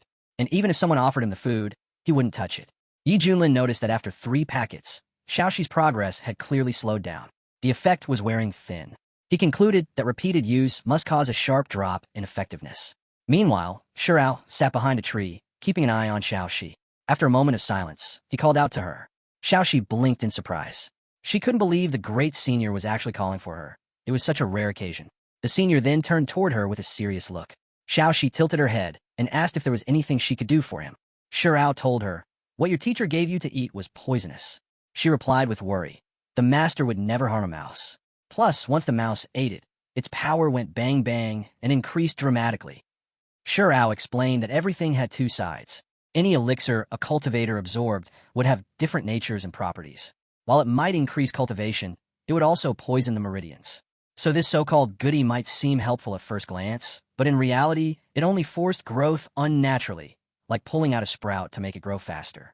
He warned that toxins could already be building up in her body, and if she kept consuming it, it would eventually lead to slow suicide. Mouse had protested that since the teacher had given it to her, it couldn't be harmful. She added that she felt no discomfort at all and actually felt perfectly fine. Shirao, now colder in tone, offered to prove it and immediately used his abilities to inspect her. He was stunned. All her meridians were perfectly intact. Her foundation was incredibly strong. Even more surprising, streams of pure, innate spiritual energy were circulating through her body, far more effective than any elixir. She looked at her older brother with smug satisfaction and asked if she could leave now since nothing was wrong. Shirao hesitated before insisting that she leave the goodies behind. He said Big Brother only meant well and she should listen. She pouted and said the teacher had given them to her. Without waiting, Shirao snatched the goodies right from her hands. She sniffled as tears welled up in her eyes and told him not to cry. She said if he wanted to chase the teacher, that was fine, just not to involve her. Not daring to argue further, she muttered her understanding. Shirao shot her a mocking look and declared he was about to surpass her. This was his chance to finally break through. He lifted the bag high and took a bite. At first, he enjoyed the taste, but then panic set in. His stomach felt like it was going to explode. Clutching his abdomen, his face twisted in agony. He shouted that his body was raging with uncontrollable energy, and if it didn't stop, it would destroy him. Then he glared at the girl and cursed the smelly old mouse, wondering how she had survived it unharmed. Suddenly, he couldn't hold back. A thunderous boom echoed as a colossal smoke cloud erupted behind him, propelling Shirao skyward like a rogue firework. Yi Junlin blinked, watching the spectacle. What's going on? Why did little Hong just fly into the sky? Yuang sniffed the air and wondered aloud why it smelled so pleasantly fragrant. Yi Junlin turned his gaze toward the mouse and asked if she was all right. Mouse had bowed her head in silence and then tells the name of Sheo. Yi Junlin's eyes narrowed as realization dawned on him. So that was what this was all about. Right then, Shirao crash-landed in front of them with a groan. Yi Junlin folded his arms and demanded to know what he had done. Shirao dropped to the ground in a full kowtow, forehead pressed against the dirt, and admitted his mistake. He said he was sorry for what he did, that he didn't mean to, but just couldn't resist the treats. His selfishness had gotten the better of him. He spoke up, his voice filled with guilt. He explained that she had been the one who gave it to him since the older man said he wanted to try it too. Yi Junlin let out a sigh and told Shirao he understood the desire to grow stronger, but reminded him that Xiaoxi was his little sister. Shirao nodded over and over, saying as the teacher's student, he was ready to accept punishment. Just then, his stomach gave another ominous gurgle. He barely got the words out before another blast sent him soaring back into the sky. Yi Junlin yelled after him to stop making excuses and return for his punishment. While flying midair, Shirao cried out that he hadn't expected stealing a chicken would cost him the rice too. He vowed to be more careful next time and thanked the heavens that his old enemies weren't watching this disgraceful moment. Down below, some villagers pointed at the sky. One called out that a heavenly maiden had appeared. Another remarked on the beauty of the celestial being, but wondered why she was making strange noises. A little girl giggled and said it reminded her of her sister farting. A nearby man scoffed and said that was nonsense.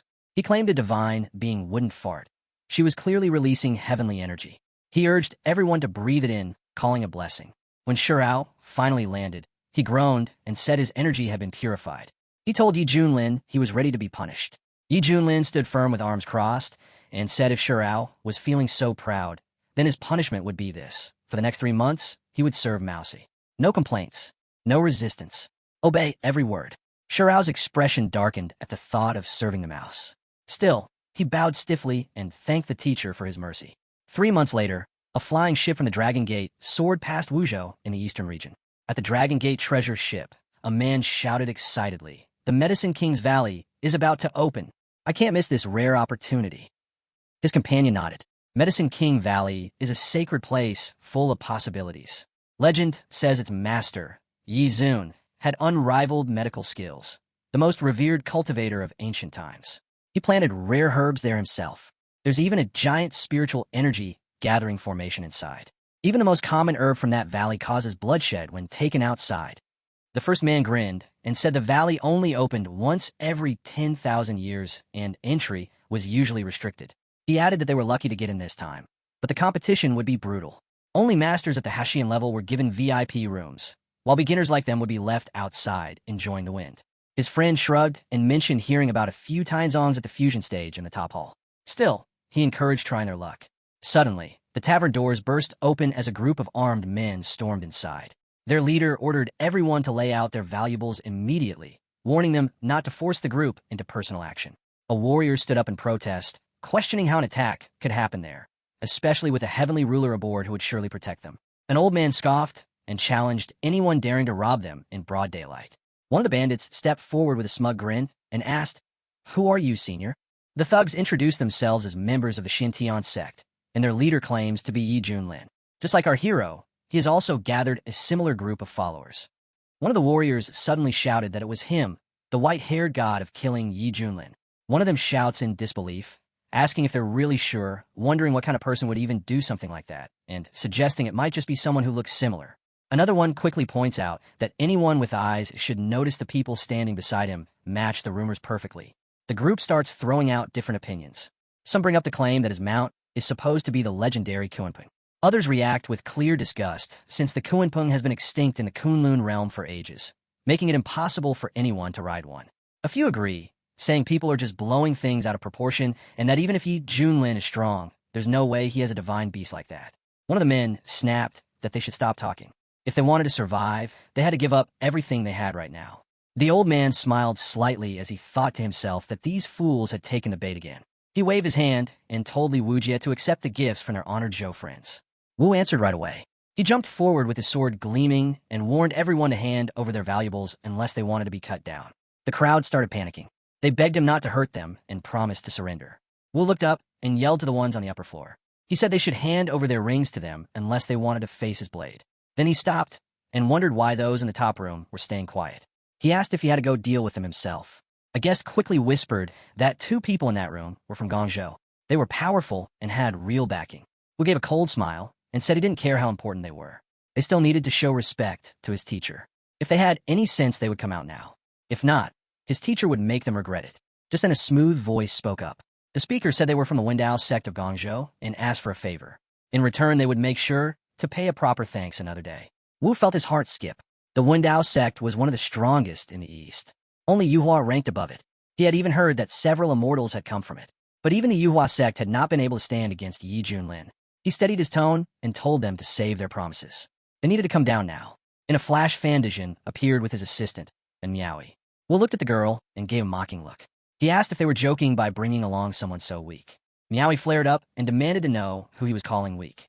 She charged forward, but Fan held her back. He told her to stay calm and let him handle it. As he looked at the group, he thought they matched the rumors. It really was Yi Junlin and his people. Their power felt hidden. The story said he always masked his strength. This was not a group to provoke without caution. He took out a glowing orb and said the Wendao sect offered 5 million supreme spiritual crystals along with several useful artifacts as a small gift for Yi Junlin. Wu gave a smirk and thought to himself that they were trying to play along. He said he would pass the message to his teacher. As Fan stepped back, Miaoi clenched her fists and asked her uncle why he gave in so easily. Fan hissed, "I acted for your safety. Yi Junlin's bloodthirsty temper is legendary. He's not afraid of the Yuhua sect. If he targets you, I'll face the Wendao sect's wrath." Yao spat and said that when those at the top are corrupt, the rest follow.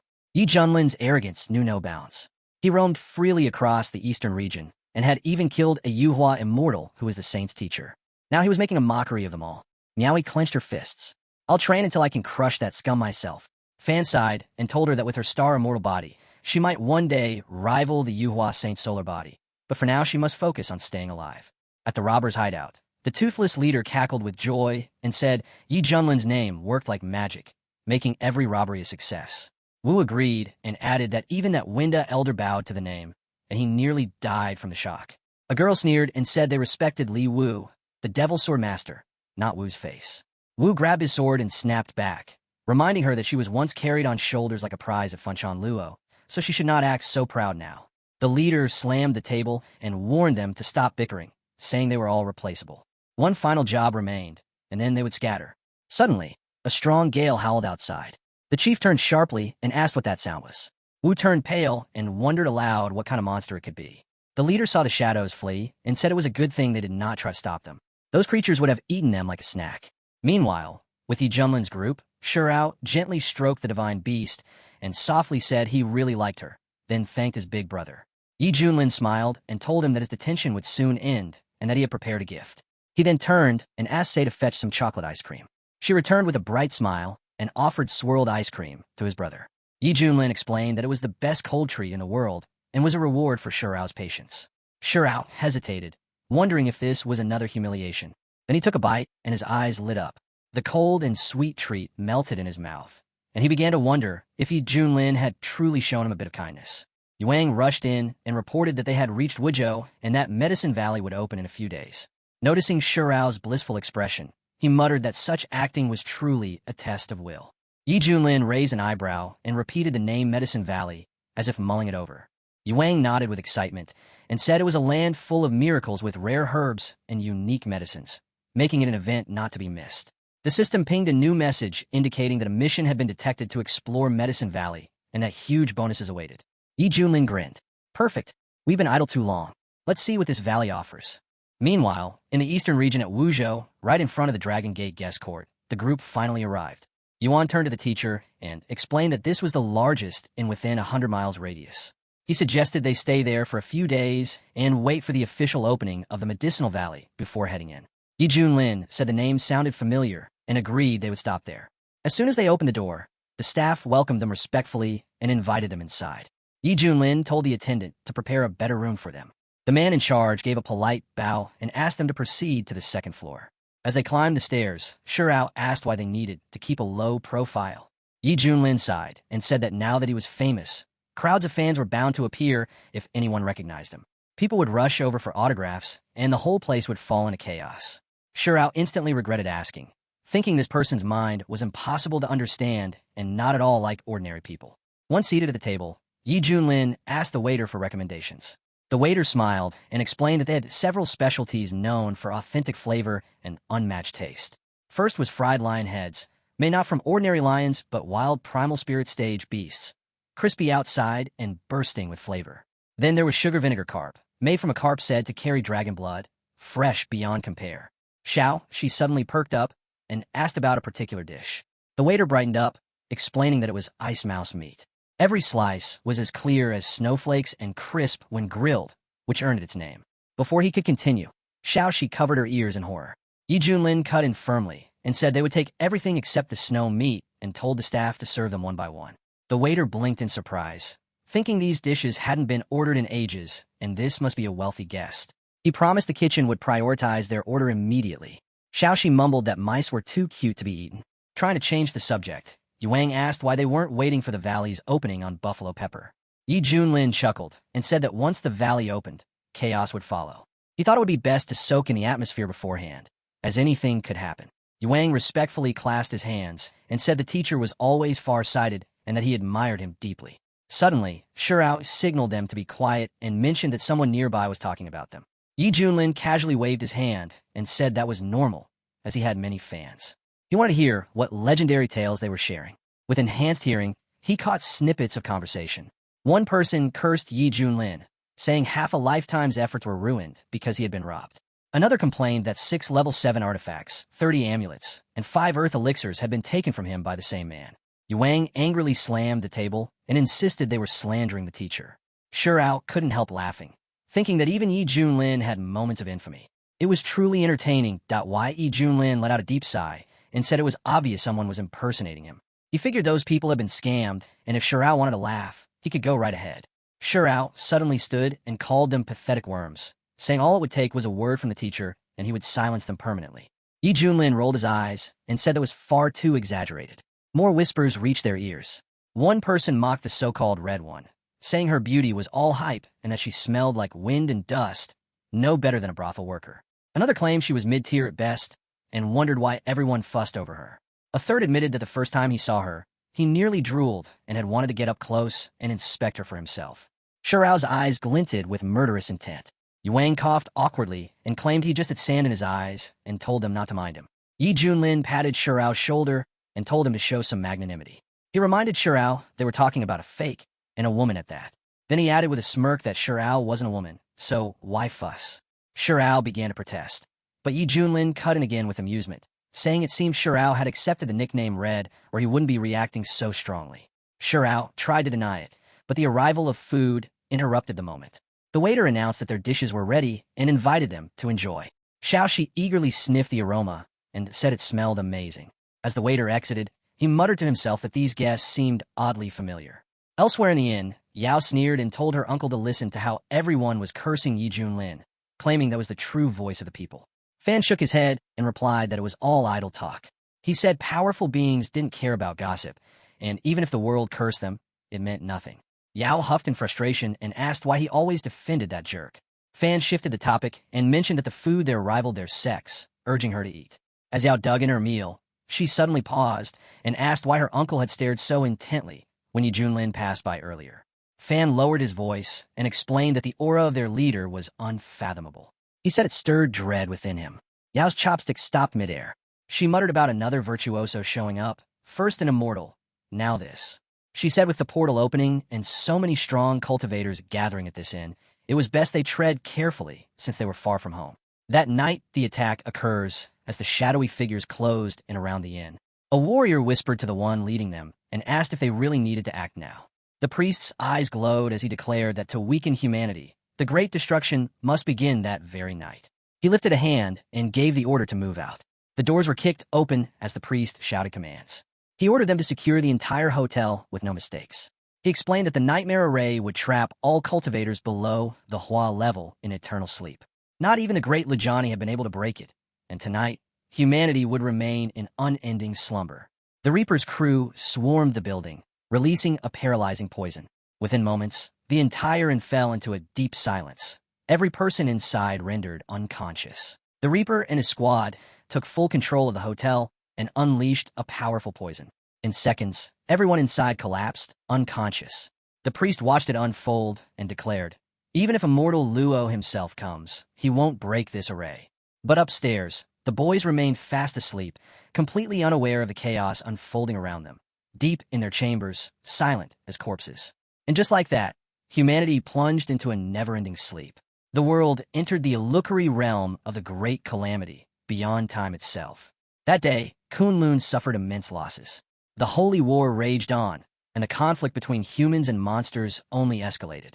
Watching his people fall one by one, the elder dropped to his knees and prayed. Heaven must truly wish for our end, he muttered. But then, something shifted. Out of nowhere, the tide turned. Monster heads began flying left, right, everywhere. People shouted in confusion. Who is that? Who's doing this? From behind a wall of dark clouds, a lone figure emerged, wielding a blazing sword. It's me, the man declared. The crowd erupted. It's him, Sword Godly Liwujia, the strongest swordmaster in all of Kaon, the greatest blade wielder in history. Hope was reignited. Liwujia stood tall and roared. Anyone who dares threaten our lands will be cut down. Without pause, he tore through the enemy. The air filled with the screams of monsters, their fear written in every cry. Standing on a towering peak, Liwujia shouted, I will protect Kunlun until my last breath. The warriors below cheered, their morale soaring. They called him their hero, swearing loyalty to him forever. But while the world celebrated victory, the boys were still trapped in their illusion, a dream world where they stood alone, in the great hall of the fire worship cult. Hong Qinya stepped forward and proclaimed, I now take the throne. The age of fire worship begins. Our leader's power knows no bounds. They said the sacred fire scorched the skies. To worship fire was the highest calling, and also the most agonizing. In that world, only fire endured. Elsewhere, she too was lost in an illusory realm, but hers was peaceful. She lay on soft cushions, calmly eating sweets, untouched by war. That same night, Yifan stepped onto a balcony, gazing out over the city. I thought my name would echo through every province in the east, he sighed. But instead, I've become a disgrace. He looked out at the world, bitter realization sinking in. People aren't who they used to be. Everything's changed. It had been too long since he last made a move. Now he knew. It was time. Is it still possible to make up for a missed signature? Yifan asked. The system responded without delay. Of course. From now on, you'll receive rewards for any missed sign-ins. Yifan was taken aback when he saw the reward pop up. What class is this item? He asked. The system replied, it doesn't have a class or level. Its power depends entirely on your flute-playing skills and your own strength. Yifan nodded. He hadn't forgotten. His flute technique had already reached its peak. There was no better time than now to release the tension building inside him. Without hesitation, he lifted the flute to his lips and began to play. A calm, soothing melody drifted through the air, quietly spreading across the entire city. Far away, a hydra pricked up its ears. What's that sound? It muttered. But before it could question further, its massive body started to sway. This music, it's beautiful, it murmured. Remind me of the old days, back in the tribe. Another monster nearby looked up. What are you doing? It barked. Keep the illusionary array stable. But it was too late. The melody had wrapped itself around them like a spell. One by one, the monsters stopped what they were doing and began to dance. Hydra watched in disbelief. What's happening? Who's interfering with our work? He shouted. Let the priest show himself right now. But even Hydra couldn't resist the rhythm. His body moved on its own, joining the others in the strange, spontaneous dance. Elsewhere, Elder Fan stirred. He blinked in confusion. A trap. I've fallen into a trap, he muttered. But I haven't slept in over 10,000 years, sir. So how did this dream catch me? Snapping out of it, he rushed into his assistant's room. Wake up now, he shouted.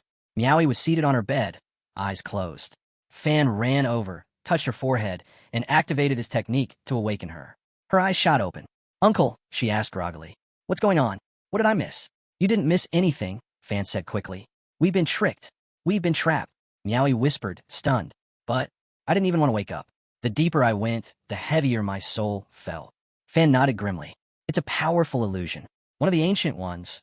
While forgotten formations that bury a person in sleep so quietly, their mind and soul won't even notice. Eventually they just die.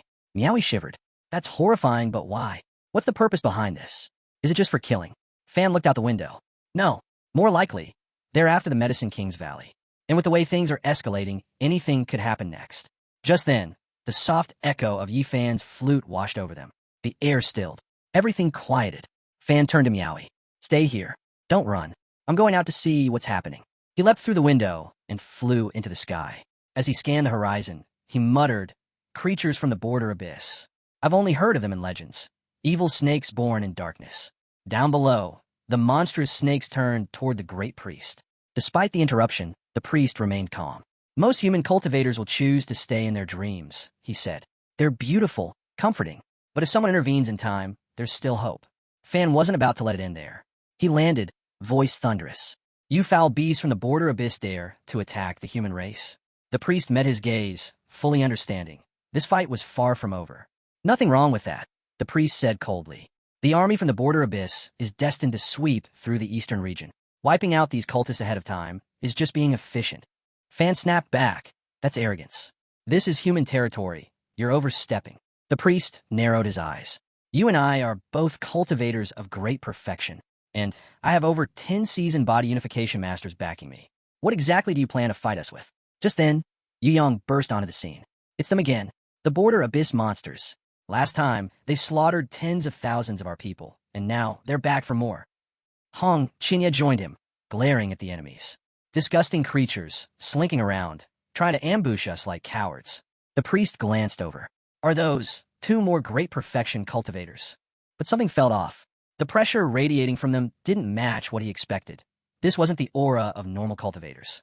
And yet, they felt strangely familiar. One of the snake beasts turned to the priest. What now? There are 3 great perfection cultivators standing against us. Don't panic, the priest ordered. Redirect all your power into me, immediately. Energy began surging toward him in waves. With the Darkness Bone's power, he growled, they'll vanish, instantly and without a trace. Yu Yang's face darkened. This is bad. They're trying to flee, but we can't let them escape. He called out, don't think you can run and leave the rest behind. But the priest only smirked. It's pointless. This rod is a sacred weapon, gifted to me by our clan chief. Even someone at the 3-fracture trial stage would struggle to resist it. As the group slowly began to vanish into the darkness, Yu Yang felt something shift in the air. That melody again. A powerful urge to dance overtook him. Hong Qinya, too, paused, puzzled by the feeling. What is this music? The priest froze, hands trembling. That cursed flute again. He could feel it dragging him down, overwhelming his will. The melody swept over them all, and suddenly, they were dancing, losing control one by one. Even the priest dropped his wand, completely disoriented. Stop it, he shouted. Everyone stop dancing. But none of them could. Hong Qinya blinked, lost. Why can't I stop? Yu Yang glared. Is he provoking us on purpose? Fan stood by the window, watching everything unfold. It's the flute, he muttered. That's what woke me up. This and it's packed with hidden masters.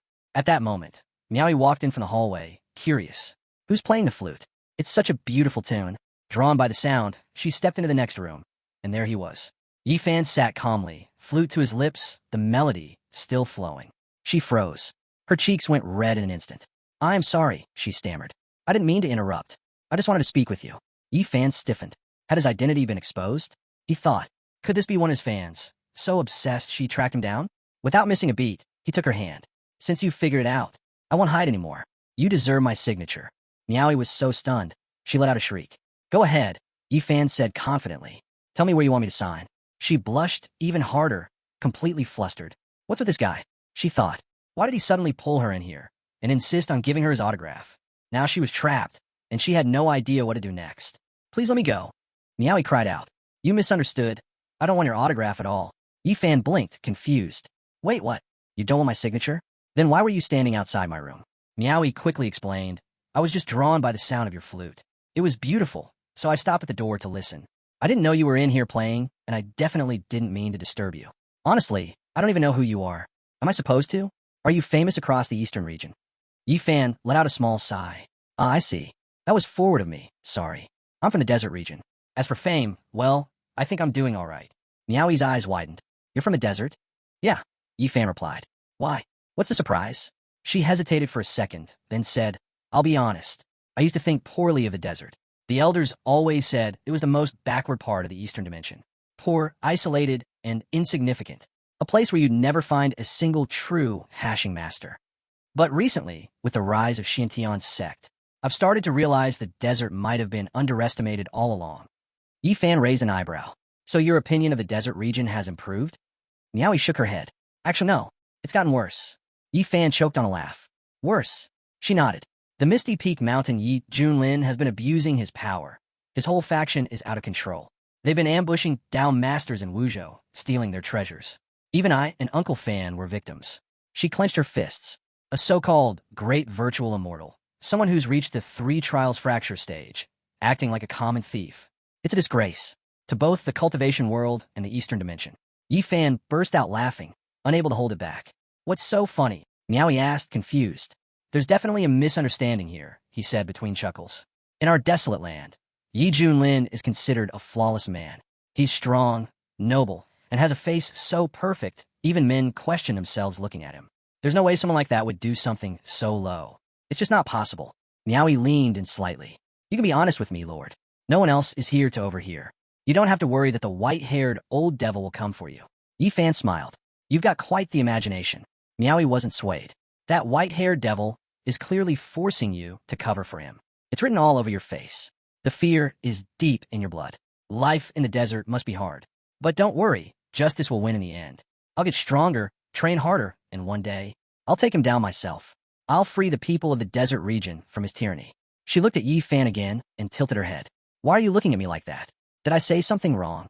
Yi Fan chuckled. A little. But it's okay. Just hold on to that fire. I believe in you. Go defeat Yi Junlin and save the desert. Miaoi gave a confident nod. You don't need to worry about me. I've already decided. And Uncle Fan, as Miaoi stepped out of the room, she called over her shoulder. Uncle, I'm here. Fan turned to her, frowning. Why'd you run out here? Didn't I tell you to stay quietly in the room? Miaoi replied casually. I heard someone playing the flute. The melody was so nice, I followed it, and ended up here. Fan raised a brow. You're telling me you actually found the person playing it? Miaoi turned and pointed. Right here. He's the one. Fan gave Yi Fan a respectful nod. I have to say, sir, your skill is impressive. Yi Fan nodded politely. You're too kind. It's just one of my signature techniques. But before the conversation could go any further, the rest of the boys rushed in. One of them leaned in quickly and whispered, "Teacher, don't expose yourself. Just go by Brother Ye." Hong Chinya stepped forward. "Brother Ye, the situation outside has been handled." At that moment, Miaoi gave him a once-over. She was stunned, so elegant, like a fairy herself. "Who are these two?" she asked. Yi Fan answered, "The one in red is Wang Kehiwa. The one with the blade is Li Taidan." Hong Chinya scrunched his nose. "Seriously? Why does everyone call me such weird names? Who came up with that?" Yu Yang gave a short introduction, but before he could finish, Miaoi turned her attention back to Hong Chinya. She clearly didn't like his name, but she smiled anyway. "Nice to meet both of you. I won't keep you any longer." Yu Yang looked confused. "Wait, what does she mean?" Yi Fan just smirked. "As expected, things are still uncertain. Best not to spread any information. We might scare off our real enemy." Yu Yang nodded immediately. Teacher is wise as always. Hong Chinya narrowed his eyes. "There you go again, sucking up like that little white mouse. Why do I have to be called Wang Chi-hua anyway?" Meanwhile, Fan spoke up. "Mr. Ye, your performance tonight was something else. You didn't even show up in person, but you managed to control those abyss creatures with your flute alone." Miaoi turned to him. "Was it really that impressive?" Fan nodded. "These two are powerful, but they respect him, and something about the way they all interact feels strangely familiar. There's something unique about them. Best to stay alert." He turned away. "Anyway, I need some rest. The Herb King's Valley is opening soon." Miaoi didn't argue. "All right, I'll go now." That very evening, a huge surge of fiery energy erupted behind the mountains. The sky lit up, and everyone rushed outside to see it. Gasps echoed across the crowd. "The Valley of the Herb King, it's opened." But something felt off. The timing didn't match any of the predictions. No signs, no warnings. It had just opened. As people began to move, someone scooped up Miaoi and said, "Let's head out now." At that moment, Ling appeared and smiled. "Thank you for the tiramisu, by the way. It was amazing." She beamed. "If teacher likes it, I'll make it for him every day." Yi Fan chuckled. "I never expected the Herb King's Valley to open this early. Looks like it's time." Among the gathering crowd, one person whispered with wide eyes, "I can feel it, the treasures inside. Countless heavenly herbs and priceless materials. If I can get my hands on just one top-tier item. If I could just get my hands on a top-tier medicinal herb," one cultivator murmured, "I'd finally break through from the fusion stage to great perfection. That means 50,000 years of life. Freedom to roam the world without limits." "And that's not even talking about first-class herbs," someone added. "There might even be king herbs in there. Just one of those would be enough to pass the heavenly tribulation." Miaoi turned to her uncle. "Uncle Fan, what's a king herb?" Fan explained patiently. "Herbs are ranked in levels: spiritual herbs, precious herbs, king herbs, and even immortal herbs. And each level has its own grading system from low to high. In the cultivation world, spiritual herbs are the foundation. But if a herb reaches the precious rank, it becomes the star of massive auctions. The top clans fight over them. Even offering one could get you killed, or rich beyond belief. But king herbs," Fan paused. "Those are a different story. In thousands of years, they've barely appeared in the eastern region. They're so rare, even heaven trial cultivators would risk their lives to obtain one." Miaoi blinked. "But with so many people going in, can the Herb King Valley even handle it?" Fan nodded. "It has limits. Only so many people can enter, and everyone has a time cap. If anyone faces a life-threatening danger, the valley's defensive array will eject them automatically. The protections left by the original Herb Lord are still in place. He was thoughtful, and we, his descendants, can only thank fate for allowing us to benefit from his legacy." He looked into the distance. "I didn't expect this. Even a master of the lighted lamp from the Hanging Monastery has arrived. A powerful cultivator. This competition is going to be brutal." Fan turned to Miaoi. "Once we're inside, do not act on your own. Stay close to me at all times." Nearby, monks were gathered. One of them said confidently, "With Master Randang leading us this time, we'll definitely collect a bounty of rare herbs." Another monk chimed in, "A 1,000 years ago, Master Randang ventured into the Yan Wang Valley alone. He came out stronger than ever. That place, it's full of blessings." He added solemnly, "But Yanwan Valley is more than it appears. It holds secrets and dangers beyond imagination. I nearly lost my Tao heart there once. It almost broke me. But I turned that failure into fuel," the monk continued. "I've cultivated tirelessly ever since. Now, if I ran into those strange creatures from the valley again, I could handle them. I might even suppress them completely." Just then, Yi Fan and the others arrived. Yu Yang looked ahead and said, "Teacher, we've reached the Valley of the King of Medicines. They say it's filled with heavenly materials and rare herbs, treasures you'd never find anywhere else." But this place is overflowing with herbs, Hong Chinya said, eyes scanning the lush terrain. I've got to admit, I'm actually curious now. Yi Fan nodded. He's right. Looks like there might be more to this place than the legends say. Still, he couldn't help comparing it to what he'd already received. Even if these herbs are as rare as they claim, they still don't top the reward Tongzi gave me, he thought.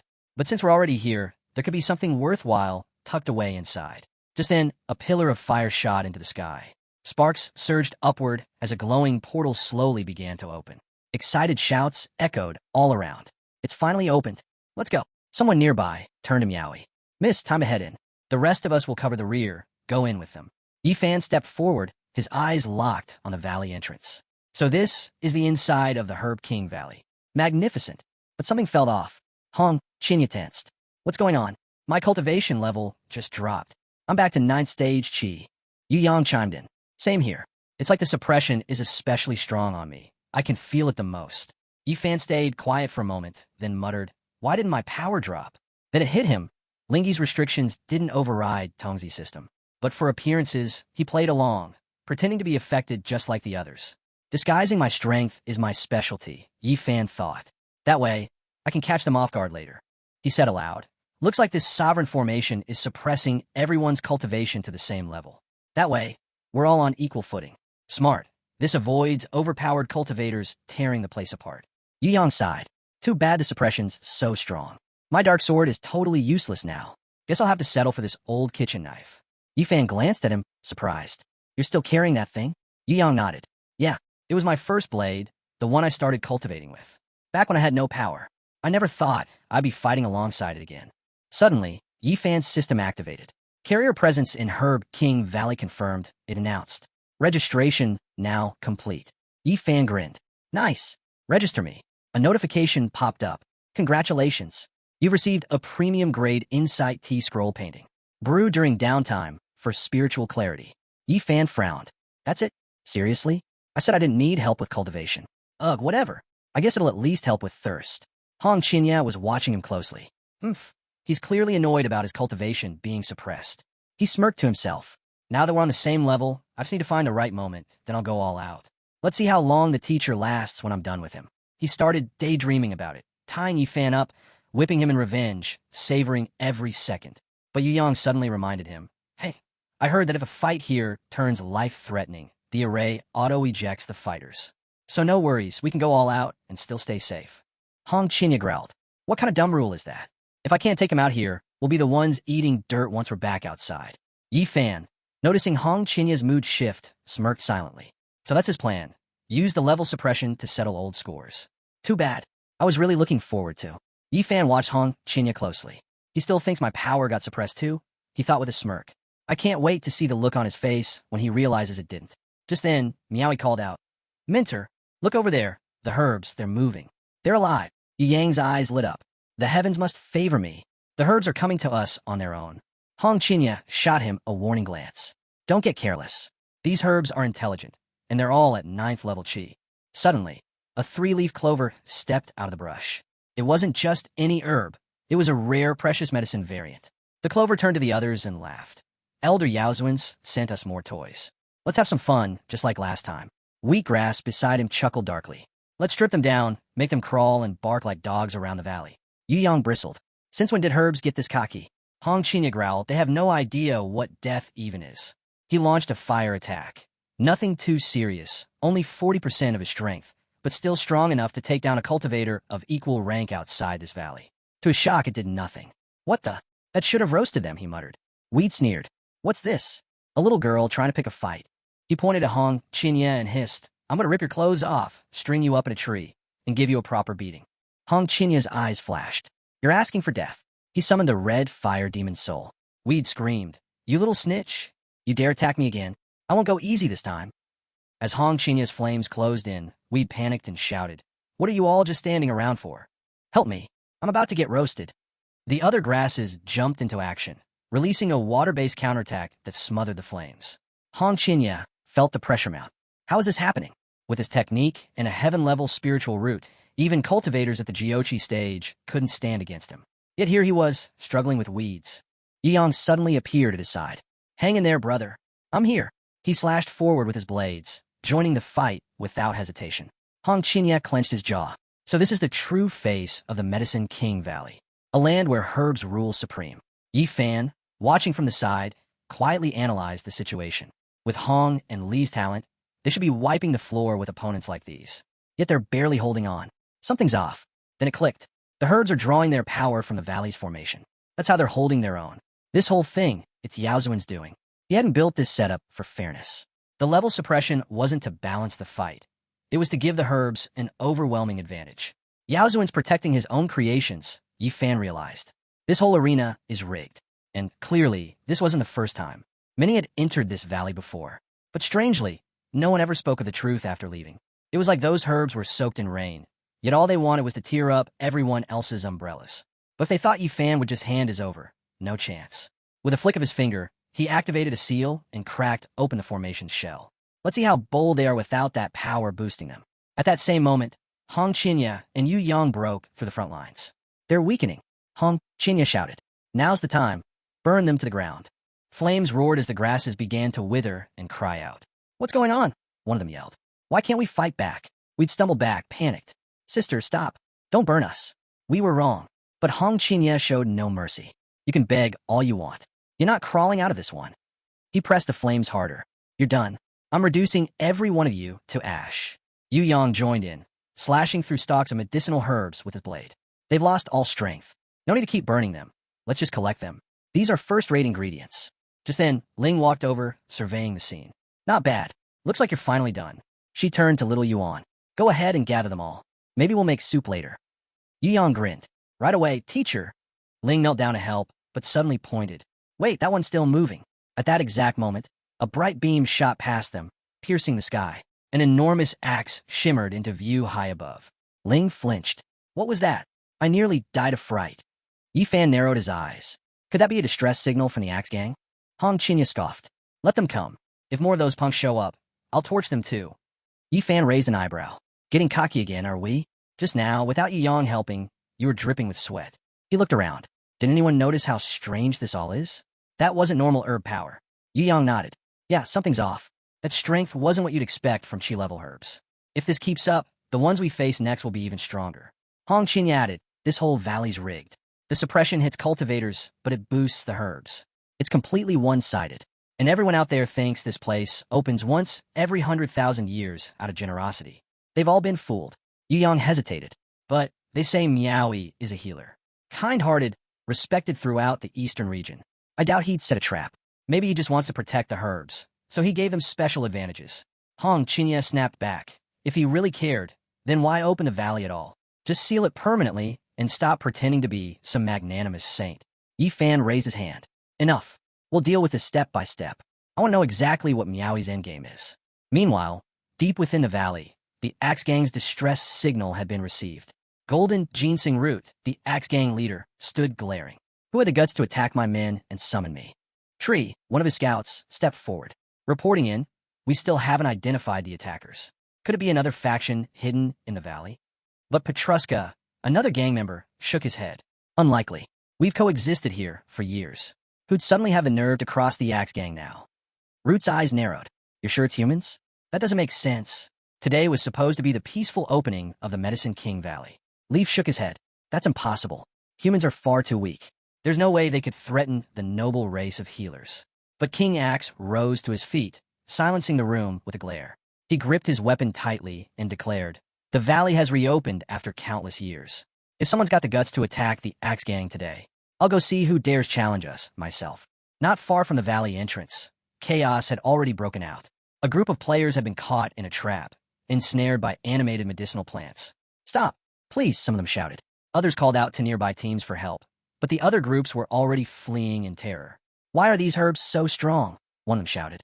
I'm a top-tier talent in my sect, and I can't even beat one plant. It's a trap, someone else screamed. The Valley of the Medicine King is a lie, a massive hoax. The so-called masters who told us it was safe, they tricked us. Deeper inside the valley, a ferocious battle was already underway. An elderly cultivator was going head-to-head with massive, mutated plant beasts. The last time he was here, the valley's level suppression had exposed every flaw in his body, and he'd been mercilessly crushed by this same gang. But now, things were different. This time, he was ready. It was time to reclaim his honor. Nearby, a monk turned to Master Jing as they gathered defeated plants. Master, your strength is incredible. These creatures couldn't match you at all. I'm sure we'll leave this valley with a mountain of trophies. Another monk chimed in. Just earlier, those so-called royal heirs and great sect masters were flattened by herbs and turned into slaves. And yet, here we are, holding our heads high. The old man gave a rare smile. Good. I was planning to hunt you down myself. Glad you made it. Suddenly, a towering plant monster roared from the shadows. You dare attack the noble nation of healers? You bald old fool. You'll pay for this rebellion. The old man said nothing. He answered with a crushing monastery technique. Beetle, another plant warrior, yelled to his comrades, don't back down. Focus. This is our domain now. The Medicine King Valley belongs to us. That old monk can't hold out forever. But just then, the monk's eyes caught a massive blue formation lighting up ahead. Without hesitation, he activated his defenses. Tree growled. He's activated a shield. Great. Now we can finally break it. Everyone go. Finish him. The old man laughed, not out of fear, but confidence. You think you've cracked my defenses? Ridiculous. He stood firm, energy radiating from every pore. I've traveled across sacred mountains and ancient rivers, used every method available, and spent a fortune to refine my body. I've spent years perfecting the diamond invulnerable body technique. Today, it's complete. With only one final step before reaching the legendary transformation, he was untouchable, even with his cultivation suppressed. So go ahead, he said, eyes blazing.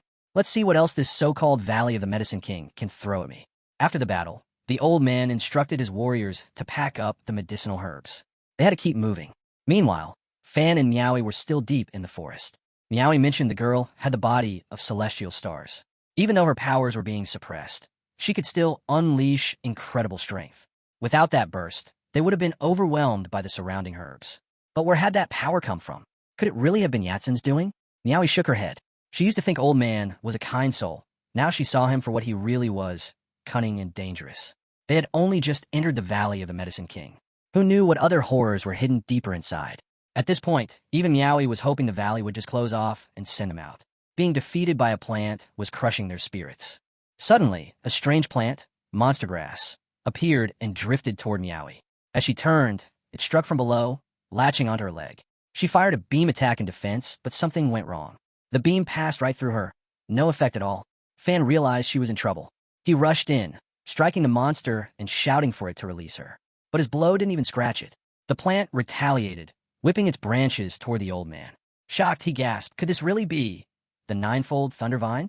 A mid-ranked Medicine King. Meowie shouted at the plant to let her go and cried out for Uncle Fan to help. Desperately, they both launched attacks, but the tree just laughed, enjoying itself. Forgive Uncle, Fan muttered. He's useless against this one. This Thundervine had strength equivalent to a mid-stage cultivator, and Fan was simply outmatched. Meowie's eyes welled with tears. She whispered that it was okay. He had done his best. Then she turned to the Medicine King itself, pleading with it to show mercy. She begged it to let the child go and take her instead. But the tree sneered. Do you think I've waited all this time just to let you go? Humans so naive. Look at her. She seems to be enjoying this. Without warning, it released a surge of electricity through her body.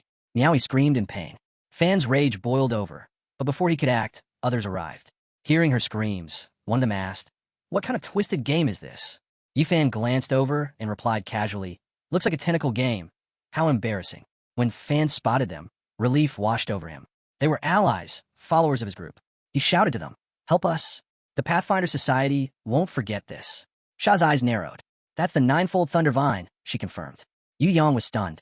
A true mid-ranked Medicine King, unbelievable. Yifan stepped forward and looked directly at Meowie. It seems fate brought us together. How could I just stand by? Then he turned and gave the order. Hong Qinya, move in.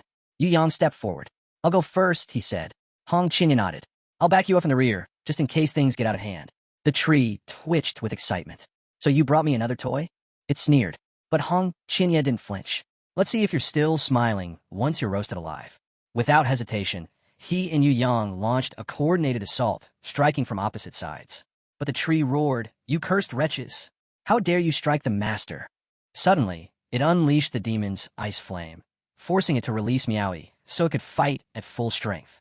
Fan caught her just in time. We're falling back. Stay safe and let them handle it. Meowie nodded weakly. They're all 9th level cultivators, but even with my star immortal body, I can't keep up with the Medicine King. I can't even hold my ground.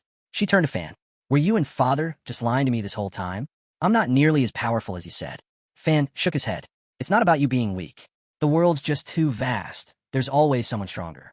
Honestly, I don't even know where these people come from. They're on a different level entirely. Meowie thought back. Mr. E told me they're from Wild Joe. Fan froze. Wild Joe? That's hard to believe. The Medicine King laughed, voice crackling. I'm the boss here. I'll fry all of you until you can't even breathe. Lightning surged, trapping the boys in a web of electricity. Meowie's eyes widened. This is bad, even they're struggling. Yifan saw it too. They're reaching their limit again. Time to step in. Just then, Mouses shouted, My brothers are in danger. I'm going in. Without a second thought, she dove straight into the fight. Yifan was caught off guard. He'd rarely seen her take the initiative like this. Maybe now, her true strength would finally show. Yeong gritted his teeth. We underestimated the Medicine King's edge.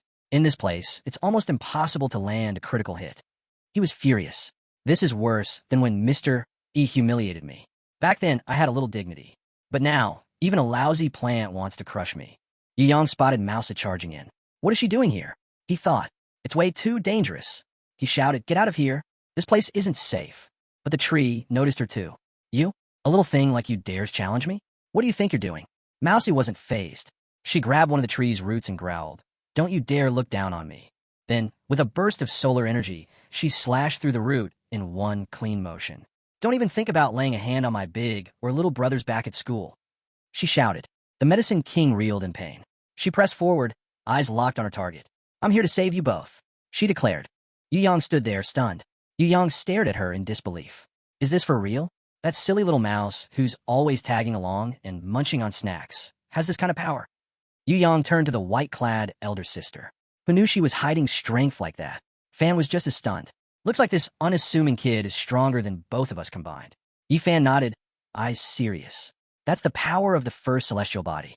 It really is something else. As the battle raged on, Hong Qinya stepped up. If this rodent can just open a window, he muttered, we'll finish this thing for good. He charged deeper in and unleashed the red soul demon flame, slowly igniting the Medicine King. Finally, with a roar, the monster collapsed. Mouse had jumped up, grinning. We did it. Big bro, aren't you proud of me? Hong Qinya turned to her, unimpressed. After disappearing for so long, now you want to show off? I'm not your servant anymore. She blinked. What did I do wrong? Yeong chimed in. Big brother. If it weren't for her, we'd be done for. And you, he said, turning to the white sister. You were amazing too. Hong Qinya sighed. Yeah, she really surprised us today. Mousa laughed it off. It's not a big deal. I just wanted to help. Meowie stepped forward, her tone sincere. I'm truly grateful all of you came to help. Yeong waved it off. No need to thank us. It was our honor. But Mousie quickly turned away, covering her face. There are outsiders around. Meowie tilted her head. Why is she so shy all of a sudden? I always saw her as really confident. Honestly, I admire her. She's kind, and she doesn't need to worry about how she looks. Hearing that, Mousa peeked back and asked, Really? Did you hear that, Mentor? She said she admires me. Even the way I look? They all glanced over at Yifan. It seemed like his predictions were proving more accurate by the moment. Yifan smiled. Look at you now, getting all proud. Mousa beamed, her cheeks turning red. Just then, Meowie approached Yifan. So, you're the teacher of this little one? Yifan nodded. Yes, I raised her myself. Took a lot of time and care. Hong Qinya scoffed silently. How dare he say that? As if he taught her anything about cooking. Mousa chimed in. My mentor taught me a lot. He really looked after me. Meowie finally pieced it together. She looked at the group, frozen for a second. Something about these four felt oddly familiar, like she'd seen them somewhere before. Yifan noticed her expression shift. She's suspicious, has she figured it out? But just then, the nearby plants stirred and began to whisper among themselves. They turned to the clan king and reported, We've found the humans. That battle just now, they were the ones who caused it. Looking out at the devastation, they added, There are so many treasure-grade herbs here, but this is bad. Really bad. Hong Chinya's instincts flared. He could feel it too, an overwhelming energy approaching. Then the voice of the herb king thundered, Humans, you dare trespass in our domain and destroy Little Lei? Without hesitation, Hong Qinya replied. This place, it really was something else. One high-grade medicinal herb after another kept showing up. Even a medicine king of such rare quality had emerged. But the king wasn't impressed. How bold of you humans, he sneered. You dare set your sights on me? Yifan gestured toward a nearby axe. Look closely, everyone. This came from the Axe Gang, the ones who sent that distress signal using the herbs. Yu Yang turned to the white elder sister. This one's even stronger than the last. Can you handle it? She gave a calm nod. I'll do my best. Without hesitation, the king roared and launched his herbs to attack. She stepped forward and blocked his path. I'm your opponent now, she said firmly. The king burst out laughing. You? First the humans, and now even mice think they can challenge me?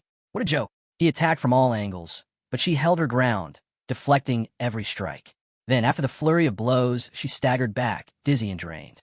I'm so confused. I feel sick. I'm done fighting, she muttered. The king smirked. Compete with me? You're too weak for that.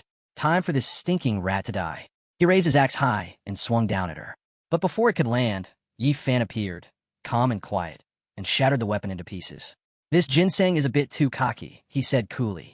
Looks like we'll have to turn it into a decoction to make it behave. He turned to the mouse. Stop overthinking. Go help the others. Leave this to me. She lit up and rushed off to support her brothers. Meowie, watching closely, yelled, Yu Yang's about to step in.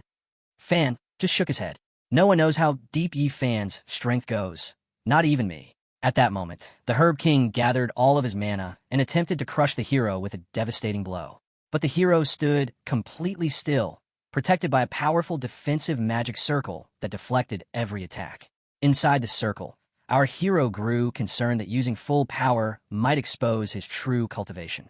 Just then, a system notification assured him that Medicine King Valley would suppress his visible level to Chi Condensation Stage 9 after each attack, keeping his real power hidden. Our boy didn't even bother to look back. He smirked and said it was great. Now he could go wild. With just a flick of his wrist, a storm of mana burst forth and sent the Herb King flying. Meow, stunned, turned to Uncle Fan and asked if that was really the kind of power someone at Chi Condensation Stage 9 could use. Uncle Fan, sweating nervously, replied that something fell off. He had never imagined Yi could be this strong. He started wondering whether Yi had bypassed the restrictions of Medicine Sovereign Valley. The Herb King, struggling to rise, growled and accused the boy of using tricks, saying this was no Chi condensation power. Our boy stayed calm and replied that he was just a humble Chi condensation cultivator. He asked what tricks he could possibly use and suggested that maybe the king was simply too weak. He then invited him to try attacking again. Furious, the king leapt up and launched a heavy punch. Uncle Fan grew more worried, sensing the pressure in that strike. It felt like a golden core level attack. He doubted whether young Master Yi could block it, yet Yi remained relaxed and smiling. He activated the Human King's seal, and mana surged across his body. With it, he countered the attack and smashed the Herb King into the wall, shattering it completely. Uncle Fan stood frozen, questioning how someone at Chi Condensation Stage 9 could unleash such strength. Meow was also shocked. She wondered if he had mastered a secret art that bypassed the realm's limits. Bruised and pinned, the Herb King groaned and claimed he had been tricked. He insisted the boy was not truly at Chi Condensation level, but he simply responded that he really was. If the king was too weak, then he should train harder. The surrounding plants began to tremble. No way. Can humans really be this strong? We've never seen anything like this in all our years. This valley is headed for disaster. Yuan, watching it all unfold, understood now. This is why he's our mentor, he thought. Even under suppression, he's operating on a whole different level. Hong Qinya was just as shaken. Ow! We're both at the 9th level of Qi. This ginseng field should be suppressing him. But he's overpowering me like it's nothing. I actually thought I could fight him on equal terms. What a joke. Then chaos broke out among the plants. Our king is dead, they cried. Run. Everyone run. Yang narrowed his eyes. Try to run now? You're all first-class medicinal treasures. Why not stay a little longer? Yi Fan stepped beside him. You did great, Yuan. Now go ahead. Gather every last one of these precious herbs. Yu Yang bowed slightly. Thank you, Master. But really, it's all because you took down the Ginseng King. I'm just riding on your fame. Meanwhile, other groups had arrived and were loudly marveling at the abundance of rare herbs scattered around. So many treasures, someone said. But who else could have taken them all down like this? Other than Master Burnt Lantern, is there anyone in the Valley of the Medicine King with that kind of power? All eyes turned toward a small group up ahead. It was clear who the real players were now. A monk approached his master.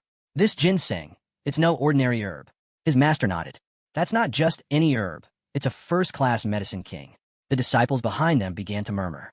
Even cultivators facing the heavenly disaster would covet something like this, let alone an elite-tier king. If this happened outside, one said, those old monsters hiding in the eastern region would have swarmed in already. But whoever tamed this thing, well, who'd dare challenge them now? The monk master narrowed his eyes. A first-rate Medicine King has emerged, and no one has claimed it yet. You think the suspended temple's just going to look the other way. As if to answer, the old monk moved to take the herb. But Yi Yang struck out immediately, blocking him. You dare try to steal what's not yours. The old man turned, unfazed. Do you not realize who you're up against? We're from a suspended temple. Hong, Qinya stepped forward. You bald-headed monks show up late and try to claim everything, acting like saints. But all I see are hypocrites hiding behind Buddha's name. You're the scoundrel, the monk barked back. Who's to say you even defeated that ginseng king? You just got here early, that's all. Another monk chimed in. That's right. And let me give you some advice. Don't get cocky, you stray cultivators. Offend the suspended temple, and you'll never survive in the eastern region. The old monk warned.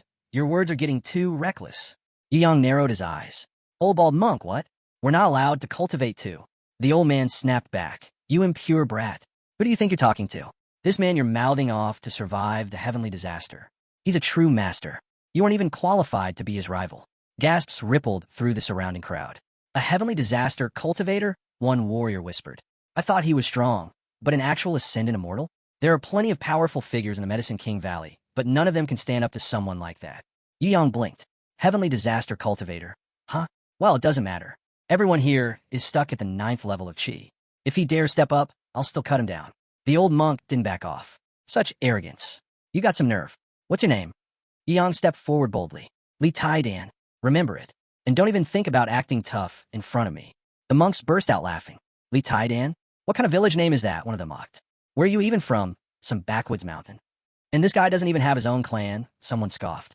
Yet he dares to challenge a heavenly disaster master. The old monk turned to Li Tai-Dan. You're blinded by arrogance. It's time someone enlightened you. Li Tai-Dan's eyes lit up. Perfect. Facing off against a heavenly disaster cultivator? That's a rare chance. I won't waste it. He charged in, trying to grab the old monk's attack head-on. A massive explosion followed as he absorbed the impact. Instead of backing down, Li Tai-Dan roared with excitement. Come on, old man. Hit me harder. This is the best fight I've had. The monk stood his ground, blocking the furious barrage of strikes without even flinching. From the sidelines, one of the disciples whispered, I didn't expect Li Tai-Dan to last this long. He's stronger than we thought. Still, they all knew this wasn't the monk's full strength. Using everything he had against an unknown junior would have been an embarrassment. The monk clenched his fists. I've trained for 100,000 years for the sake of the Medicine King Valley, and I can't even bring down this brat. Determined, he decided to end it. He began channeling all of his energy into a single blow. Li Tai-Dan, unaware of what was coming, kept swinging. Give it up, the monk shouted. Even if you throw punches for 3 days straight, it won't break through. Then he struck, one explosive punch, yelling, You're tainted, impure. But Li Tai-Dan didn't flinch. With sharp instincts, he countered just in time, his sword slashing through the incoming force. The monk's eyes widened. Li Tai-Dan grinned. Wait, are you part turtle or something? That defense was ridiculous. The old monk looked at him grimly. Why push yourself this far? You're not staying in the Medicine King Valley forever. The other disciples chimed in. Does he think standing toe-to-toe with a master is some kind of badge of honor? If he keeps this up, the second he leaves, he's a dead man. Yi Fan stepped forward, calm and unwavering. This Medicine King belongs to me. If your pendant temple thinks they can take it, then they clearly don't understand boundaries. The old monk sneered. Things have changed since you interfered. Just because something hits the ground doesn't mean it's yours. He crossed his arms. Only what's in your hand belongs to you. That's what we believe. Suddenly, Hong Qinya lunged in from behind. Old bald monk, you're looking for death. The monk turned, unfazed. You too? Are you going to try and stop me? Don't bother. This Medicine King is mine now. Before Hong Qinya could respond, a scorching blast flew past his face, nearly grazing him. He froze. The next moment, Yi Fan was already beside the monk, glaring him down. You really think no one here can stop you? He asked coldly. The monk's eyes locked on Yi Fan's fist, just inches away, and his expression darkened. He could feel the overwhelming pressure in that one punch. It was terrifying. That strength, it felt like it broke through the valley's suppression. Yi Fan didn't waste another word. His fist drove straight into the old monk's chest, sinking deep. The impact launched the monk backward, sending him crashing through the trees and deep into the forest. Watching from the sidelines, the other monks jeered. Is that all he's got?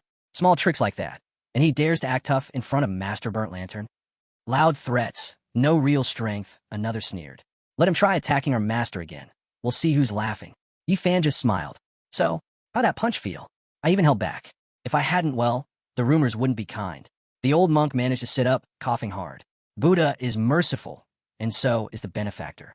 He forced a nod. Farewell. The others weren't ready to let go. That's it? After all that? No winner's been declared.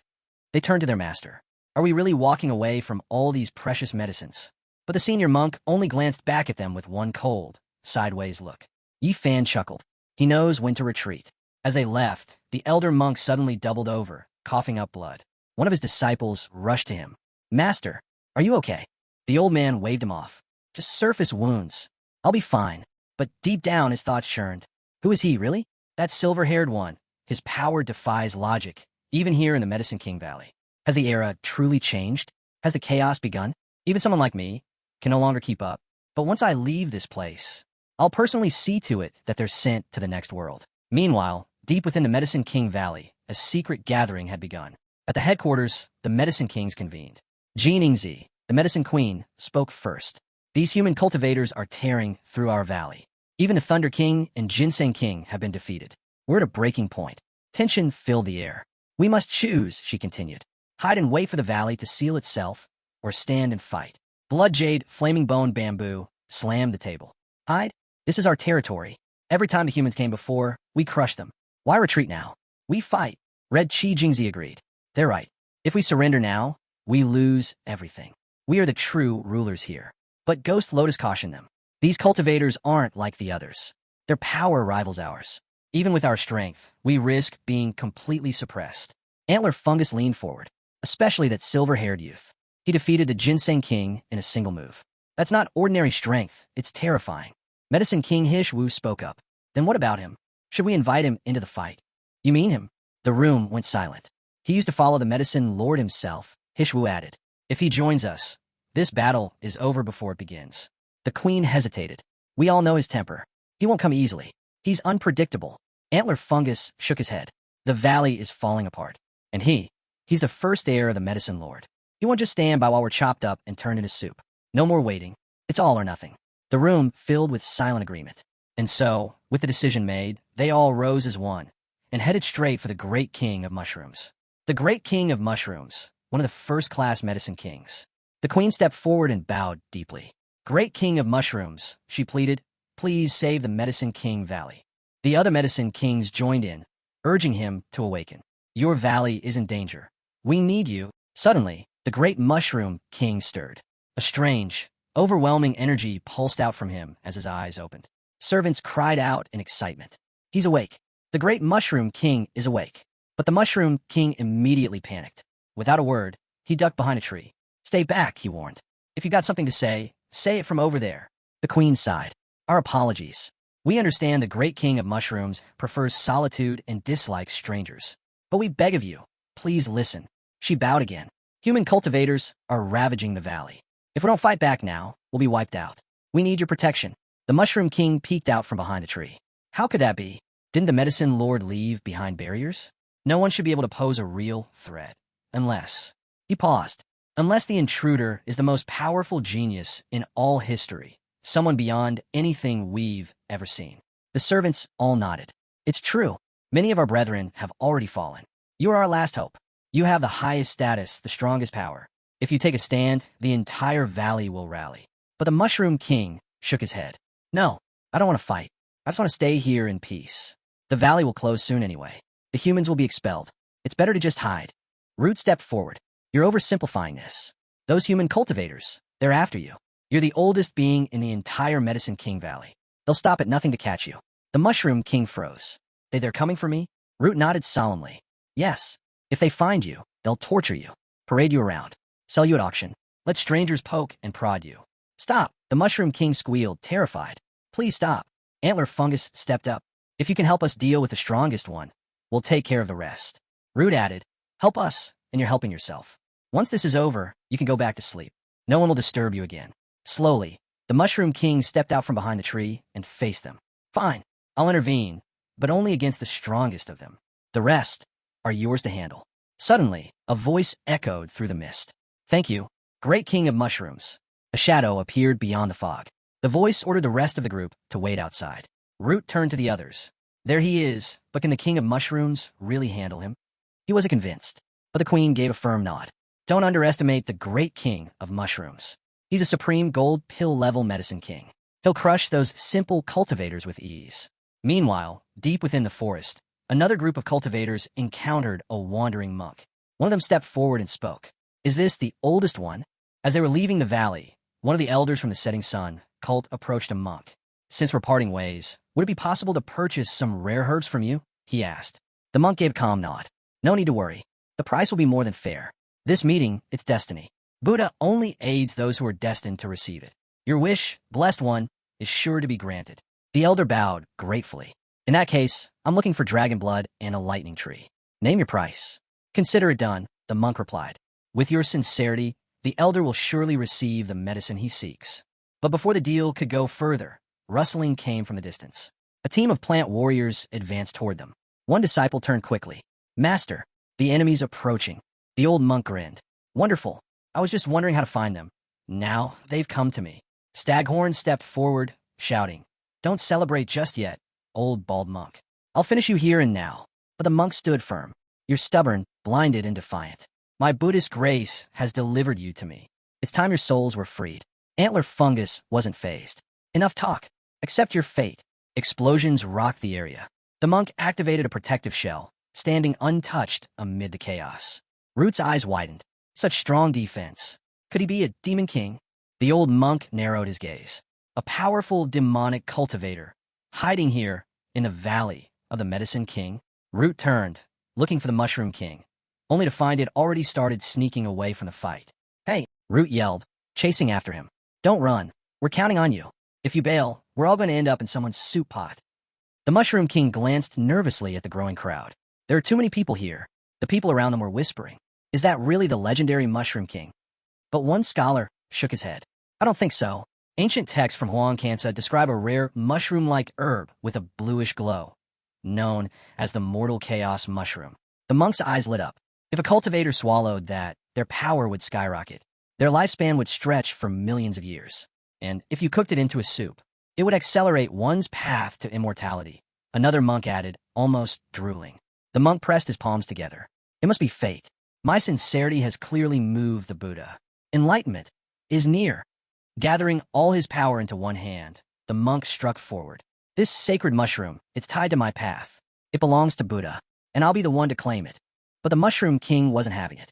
He blocked the attack and shouted, Enough! Why are you smacking me on the head? Another warrior stepped in, shaking his head. This mushroom is a golden egg-tier treasure, perfection itself. He's one of the highest-ranked herbs alive. The monk growled. He's a spawn of evil. Don't you dare be reckless. Root shouted from the sidelines, Catch him. If we can capture the Mushroom King, we'll auction him off and make a fortune. But the Mushroom King backed away, defiant. You'll never get your way. My body's as tough as diamond. You won't even scratch me. The monk gritted his teeth, summoning all his power, and lunged. Without warning, the Mushroom King leapt into the air and slammed down on the monk, crushing him with a surge of raw energy. He landed directly on the monk's chest and shouted, I'm going to stomp your head in. The monk, struggling beneath him, gasped, You're the spawn of evil. How dare you? But before he could finish, figures rushed out from the forest. The plant warriors, who swiftly pinned the monk down, grabbing hold of every limb. Panic flickered in the monk's eyes. They're in a rush to kill me, just to avoid being humiliated by some ridiculous mushroom, he thought bitterly. How can I mentor others after this shame? The Mushroom King stepped back and dusted off his hands. Problem solved. The rest is your business now. The plant warriors cheered. Fueled with new energy, they surged forward, on their way to strike at the human invaders. The monk screamed, voice trembling, What do you think you're doing? Buddha won't forgive this. Must I suffer the disgrace of 10,000 years ago all over again? Elsewhere, Yi Fan and the others were battling an enormous tree, one that radiated a presence unlike any they'd faced so far. Yi Fan felt it immediately. This energy, it's beyond the other medicinal kings. Could this be the true power behind the valley of the Herb King? But the tree raised its branches in surrender. Please, elders, don't fight me. I'm not like the others. I don't oppress or enslave. I just happen to pass through here. One of them narrowed his eyes. Then what do you want from us? I don't want anything, the tree said quickly. In fact, here, take this fruit. It's just fallen. Even spirits won't eat it. It's yours. All of it. They looked closer. The fruit glowed, pulsing with celestial light. It's the fruit of star energy, someone said. If you absorb it, it'll amplify your star-based cultivation. Meowie, it would benefit your body greatly. She nodded. We searched all over Gonghao with the path cult and never found a trace of this immortal fruit. And now, we're getting several dozen at once. What a fortune. Turning to her uncle, she added, this trip wasn't in vain.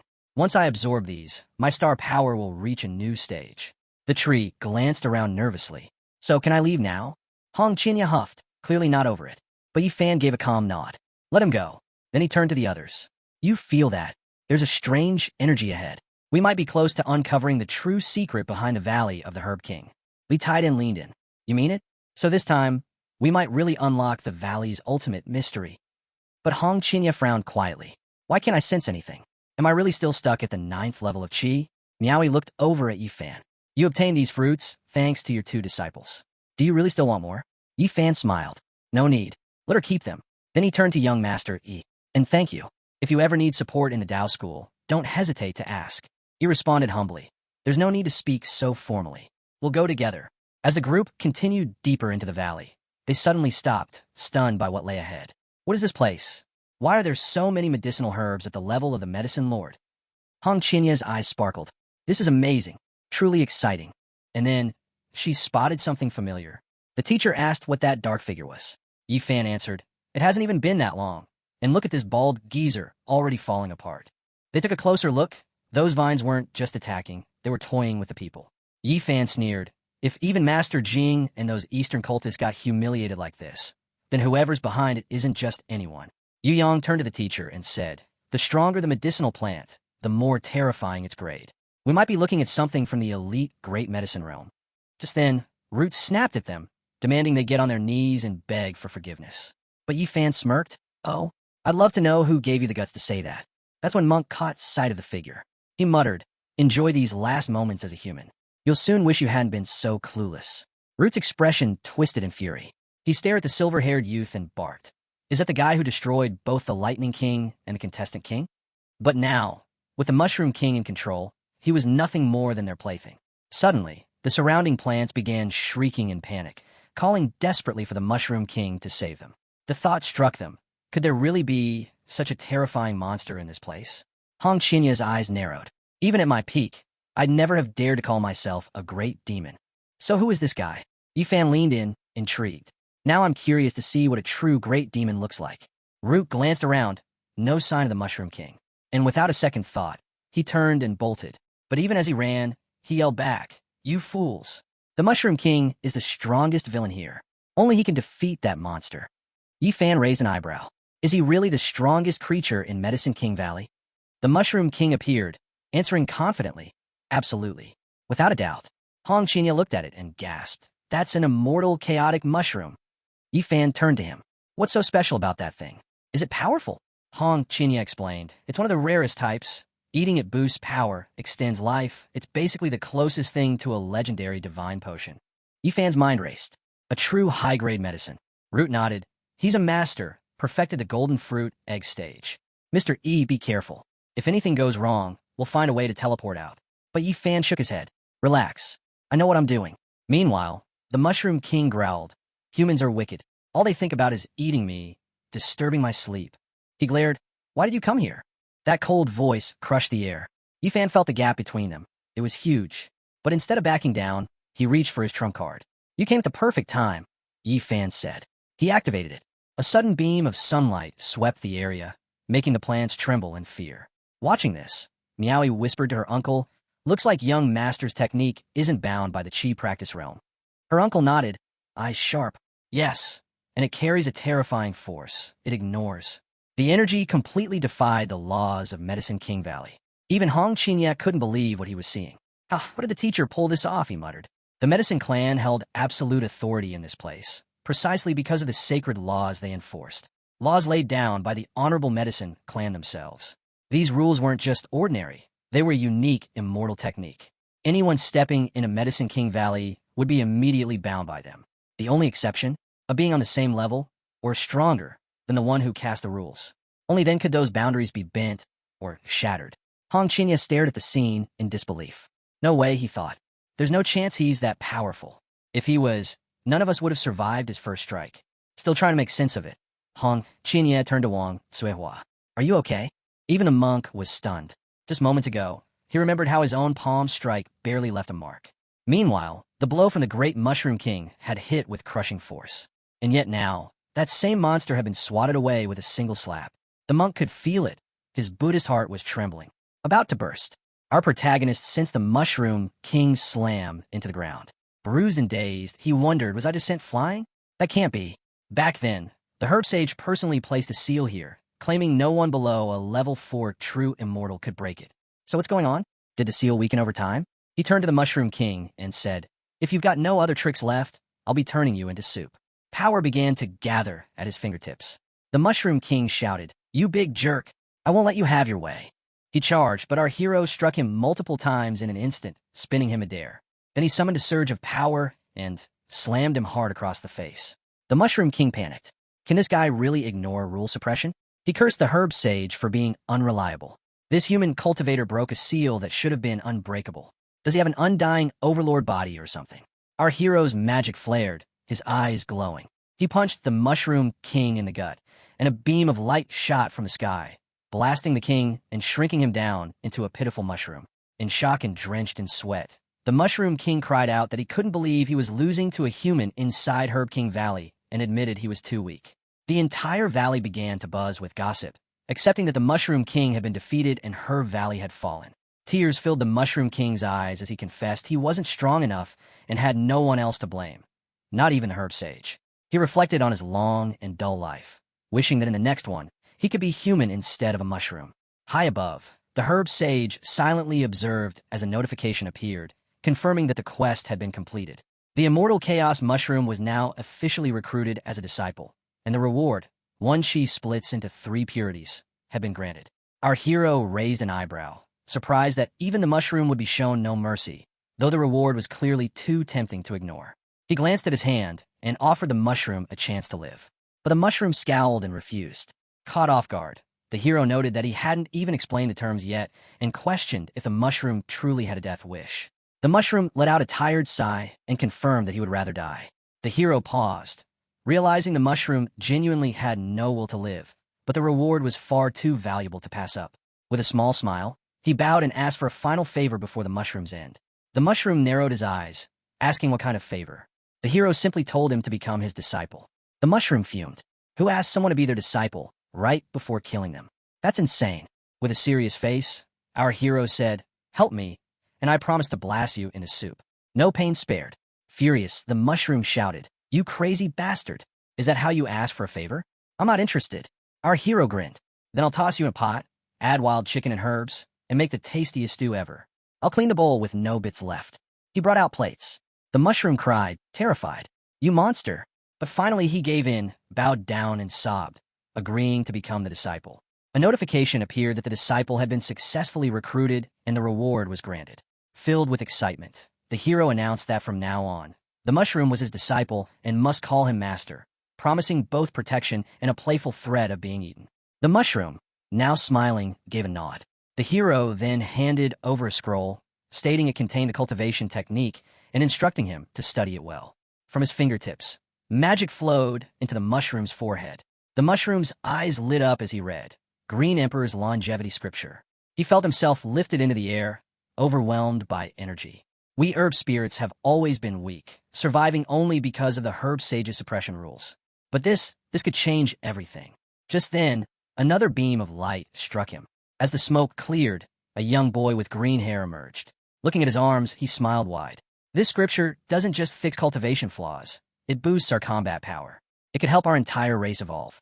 Gongzhou exclaimed with excitement, questioning if this was some strange obsession, fighting while recruiting disciples and even helping herbs transform into humans. Uncle Fan was equally stunned by the mystical technique, while the true apprentices were thrilled. Their master's power felt immeasurable, and now they even had a new junior disciple. The newly transformed disciple thanked our hero and respectfully asked for permission to perform a formal bow. The hero sensed potential in him, realizing this could be a promising student.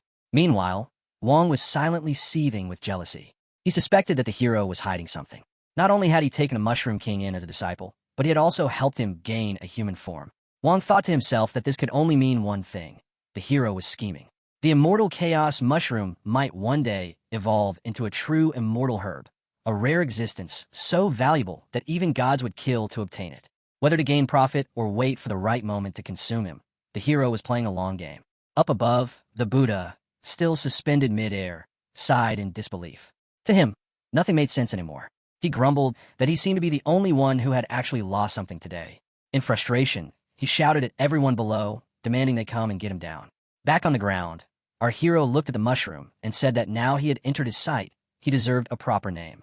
He paused to think as the mushroom crowd buzzed with excitement. Finally, he named him Xiaohei. The name felt right, even though Xiaohei preferred something more low-key. Still, he gratefully thanked the hero. The hero then asked a pressing question. If the herb sage had willingly opened Herb King Valley, then why suppress human cultivators? Xiaohei replied that it was because the sage was one of them. He wasn't human. He did it to protect their kind from extinction. This stunned everyone. The herb sage wasn't a human? Zhao explained further that the sage was a Kirin herb, an incredibly rare type of immortal plant. He had witnessed firsthand the cruelty and danger of the world. A Kirin herb, one of the legendary plants capable of defying nature and creating miracles. Wang's thoughts raced. Anyone who refined and consumed a Kirin herb could recover from the brink of death and gain immense power. Their path to immortality would be guaranteed. The hero then asked Xiaohei if the sage had made personal sacrifices to protect his people. As Xiaohei turned his head to respond, the entire forest erupted in annoyed mutters, demanding to know who exactly they were supposed to thank for all of this. The herb spirit's voice echoed as it explained that, long ago, countless human factions looked upon Herb King Valley with greed. They raided and looted without mercy. We herbs, especially the weaker ones, had no power to resist. We were treated as food or traded like common commodities. This filled us with anger and helplessness.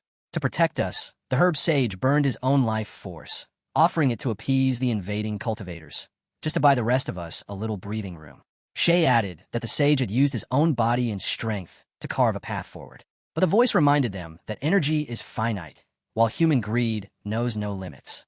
Eventually, the sage made the difficult decision to ascend to the immortal realm, offering himself in exchange for long-term protection for the valley. The immortals agreed on one condition. Herb King Valley had to open once every 100,000 years to maintain their protection. The sage accepted the terms, but in secret, he placed powerful formations around the valley to suppress human cultivators and ensure the safety of the herbs. Only high-tier herbs like us know the truth. Most younger plants believe the sage simply became an immortal, and that's why the valley remained at peace. Even in such a harsh and dangerous world, our tribe never killed a single human. We only played with them out of boredom. Hearing this, our hero reflected aloud that the sage had sacrificed himself for the future of his people, and that it was impossible not to admire such a selfless act. Yang's followers praised the sage, calling him a true hero. Uncle Fan shared that he had always admired the herb sage, even more so knowing he came from the Western human realm. He respected that the sage gave everything to protect his own. A girl in the group added that, compared to what humans had done, it was clear who should truly feel ashamed. Just then, the exit portal began to open. Members of the visiting clan, eager to leave, cursed the place and declared that anyone brave enough to return someday would be welcomed as a guest. Meanwhile, the bald monk, still suspended in frustration, seethed silently. Umaba, finally free, he thought. But when I get out of here, I swear I'll wash this disgrace away with blood. As the portal opened, our hero and the others prepared to leave. Just before stepping through, he turned around and asked, Zhao, aren't you coming with us? Zhao hesitated. He thought to himself, I was just planning to resolve this crisis and go back to sleep, but now everything has changed. I've been taken in as a disciple and given a supreme cultivation technique. Should I really go out and explore this unfamiliar world? While Zhao wrestled with his thoughts, our hero looked back one last time and said, Your master awaits your decision. If fate permits, we'll meet again in 1,000 years. Until then, Zhao stood frozen. Am I really going to stay here and rot away again? Why does it feel so empty inside now? Something sparked in his eyes. Am I really returning to that long, lifeless existence? No, I don't want that. Suddenly, the ground beneath him began to smoke. Zhao shot upward and cried out, The world is vast. I want to see it. He shouted toward the portal. Master, please take me with you. I want to see the world by your side. Our hero smiled and responded. Then from now on, I'll take you flying with me. The rest of the herbs stood in stunned silence. One wondered aloud why the Mushroom King was leaving too. Another speculated that he must have gone crazy after turning human. Others grumbled among themselves, assuming he had been tricked by the human and cursing quietly under their breath. As they passed through the portal, the crowd on the other side greeted them with excitement. Some spectators even felt envious that they hadn't been chosen to enter Herb King Valley themselves. Then, to everyone's surprise, the Buddha emerged from the portal too. He muttered, "Finally, I'm out of that cursed valley." His disciples rushed to him eagerly. "Master, how did it go?" The Buddha scowled and snapped, "Do I look like I made a killing in there?" His disciples bowed in apology, clearly regretting their curiosity, while the rest of the crowd sweated nervously. Suddenly, a loud voice cut through the commotion. "Everyone who came out of Herb King Valley, stand still and don't move." A group of strangers armed to the teeth blocked their path. "Anyone who resists, don't blame my master for being ruthless. Our master is Yi Junlin, a pseudo-immortal." This group, pretending to serve the legendary Yi Junlin, had no idea what kind of storm they were about to stir. Some of the bystanders scoffed, calling them shameless robbers. But others urged silence, warning that they could be dangerous. One girl was visibly frustrated. "These clowns again," she muttered, clearly fed up. But our hero stepped forward, eyes cold. Well, I didn't catch you before, but now you've walked right into my hands." The fake Yi Junlin group readied themselves for battle. But the crowd's anger intensified the moment they realized that some of the imposters were women dressed up as Yi Junlin. It was a blatant insult, one that our hero could never tolerate. His brother, furious beyond measure, shouted with rage that he was a blade demon feared by all, and now they had reduced him to a joke. He vowed to grind every last one of them into dust. Meanwhile, Zhao nervously glanced around, overwhelmed by the chaos and sheer number of people. He quietly wondered to himself if this was what the outside world was really like. One of the white-hatted cultivators approached him and reassured him that their clan would handle the rest, and there was no need to worry. Zhao then looked at the girl nearby and asked how he should address her as a senior. She responded with a gentle smile, saying her name was Bai. When Zhao tried calling her by a more affectionate nickname, she blushed, bouncing slightly on the ground with excitement, saying it was the first time anyone had ever called her that. As they turned their attention back to the unfolding scene, Xiaohei, now fully human, muttered in disbelief that humans were truly next level when it came to being shameless. At the center, the bald monk stepped forward, power coiling around him like a storm. His expression turned grave as he asked the opposing group if they were truly prepared to go through with their plan. The fake group started to sweat nervously. They realized the monk wasn't afraid in the slightest, and worse, that was clearly tribulation energy radiating from him. He had to be a pseudo-immortal. Their leader tried to maintain his composure and reason internally that there was no need to panic. After all, Yi Junlin had once killed a pseudo-immortal from Feathergate. As long as he acted confident, he might be able to bluff the bald monk into backing down. So, with forced arrogance, he confronted the monk, demanding to know if he dared challenge him and whether he even understood who he was. He declared that when he made a move, no one in the entire Easter domain could stop him. The monk's disciples were left stunned by this revelation. They whispered among themselves that the man standing before them was Yi Junlin, the very same warrior who had annihilated Feathergate's million-strong army. That one battle had cost Sky Temple dozens of elders and countless disciples. The monk let out a sigh, the truth dawning on him. So this was the infamous Yi Junlin. He murmured that heaven must truly be favoring him today. Nearby, an elder's expression turned pale as he whispered that the bald monk was from Sky Temple, a group that held a deep grudge against Junlin. This situation could turn catastrophic. However, the monk simply brought his palms together and responded with calm reverence. He greeted Junlin as Brother Yi, adding that it was an honor to meet him at last, and that he had heard many things. The elder watching from the crowd began to sweat. The monk's respectful tone was unexpected.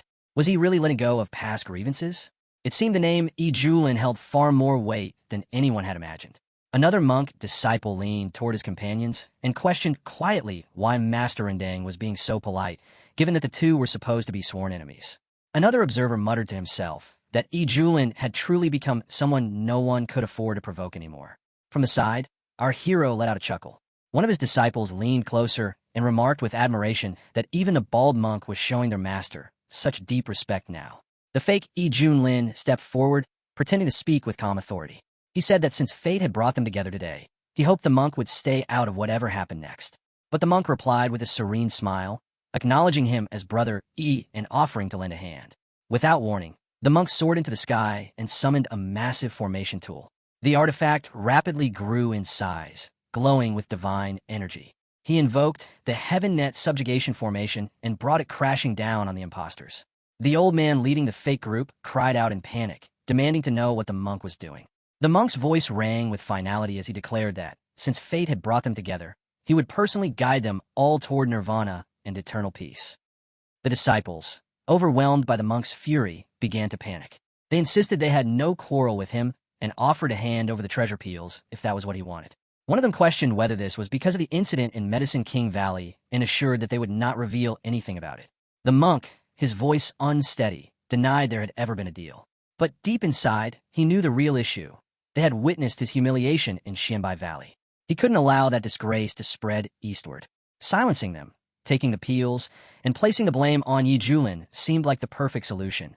3 birds with 1 stone, and he would emerge as a hero of justice. One disciple held out a scroll and revealed that he was an elder of the Great Yan dynasty, warning of the consequences of harming him. Another, a burly man with a wild appearance, claimed to be a core elder of the Chinquan sect and declared that any harm to him would bring ruthless retaliation from his sect. At that moment, a glowing magical hand materialized in the air. The monk emerged from it and coldly declared that the time for talking was over. The magical hands seized the sect members and crushed them into pulp. The fakie started to worry, thinking that he had planned to quit after this with clean hands, yet things had spiraled out of control. Trying to maintain composure, he reached out his hand, clearly implying he hoped they wouldn't cast him aside. The monk, with glowing eyes, responded with calm respect, claiming to admire Yi deeply and even expressing that he had a favor to ask.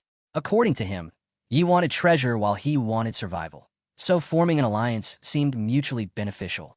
Fakie internally judged the monk's chanting and emotional act as nothing more than flattery aimed at Yi Junlin, but he went along with it. He gave the monk permission to proceed and assured that if anything went wrong, he would take full responsibility. One of the disciples couldn't hold back and shouted at him in fury, accusing him of joining forces with the bald monk to slaughter them all. He cursed him as a greedy traitor destined for a horrific end. Miao, witnessing the chaos, asked her uncle whether Yi Junlin had gone completely mad. Her uncle tried to calm her down and pointed out that the impostors bore a striking resemblance to Ji Julin and his group. She then admitted that she had been suspicious for some time, and after all that had happened on this journey, she had come to believe that Yi Gongzi might truly beat Ji Julin. Her uncle advised her to stay composed and wait to see how everything would unfold. The monk began casting another spell, creating a glowing yellow flower that emitted a sharp clang so painful that everyone instinctively covered their ears. Shay reported that, as instructed, the entire event had been recorded using the image-capturing pearl. Another disciple remarked that now they had proof, it would be interesting to see how the hypocrites try to play innocent. Then, deciding to warm up a little, he shot into the sky. Our hero burst upward at insane speed and shattered the monk's barrier with a mere flick of his fingers. The monk stared in disbelief, wondering who this man really was. Then he realized the truth. It was Ji Julin from the Yuantan sect. Gasps echoed from below as the crowd tried to process the revelation. They questioned whether this was the same Ji Julin from the Medicine King Valley, and if so, then who were the others posing as him? The fake group began to panic. Miao confirmed to Uncle Fan that this was indeed Ji Julin, just as she had suspected. Uncle Fan agreed, recalling how even at the Dragon Gate Inn, Ji Julin had seemed extraordinary, and in the Medicine King Valley, that feeling only deepened. He believed that Ji Julin was like a soaring dragon, far above the rest of them who were merely ants. Hovering in the sky, the real Ji Julin remained silent while the impostors sweated, realizing that their act had been exposed in front of the real one. Their thoughts screamed that they were doomed, having performed their charade while he watched silently from the sidelines. The monk gave a dark, mocking speech, expressing how he had been played and how he had treated Ji Julin with so much fake respect. Turning to him now, the monk acknowledged that it all made sense, especially the humiliation back in the Medicine King Valley. Everything was clear now, and he demanded they settle both old and new grudges right then and there. But Ji Julin had anticipated this. He revealed that he had recorded the monk's entire performance and wondered aloud what the world would think of the Sky Temple if that footage was made public. He hinted that the monk's plan to shift all the blame onto him wouldn't work. The monk snarled that no one would leave alive, so there'd be no one to leak the truth. In his view, Ji Julin's reputation could easily be turned against him. Ji Julin responded coolly, thinking the monk was far too overconfident. Now furious, the monk began channeling an even darker energy. He explained that the only reason he had lost in the Medicine King Valley was due to his suppressed cultivation.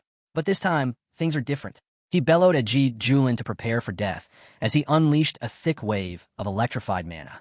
Shay nervously commented to his brother that the old monk had reached the peak of tabulation transcendence and worried that their master might be in real danger. Meanwhile, Wang quietly observed, thinking that anyone who could defy the rules of immortality must be hiding a terrifying trump card. The monk hurls a spell at our boy. A notification appears. A horse has been hit by a pre-tribulation transcendence enemy. Passive abilities activate. Power rises to match perfected tribulation transcendence. Our boy says, here we go. He breaks the spell with one clean strike and says, is that all? The monk takes the hit and stumbles back, with blood dripping from his mouth. You are hiding deep, he shouts. You are actually at the peak of tribulation too. Our boy stands tall and says, tell me, how do you want to die? The monk grits his teeth and shouts, so what if you've reached the peak? I spent years building the indestructible diamond body just for battles like this. You won't break me that easily. Our hero replies, I gave you a chance. You chose to throw it away. The monk yells, stop acting proud, and raises both hands to summon a spell. A giant golden dragon bursts out from the air and roars as it charges forward. The beast is enormous, glowing, and filled with destructive energy. Our boy doesn't flinch. He flicks his fingers, and a powerful spell takes shape. A giant hand, made of pure energy, forms above and grabs the dragon by the neck. The dragon cries out as the hand tightens and shrinks it into nothing. The monk stares in disbelief. His strongest technique vanished like smoke. The hand now floats over his head, ready to strike. He quickly calls on his last resort and summons the Vajra Infinite Lamp. He channels his power and forces the hand apart, freeing himself from its grip. He takes a deep breath, thinking he survived. But our boy doesn't wait. He casts another spell. A crushing force slams the monk into the ground. Blood shoots from his mouth as his body hits the earth hard. His disciples watch in silence, unable to believe what they just saw. The monk coughs and wipes the blood from his face. He lies there, worn out and confused, asking himself if he is still alive. He realizes that the strong body he once trusted is nearly broken. With no other option, he reaches for the treasure pills from Medicine King Valley. Suddenly, herbs from every disciple start floating toward one spot. Panic spreads as everyone watches helplessly. In less than a minute, the monk's body is fully healed and shining with energy. He rises again and casts a stronger spell, filled with intense mana. He shouts, this fight is just getting started. But our boy stares at him calmly. No, he says, it's already over. The monk asks, what do you mean? Our hero holds up his hand and begins forming a glowing sphere of energy. Lightning sparks from every side of the ball. He looks straight at the monk and says, let's see how you handle this. The demon monk's eyes widened in disbelief as he muttered, this technique, but before he could finish, the hero stepped forward, gaze sharp as a blade. Remember now? The hero asked coldly. The monk let out a chilling laugh. What a joke. That punch felt weaker than a mosquito bite. But the hero simply smirked and replied, oh? What if I told you I only used 1/10,000th of my strength? Before the monk could react, he let out a furious scream. But in that very instant, Yi dashed forward and delivered a devastating blow that crushed the monk's face, sending a burst of fire erupting from the impact. Flames spread across the battlefield as the hero stood firm, his figure unmoved in the blaze. The onlookers stared in stunned silence, until someone suddenly shouted, the demon monk is dead. Another cried out that they were finally saved, their voices rising in relief and awe. One among them exclaimed with trembling excitement that it was Senior Yi who had saved them and vowed that his life now belonged to him. Others quickly joined in, declaring they would fight anyone who dared slander Senior Yi, and that from now on, they would defend his name with their lives because he was a true hero. As he stood calmly watching them, the crowd began chanting his name, and Misin, standing among them, whispered in astonishment that Yi Junlin was not only incredibly strong, but also unbelievably handsome. The man beside her nodded and admitted that Ye's strength far exceeded anything he had imagined, though he encouraged Miss and to continue training, believing she might one day stand on his level. Not far off, Ye's loyal follower looked at him with wide eyes and said that Master had opened his eyes once again. Hong Qinya, observing quietly, added that even Ronding's strongest defense warrior, who was famous throughout the central domain, had been turned to dust with a single punch, and he began to wonder just how far Yi could truly go. Just then, another enemy group appeared, but Yi wasted no time and rushed toward them, shouting with steel in his voice, "Where do you think you're going?" Within moments, he struck them down without hesitation. With his enemies eliminated, he declared that it was time to settle the score. The remaining enemies dropped to their knees, begging for mercy and calling themselves worthless scum, pleading with him not to lower himself to their level. One of them panicked and pointed at another, claiming that everything was his idea. Another backed him up, explaining that he had been working peacefully at Fengshan House before being tricked. A third one added that he had simply been a farmer who followed them because he thought there would be food. The old leader of the group erupted in rage and called them backstabbing rats, furious that after feeding them and protecting them, they were now trying to cut ties. He looked at them in disgust, thinking they were too pathetic to even bother with. They're not even worth dirtying my hands, he muttered to himself. He believed every debt had its collector, so he decided, I'll let karma deal with them. Then he turned to Miss-san. How much did they steal from you? He asked. Miss-san, her voice filled with fury, shouted, 5 million high-grade spirit crystals. They need a hand over every last one. Another person stepped forward. Return the talismans and artifacts you stole from the Lingshan sect, they demanded. And don't forget the Baoxiang sect's treasure, another voice added. The group of enemies panicked. They began tossing everything back, their voices trembling. Take it all back. Just let us go.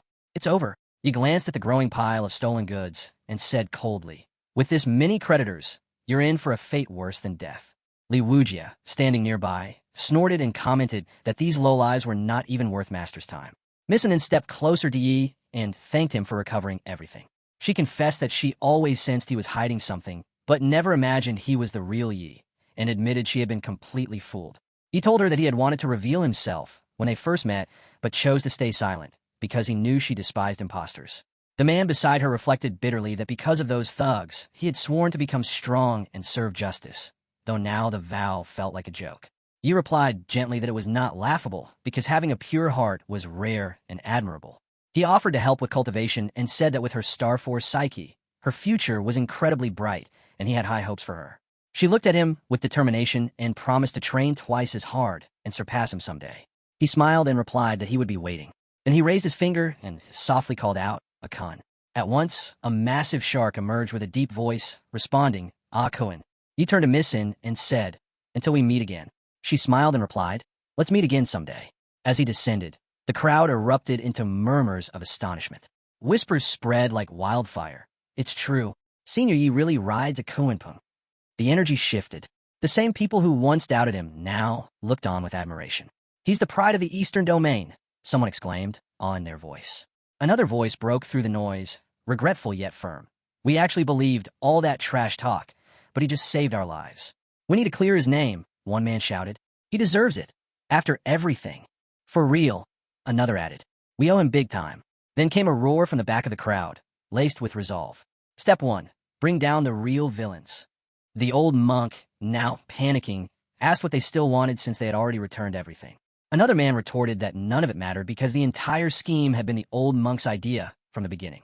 The scene shifted, and the wind now blew gently across the sky. On the back of Kuenpeng, Xiaohei stared in amazement and thought the creature's back felt like a paradise floating in the clouds. He turned to him and announced that from now on, he was officially part of the team. He began introducing the senior brothers one by one. He pointed to the first and said this was his eldest senior brother, Hong Qianye, who was warm-hearted and always willing to help with cultivation. Hong nodded with a smile and told Xiaohei to come find him anytime if he ever struggled. Inwardly, Hong stared at him and thought that after living in the Medicine King Valley for 100,000 years, he had never seen a human this beautiful, especially one who was a guy. Yi continued the introduction and said the second senior brother was by Xiaoxi, who served as a personal chef and housekeeper. If Xiaohei needed anything in daily life, he was the one to ask. Then he introduced Li as the third senior brother, who acted as Ye's scout and vanguard. If anyone tried to bully Xiaohei, Wu Jie would be the one to handle it. Xiaohei bowed respectfully and asked his senior brothers to take care of him. He then clapped his hands and told everyone to return to their tasks. He asked Xiaoxi to come and massage his shoulders, and Xiaoxi responded playfully, promising to make the master feel amazing. Hong watched with narrowed eyes and thought that Xiaoxi was clearly trying to earn favor for an easier future. Still, the protagonist figured he might benefit from it too. Xiaohei glanced to Hong and felt a chill run down my spine as he wondered why first senior's gaze felt like he wanted to eat me. Xiaohei bolted and called out to the third senior brother, asking what he was doing.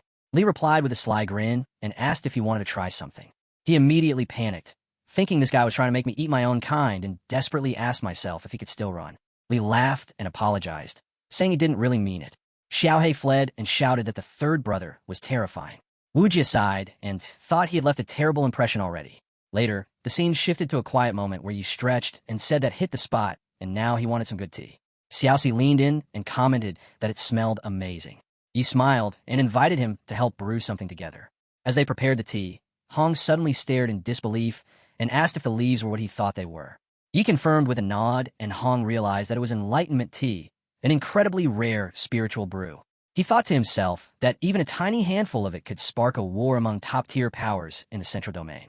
The legendary Ling, Yin Immortal, only allowed selected immortals to taste a cup every 50,000 years, and Hong had only ever smelled it from afar. Now he wondered if this could be his chance. He respectfully asked Yi if he could have the honor of tasting a cup, and Yi handed it to him without hesitation. Hong trembled as he accepted it, thinking that this was the enlightenment tea that countless immortals had sought for millennia, and today he was finally the one who would taste it. As he took a sip, his eyes widened and began trembling. A single drop of water slid down his cheek as his entire body surged with power. Without another word, he let out a loud shout and instantly took flight, his energy soaring into the sky. The heroes stood in shock as the sudden surge of power overwhelmed them, and one of them muttered in disbelief, wondering why the man before them was powering up so rapidly. Li, still stunned, tried to grasp what had just occurred as he realized that in a single instant, his senior brother had reached the peak of the tribulation stage. Without warning, Hong burst into laughter, prompting the hero to snap and ask what was so funny and if he had a problem with his master. Hong quickly bowed and insisted that he meant no offense and begged for forgiveness.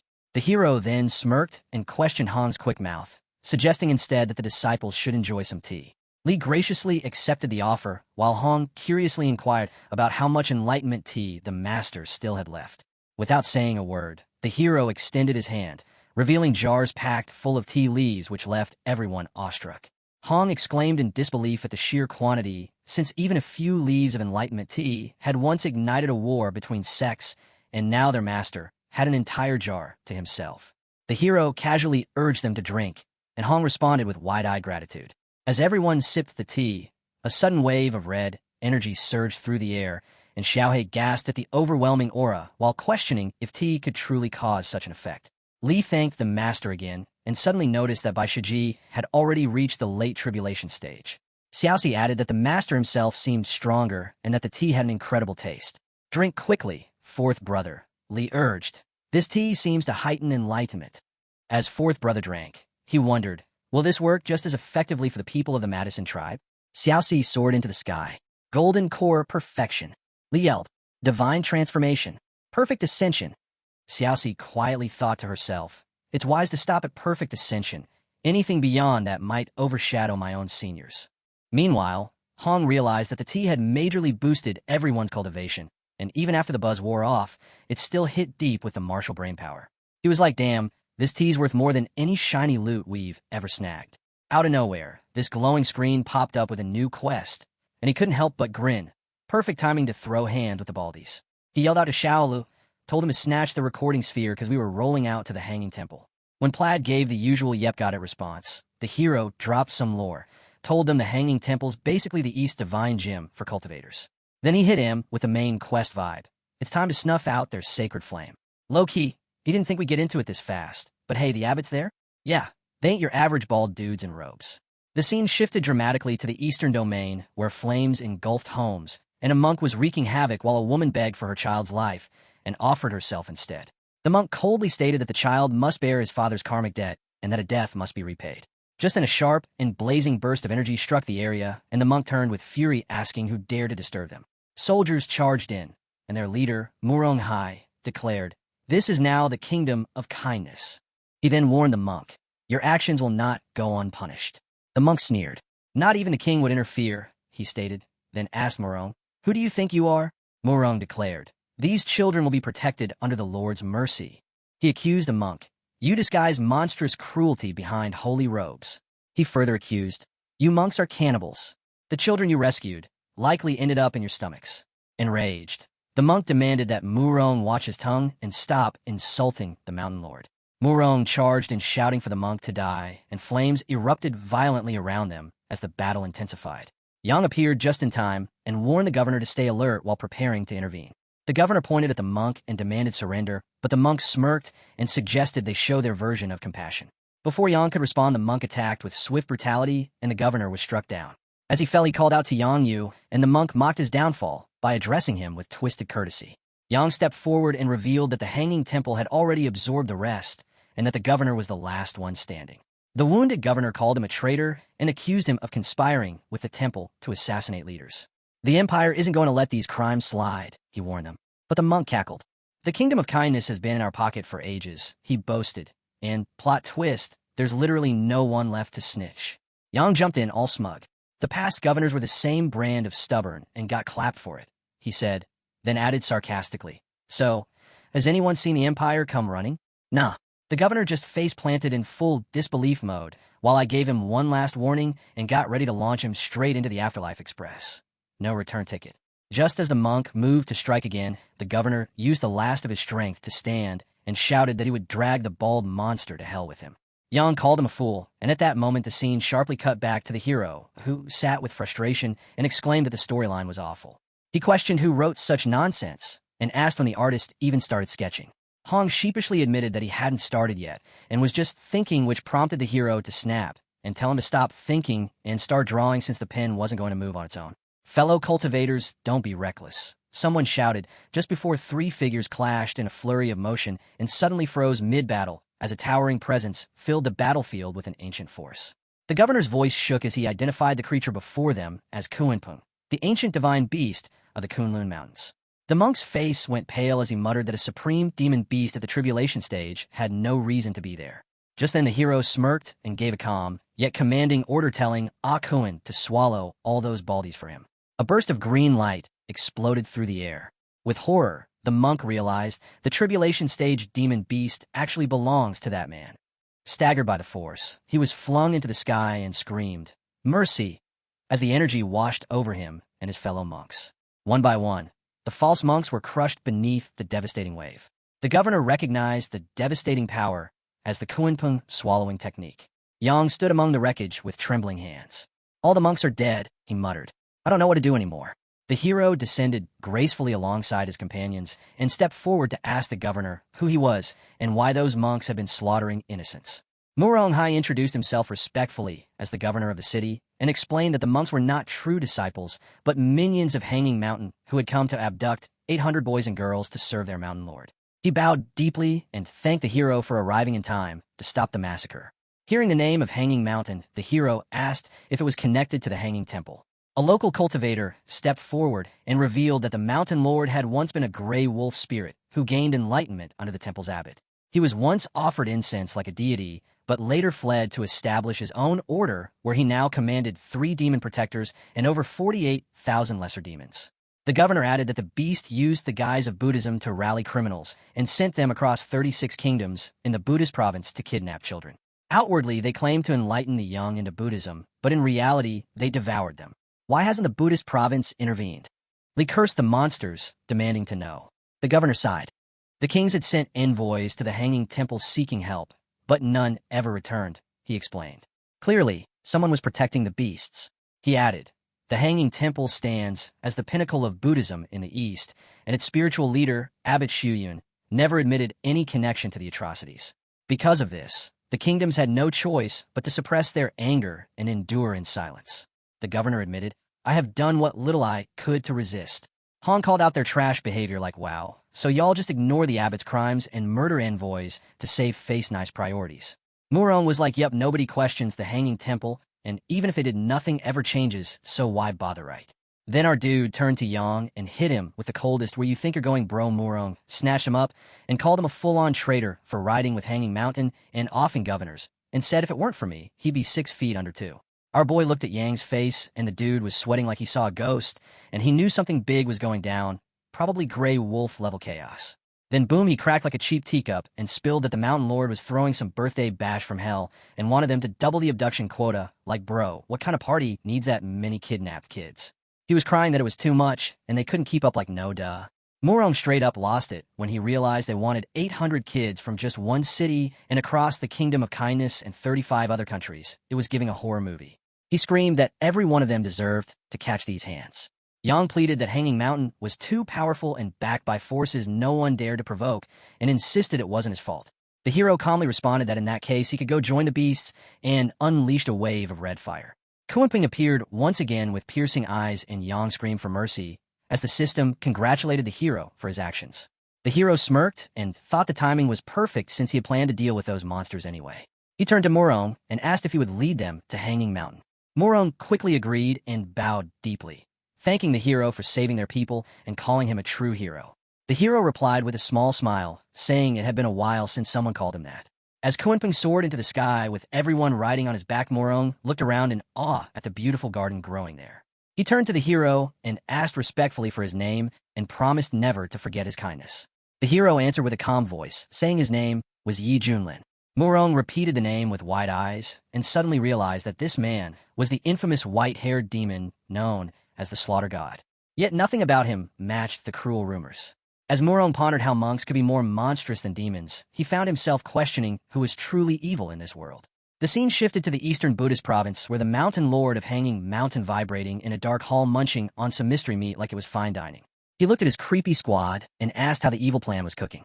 This eagle-faced demon bowed, all serious, and said by the mountain lord's birthday in 5 days we'd be hitting 66,666 kidnapped kiddos like bro, that number screams cursed. Then the cow-faced dude started laughing and was like the little gremlins don't even know what's coming. Foxface over here was straight up licking his lips, saying just thinking about the tender meat got him drooling like a chill dude that's messed up. The gray wolf spirit grinned like he was hosting a barbecue. Ba, he said, cackling about how the fresh souls were going to vibe with Buddha soon. Then, plot twist, he froze, his face going full nope as he sensed some scary presence. Who the heck has the guts to pull up uninvited? He snarled. Out of nowhere, these boss-level auras dropped from the sky, and boom, Kunpeng showed up, looking majestic as ever. From above, Morong pointed like he was in a dramatic movie poster. The beast nest, Hanging Mountain, is right below us, he told me. The hero stood tall and declared that from this day forward Hanging Mountain would cease to exist. He turned to Kunpeng and said that after everything it had devoured along the way, it had finally reached the tribulation stage. The gray wolf roared and flew up to confront the beast, demanding to know who dared oppose him and promised to show them the true power of a demon king. But as he charged forward, the space twisted, and one of his minions cried out that something was wrong. Kunpeng opened its maw wide, revealing sharp fangs, and raced toward the mountain, while golden energy surged from the sky. In a single strike, the Hanging Mountain was torn apart. Morong watched in awe and said that the legendary Kunpeng had destroyed the entire mountain with one blow. The gray wolf spirit tried to push himself up using a chunk of broken rock and stared at the beast with blood in his eyes. He muttered in disbelief that they had underestimated a tribulation stage demon beast and swore they would regret this as the ground beneath him crumbled into dust. The gray wolf growled through bloodied teeth as he pressed the crescent moon emblem embedded on his forehead. I have been careless, he muttered. He then declared with pride, I have ruled the Western lands for 200 years, and with the Hanging Temple backing me, not even kings dared provoke me. Now he glared at the great beast before him and scoffed. A mere demon challenging my authority? Impossible. As he called upon his reinforcements, a phantom cloaked in the aura of the Hanging Temple's abbot appeared beside him. The gray wolf roared, I do not care whether my enemy has reached the tribulation stage. I will not tolerate such disrespect. The moment he shouted the command, open eyes, a storm of red and blue energy erupted from the phantom's form, and the battlefield trembled under the sheer force. On the sidelines, Lean narrowed his gaze and thought that the strike carried the aura of a peak tribulation stage cultivator and mused that the Hanging Temple was more interesting than he had imagined. Governor Morong dashed forward and felt the pressure bearing down on him as he wondered whether Senior Yi could truly withstand the blow from even a phantom of the abbot. Hong clenched his fists and admitted to himself that although he was at the peak of the tribulation stage, he would not dare to face such an attack head-on. He watched anxiously and questioned how their hero would respond. Suddenly, Yi Junlin stepped forward without fear and taunted them for trying to act tough. He studied the phantom and thought that, as expected, they were being protected by the demon monks. In an instant, he launched his counterattack, and the red energy that had surged toward him was pushed back with overwhelming force.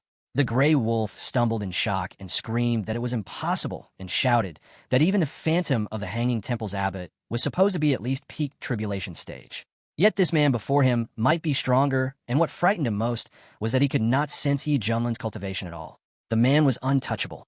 Realizing they were totally screwed, Gray Wolf and his squad dropped to their knees like none played character in a cutscene.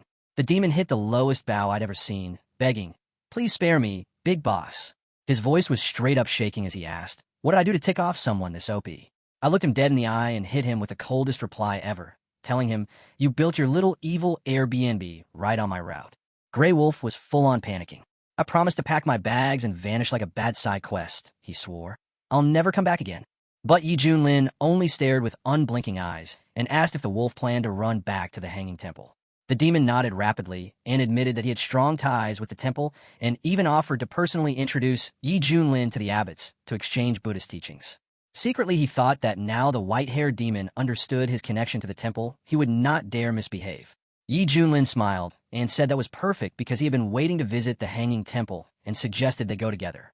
The gray wolf forced a cheerful reply and thanked him for the honor, but within he plotted, darkly thinking the white-haired demon would meet his end as soon as they reached the temple. Before he could finish the thought, Yi Junlin raised a hand, and a flash of crimson light sliced through the air.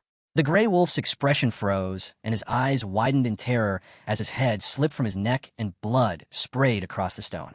He looked at the corpse and was like, yeah, he never said the wolf was walking out of here alive. Then our hero turned to Xiao Li and told him to bag the head since it'd make a killer gift for the abbot. Xiao Li gave me the nod and was like a boss. Our boy turned back to Governor Morong and told him Hanging Mountain was handled and he'd better get moving to save the rest of the kids.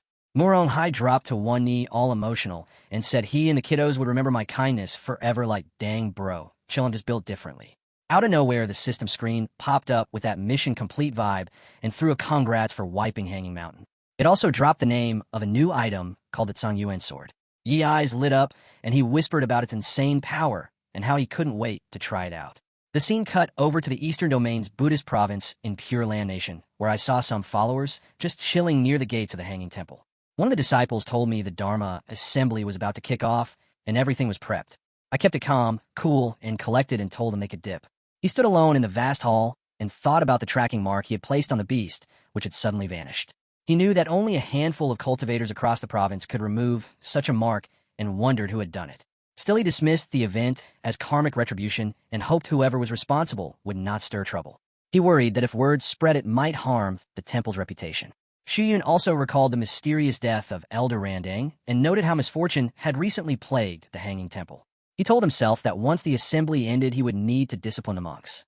Meanwhile, the Crown Prince of the Pure Land walked beside his younger brother and the princess. The Crown Prince shared that ever since hearing the abbot's last sermon, his understanding of the Buddhist golden body had deepened. The second prince told him straight up he was feeling bold enough to throw hands with the demon emperor and gave props to Big Bro for his wisdom. My sister shot me a look and brought up how Princess was just flexing about mastering the 6-character mantra. The second prince laughed it off, all humble like now my cultivation is still baby tier. Then Crown Prince was like, let's spar and get back, and he was down for it. Sis mentioned Dad's birthday coming up and said she hoped the Dharma assembly would help her level up spiritually. While we were chatting, all chill Shuyun just stood there zoned out repeating Buddha's teachings like a mantra loop, reminding himself that all beings, no matter how they spawn, need that nirvana guidance. But boom, his meditation got cut when a crazy strong aura dropped in and Yi Junlin pulled up with the squad. One of the temple guards immediately stepped up, throwing shade, yelling that we were trespassing and disrespecting Buddhism, and told us to bounce. I felt the shift in the air and frowned like, okay, who's out here causing drama in the most sacred zone? Yi Junlin stepped forward and announced that he had come to deliver a gift. As another monk saw the shattered temple plaque, he collapsed in outrage and accused Yi Junlin of opposing all of Buddhism. Yet Yi Junlin stood firm and thought that these demon monks had no right to claim representation of all Buddhism. He declared that some within the Hanging Temple were nothing but snakes hiding behind holy words, and today he would expose their filth for the world to see. The princess whispered that the man must be insane for challenging the temple directly. The crown prince stared in disbelief and thought it shameful that someone would blaspheme the temple in the heart of the Buddhist province. The disciples rushed forward to seize Yi Junlin and said the abbot would decide his fate. But before they could attack Xiao, Li raised his blade and unleashed a wave of energy that stunned everyone. The crown prince gasped and recognized that the man had mastered the Tao of the blade and was no ordinary cultivator. The princess stood beside him and admitted that he looked unbelievably cool. Shuyun realized the situation was growing dangerous and appeared in front of Yi Junlin. With a calm voice, he greeted him, Amit Ba, and asked respectfully, how has the Hanging Temple offended him? Yi Junlin replied with scorn, you are a master of putting on false shows. Shuyun insisted, you must be misunderstanding the temple. Reason should guide all things. He mentioned, the Dharma assembly has been opened to share teachings, and asked for a proper explanation. Yi Junlin responded by summoning a sphere of blue energy and hurling it forward. Suddenly a man appeared in front of Shuyun, and the disciples gasped as they recognized him as Elder Randang. They whispered among themselves and wondered if Yi Junlin was connected to Randang's mysterious death. One group speculated that the white-haired demon must have robbed cultivators from Medicine King Valley. They were relieved when Randang stepped in and prayed that Buddha's mercy would bring justice. The Crown Prince remarked that the Yi demon was vicious by nature and predicted that even with Randang involved it would be a fierce battle. Randang stepped forward and said that since fate had brought them together, others should not interfere. Shiyun responded that the Buddha taught compassion, and even in the face of evil, one must strive to guide the lost, even at the cost of life. Randang smirked and thought that Shiyun was merely trying to blame everything on Yi Junlin. He told the others to proceed and promised to take responsibility for it later. The Crown Prince watched in shock and asked aloud why the monk was attacking his own people and whether he was truly working with a white-haired demon. Shiyun turned pale and realized that the entire encounter had been recorded. Yi Junlin gave him a cold look and said the battle had only just begun. As he launched another attack, the truth started to unravel. Whispers filled the air that this was the slaughter god himself. Some recalled that he had saved cultivators whom Randang had tried to kill. A murmur spread through the temple as the people realized that one of their own elders had been exposed for his treachery, and the so-called righteous temple might be hiding something far darker beneath its sacred exterior. The Crown Prince stepped forward and told his younger sister to stay behind him as the tension rose. Princess asked, then questioned aloud why Yi Junlin had saved the cultivators, calling him a hero. The Crown Prince, sensing something off, replied that the situation was suspicious and advised waiting to see how it unfolded. Meanwhile, Shiyun thought to himself that although he hadn't expected Randang to be killed, restoring their reputation took priority. With anger in his voice, he accused Yi Junlin of tampering with the recording orb to frame Elder Randang and tarnish the Hanging Temple's name, calling it a cheap trick that wouldn't fool the world. In response, Yi Junlin forcefully pinned the gray wolf to the ground and mocked Shiyun. "Baldy, I even returned your precious pet." Shiyun denied any connection with the beast. "Have you killed it as well?" he asked. Just then, the recording orb projected a scene showing the wolf's atrocities in the Western Wasteland, where its actions had stained the reputation of the Hanging Temple. The people there had suffered for years and cried out for help, while the temple had secretly attempted to clean up the complaints just to save face. The crowd began to murmur in shock. One person recalled seeing the gray wolf at the temple long ago, while another questioned whether Master Shiyun had truly ignored such dark arts. A third voice added that there had been rumors of children being kidnapped in the temple's name. However, an elder from the Heavenly Artisan sect stepped forward and swore upon his sect's honor that the recordings were real and untouched. With this confirmation, the Crown Prince declared there could be no doubt. The second prince noted that the Pure Land Nation's top sect would never lie. Horrified, the princess called the truth filthy while people in the crowd lamented how their master had hidden behind a mask of holiness. He straight up told anyone still doubting to go check the Western Wasteland themselves if they needed receipts. He called Shiyun out as a full-on wolf in monk drip and dragged him pretending to be some holy icon.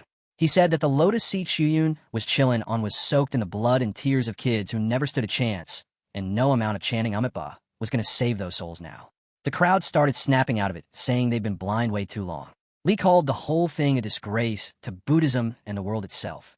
People were heatedly yelling that Shiyun was an old dog who didn't deserve the title of monk and shouting for him to dip from the Eastern Domain and quit Buddhism for good. Suddenly, Shiyun clenched his hand and yelled for silence. The force of his voice caused immense pain among the people and injured many, though Yi Junlin quickly countered the spell. The Crown Prince expressed gratitude, and the second prince admitted he had narrowly escaped death from the sonic attack. The princess declared they had to report everything to their father immediately. As chaos erupted, the people fled in fear when Shiyun screamed that no one would leave alive. Unleashing a sharp wave of energy, he rose into the sky. To the terrified crowd below, he announced that the Dharma Assembly had been invaded by the Eat Demon and that despite brave resistance, many had died in the fight. Someone in the crowd called him a liar and accused him of destroying the temple's reputation. Yi Junlin then pointed out that Shiyun, like Randang, was just as vile. The Crown Prince asked the monks whether they truly sided with Shiyun and was met with their blind loyalty. They insisted that everything the abbot did was for the good of the temple and vowed to defend it to the end. The princess told her brothers that the monks had been completely brainwashed. The Crown Prince realized they had no choice but to fight their way out. "Little Red, move forward," Yi Junlin ordered. In frustration, she grumbled, "Being used like a dog again." Shiyun grinned. "You have come at the perfect time," he said, "to be used as a sacrifice for the temple's array." Just as he prepared, Hong stepped forward and silenced him with a powerful presence. The scene then shifted to a quiet area beneath the mountain in the Eastern Domain's Buddhist province. Two watchers observed the activation of the mountain defense array and speculated, is Hanging Temple under attack? The focus then moved to the Pure Land Nation's royal capital. A soldier rushed in and informed the king that something had happened at the Hanging Temple and the royal heirs were still inside. The king immediately ordered the city's defense forces to mobilize and head for Mount Fontaine. Meanwhile, the soldier hurried down a corridor and activated a secret device. Li grew angry, blaming the array for causing trouble. Hong, facing the array's suppression, mocked its weakness and prepared for battle.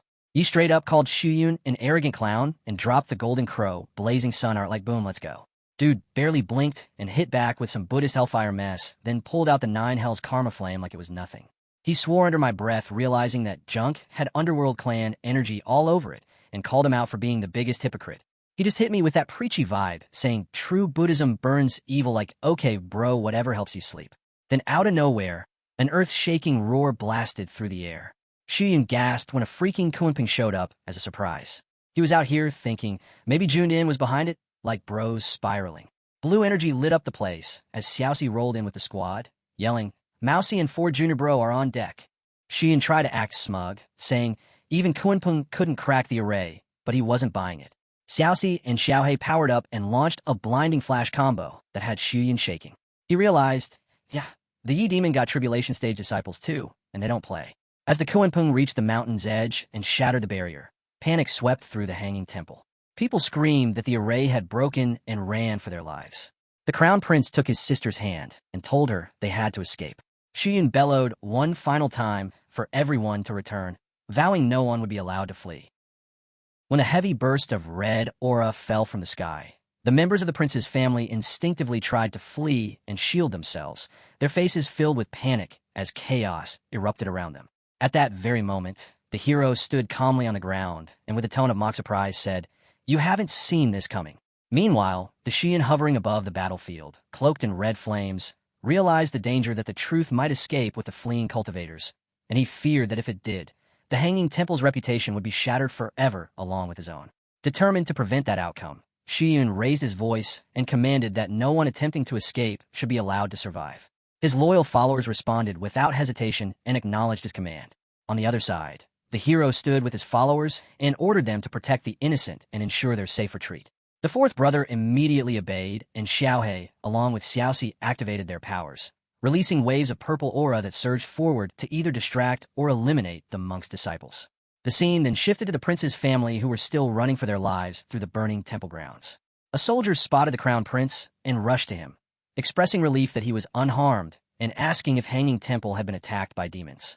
The crown prince, filled with fury, snapped that the real demon was none other than the abbot himself and urged the soldier to report everything to the emperor without delay. Above the chaos, the Shuyun continued to spread his fire across the sky when the hero mocked him for failing to defeat even a single disciple. He told the monk, "You might as well give up and end it all." With his golden eyes burning in anger, Shuyun dismissed the insult and warned the hero, "You have only seen a fraction of the temple's power." Inwardly, he wondered why the reinforcements had not yet arrived, since he had made more than enough noise to alert them.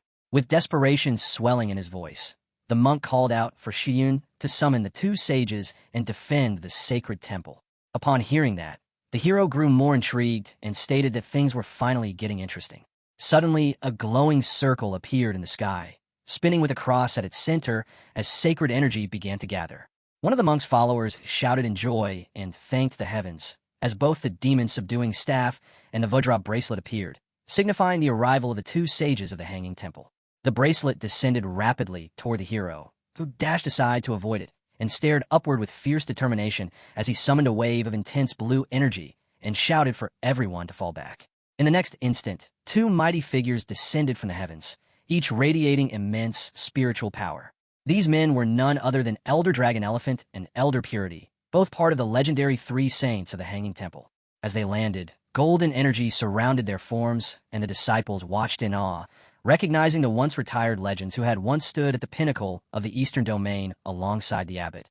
Murmurs of reverence spread among the monks as one disciple whispered that he had grown up hearing tales of their power and never imagined he would see them with his own eyes.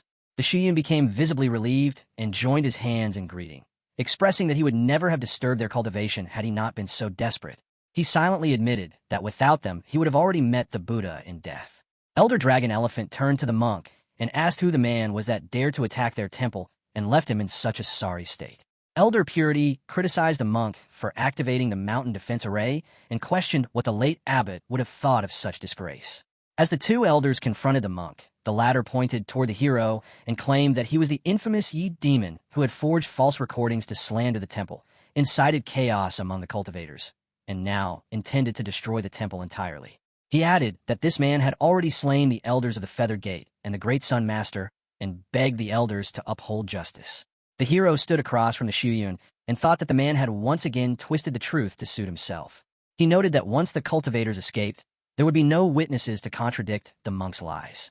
Shuyun prepared to strike and declared, "Your lies will end here and now." He vowed to defend the hanging temple at all costs and called upon the elders to join him in slaying the demon. A massive blast shook the earth as the Shuyun charged forward with his staff, delighting his followers who rejoiced at the destruction. One disciple shouted, "The monk has brought out the sky-piercing staff, the most powerful treasure of the hanging temple and a grade 9 spiritual artifact." Elder Dragon Elephant joined the assault with his own weapon and coordinated his attack with the Shuyun, both aiming for the hero with synchronized precision. They accused him of disgrace and warned that he was about to die. Just as their weapons closed in, a majestic sword descended from the sky and landed before the hero. It was Gung Yuan's sword, another grade 9 spiritual artifact, and its arrival shocked the elders and the Shuyun. The hero took hold of the blade and smirked, thinking aloud that the others acted as though they were the only ones with high-grade treasures. He rushed forward with the sword in hand and declared that he had far more treasures than they could ever imagine. The only real question was whether they would survive long enough to witness them. He acknowledged the sword's immense power, but admitted that he lacked proper sword techniques to fully utilize it. Suddenly, a glowing system interface appeared in front of him and notified him that his sign-in at the Hanging Temple had been detected. He sarcastically commented that the system had finally decided to show up and assumed it had stolen his reward. Upon signing in, a second screen appeared and congratulated him for receiving the legendary sovereign technique known as Slaughter Immortal Sword Art. As the notification faded, the hero stared at it with amusement and said that the timing was slow but acceptable. Fueled by new power, the hero spun in place and unleashed a terrifying mixture of purple and blue aura across the battlefield. The Shuyun and the two elders were stunned and commented on the overwhelming killing intent radiating from the hero. As he descended from the red aura storm, 3 nearby disciples tried to shield themselves but were knocked to the ground by the pressure. Shuyun looked on in fear and questioned, "What kind of technique did the demon just use?" The hero stood tall and declared, "The technique is called Donkey Slaying Sword Art, and it is meant for cutting down hypocrites and frauds like them." The elder dragon elephant charged again and shouted, "Your arrogance is intolerable." But when his attack landed, the hero simply raised his sword and released a surge of blue energy. He mocked the elder. "Is that all you have? Try harder. You're facing the Yi demon." The elder faltered and tried to retreat while calling for help, declaring that the demon's arrogance was beyond anything he had ever seen.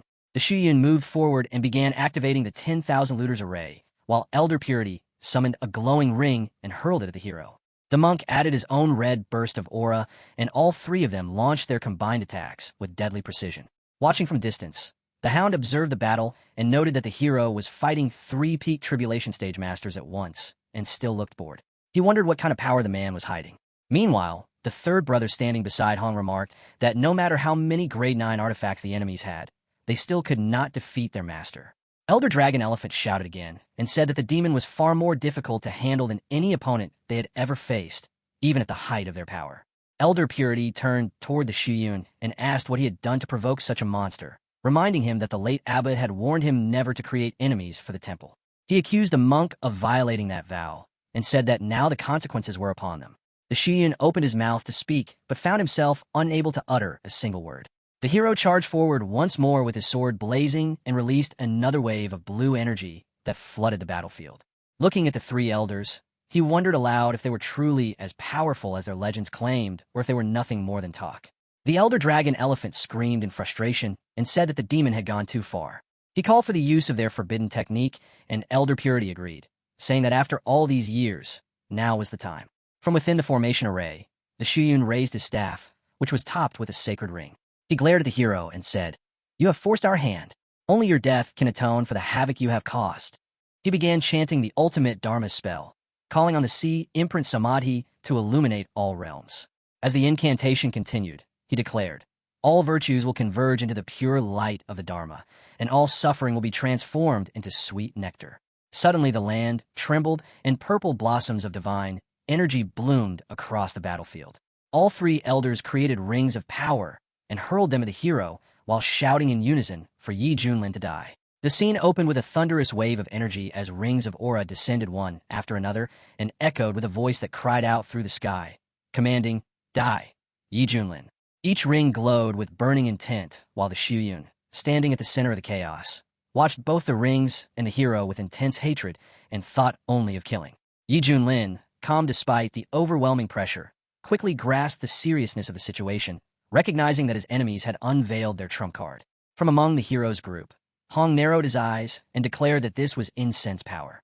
The third brother shouted in alarm that something was wrong and warned that their master was in danger because the enemy's power had suddenly surged. The Shuyun, lifting his staff and calling out the Amitabha, recalled that he had been preserving this incense energy for countless generations in hopes of breaking through to the immortal realm. Now forced into a corner, he chose to burn it all to destroy Yi Junlin, telling himself that he would rebuild the incense altar later if he succeeded in ending the threat now. Yi Junlin remained unfazed and thought to himself, "This is their final move." He acknowledged that the pressure from the three enemies was immense, far greater than any I have faced before. Yet despite that, he found himself thrilled for the first time in a long while. It was a pity, he mused, that these three had only reached the peak of the tribulation stage and therefore could not awaken the deeper layers of his strength through a true strength versus strength encounter. In his eyes, they had already missed their shot at immortality. Shuyun suddenly roared Yi Junlin's name, his eyes glowing red as he called out in desperation. The enemies began searching for him amid the smoke and fire, only for one of the rings to explode against the earth, releasing a torrent of flames that lit the battlefield. Just when the inferno threatened to consume everything, something massive rolled forth from the heart of the destruction. It moved so rapidly and generated such overwhelming blue energy that the entire field was submerged in it. From within the storm of blue light, a colossal creature known as Akuin emerged, its power radiating in every direction.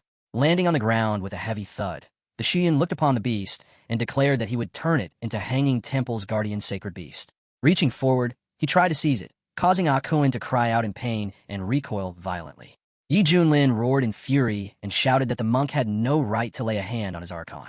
The Shuyun charged forward and dared him to stop it, prompting Yi Junlin to respond with a furious chant as he raised his sword to his brow.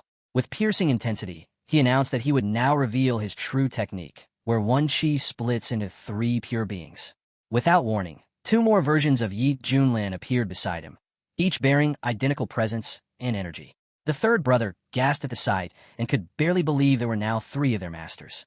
Hong, his eyes wide with disbelief, muttered whether this divine technique was an ancient inheritance or a creation born from Yi Junlin's own understanding of the Tao. He admitted that despite having seen the world, standing before Yi Junlin made him feel like nothing more than a frog at the bottom of a well.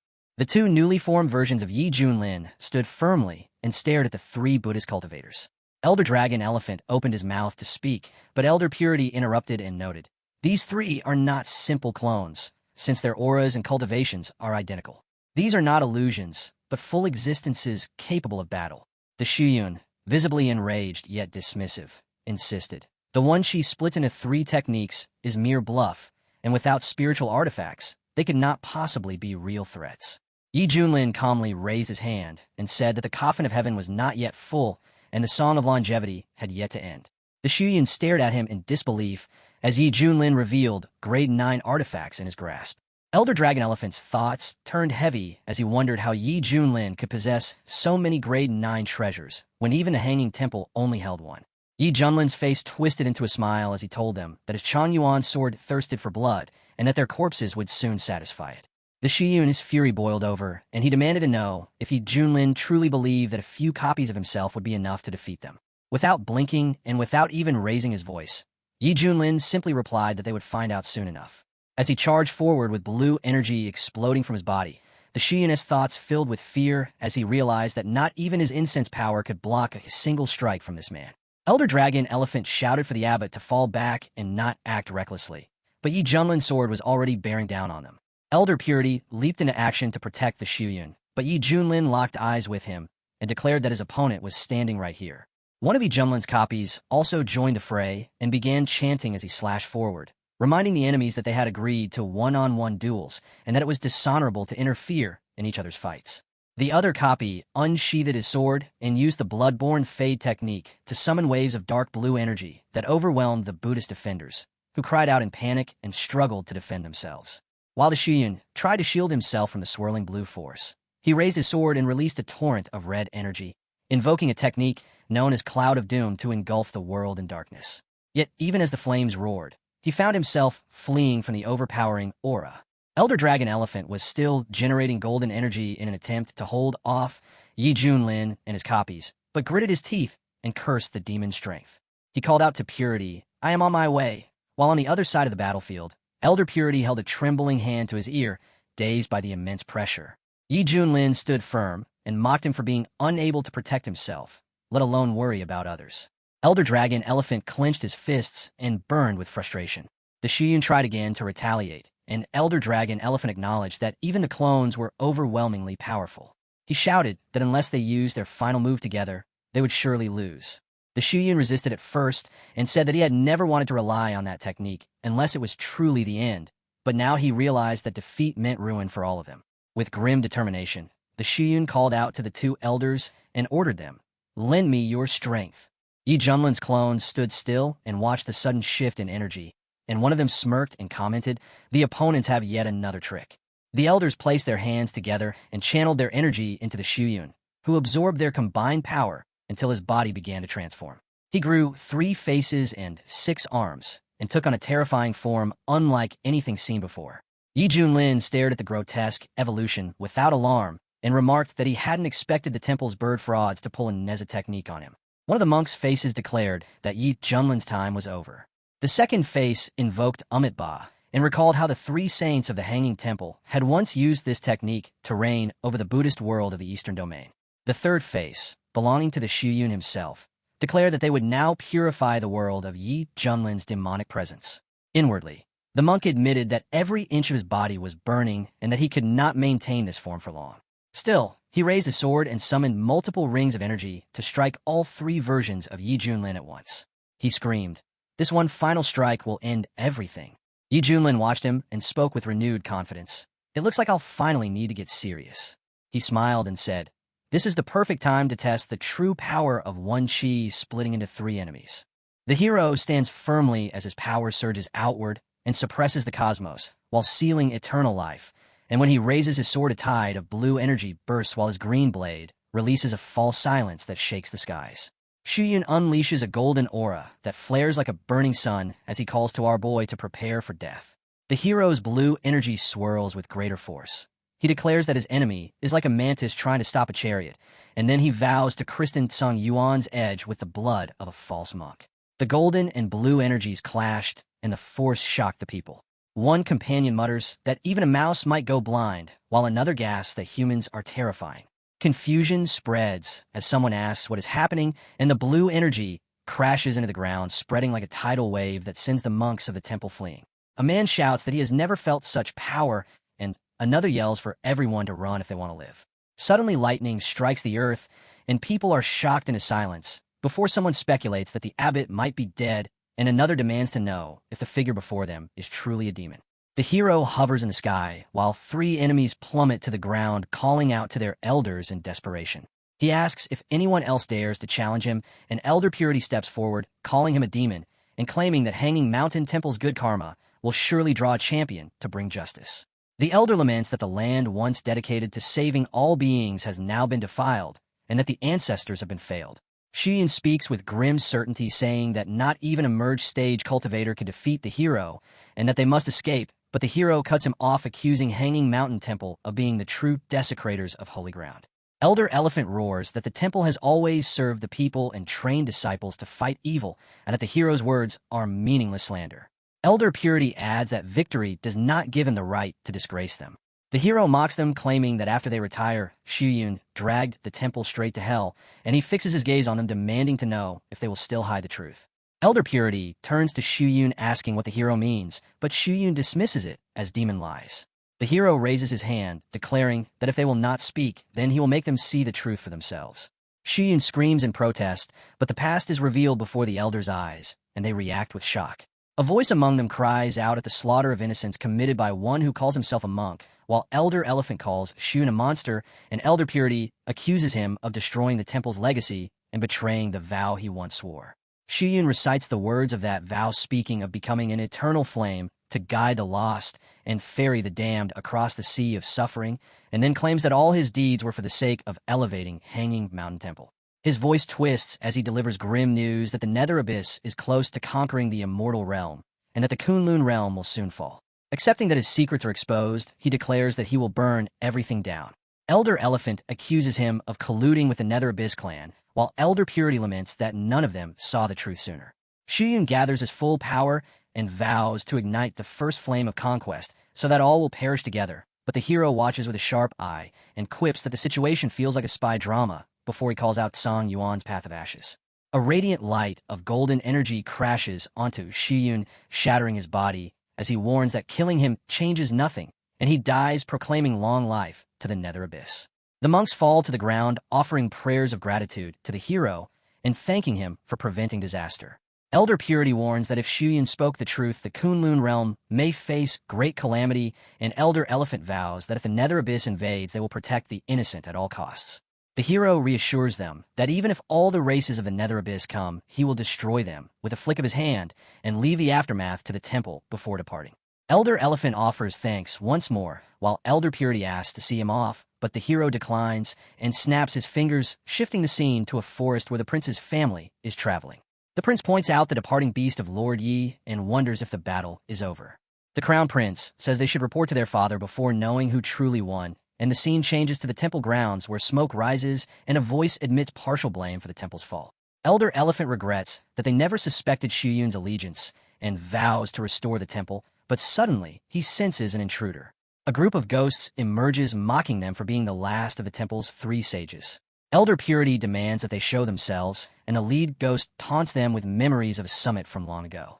The Elder Elephant realizes this matter is larger than Shiyun and the Nether Abyss, and orders them killed, but a bolt of lightning from the sky strikes both elders down. The ghost mocks them as spent arrows unable to resist and prepares to end them. They demand to know his identity and whether Shiyun offended him, but he laughs, saying they were allies and that the game is over. With a flick of his fingers, he drives deadly energy into their foreheads, and blood spills as he declares that Hanging Mountain Temple will cease to exist in the Eastern Realm. Far away, the hero senses something amiss, and Hong asks if something happened, but the hero only says he caught the scent of a familiar rot and wonders if the Nether Abyss is acting ahead of schedule. In the Pure Land Nation, the heated conversation was about what happened in the Hanging Mountain Temple. One man says he imagines Buddhists across the land will soon denounce them. He suggests they should prepare accordingly. Along with him, his son also thinks the same and says that Lord E has already left. It seems the temple was defeated. He asks if they should march up the mountain and strike now, as it would show their strength to the world. But listening to them was the Pure Land Nation sovereign. He says angrily that they are all too hasty. Hanging Mountain Temple has a reputation built over 10,000 years. It will not vanish so easily, and they do not even know the full truth yet. He says to wait and see. The scene shifts to the princess outside the temple. She is observing through the blue magic ball the situation outside the temple, wondering if everything was already settled, that gray smoke. She guesses something else must have happened as she looks through the magic ball, the smoke above the mountain. Then she is shocked to hear someone shouting that intruders have entered the palace. As she looks up, multiple men in cloaks shoot toward the palace. She looks again and wonders what the hell is going on. The breachers are cultists. Their leader orders the slaughter of every soul within the walls. They start to shoot magic laser beams that strike the place guards and kill them right on the spot. Watching the chaos, everyone comes out of the hall. The second prince stands frozen to see the chaos and asks his father what is happening outside. His father's voice is tight with dread as he looks at the guards lying dead on the floor. Just then a burst of golden energy shoots into the sky, leaving the cloud of smoke behind. It's the king who flies into the air and furiously demands to know who dares to invade the royal palace and commit such carnage. The cultist surrounds, and the king gets stunned as he feels 4 distinct auras blaze before him, each at the early tribulation realm. He thinks that gathering this many elite cultivators at once is no act of a minor sect. He grits his teeth as he is unable to guess their identity. Although he is surrounded, he is protected by yellow mana, so he advises them to respectfully leave all at once because the Buddhist sanctum lies just within the capital which will back them. One cultist chuckles and asks if he means the Shuenkong temple, then declares that it has already turned to dust. The king stiffens in shock and can't believe them. He demands to know if they really destroyed Shuenkong temple. The cultists stop the chit-chatting and decide to kill the king with the rest of the people so that they wind up their mission pretty quickly. They strike their blue energy on the protective shield of the king. They mock his strength, saying that even though the national faith has raised him to the mid-tribulation realm, he is still too weak to even be worth picking their teeth with. The king grinds his teeth as the cultist energy is overwhelming his barrier from all around. Meanwhile, down at the palace, his children cry out from the ground below, and the young princess asks why such horror has arrived so suddenly. As his barrier starts to crack, the king shouts for them to leave Pure Land and go as far as they can, urging them to hurry. The cultist sect master immediately calls for the slaughter of any survivors at the palace. As the cultists run down upon them, the princess brings out her flowing cloud silk and tells her siblings to jump on it immediately. As they race toward the palace's outer grounds, the cultists chase them to get them to escape their sight. The kids are about to reach a teleportation array. One of the brothers says that he carries the activation token of teleportation and they can escape just in moments and uncover the truth about these breaches once they are out of danger. As they are about to enter it, the blue energy shoots behind them. It hits them hard and their flowing cloud silk gets torn, slamming them onto the ground. One brother uses his magic to throw her sister midway falling and tells her to hurry up and pass the teleportation array while he pushes back the cultist. As the younger princess speeds toward the array, the cultist says that none will touch the teleportation array. Sensing his one brother's intent to self-destruct, the cultist calls for retreat. As golden energy detonates, engulfing the young prince with a big explosion, the princess screams for her brother. The scene shifts back to the king, where his yellow mana barrier is barely resisting the overwhelming blue energy of the cultists. While his barrier further cracks, he shouts at the cultists, demanding to know why they would destroy his Pure Land kingdom. The cultist drifts closer to the golden barrier and tells him to blame fate for his misfortune, for his kingdom simply stands upon the place where the gate lies. The king stares in disbelief and whispers what they mean by gate. The cultist laughs and explains that once they finish him off, abyssal creatures will pour through and consume the land in no time. The kingdom will be overrun, and its people will still serve a greater purpose. A conspiracy unfolds, one woven by a sorcerer's will and steeped in terror. Just then, the king's barrier shatters and gets brutally killed by the cultists. The scene shifts to the heart of the palace, where a colossal gate churns with spiraling energy. Deep within the royal Stargate chamber, a giant creature steps out of the portal, and the cultists stand aside watching it. For months later, the scene opens as a ship sails in the air and a newspaper seller speaks in frustration that the world has gone to hell these days. Lee is sneaking around listening to him, who says that their hometown has been overrun by the Nether Abyss beasts. The cultivators who try to fight back were crushed, and the rest of the people are being herded like livestock. The guy tells them that the Nether army is moving fast and fiercer, and how mid and low-tier sect have no chance of survival. Only top sects like Yuhua Gate can consider resisting, yet with everyone scattered, there is no one to lead the charge. Lee couldn't believe how fast things had gone downhill. They'd barely left Shuenkong Temple. He looks at the newspaper seller to confirm, but the guy was just an honest man selling papers to anyone for 2 gold coins. The scene shifts back to our hero's place, where he compliments Hong on how his pitch is getting smoother, saying it looks like he's got real talent. Hong, though clearly annoyed, keeps massaging. Our guy smiles and says he's happy to serve his master, but inside, he's fuming. Lee arrives carrying the newspaper as his master requested. The hero notices the troubled look on his face and remarks that it seems there is bad news. Lee begins to read the headlines, which claim that our hero wiped out Shuenkong Temple in a rage, dragging Pure Land into the conflict, and that he stormed the place, slaughtered the royal family, and left the kingdom defenseless just in time for the Nether Abyss army to sweep in. Lee calls it a shameless slander. Our hero is shocked to hear the destruction of Shuenkong Temple. Lee guessed it could have been the work of the Nether Abyss itself. The hero doubts it, saying they would not strike so openly, and that these rumors carry the stench of human schemes. He reflects that the board had already been colluding with the Nether, and there is no telling what other sects are involved. He concludes that the fall of Shuenkong Temple and Pure Land happened like clockwork, and must have been planned long ago, with him merely acting as the spark. Lee asks if they could also be after the gate, and the hero agrees, saying that everything revolves around the Stargate. He suspects that Pure Land's royal family had won as well, and that the Nether intends to work with certain Eastern Domain sects to open the gates from both sides and unleash outside forces. Lee confirms that while gathering intel on the ferry, he heard many refugees speak of Nether beasts destroying their lands, and warns that the situation is worsening rapidly. The hero realizes that the enemy is moving faster than expected and asks if there is any other news. Lee hesitates and then reveals that Arid State is under attack along with Shintian Insect. The hero is shocked and says that even Shintian sects are too far away and their message jades are not working. He orders Kuin to turn around and head for Arid State. The screen flashes a congratulatory message for a triggered random quest, and the hero thinks that he had been wondering how to lure his enemies out, and now they have walked into his trap. The scene shifts to Arid State, where a man sits in a trolley ordering the humans, pulling it to move faster and declaring that their souls now belong to the Bone Clan. The captives struggle, while one curses the Bone Clan for treating humans like dirt and laments that they cannot fight back, asking if they're destined to rot in darkness forever. Another recalls how Senior Yi had once earned respect from every province in the East, but now even the Shintian sect is struggling to survive and doubts that Senior Yi could change anything. Inside the state, a crowd yells in alarm as news spreads that the Bone Clan is holding another public execution, this time targeting Fairy Zhao from Shintian sect. Some cannot believe she has fallen into their hands. The scene shifts to the execution ground where giant men approach her. One mocks her high rank in Shintian sect and says that her elders hid behind their gates like cowards while she tried to run away. He declares that the Shintian sect has always been troublesome, but that it will be crushed when their glorious Bone King gathers his full strength and slaughters every last member. He grips her cheeks, but she shouts that if they dare her, Peak Master Yi will return and wipe the Bone Clan from the map. He laughs and mocks the white-haired demon, calling him all bark and no bite, and claiming he must be cowering somewhere.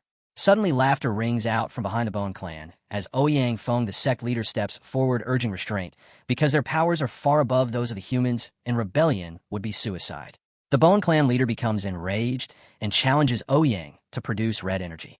Two sharp nails strike Fairy Zhao's chest, and Ouyang cries out apologizing to Senior Yi, saying his sect tried to resist but lost too many lives and he cannot sacrifice the survivors again. The Bone Clan demands silence and declares that they will make her scream to instill fear in the humans. Red energy is hurled toward her, and Ouyang calls her a waste of a pretty girl while calling for Senior Yi to save Arid State. The Bone Clan grows bored and prepares to kill her. As she prepares for death, blue energy layers press down with immense force. The Bone Clan senses a kingly pressure unlike anything they have felt, and Ouyang falls to the ground, identifying it as the power of a Tribulation Realm Demon Emperor. He despairs that with the Nether invasion, and now a Demon Emperor Arid State, is doomed. The hero arrives, and Zhao Linger recognizes him as Peak Master Yi. He releases golden energy that shatters her chains, and she embraces him, revealing her identity. She explains that she has been training in the sundial for 300 years and remarks that he has grown older than her. The hero notes her serious injuries and resolves to heal her. The Bone Clan and their followers mutter about the terrifying pressure almost as strong as their kings. The hero glares at them and declares that it is time to make them pay. He rises into the sky and warns that this territory is under his protection and that they should not run wild here. The Bone Clan warns that one of their kings is on the way and advises surrender or certain death. The hero stands firm, and the Bone Clan bows as his body turns blue. He vows that as long as he stands, the sky will not fall, and that the days of the Bone Clan in Arid State are numbered. Shock spreads through the crowd as his words echo over the battlefield.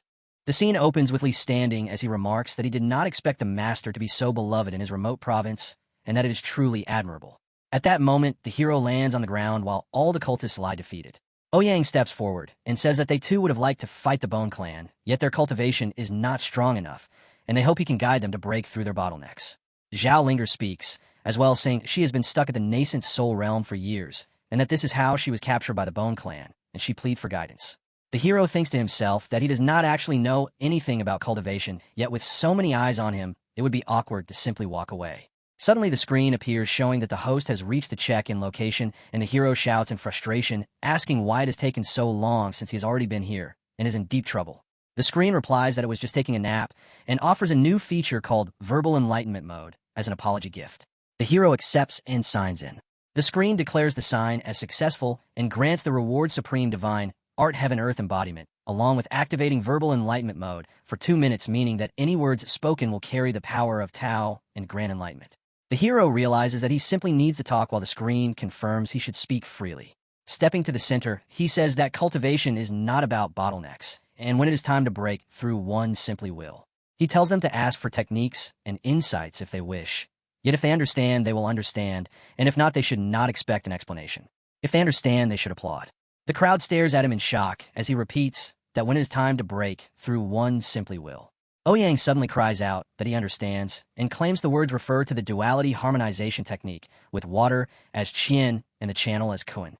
The hero is surprised that Ouyang has actually managed to interpret it. Zhao Linger and Ouyang both release their power, and Zhao Linger announces that she too understands. Excitement spreads through the crowd as they jump and cheer. Li stands aside, thinking that with just one sentence, everyone is broken through and the master is truly remarkable. Hong privately thinks the hero is merely speaking nonsense, yet cannot prove it. The hero praises them for completing their breakthroughs, and then asks if anyone knows where the Bone Clan army's base is. Ouyang answers that the beasts are camped in Black Mill Ridge and offers to lead him there. Zhao Linger says she wishes to return to V-Nation to check on her father and the others, and the hero gives her permission before ordering the group to move out. Ouyang rallies the cultivators, saying the battle to decide the fate of their province is about to begin and that they must hurry to the front and fight alongside Senior Yi, since arriving late would be a regret for life. The scene shifts to the eastern domain in the desolate province at Black Mill Ridge within the Bone Palace. The Bone Clan leaders plan to crush the sect guarding the Stargate, noting that most of the domain is under their control, yet the Xintian sect remains troublesome and is resisting. Orders are given to inform the brothers, and soon all 5 Bone Kings arrive. Bazaar greets them, saying that although they injured the Xintian sect leader and the Peak Lord last time, they still could not break the Guardian Array. Yet this time, there is no way the sect will survive. Purple energy swirls as the second brother, the third brother, and the fifth brother land. Baggy says they never expected trouble from mere humans in such a remote province and mocks the so-called white-haired Godslayer as perhaps only a myth. Holding several stones in his hand, one of them scoffs at the title of Godslayer and says that against them no matter how strong he is, he will die. The second brother reveals the dark origin pills granted by the envoy and explains that with these and their forbidden technique, no one short of an immortal can stop them. They prepare to attack, but a giant beast rushes in warning that a powerful human cultivator has broken through. Golden energy spreads everywhere, and orders are given to form the battle array and summon divine forms. The beasts appear before Li and Hong. Li stands firm, accusing them of invading and humiliating his province, and warns that they will be wiped out. The beasts charge with their energy, but are struck back, and one falls as tribulation level or as surge. For beasts descend from the sky, asking if Li's the Godslayer Yi Junlin, yet he replies that he is only the disciple. They are shocked that even a disciple is at tribulation level, and accuse the master of arrogance for sending him. Li retorts that with their strength his master would not even need to lift a finger before launching his attack.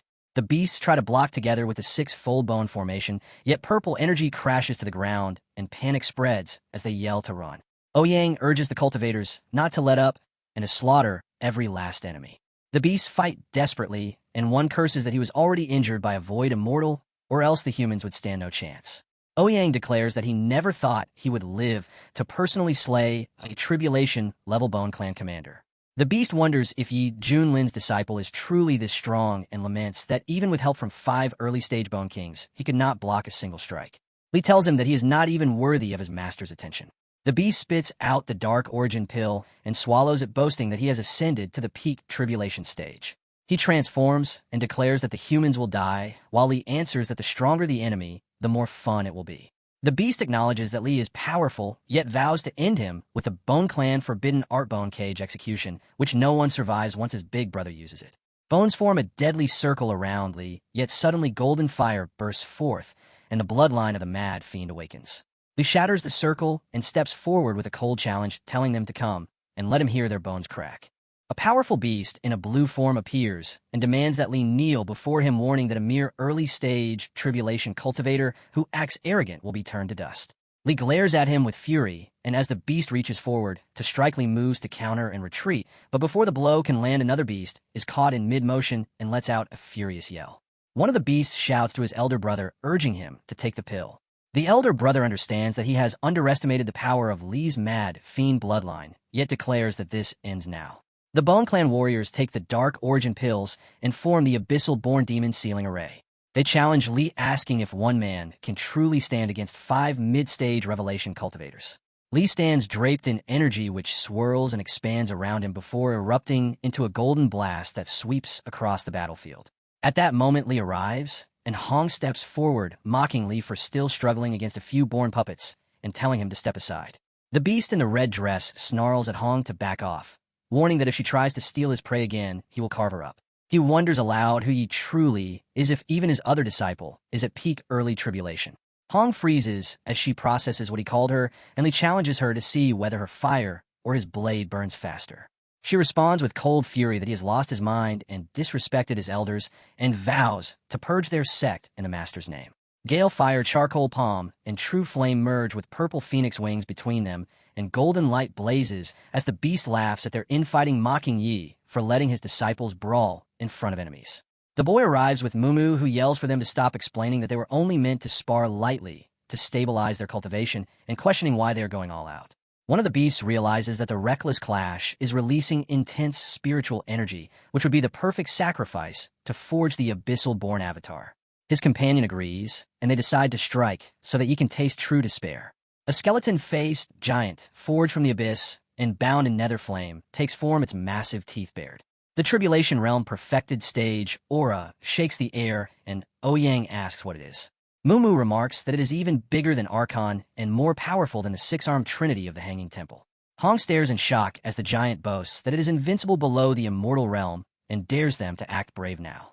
Hong retorts that she has faced worse and questions how long it can maintain its form.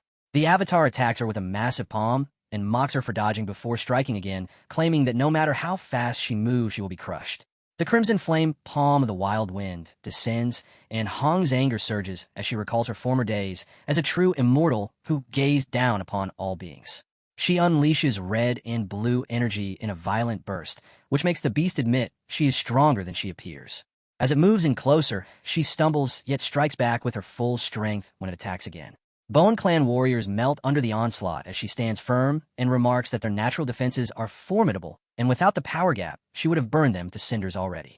Li greets her lightly, and she reminds him of what he said earlier. His ignorance, blaming his bad mood, and dismissing whatever he may have spouted as nonsense. Internally, he curses his bloodline and wonders if he can still escape. When he sees the massive creature, he is stunned and asks if she had been fighting that thing. She claims she was only testing its weight and calls it all bones and no bite. He tries to flatter her, but she warns him to hold his tongue or she will start cleansing the sect herself. She notices the monster heading for their master and warns that the situation is bad. The avatar approaches our protagonist and claims that he has overestimated himself, thinking 2 disciples could defeat them. The beast tells him it is his turn while mocking his calm demeanor. His composure provokes the brothers, who accuse him of treating them like a joke. Our hero responds with sudden anger, asking if they think they are a big deal. The beast grinds his teeth and boasts that his true form towers above the heavens with a palm that can shatter the sun and moon, while Yi is nothing but dust. Our boy tells him to remember his pride, because soon he will be kneeling and screaming. He leaps forward as golden energy gathers and takes on the heaven-treading form. Laughing at the arrogance of a makeshift pile of bones daring to call itself heaven, piercing, he transforms into living fire and closes in, promising to show the beast what it truly means to stand tall. The scene opens as the hero stands firmly, his powerful body radiating. He challenges the massive beast before him, questioning if it still believes him to be small. The beast narrows its gaze and declares that size is not strength, and that simply growing bigger does not put one on par with the abyssal-born avatar. The giant beast roars in defiance, yet the hero glares back and remarks that the Bone Clan even forges mouths from bone. The beast lunges forward in a vicious attack, but the hero simply raises his hand to meet it and retaliates with effortless precision. Golden energy bursts from him, forcing the giant creature back. As the beast stumbles, it cries out in disbelief that the hero stopped the attack, as if it were nothing, and that its own shoulders nearly dislocated. It admits that the hero's body is impossibly tough, but insists that brute strength alone cannot overcome the avatar, which is forged from the souls of millions dead in the nether abyss, and stands as a pure embodiment of hatred. Purple energy begins to stream from the beast's eyes as it warns that even peak tribulation cultivators could not withstand its might. The hero calls to his disciples, Little Yu and Little Red, instructing them to pay close attention since he will demonstrate this only once. Li gasps in excitement, declaring that they will finally witness their master's unmatched brilliance again, while Hong mutters that the master is simply putting on another show. The beast growls a warning not to get cocky, but the hero faces it calmly, declaring that today he is not Yi Junlin but Yi One, Master Yi. The beast snaps back that knowing a few martial arts tricks is no reason to act smug, yet the hero repeats his command to call him Yi One and questions the beast's hearing. In frustration, the beast wonders why it cannot land a hit, realizing that the hero is not even countering but instead toying with them. The hero again addresses his disciples, urging them to watch carefully, and spreads his golden energy toward the beast while declaring that in martial arts, speed reigns supreme. The beast collapses in pain, grinding its teeth and thinking that it is humiliating to be used as nothing more than a practice dummy for the master's disciples. Rage fills the beast as it vows not to fail its mission from the Nether clan. The blue giant rises and calls upon 6 abyssal bones to offer their sacrifice, summoning a swirling storm of skeletal fragments that form the 1,000 bones of abyssal destruction. Lee shouts a warning to his master, but the hero simply raises a finger, producing golden energy, and mocks the attack as a cheap trick. As the beasts rush in, the hero unleashes the Wing Chun 1-inch punch. Golden energy collides with the purple energy, blooming in a sudden destructive blossom that obliterates the beasts. The Bone King's remains clatter to the ground, and with his final cry, he laments the failure of the Nether clan's mission. The hero stands firmly as the crowd erupts in celebration, chanting that Senior Yi is unmatched. With the Bone King dead, the rest of the enemy force scatters. Placing a hand on Akuin's shoulder, the hero admits that such victories feel lonely. Lee, smiling with admiration, praises his master's technique of using an opponent's momentum against them. Hong, in secret, acknowledges the hero's skill, yet harbors irritation at his constant showing off. The scene shifts to a nearby town, where Mumu blocks the hero's path, calling his battle incredible. Hong and Lee approach with apologies for embarrassing their master and forcing him to clean up after them. The hero chastises them for fighting among their own sect and for failing to handle even a skeleton, yet he acknowledges that it was a good lesson. They agree, though Hong secretly thinks that one day the master's arrogance will be his downfall. Akuin then passes by as the hero announces it is time to return to Shintian's sect.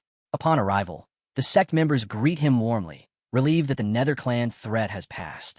The hero casually reveals that he killed the Bone King on the way back, and that Linger has gone to visit her father. The disciples are astonished, realizing that such a foe was at the tribulation stage, but the hero dismisses the feat as nothing. Introducing Li Wujie and Xiaohei to sect leader Su Yonyan, the hero watches as they offer respectful greetings. The sect leader acknowledges Li's fearsome reputation, yet reassures him that his trust in the hero is enough for the sect. The leader then invites everyone to Misty Peak for a gathering. Within the sect's hall, they gather around a table. Yi commands Xiao Shi to prepare a pot of their finest tea while asking Little Red, the eldest, to show Li and Hei around. Both disciples answer cheerfully, entrusting the task to Mousy. The curiosity of the disciples soon rises again. One asks Yi to share the events of the past year, for his cultivation has risen to incredible heights, and he now stands with 2 outstanding disciples by his side. Yi agrees to recount his journey. He begins with his first steps on the floating isle of the Shui clan. Time passes like the burning of a single incense stick before the disciples sit in stunned silence. They exclaim that Ye's past year has been nothing short of insane, and that his life resembles a hero's tale brought to life. Leader Su adds with grave seriousness that the destruction of the Hanging Temple and a massacre at the Pure Land were matters blamed on Yi, and he demands to know who orchestrated it all. A girl interrupts with sharp suspicion, pointing out that such events reek of a grand conspiracy. Yi explains that the masterminds are tied to the Nether Abyss, perhaps even to a major Eastern power like Xuanyun of the Hanging Temple. He warns that they're all after the ancient stargates, and that the wildlands will not remain safe for long. Leader Su recalls that the Bone Clan has been relentlessly attacking their sect and questions whether the Shintian sect itself possesses one of these stargates. Yi confirms that the stargates connect countless realms, and that in ancient times cultivators used them to traverse the universe. Their value is immeasurable, yet opening one would be disastrous, for it would draw their enemies directly to their gates. Su Yonyan, his voice filled with resolve, swears that he will protect the sect with his life. He urges the others to agree that for now, their only priority must be safeguarding their home. The scene shifts to the eastern domain, Qingzhou, within the forbidden grounds of the Yuhua sect. There, Chun Xiao, the saint son of the sect and a cultivator in the mid-stage of the tribulation realm, returns from seclusion. 2 disciples bow before him, offering their welcome.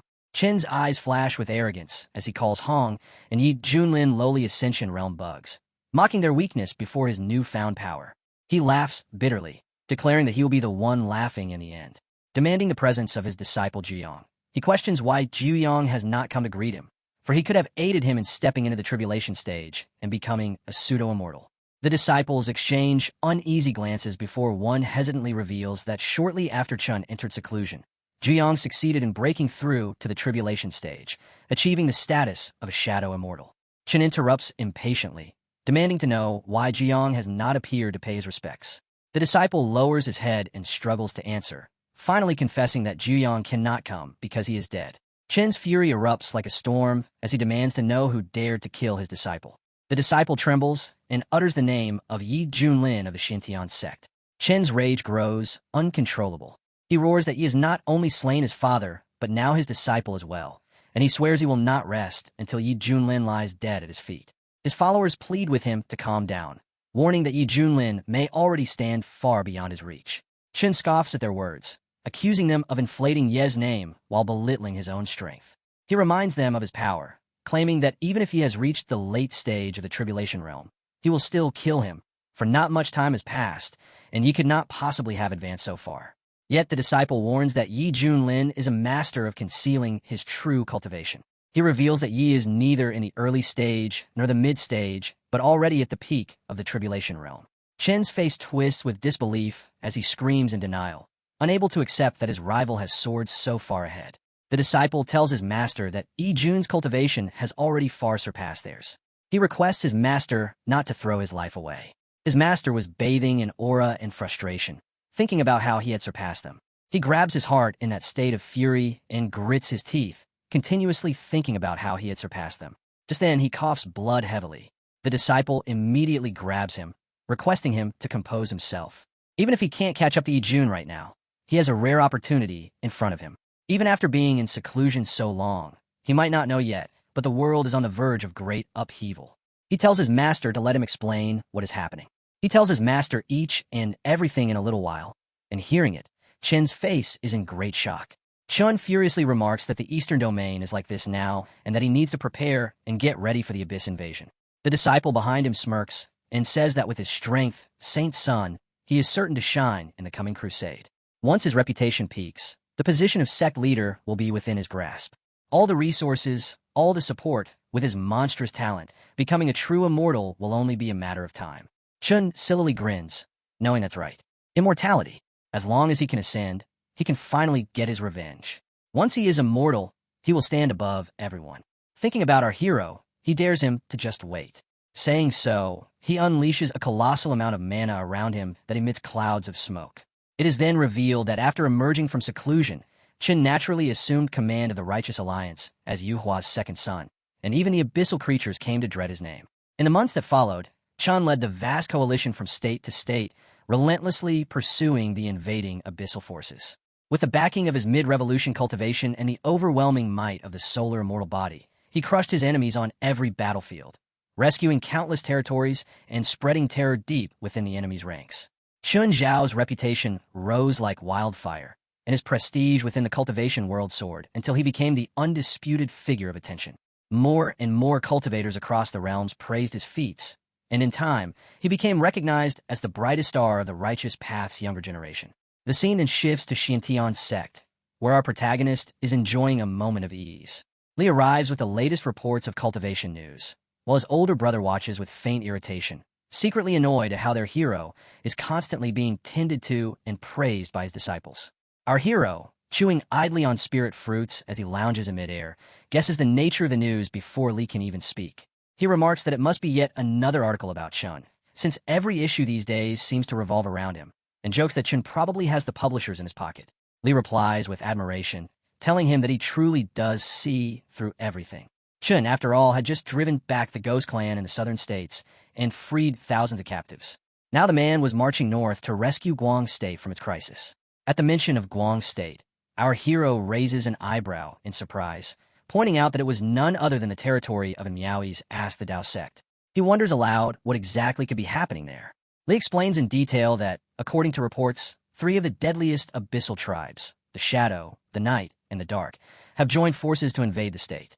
Several tribulation cultivators have already fallen in battle, and the sect leader of the Ask the Tao sect himself has been gravely injured. The situation, Li stresses, is truly dire. Our hero questions the severity, asking if the news is accurate. Li reassures him, stating that he has heard confirmation from several other channels, all of which say Guang State is indeed on the verge of collapse. At that very moment, a crisp system notification rings in our hero's mind. A signing commission has been triggered. The directive is clear. He must travel to the Ask the Tao sect in Guang State, and upon completing the mission successfully, he will receive an immortal weapon as his reward. A smile spreads across his face at the revelation. He muses that the reward is indeed perfect, for with an immortal grade greatsword in his hand, slaying tribulation cultivators would be no more difficult than chopping chickens. Without delay, he commands his disciples to make preparations for departure, declaring that they are setting out for Ask the Tao sect to save the people. His disciples agree at once, their eyes shining with admiration as they think to themselves how noble and selfless their master he has become. Li's brother, however, mutters in disbelief, wondering when he had suddenly grown so responsible. Had he taken the wrong medicine? Or perhaps was there a woman involved? Meanwhile, on the other side of the sect, a few cultivators chatter about him once again. They praise the enlightenment tea he had brought back previously, marveling that it had helped many of them successfully weather the tribulation stage. A woman among them thanks him warmly, adding that with he around, Shintian sect is only growing stronger and more prosperous with every passing day. The perspective then shifts to Ask the Tao sect itself, where fleets of majestic spiritual ships sail through the skies above. In the temple, the king scolds his daughter for ignoring his advice despite being grown.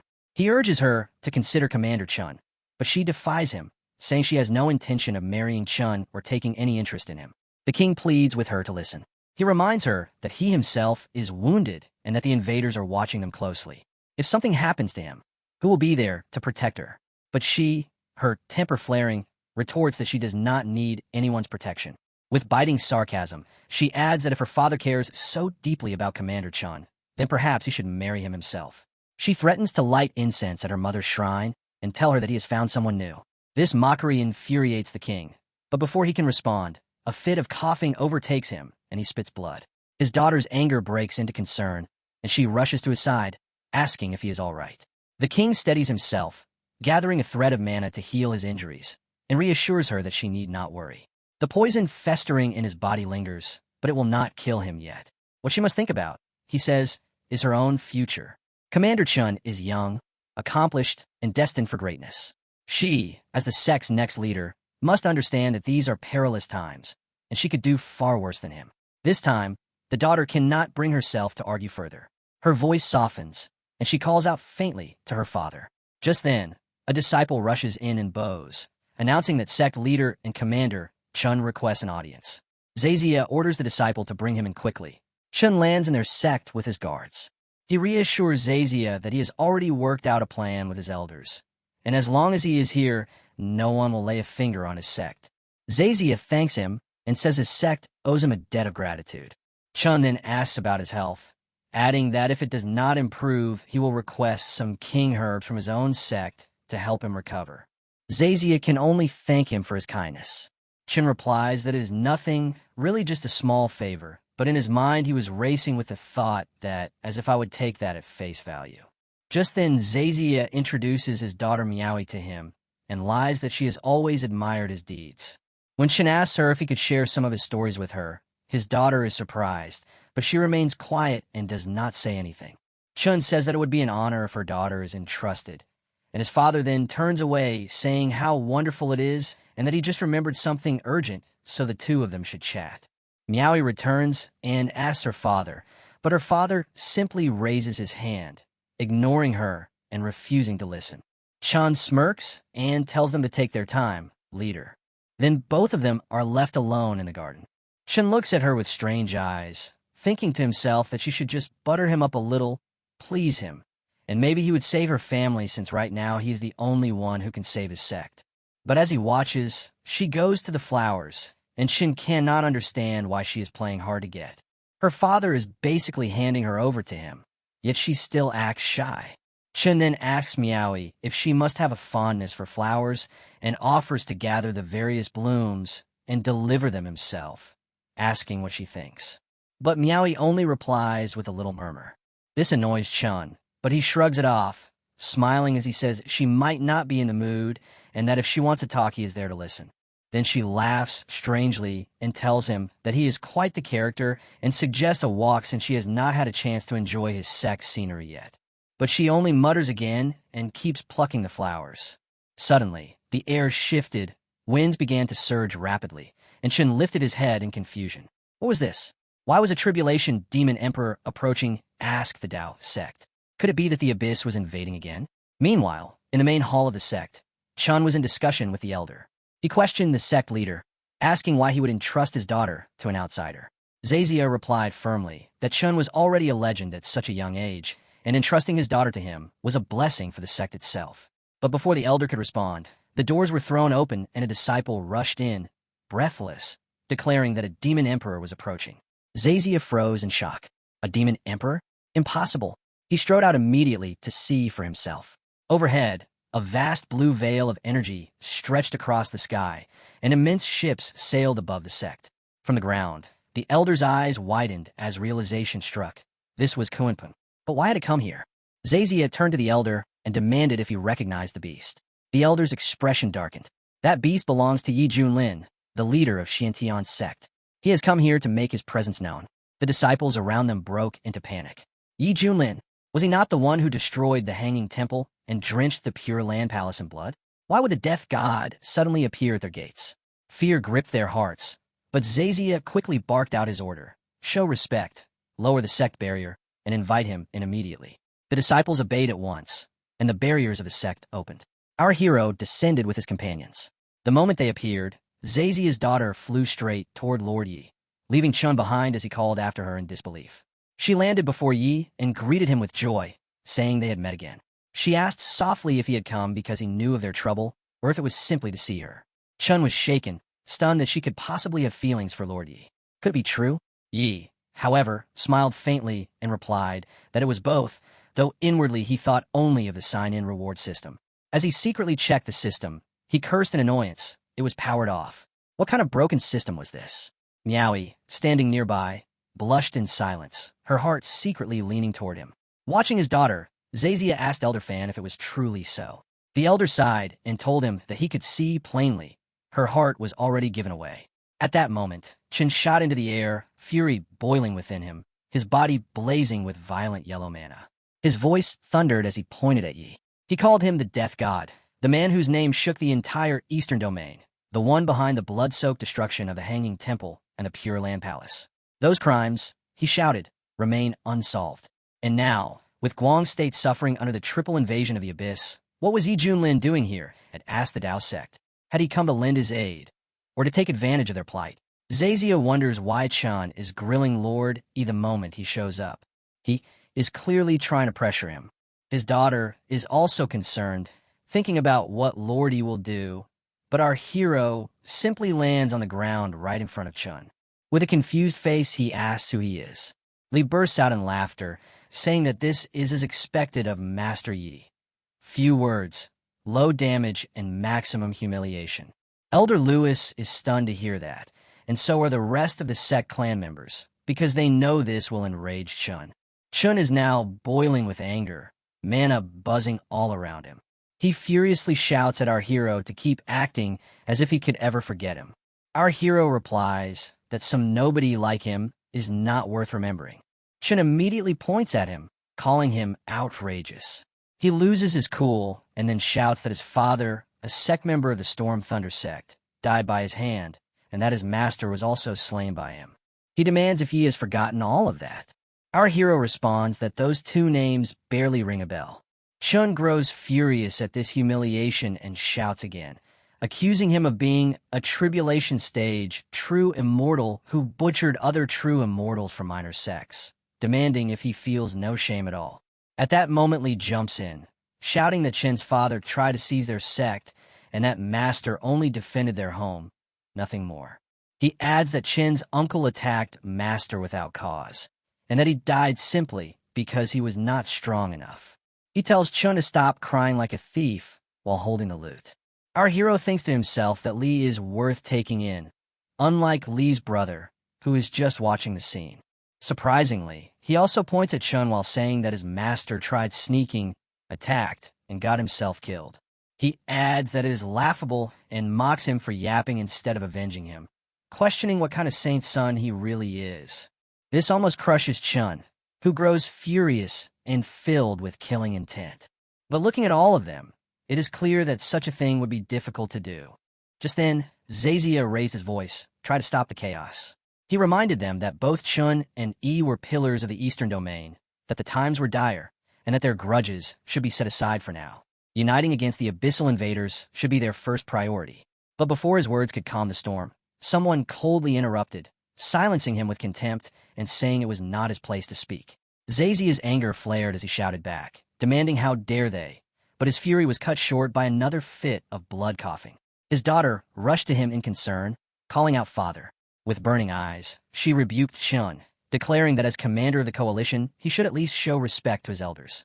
Elder Lewis stepped in, trying to ease the tension. He explained that the saint's son had spoken in anger and pleaded that his words not be taken to heart. He then urged Chun to leave with him, but Chun was already boiling with humiliation. He thought of the glory he craved, the chance to face his father's killer and prove himself. Yet he had been mocked like a monkey from start to finish. The humiliation was unbearable. Consumed by rage, he charged forward to fight, ignoring Elder Lewis's attempts to restrain him. Lewis warned him not to disgrace himself and to return, reminding him of his usual calm and noble demeanor, but Chun refused. He wanted revenge above all else. Our hero only watched, his expression indifferent.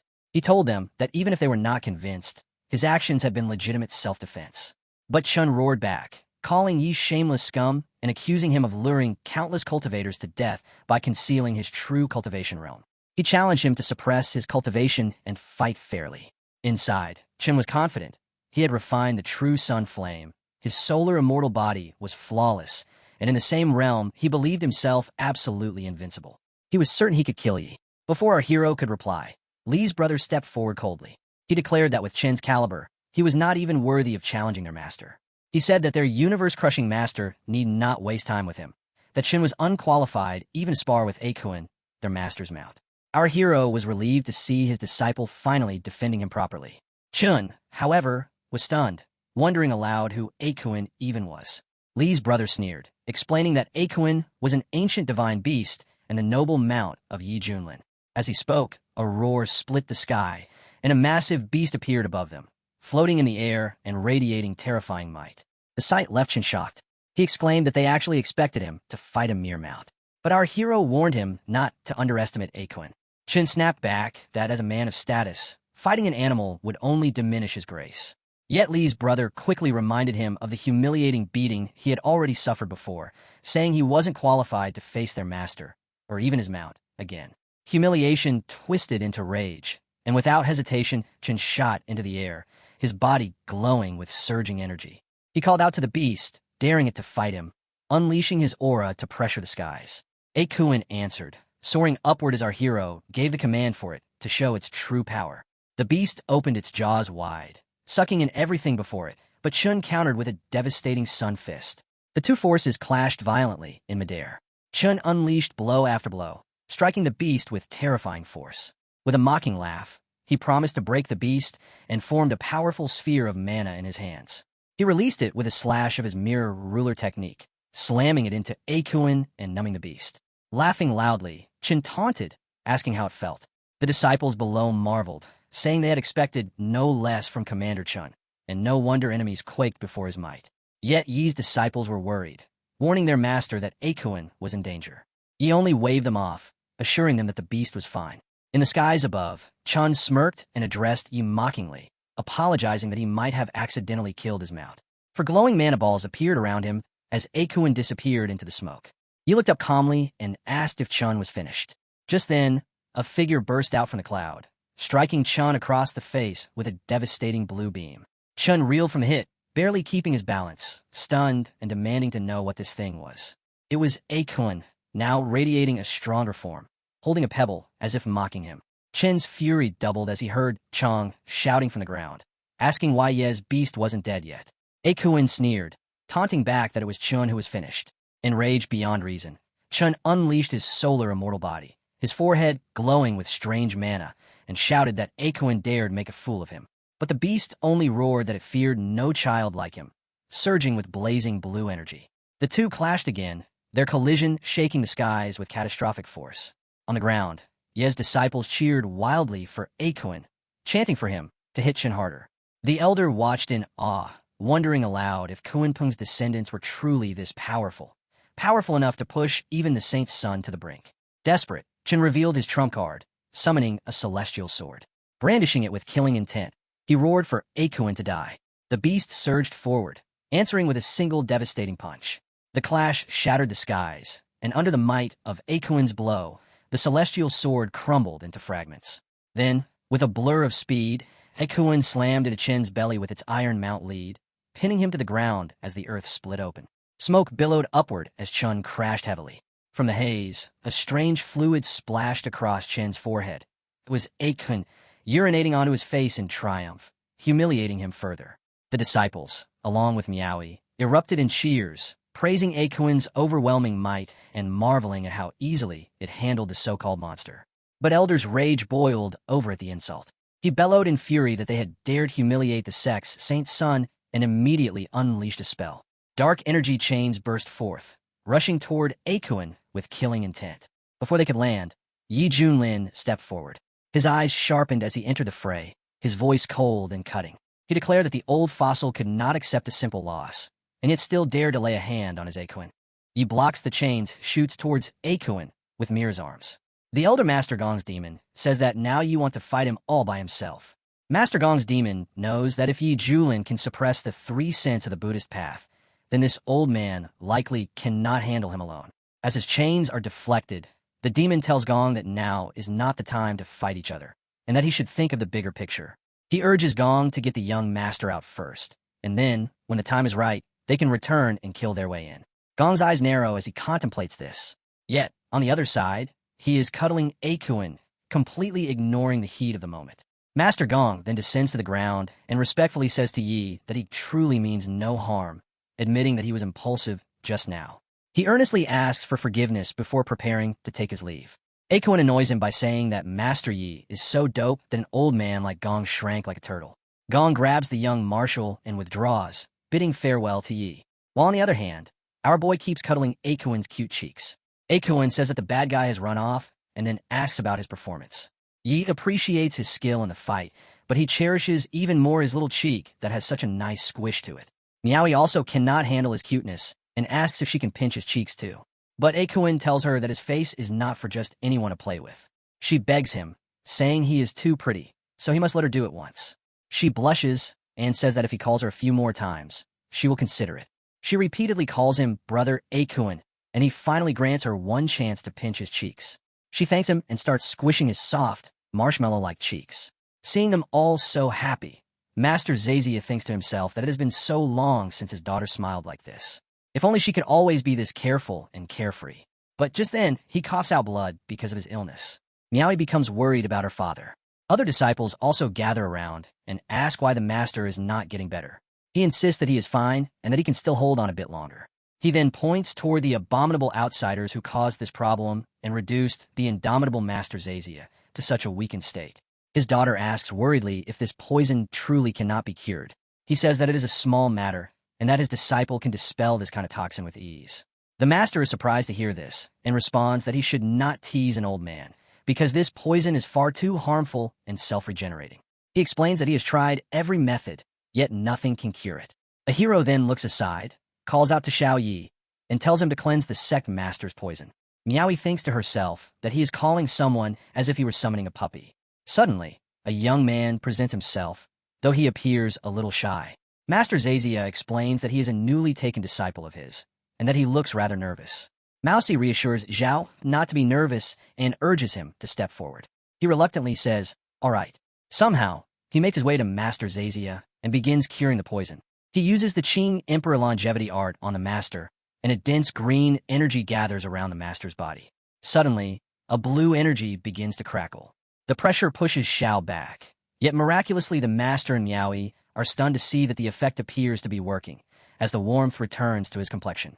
Master Zazia happily exclaims that he feels completely fine now, hardly able to believe it himself.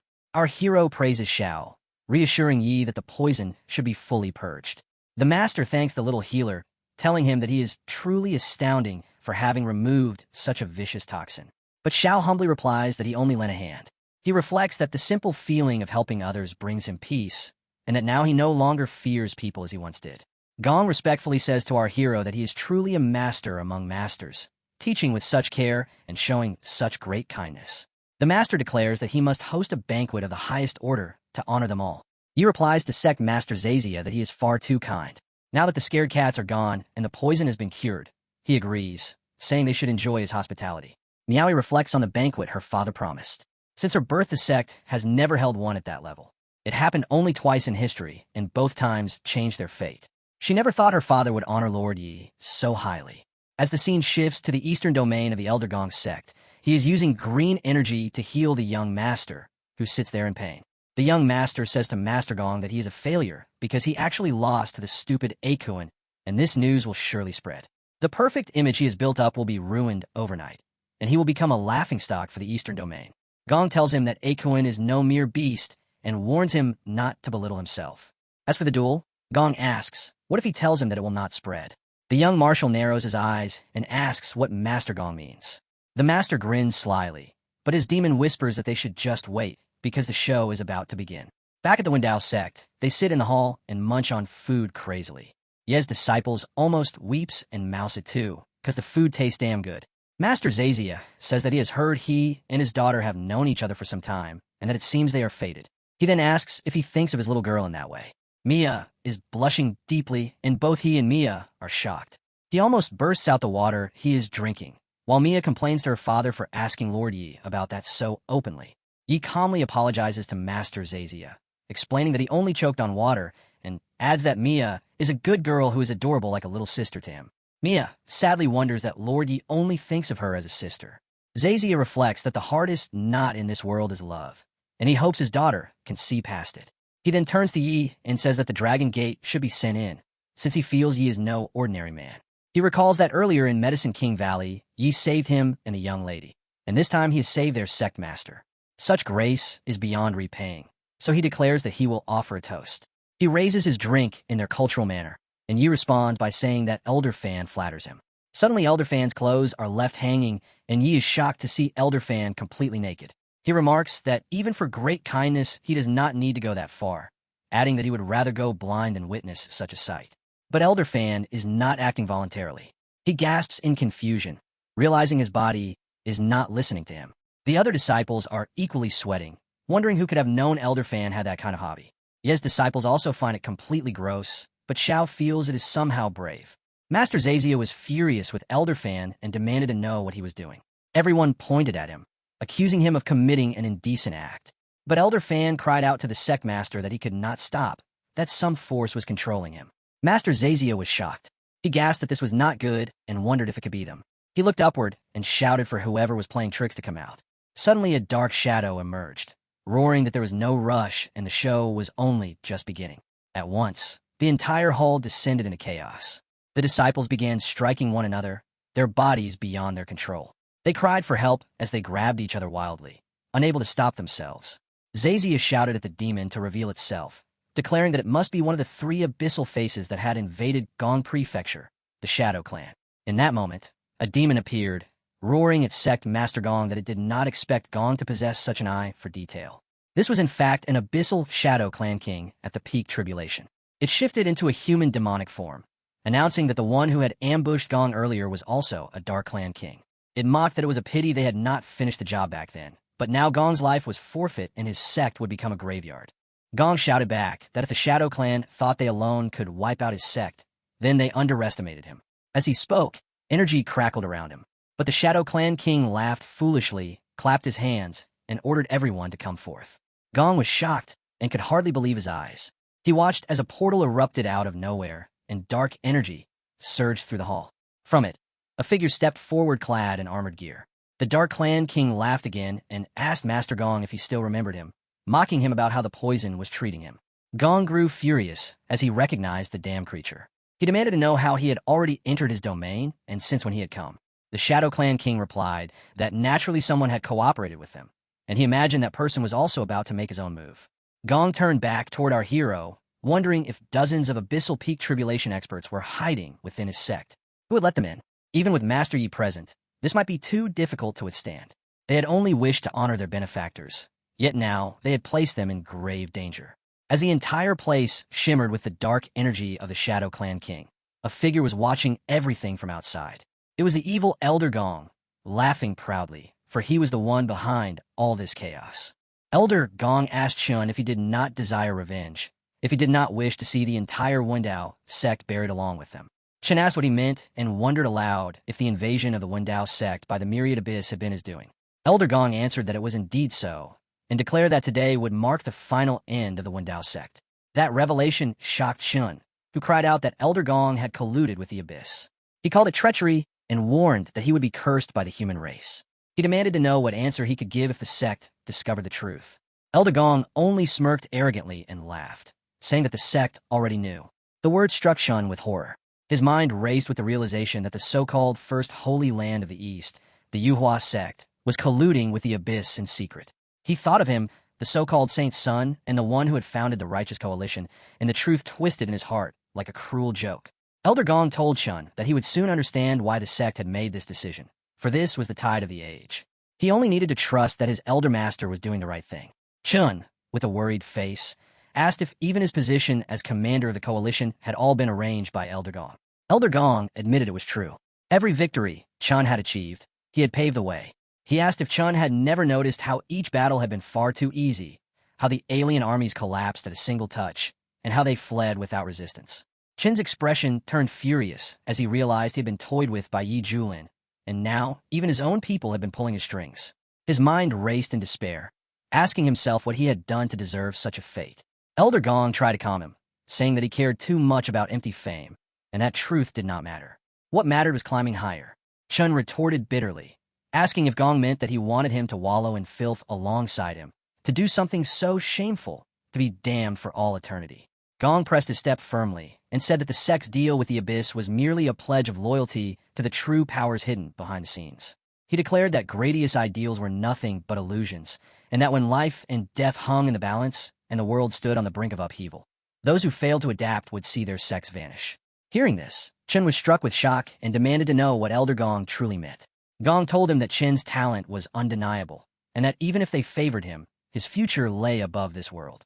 So why was he still chaining himself to a small land? But then Elder Gong said he had spoken enough. Chen must stay here, because this old man had some killing to do. Gong turns into a blue energy that shoots towards the halls on the ground, wowing Yi to give his life for good. Inside the hall, the Shadow Clan King was just about to devour a pink ball. As he consumed it, energy crackled violently around him. He roared that the Lord of the Abyss should take his nether pills, and declared that tonight the Wendao sect would become hell itself. After all the Wendao disciples had given up hope, our hero finally spoke, saying that these abyssal vermin should open their eyes and see that he was still feasting. The Shadow Clan King glared and demanded to know where this brat had crawled out from, so arrogant in tone. He sneered that it was fine, he would cut him down first. As our hero looked at them, he thought to himself that his system was still snorting, but his Tsang Yuan sword was itching for blood. He figured it was about time to claim his reward. A system notification suddenly appeared, apologizing for the delay and announcing that the host's reward had now been delivered. It informed him that his sword had advanced to the grade of an immortal weapon. At that moment, a shimmering white sword materialized in his hands. He grew a little annoyed at the system and scolded it, saying that these days it was always late, as if it planned to hand out rewards at his funeral dinner instead. The system, practically sweating, protested that it would never do something like that, and insisted that it was a rare mistake that would not happen again. As the Shadow King darted toward our hero, the sword summoned itself into his hand, and with one swift motion, he pierced it straight into the Shadow King's heart. Energy surged across the demon's body as blood spurted from his face. In pain, the Shadow King cried out in disbelief, demanding to know what had happened and how an immortal weapon could have stabbed him. Our hero then slashed with his sword, splitting the Shadow King's body apart, and coldly declared that he hated interruptions during a meal, and the Shadow King had just crossed the line. But the Shadow King regenerated his body, his fury igniting as he beamed with even greater energy. His thoughts raced. An artifact of this caliber existing in the East was supposed to be impossible. Now he realized the legends were true. Yet even with such a weapon, he reasoned that they had a dozen peak tribulation experts on their side, enough to suppress this enemy. Our hero asked him what exactly he was saying, and then, without hesitation, he shot a blue light from his fingertips. The blast cut through the Shadow King with sheer brute force. Among the disciples, one whose heart was not pure grew envious, thinking to himself that their hero not only wielded an immortal weapon, but had just one shot a peak tribulation lord with it. The Shadow King's companions broke into a sweat but tried to reassure each other not to panic. They argued that their opponent was only at peak tribulation and was forcefully drawing upon an immortal weapon, which meant his energy would soon drain away. They resolved that if they struck him twice, it would be enough to kill him. Together, they vowed to act and planned to seize Ye's sword first. But our boy called them fools. Raising his sword high, he summoned the Tsang Yuan's calamity light. As he did, Energy swirled and gathered with brute force, revolving around the blade in a storm of raw power. The shadow people cried in pain. The blue circling wave also shot outside the sect building. It struck Master Gong, who was racing toward the hall, and he immediately wondered how it was possible that someone was wielding an immortal weapon. The wave then danced wildly around the entire place. Chen turned to Elder Gong and asked what had just happened. Elder Gong grabbed Van and told him not to ask a single thing, but to run from this place, or else he would be swallowed whole by the radiance of that blade. Suddenly, the blue wave stretched out over the entire sect. The people gasped in terror, realizing that the sword light was tearing the heavens apart. Could this truly be the fabled birth of an immortal sword? The radiance of the blue light surged far into the mountains, striking two massive stones near a man who was casually resting at a cliff. He gazed at the sight and declared that from that day forward, every cultivator in the East would understand what it meant for a sword to shake even immortals. That light of the blade etched itself into memory and became unforgettable for a lifetime. In later generations, it would be named One Strike Freezes 14 Provinces. Back at Wendao's sect hall, our hero still held the blue energy in his hands and declared that the fight was over. He turned to Master Zazia, who was drenched in sweat. Our hero asked why he was frozen and told him to play the music and keep the dance going. Zazia pointed out that he was really carrying an immortal weapon so casually, and our hero replied by asking if he had a problem with that. Zazia hesitated, then quickly said of course not. He added that after this, Ye's name would be eclipsed, and Chen's so-called glory would be nothing beside his. Li scoffed that Chen was just a brat, not even in the same league as their master. While munching on his food, our hero said that fame meant nothing to him, and he had never cared for it. Yet Hong, who carried a grudge, felt disappointed. He thought his master was still showing off his skill, and now that he had unveiled an immortal weapon, making a comeback had become far more difficult. As our boy prepared to leave, he thanked Master Zazia for the feast and said he would be taking his leave. Master Zazia told Yi that he was too polite, that it was their honor to host him, and promised that if he ever faced hardship, the Wendao sect would march through fire for him. Our hero then mounted his flying beast, slid into his airborne residence, and departed, calling out, "Until next time, friends." As he vanished into the distance, Master Zazia turned to his daughter and told her to keep working hard, for men like Yi may always remain out of reach, so she must be prepared for that. She only replied softly that she had no need to catch up, for simply following his shadow and catching a glimpse from afar was enough for her. 3 days later at Yuhua sect, people were gossiping about how Yi Julin had slaughtered the Abyss army with a single strike. Even a Tribulation King had fallen on the spot. Stealing the spotlight was one thing, but what drew even more attention was that the Saint Sun Chun had lost to Ye's mount, Aquin. Chen's reputation was ruined, and many worried that it might shatter his Dao heart, though the sect's future still rested on him. In the forbidden grounds of the Yuhua sect, Master Gong, along with Chen, enters. When Chun asked Elder Gong what this place was, he wondered why even his sect would keep such a dowdy place hidden. As he walked inside, Gong told him not to ask, saying things had changed and that he was taking him to meet someone, the real ones behind it all. Chen did not understand what he meant by the real ones. As they reached deeper inside, they saw an old man, and Gong called him Sect Master. The man's eyes shone brightly, and his presence revealed he was also at the peak of Tribulation Crossing. His name was Chong. Gong bowed respectfully before him and said, "Sect Master, in such a place." Chong spoke to Chun, telling him he was the first Saint Sun in generations worthy to stand here. Chun wondered what kind of person he was about to meet in a place like this. Then suddenly, behind Chong, the air cracked open, already surrounded by dark energy, and a giant horrifying eye emerged. Chun grew uneasy, unable to understand what was happening. Chen asked worriedly from his sect master what the things he was seeing were. Gong told him to show respect, saying these were their sect's 5 ancestors. Suddenly, the single eye turned, and along with it, for more eyes erupted, all fixed intently on him. The sect master greeted the ancestors, introducing Chun as the prime candidate to inherit the solar body. Chun wondered, even the sect master bows so deeply. He felt the overwhelming pressure and questioned if these could be the legendary 2 immortals.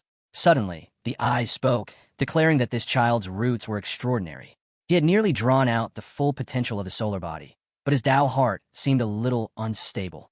Chun bowed profusely and admitted that a while back, he had lost to a beast, and since then, his path forward felt clouded. The eyes demanded to see for themselves. As they invaded Chen's memory, they witnessed Akuin punching him around like a little brat. The ancestors' eyes immediately recognized Akuin's pure Kunpeng bloodline and realized this was all Yi Julin's move. The eyes declared that Yi was not simple at all. As energy crackled before Chun, He affirmed that he knew Yi was a peak master of the Xianyuan sect and that his strength was unfathomable. Chen himself had witnessed Yi suppressing the 3 saints of the Hanging Temple alone.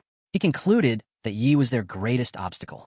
Master Gong agreed, reminding them that during the joint siege at the Wendao sect, Yi had drawn an immortal weapon and struck down the kings of the 3 Abyss clans in a single strike. That, he said, was why they failed. The ancestral eyes were shaken upon hearing this, exclaiming about the immortal weapon. But then the ancestor declared that an immortal weapon was nothing. The Yuhua sect had one as well, and no matter what tricks he pulled, he could not halt the tide. The ancestor then declared that the defenses of the immortal realm were already broken, and outer clans were pressing in from beyond. They considered themselves fortunate, for their founder had secured footing among those powers. When the immortal realm fell, their sect's shackles would instead become their rise. Chun, however, was shaken. He thought to himself, what the hell are these people saying? Their sect was colliding with aliens. Was the immortal realm truly doomed? He questioned it aloud. The ancestors grew furious and called him a whelp for showing such fear, demanding how he dared call himself the saint's son of the Yuhua sect. Trembling, Chen immediately dropped to his knees and begged forgiveness, admitting that he had been careless. The ancestor then reminded him that losing to Kunpeng was unfair, but to wallow in defeat was foolishness. They told him he had heard their words and now must understand them. Kunlun would become the battlefield of all races. In a great struggle to come, would he not crave to soar above all? Chun furiously demanded if they truly had to surrender their land. At that moment, a colossal hand loomed above his head. The ancestor declared that if the gains were great enough, anything could be traded. They told him to think of the humiliation he had suffered. All of it was born from weakness. Hearing this, Chen clenched his fist so tightly that blood seeped from it. His eyes sharpened as the ancestor offered him a path.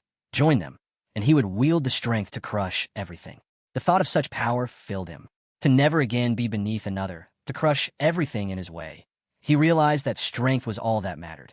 With his heart darkened and his mind turned evil, Chen agreed. He declared that he wanted strength, that power was everything, and that righteous ideals were nothing but lies. The ancestors approved, saying this child could indeed be taught. They told him to stay, and that from now on, he would be guided until he stepped into true immortality. Suddenly, a dark energy seared across his forehead, marking his advancement. He thanked the ancestors and declared with fervor that he, Chan Zhao, would devote himself wholly to the Yuhua sect. The scene shifted to the eastern domain, the desolate province of Xianyuan sect. Our hero was relaxing with food and drink, remarking that ever since Chun had been so humble, his sect had grown unusually quiet. Even the Abyss had halted their attacks, which could only mean they were planning their next move. At the sect gates in the eastern domain, a girl walked toward the great building, exhausted and breathless. She thought to herself that she had finally made it. A guard stepped forward and asked what business brought her there. She answered that she must speak with Senior Yi. The guard scoffed, saying she seemed like yet another one of those looking for peak Master Yi. Another fangirl, most likely. The second guard added that the count had reached the hundreds lately, so it was best to turn her away. Hearing them, the girl pleaded that they at least let her in. The guard apologized, but firmly told her it was not possible. In response, she drew out a golden blade and revealed that she was the last surviving member of the royal family of Pure Land. She had come to tell Master Yi the truth of that day. The guard frowned and replied that she now claimed to be royalty simply to meet Master Yi, and that she should leave. The girl grew annoyed, insisting that she spoke only the truth and demanding why they would not believe her. The guard reminded her that everyone knew Pure Land had fallen to the Abyss and that none had survived. Worse still, the Abyss had tried to pin the destruction on peak Master Yi himself. How could anyone believe her now? He explained that many had shown up at the gates with wild stories. Even one woman who arrived pregnant, swearing that she carried peak Master Yi's child. He told her to leave and suggested that next time she return with a better tale. The girl was furious. After all her struggles to reach this place, to be turned away like this was unbearable. She declared that she would not give up and try to step forward as energy flared around her. She apologized, but forced her way in. The guards immediately countered her aura with their own and warned her not to do anything rash. She was stunned to realize the pressure they exerted was at the divine transformation level. These were no ordinary disciples. They were divine transformation experts. Pressed by their might, she quickly devised her next plan in her heart. She was not here to give up. At that moment, Sister Zhao appeared. She asked what was happening. The guards explained that the girl claimed to be royalty of Pure Land and said she had a secret from Master Yi. They told Zhao that she had even tried to force her way in, so they had stopped her. The girl quickly presented her token to Zhao, insisting she was telling the truth and that she carried the royal token. Zhao took the token to examine it. The guard muttered that it had to be a fake, since forgeries were all too common these days. But Zhao was stunned as soon as she looked at the golden plate. She exclaimed that this metal was black gold, embedded with runes flowing with spiritual light. It was no mere imitation. The stranger pressed again that they had to believe her. The token was real. Zhao confirmed it, declaring that the token was indeed authentic. She ordered the guards to step aside, warning them that they had nearly caused a disaster. The guards immediately obeyed, both ashamed and shocked, but at last they believed the girl was truly a princess. Zhao welcomed her respectfully and promised to take her directly to Peak Master Yi. The stranger thanked her deeply, her heart swelling with relief. At last, she thought she would see him. The final hope of Pure Land survival, Master Yi. Inside, Yi is getting a massage from Hong. Just then Li comes and tells him that Sister Zhao brought a guest from a far location. He tells him to let them in. Hong started to think that because of his humble looks, he must never leave the Xinyuan sect. But he asked him why he stopped his hands, making him swear silently. Inside, Yi was receiving a massage from Hong, who asked if the pressure was right. Yi replied that it was fine. After a while, Zhao appeared and introduced the guest to Yi, saying this was Princess Ming of Pure Land. Yi was taken aback upon hearing the name Pure Land, remarking that he had heard the abyss had wiped it out. Ming began crying, saying she was the only one who escaped. Her royal brothers had died in the palace to save her. He asked her about the rumors that said he had butchered the palace, pointing out that she was the only one who knew the truth. Ming explained that on that night, a blood mist had blanketed the palace. Black-robed men swarmed in like ants. For tribulation experts had surrounded her father. He had carried the kingdom's fate on his shoulders and ordered them to flee. Her two brothers gave their lives to push her into the array, and she could only watch as they turned to ash. She said she ran for 3 months, haunted every night by dreams of her father's national luck guttering out. Then she heard that not a single brick of the palace remained, and that her father's dragon throne had been trampled by the abyss monsters. Ming declared that the black robes had colluded with the abyss and dared to frame Master Yi, and for that, they deserved death. She had seen it clearly. Their techniques belonged to the Yuhua sect, but she was powerless, so she begged Yi to avenge the countless deaths of Pure Land. She said she had nothing but this life, and if he would take revenge, she would serve as his maid or drudge without complaint. Looking at her bowing down so completely, our hero thought that it was no wonder the Yuhua sect and the abyss had gone quiet together. They were in the same boat. He took her hand, helped her stand, and told her that smearing his name alone warranted death, and colluding with the abyss doubled their crime. He told her seriously that he would take revenge for her sake. Ming asked if he truly would help her.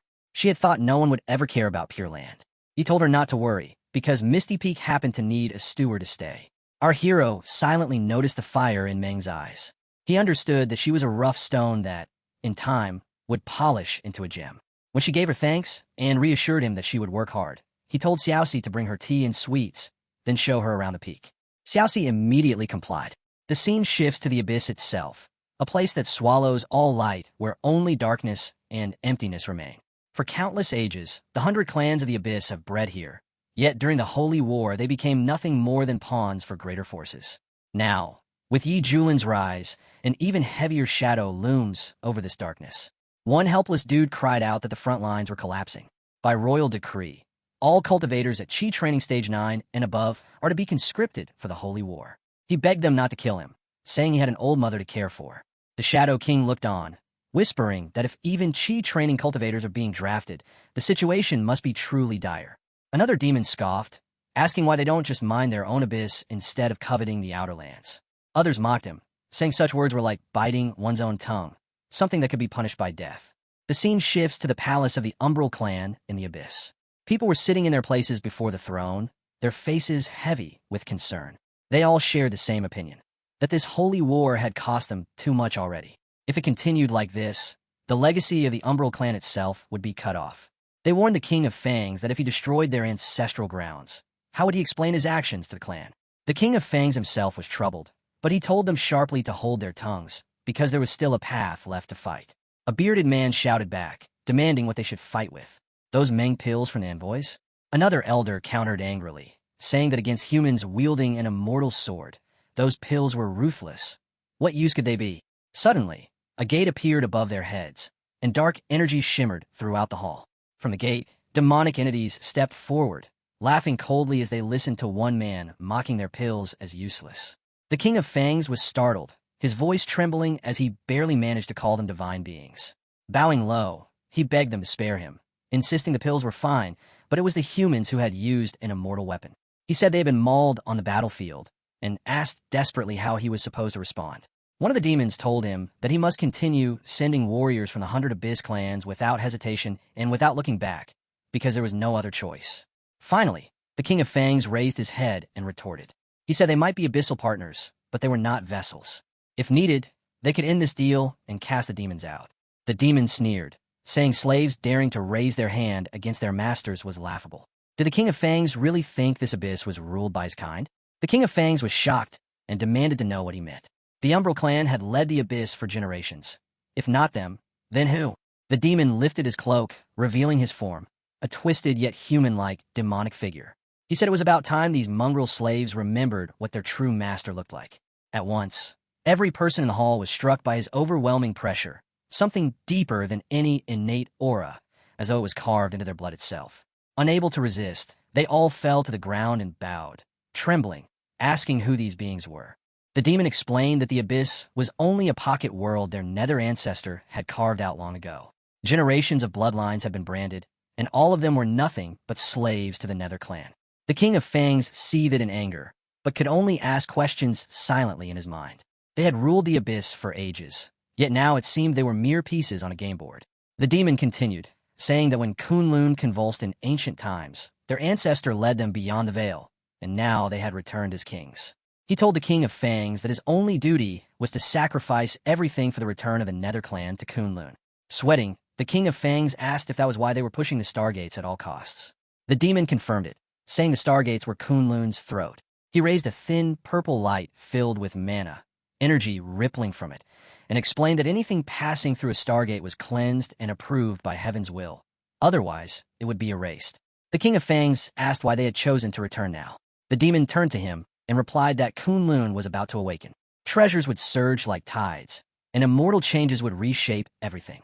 In the end, Kunlun would regain its ancient glory, and the Nether Clan would reign as its lords. The King of Fangs muttered bitterly, saying, so that was the reason. But then he brought up that a man named Yi had used an immortal weapon to slaughter their king. They had been gutted by that strike and had no answer to such a blade. His men added an agreement, saying it was true. Back in Gong Prefecture, one sword had wiped out their entire assassination corps. The demon scoffed, explaining that an immortal weapon required true immortal power to fully awaken. That man had not reached such a realm. What they had seen was at best a tenth of the weapon's power. The King of Fang's jaw dropped in disbelief, thinking if that was only a fraction, then if unleashed fully, wouldn't the very sky be split apart? The demon went on, saying they had come to bestow upon him a relic designed to kill the man named Yi. He raised his hand, revealing a relic glowing with dense purple fire. The flames looked like they burned through the soul, and just looking at it made one want to kneel. The King of Fangs stared at it in shock, trembling at the sight, thinking to himself, what kind of taboo relic had they brought into this world? The demon handed him the relic and said it was the soul-devouring lamp. Once its seed was undone, its abyssal power would ignite a flame that consumed souls. Even a true immortal would have their spirit burned to ash. As the King of Fangs held the relic in his trembling hands, the demon added coldly that the human factions already had agents working among them, and he must cooperate with them. With this lamp, would he not fall? He was nothing more than a candle waiting to be snuffed out. The demon's voice echoed further, declaring that soon immortal relics would flood Kunlun, and those wise enough would grasp the chance. When the Nether Clan reclaimed their homeland, the humans who served faithfully would share in the demon's path to immortality. The King of Fangs lowered himself to his knees, his head bowed deeply. With solemn reverence, he swore on behalf of the 100 clans of the Abyss that they would march through fire for the Nether Clan and await their lord's return to Kunlun. As Kunlun stirs back to life, immortal omens rise in every corner, relics fall like stars, and sects tremble as they fight to seize these changes. Peace treaties shatter, mighty powers clash for resources, and the world slips into blood-soaked chaos. Beneath revival lies only endless slaughter. Back at our hero Xinyuan's sect, he is always chill with his disciples, and Hong, as usual, holding the sneaky grudge against him. Suddenly, the sky crackled with surging blue energy. Mousa panicked and clung tightly to Yi, trembling in fear. He gently tried to calm her, saying that he was right there and she did not need to be scared. Meanwhile, Hong was bursting with excitement. He instantly recognized this as an immortal omen, a supreme relic about to reveal itself. Our hero asked him what relic he was talking about. In front of their eyes, a blinding light shone from behind the mountain. Hong felt certain that this was a relic of unimaginable scale, one never before seen. A mighty figure then appeared in the sky with thunder roaring all around. The figure declared himself as the lord of the fallen immortal isle and announced that in 10 days a trial would begin. Whoever survived would earn the reward, and the final victor would inherit his mantle, becoming the new isle lord and gaining every cultivation resource the immortal isle contained. He commanded all to live well and protect Kunlun. Hong immediately realized that whoever seized this legacy would rise to become a supreme immortal. He looked back at Yi and found him strangely uninterested. The thought disturbed him because if he actually claimed this legacy, it would become a problem beyond measure.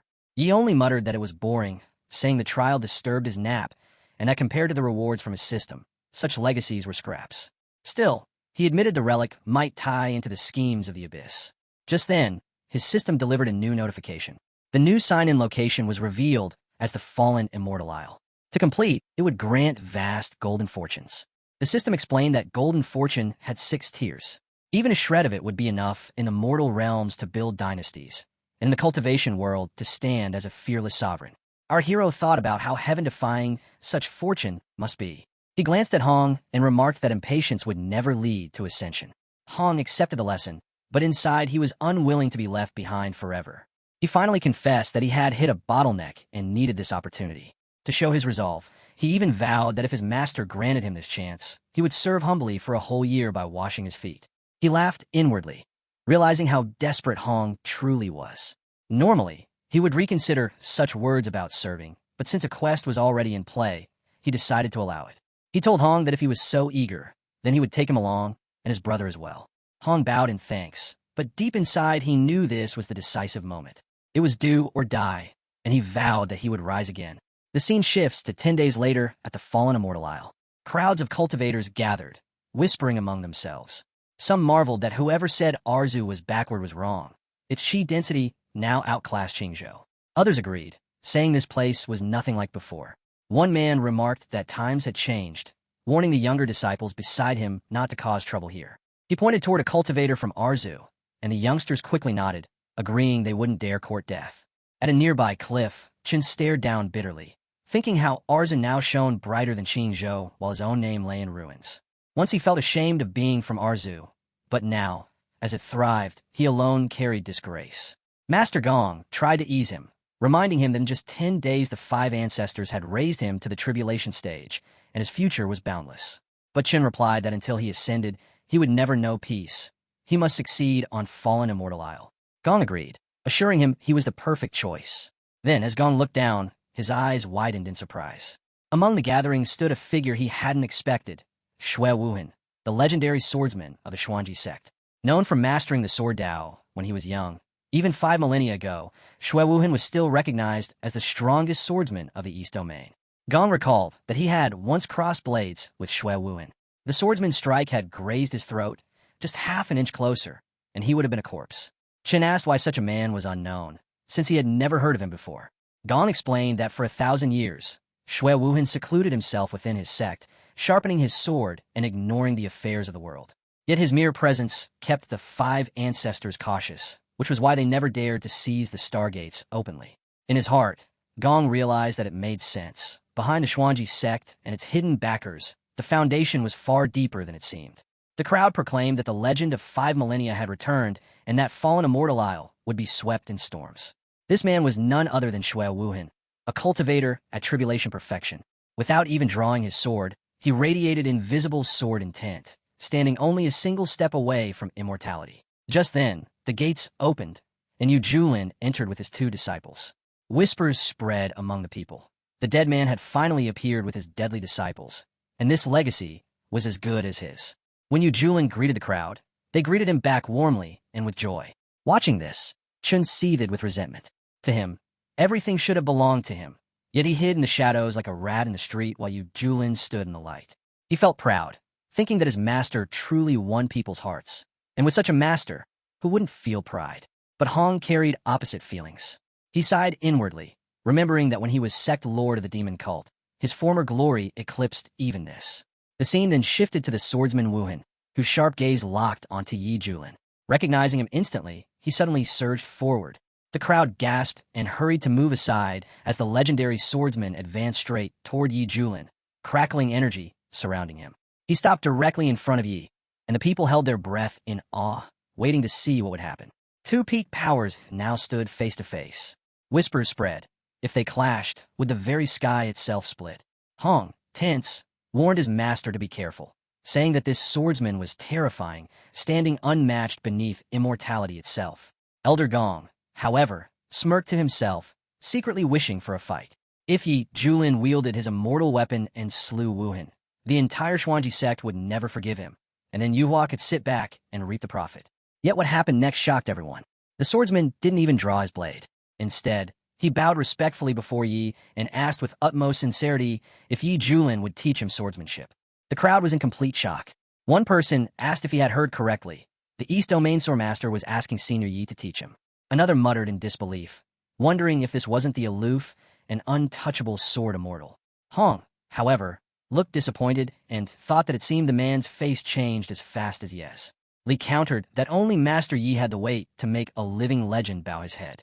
On the other hand, Gong was utterly baffled, muttering that the sword master must have lost his mind. Why would someone of his stature lower himself before Yi Julin? Our hero hesitated before asking what made the young sword master think he needed Ye's guidance in the way of the sword. Wuhan replied respectfully, saying that Ye's strike in Gongzhou, the blade that split the skies across 14 provinces, was the true sword of Tao. For 1,000 years, he had sought the path, but had never seen such mastery.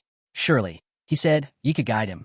Yi recalled that Wuhan was referring to the recent incident and dismissed it, saying it had been nothing more than a spur-of-the-moment swing and nothing that could be taught. But Wuhan refused to accept such modesty and begged sincerely for guidance. Annoyed, Yi snapped back, demanding to know who Wuhan thought he was. He declared that if he said he could not teach, then he simply could not, and told him to stop yapping. Shen was stunned, unable to believe that the white-clad sword immortal was being treated with such disdain. He worried that if Wuhan really lost his temper, the result would be disastrous. Wuhan, however, explained that he had honed technique for millennia, yet his sword heart had remained veiled in fog. Only upon witnessing Ye's sword had he finally understood what breaking through truly meant. He could not afford to let this chance slip away, even if it cost him his life. His expression hardened, and the onlookers gasped, thinking that Senior Wuhan might be about to draw his blade. But instead, Wuhan lowered himself further, bowing deeply and begging Yi once again for instruction. The entire crowd froze in disbelief, unable to imagine the proud, white-clad sword immortal humbling himself to such a degree. Yi cursed in frustration, demanding if he wasn't sick of begging and repeating once more that he could not teach. Still, Wuhan insisted, convinced that Yi was only testing his sincerity and resolved to endure until the end. Li whispered that such devotion showed the true nature of a sword maniac who could abandon all pride for the Tao. Hong scoffed, saying maniac was too kind a word. It was more like a stalker, as he had never seen someone so clingy. Yi himself thought bitterly that this man was stuck to him like glue. He could not teach swordsmanship, for all his skill came from the system and its graded rewards. Yet Wuhan persisted, humbly asking for even a single pointer. At last, Yi relented and said that if Wuhan was truly sincere, he would give him one. Overjoyed, Wuhan bowed and thanked him profusely. Yi then picked up a stick and said that Wuhan must watch closely, for all of his sword comprehension would be woven into the word he was about to write. Whether Wuhan could grasp it or not would depend on fate. Wuhan trembled with excitement, eagerly awaiting to see what kind of word could possibly contain Senior Ye's sword Tao. Ye's disciples were equally thrilled, whispering to one another that their master was really about to inscribe something. Hong, however, scoffed with suspicion, muttering that Yi was just pretending again and that they would soon see what kind of nonsense he scribbled this time. Yi swung the stick, and immediately a bright yellow light rippled outward. Energy waves surged and struck against the surrounding mountain peaks. Li was wide-eyed, realizing that even the forming word itself carried the force of crushing waves. Suddenly, the wave condensed and blazed with light upon the mountain, taking shape as a bird. He told Wuhan to comprehend it if he could. The onlookers were left stunned once again, marveling at how even a single word from Senior Yi could stab at their eyes and press them to their knees. As the oppressive force of the writing eased, Wuhan finally looked at the text left behind. His jaw dropped when he realized what it said. The character was simply grass. He turned to Yi in shock, asking what deeper meaning lay hidden in such a plain word. Grass was the most ordinary thing in the world, so why would Yi write it unless there was a profound reason? Wuhan muttered without pause, repeating to himself that he must grasp it, that he must seize the meaning hidden within. Yet he still did not know what the word truly meant. The only thing he understood was that Ye's entire sword Dao was concealed inside it. He refused to believe, he was unable to comprehend it, and questioned in his heart if he was truly that unworthy. Our hero grew reluctant, telling him that if he could perceive it then that was fine, but he should not force himself. Still, Wu Hin stood trembling and drenched in sweat, determined that the Tao was right before him and he could not retreat. Around them, the crowd whispered and mocked. Some claimed it was nothing but a casual stroke. Aside from its size, there was nothing special. Others retorted that Senior Ye's level was far beyond common judgment. They exclaimed that Master was truly incredible, as one word had driven Senior Wu Hin into obsession. The debate spread endlessly, some calling it the true, formless Tao, while others dismissed it as mere pretense. Hong sneered inwardly, convinced that it was all nonsense and that he had only scribbled the simplest word to appear profound. Yet Wu Hin's heart blazed with conviction. He realized that grass was not just a common plant. It embodied resilience, bending in storms yet never breaking, enduring fire only to sprout anew. With sudden clarity, he declared that he understood. The word was chosen because it represented rebirth through destruction, the essence of the true Sword Dao. Yi himself was surprised, unable to believe how Wu Hin had spun such meaning from it. At that moment, his eyes narrowed as the sky above darkened and crackled with purple energy. He leapt into the air, stunned that this man was summoning tribulation from a single word. His disciples were equally astonished, questioning in their hearts if Wu Hin was truly doing this. The clouds gathered darker and heavier than even when Hong had crossed into the tribulation realm, as if Wu Hin was aiming straight for Ascension. The crowd broke into frantic whispers, fearing and marveling alike. If he succeeded, Wu Hin would transcend mortality and become the first true immortal of the East. Even in the great central domain, true immortals were rare, each one the pillar of an ancient sect. Gong was shaken as well, unable to believe that with just one word from Yi, Wu Hin had discovered the path to immortality. People began to wonder who Yi truly was. Chen's heart sank with bitterness, for he believed he was supposed to be the chosen one, yet someone else had surpassed him. For Wu Hin, there was no hesitation. 1,000 years of stagnation had shattered in this single instant. The thunder of tribulation loomed above, and he knew it was the perfect chance to temper his sword anew. He lifted his blade high and roared to the heavens that his sword, once broken in despair, longed to be reborn. He would temper it in tribulation fire and carve his immortal path this very day. His sword pierced the skies, colliding with the storm. A brilliant light exploded on impact, and his roar echoed across the realm as the heavens themselves split apart. Radiance flooded down like a tide, engulfing all who watched. Even Yi was taken aback, marveling at the sight of Wu Hin stepping across the boundary. The man's soul turned golden, his entire essence blazing with bright yellow light. Wu Hin trembled in awe as realization struck him.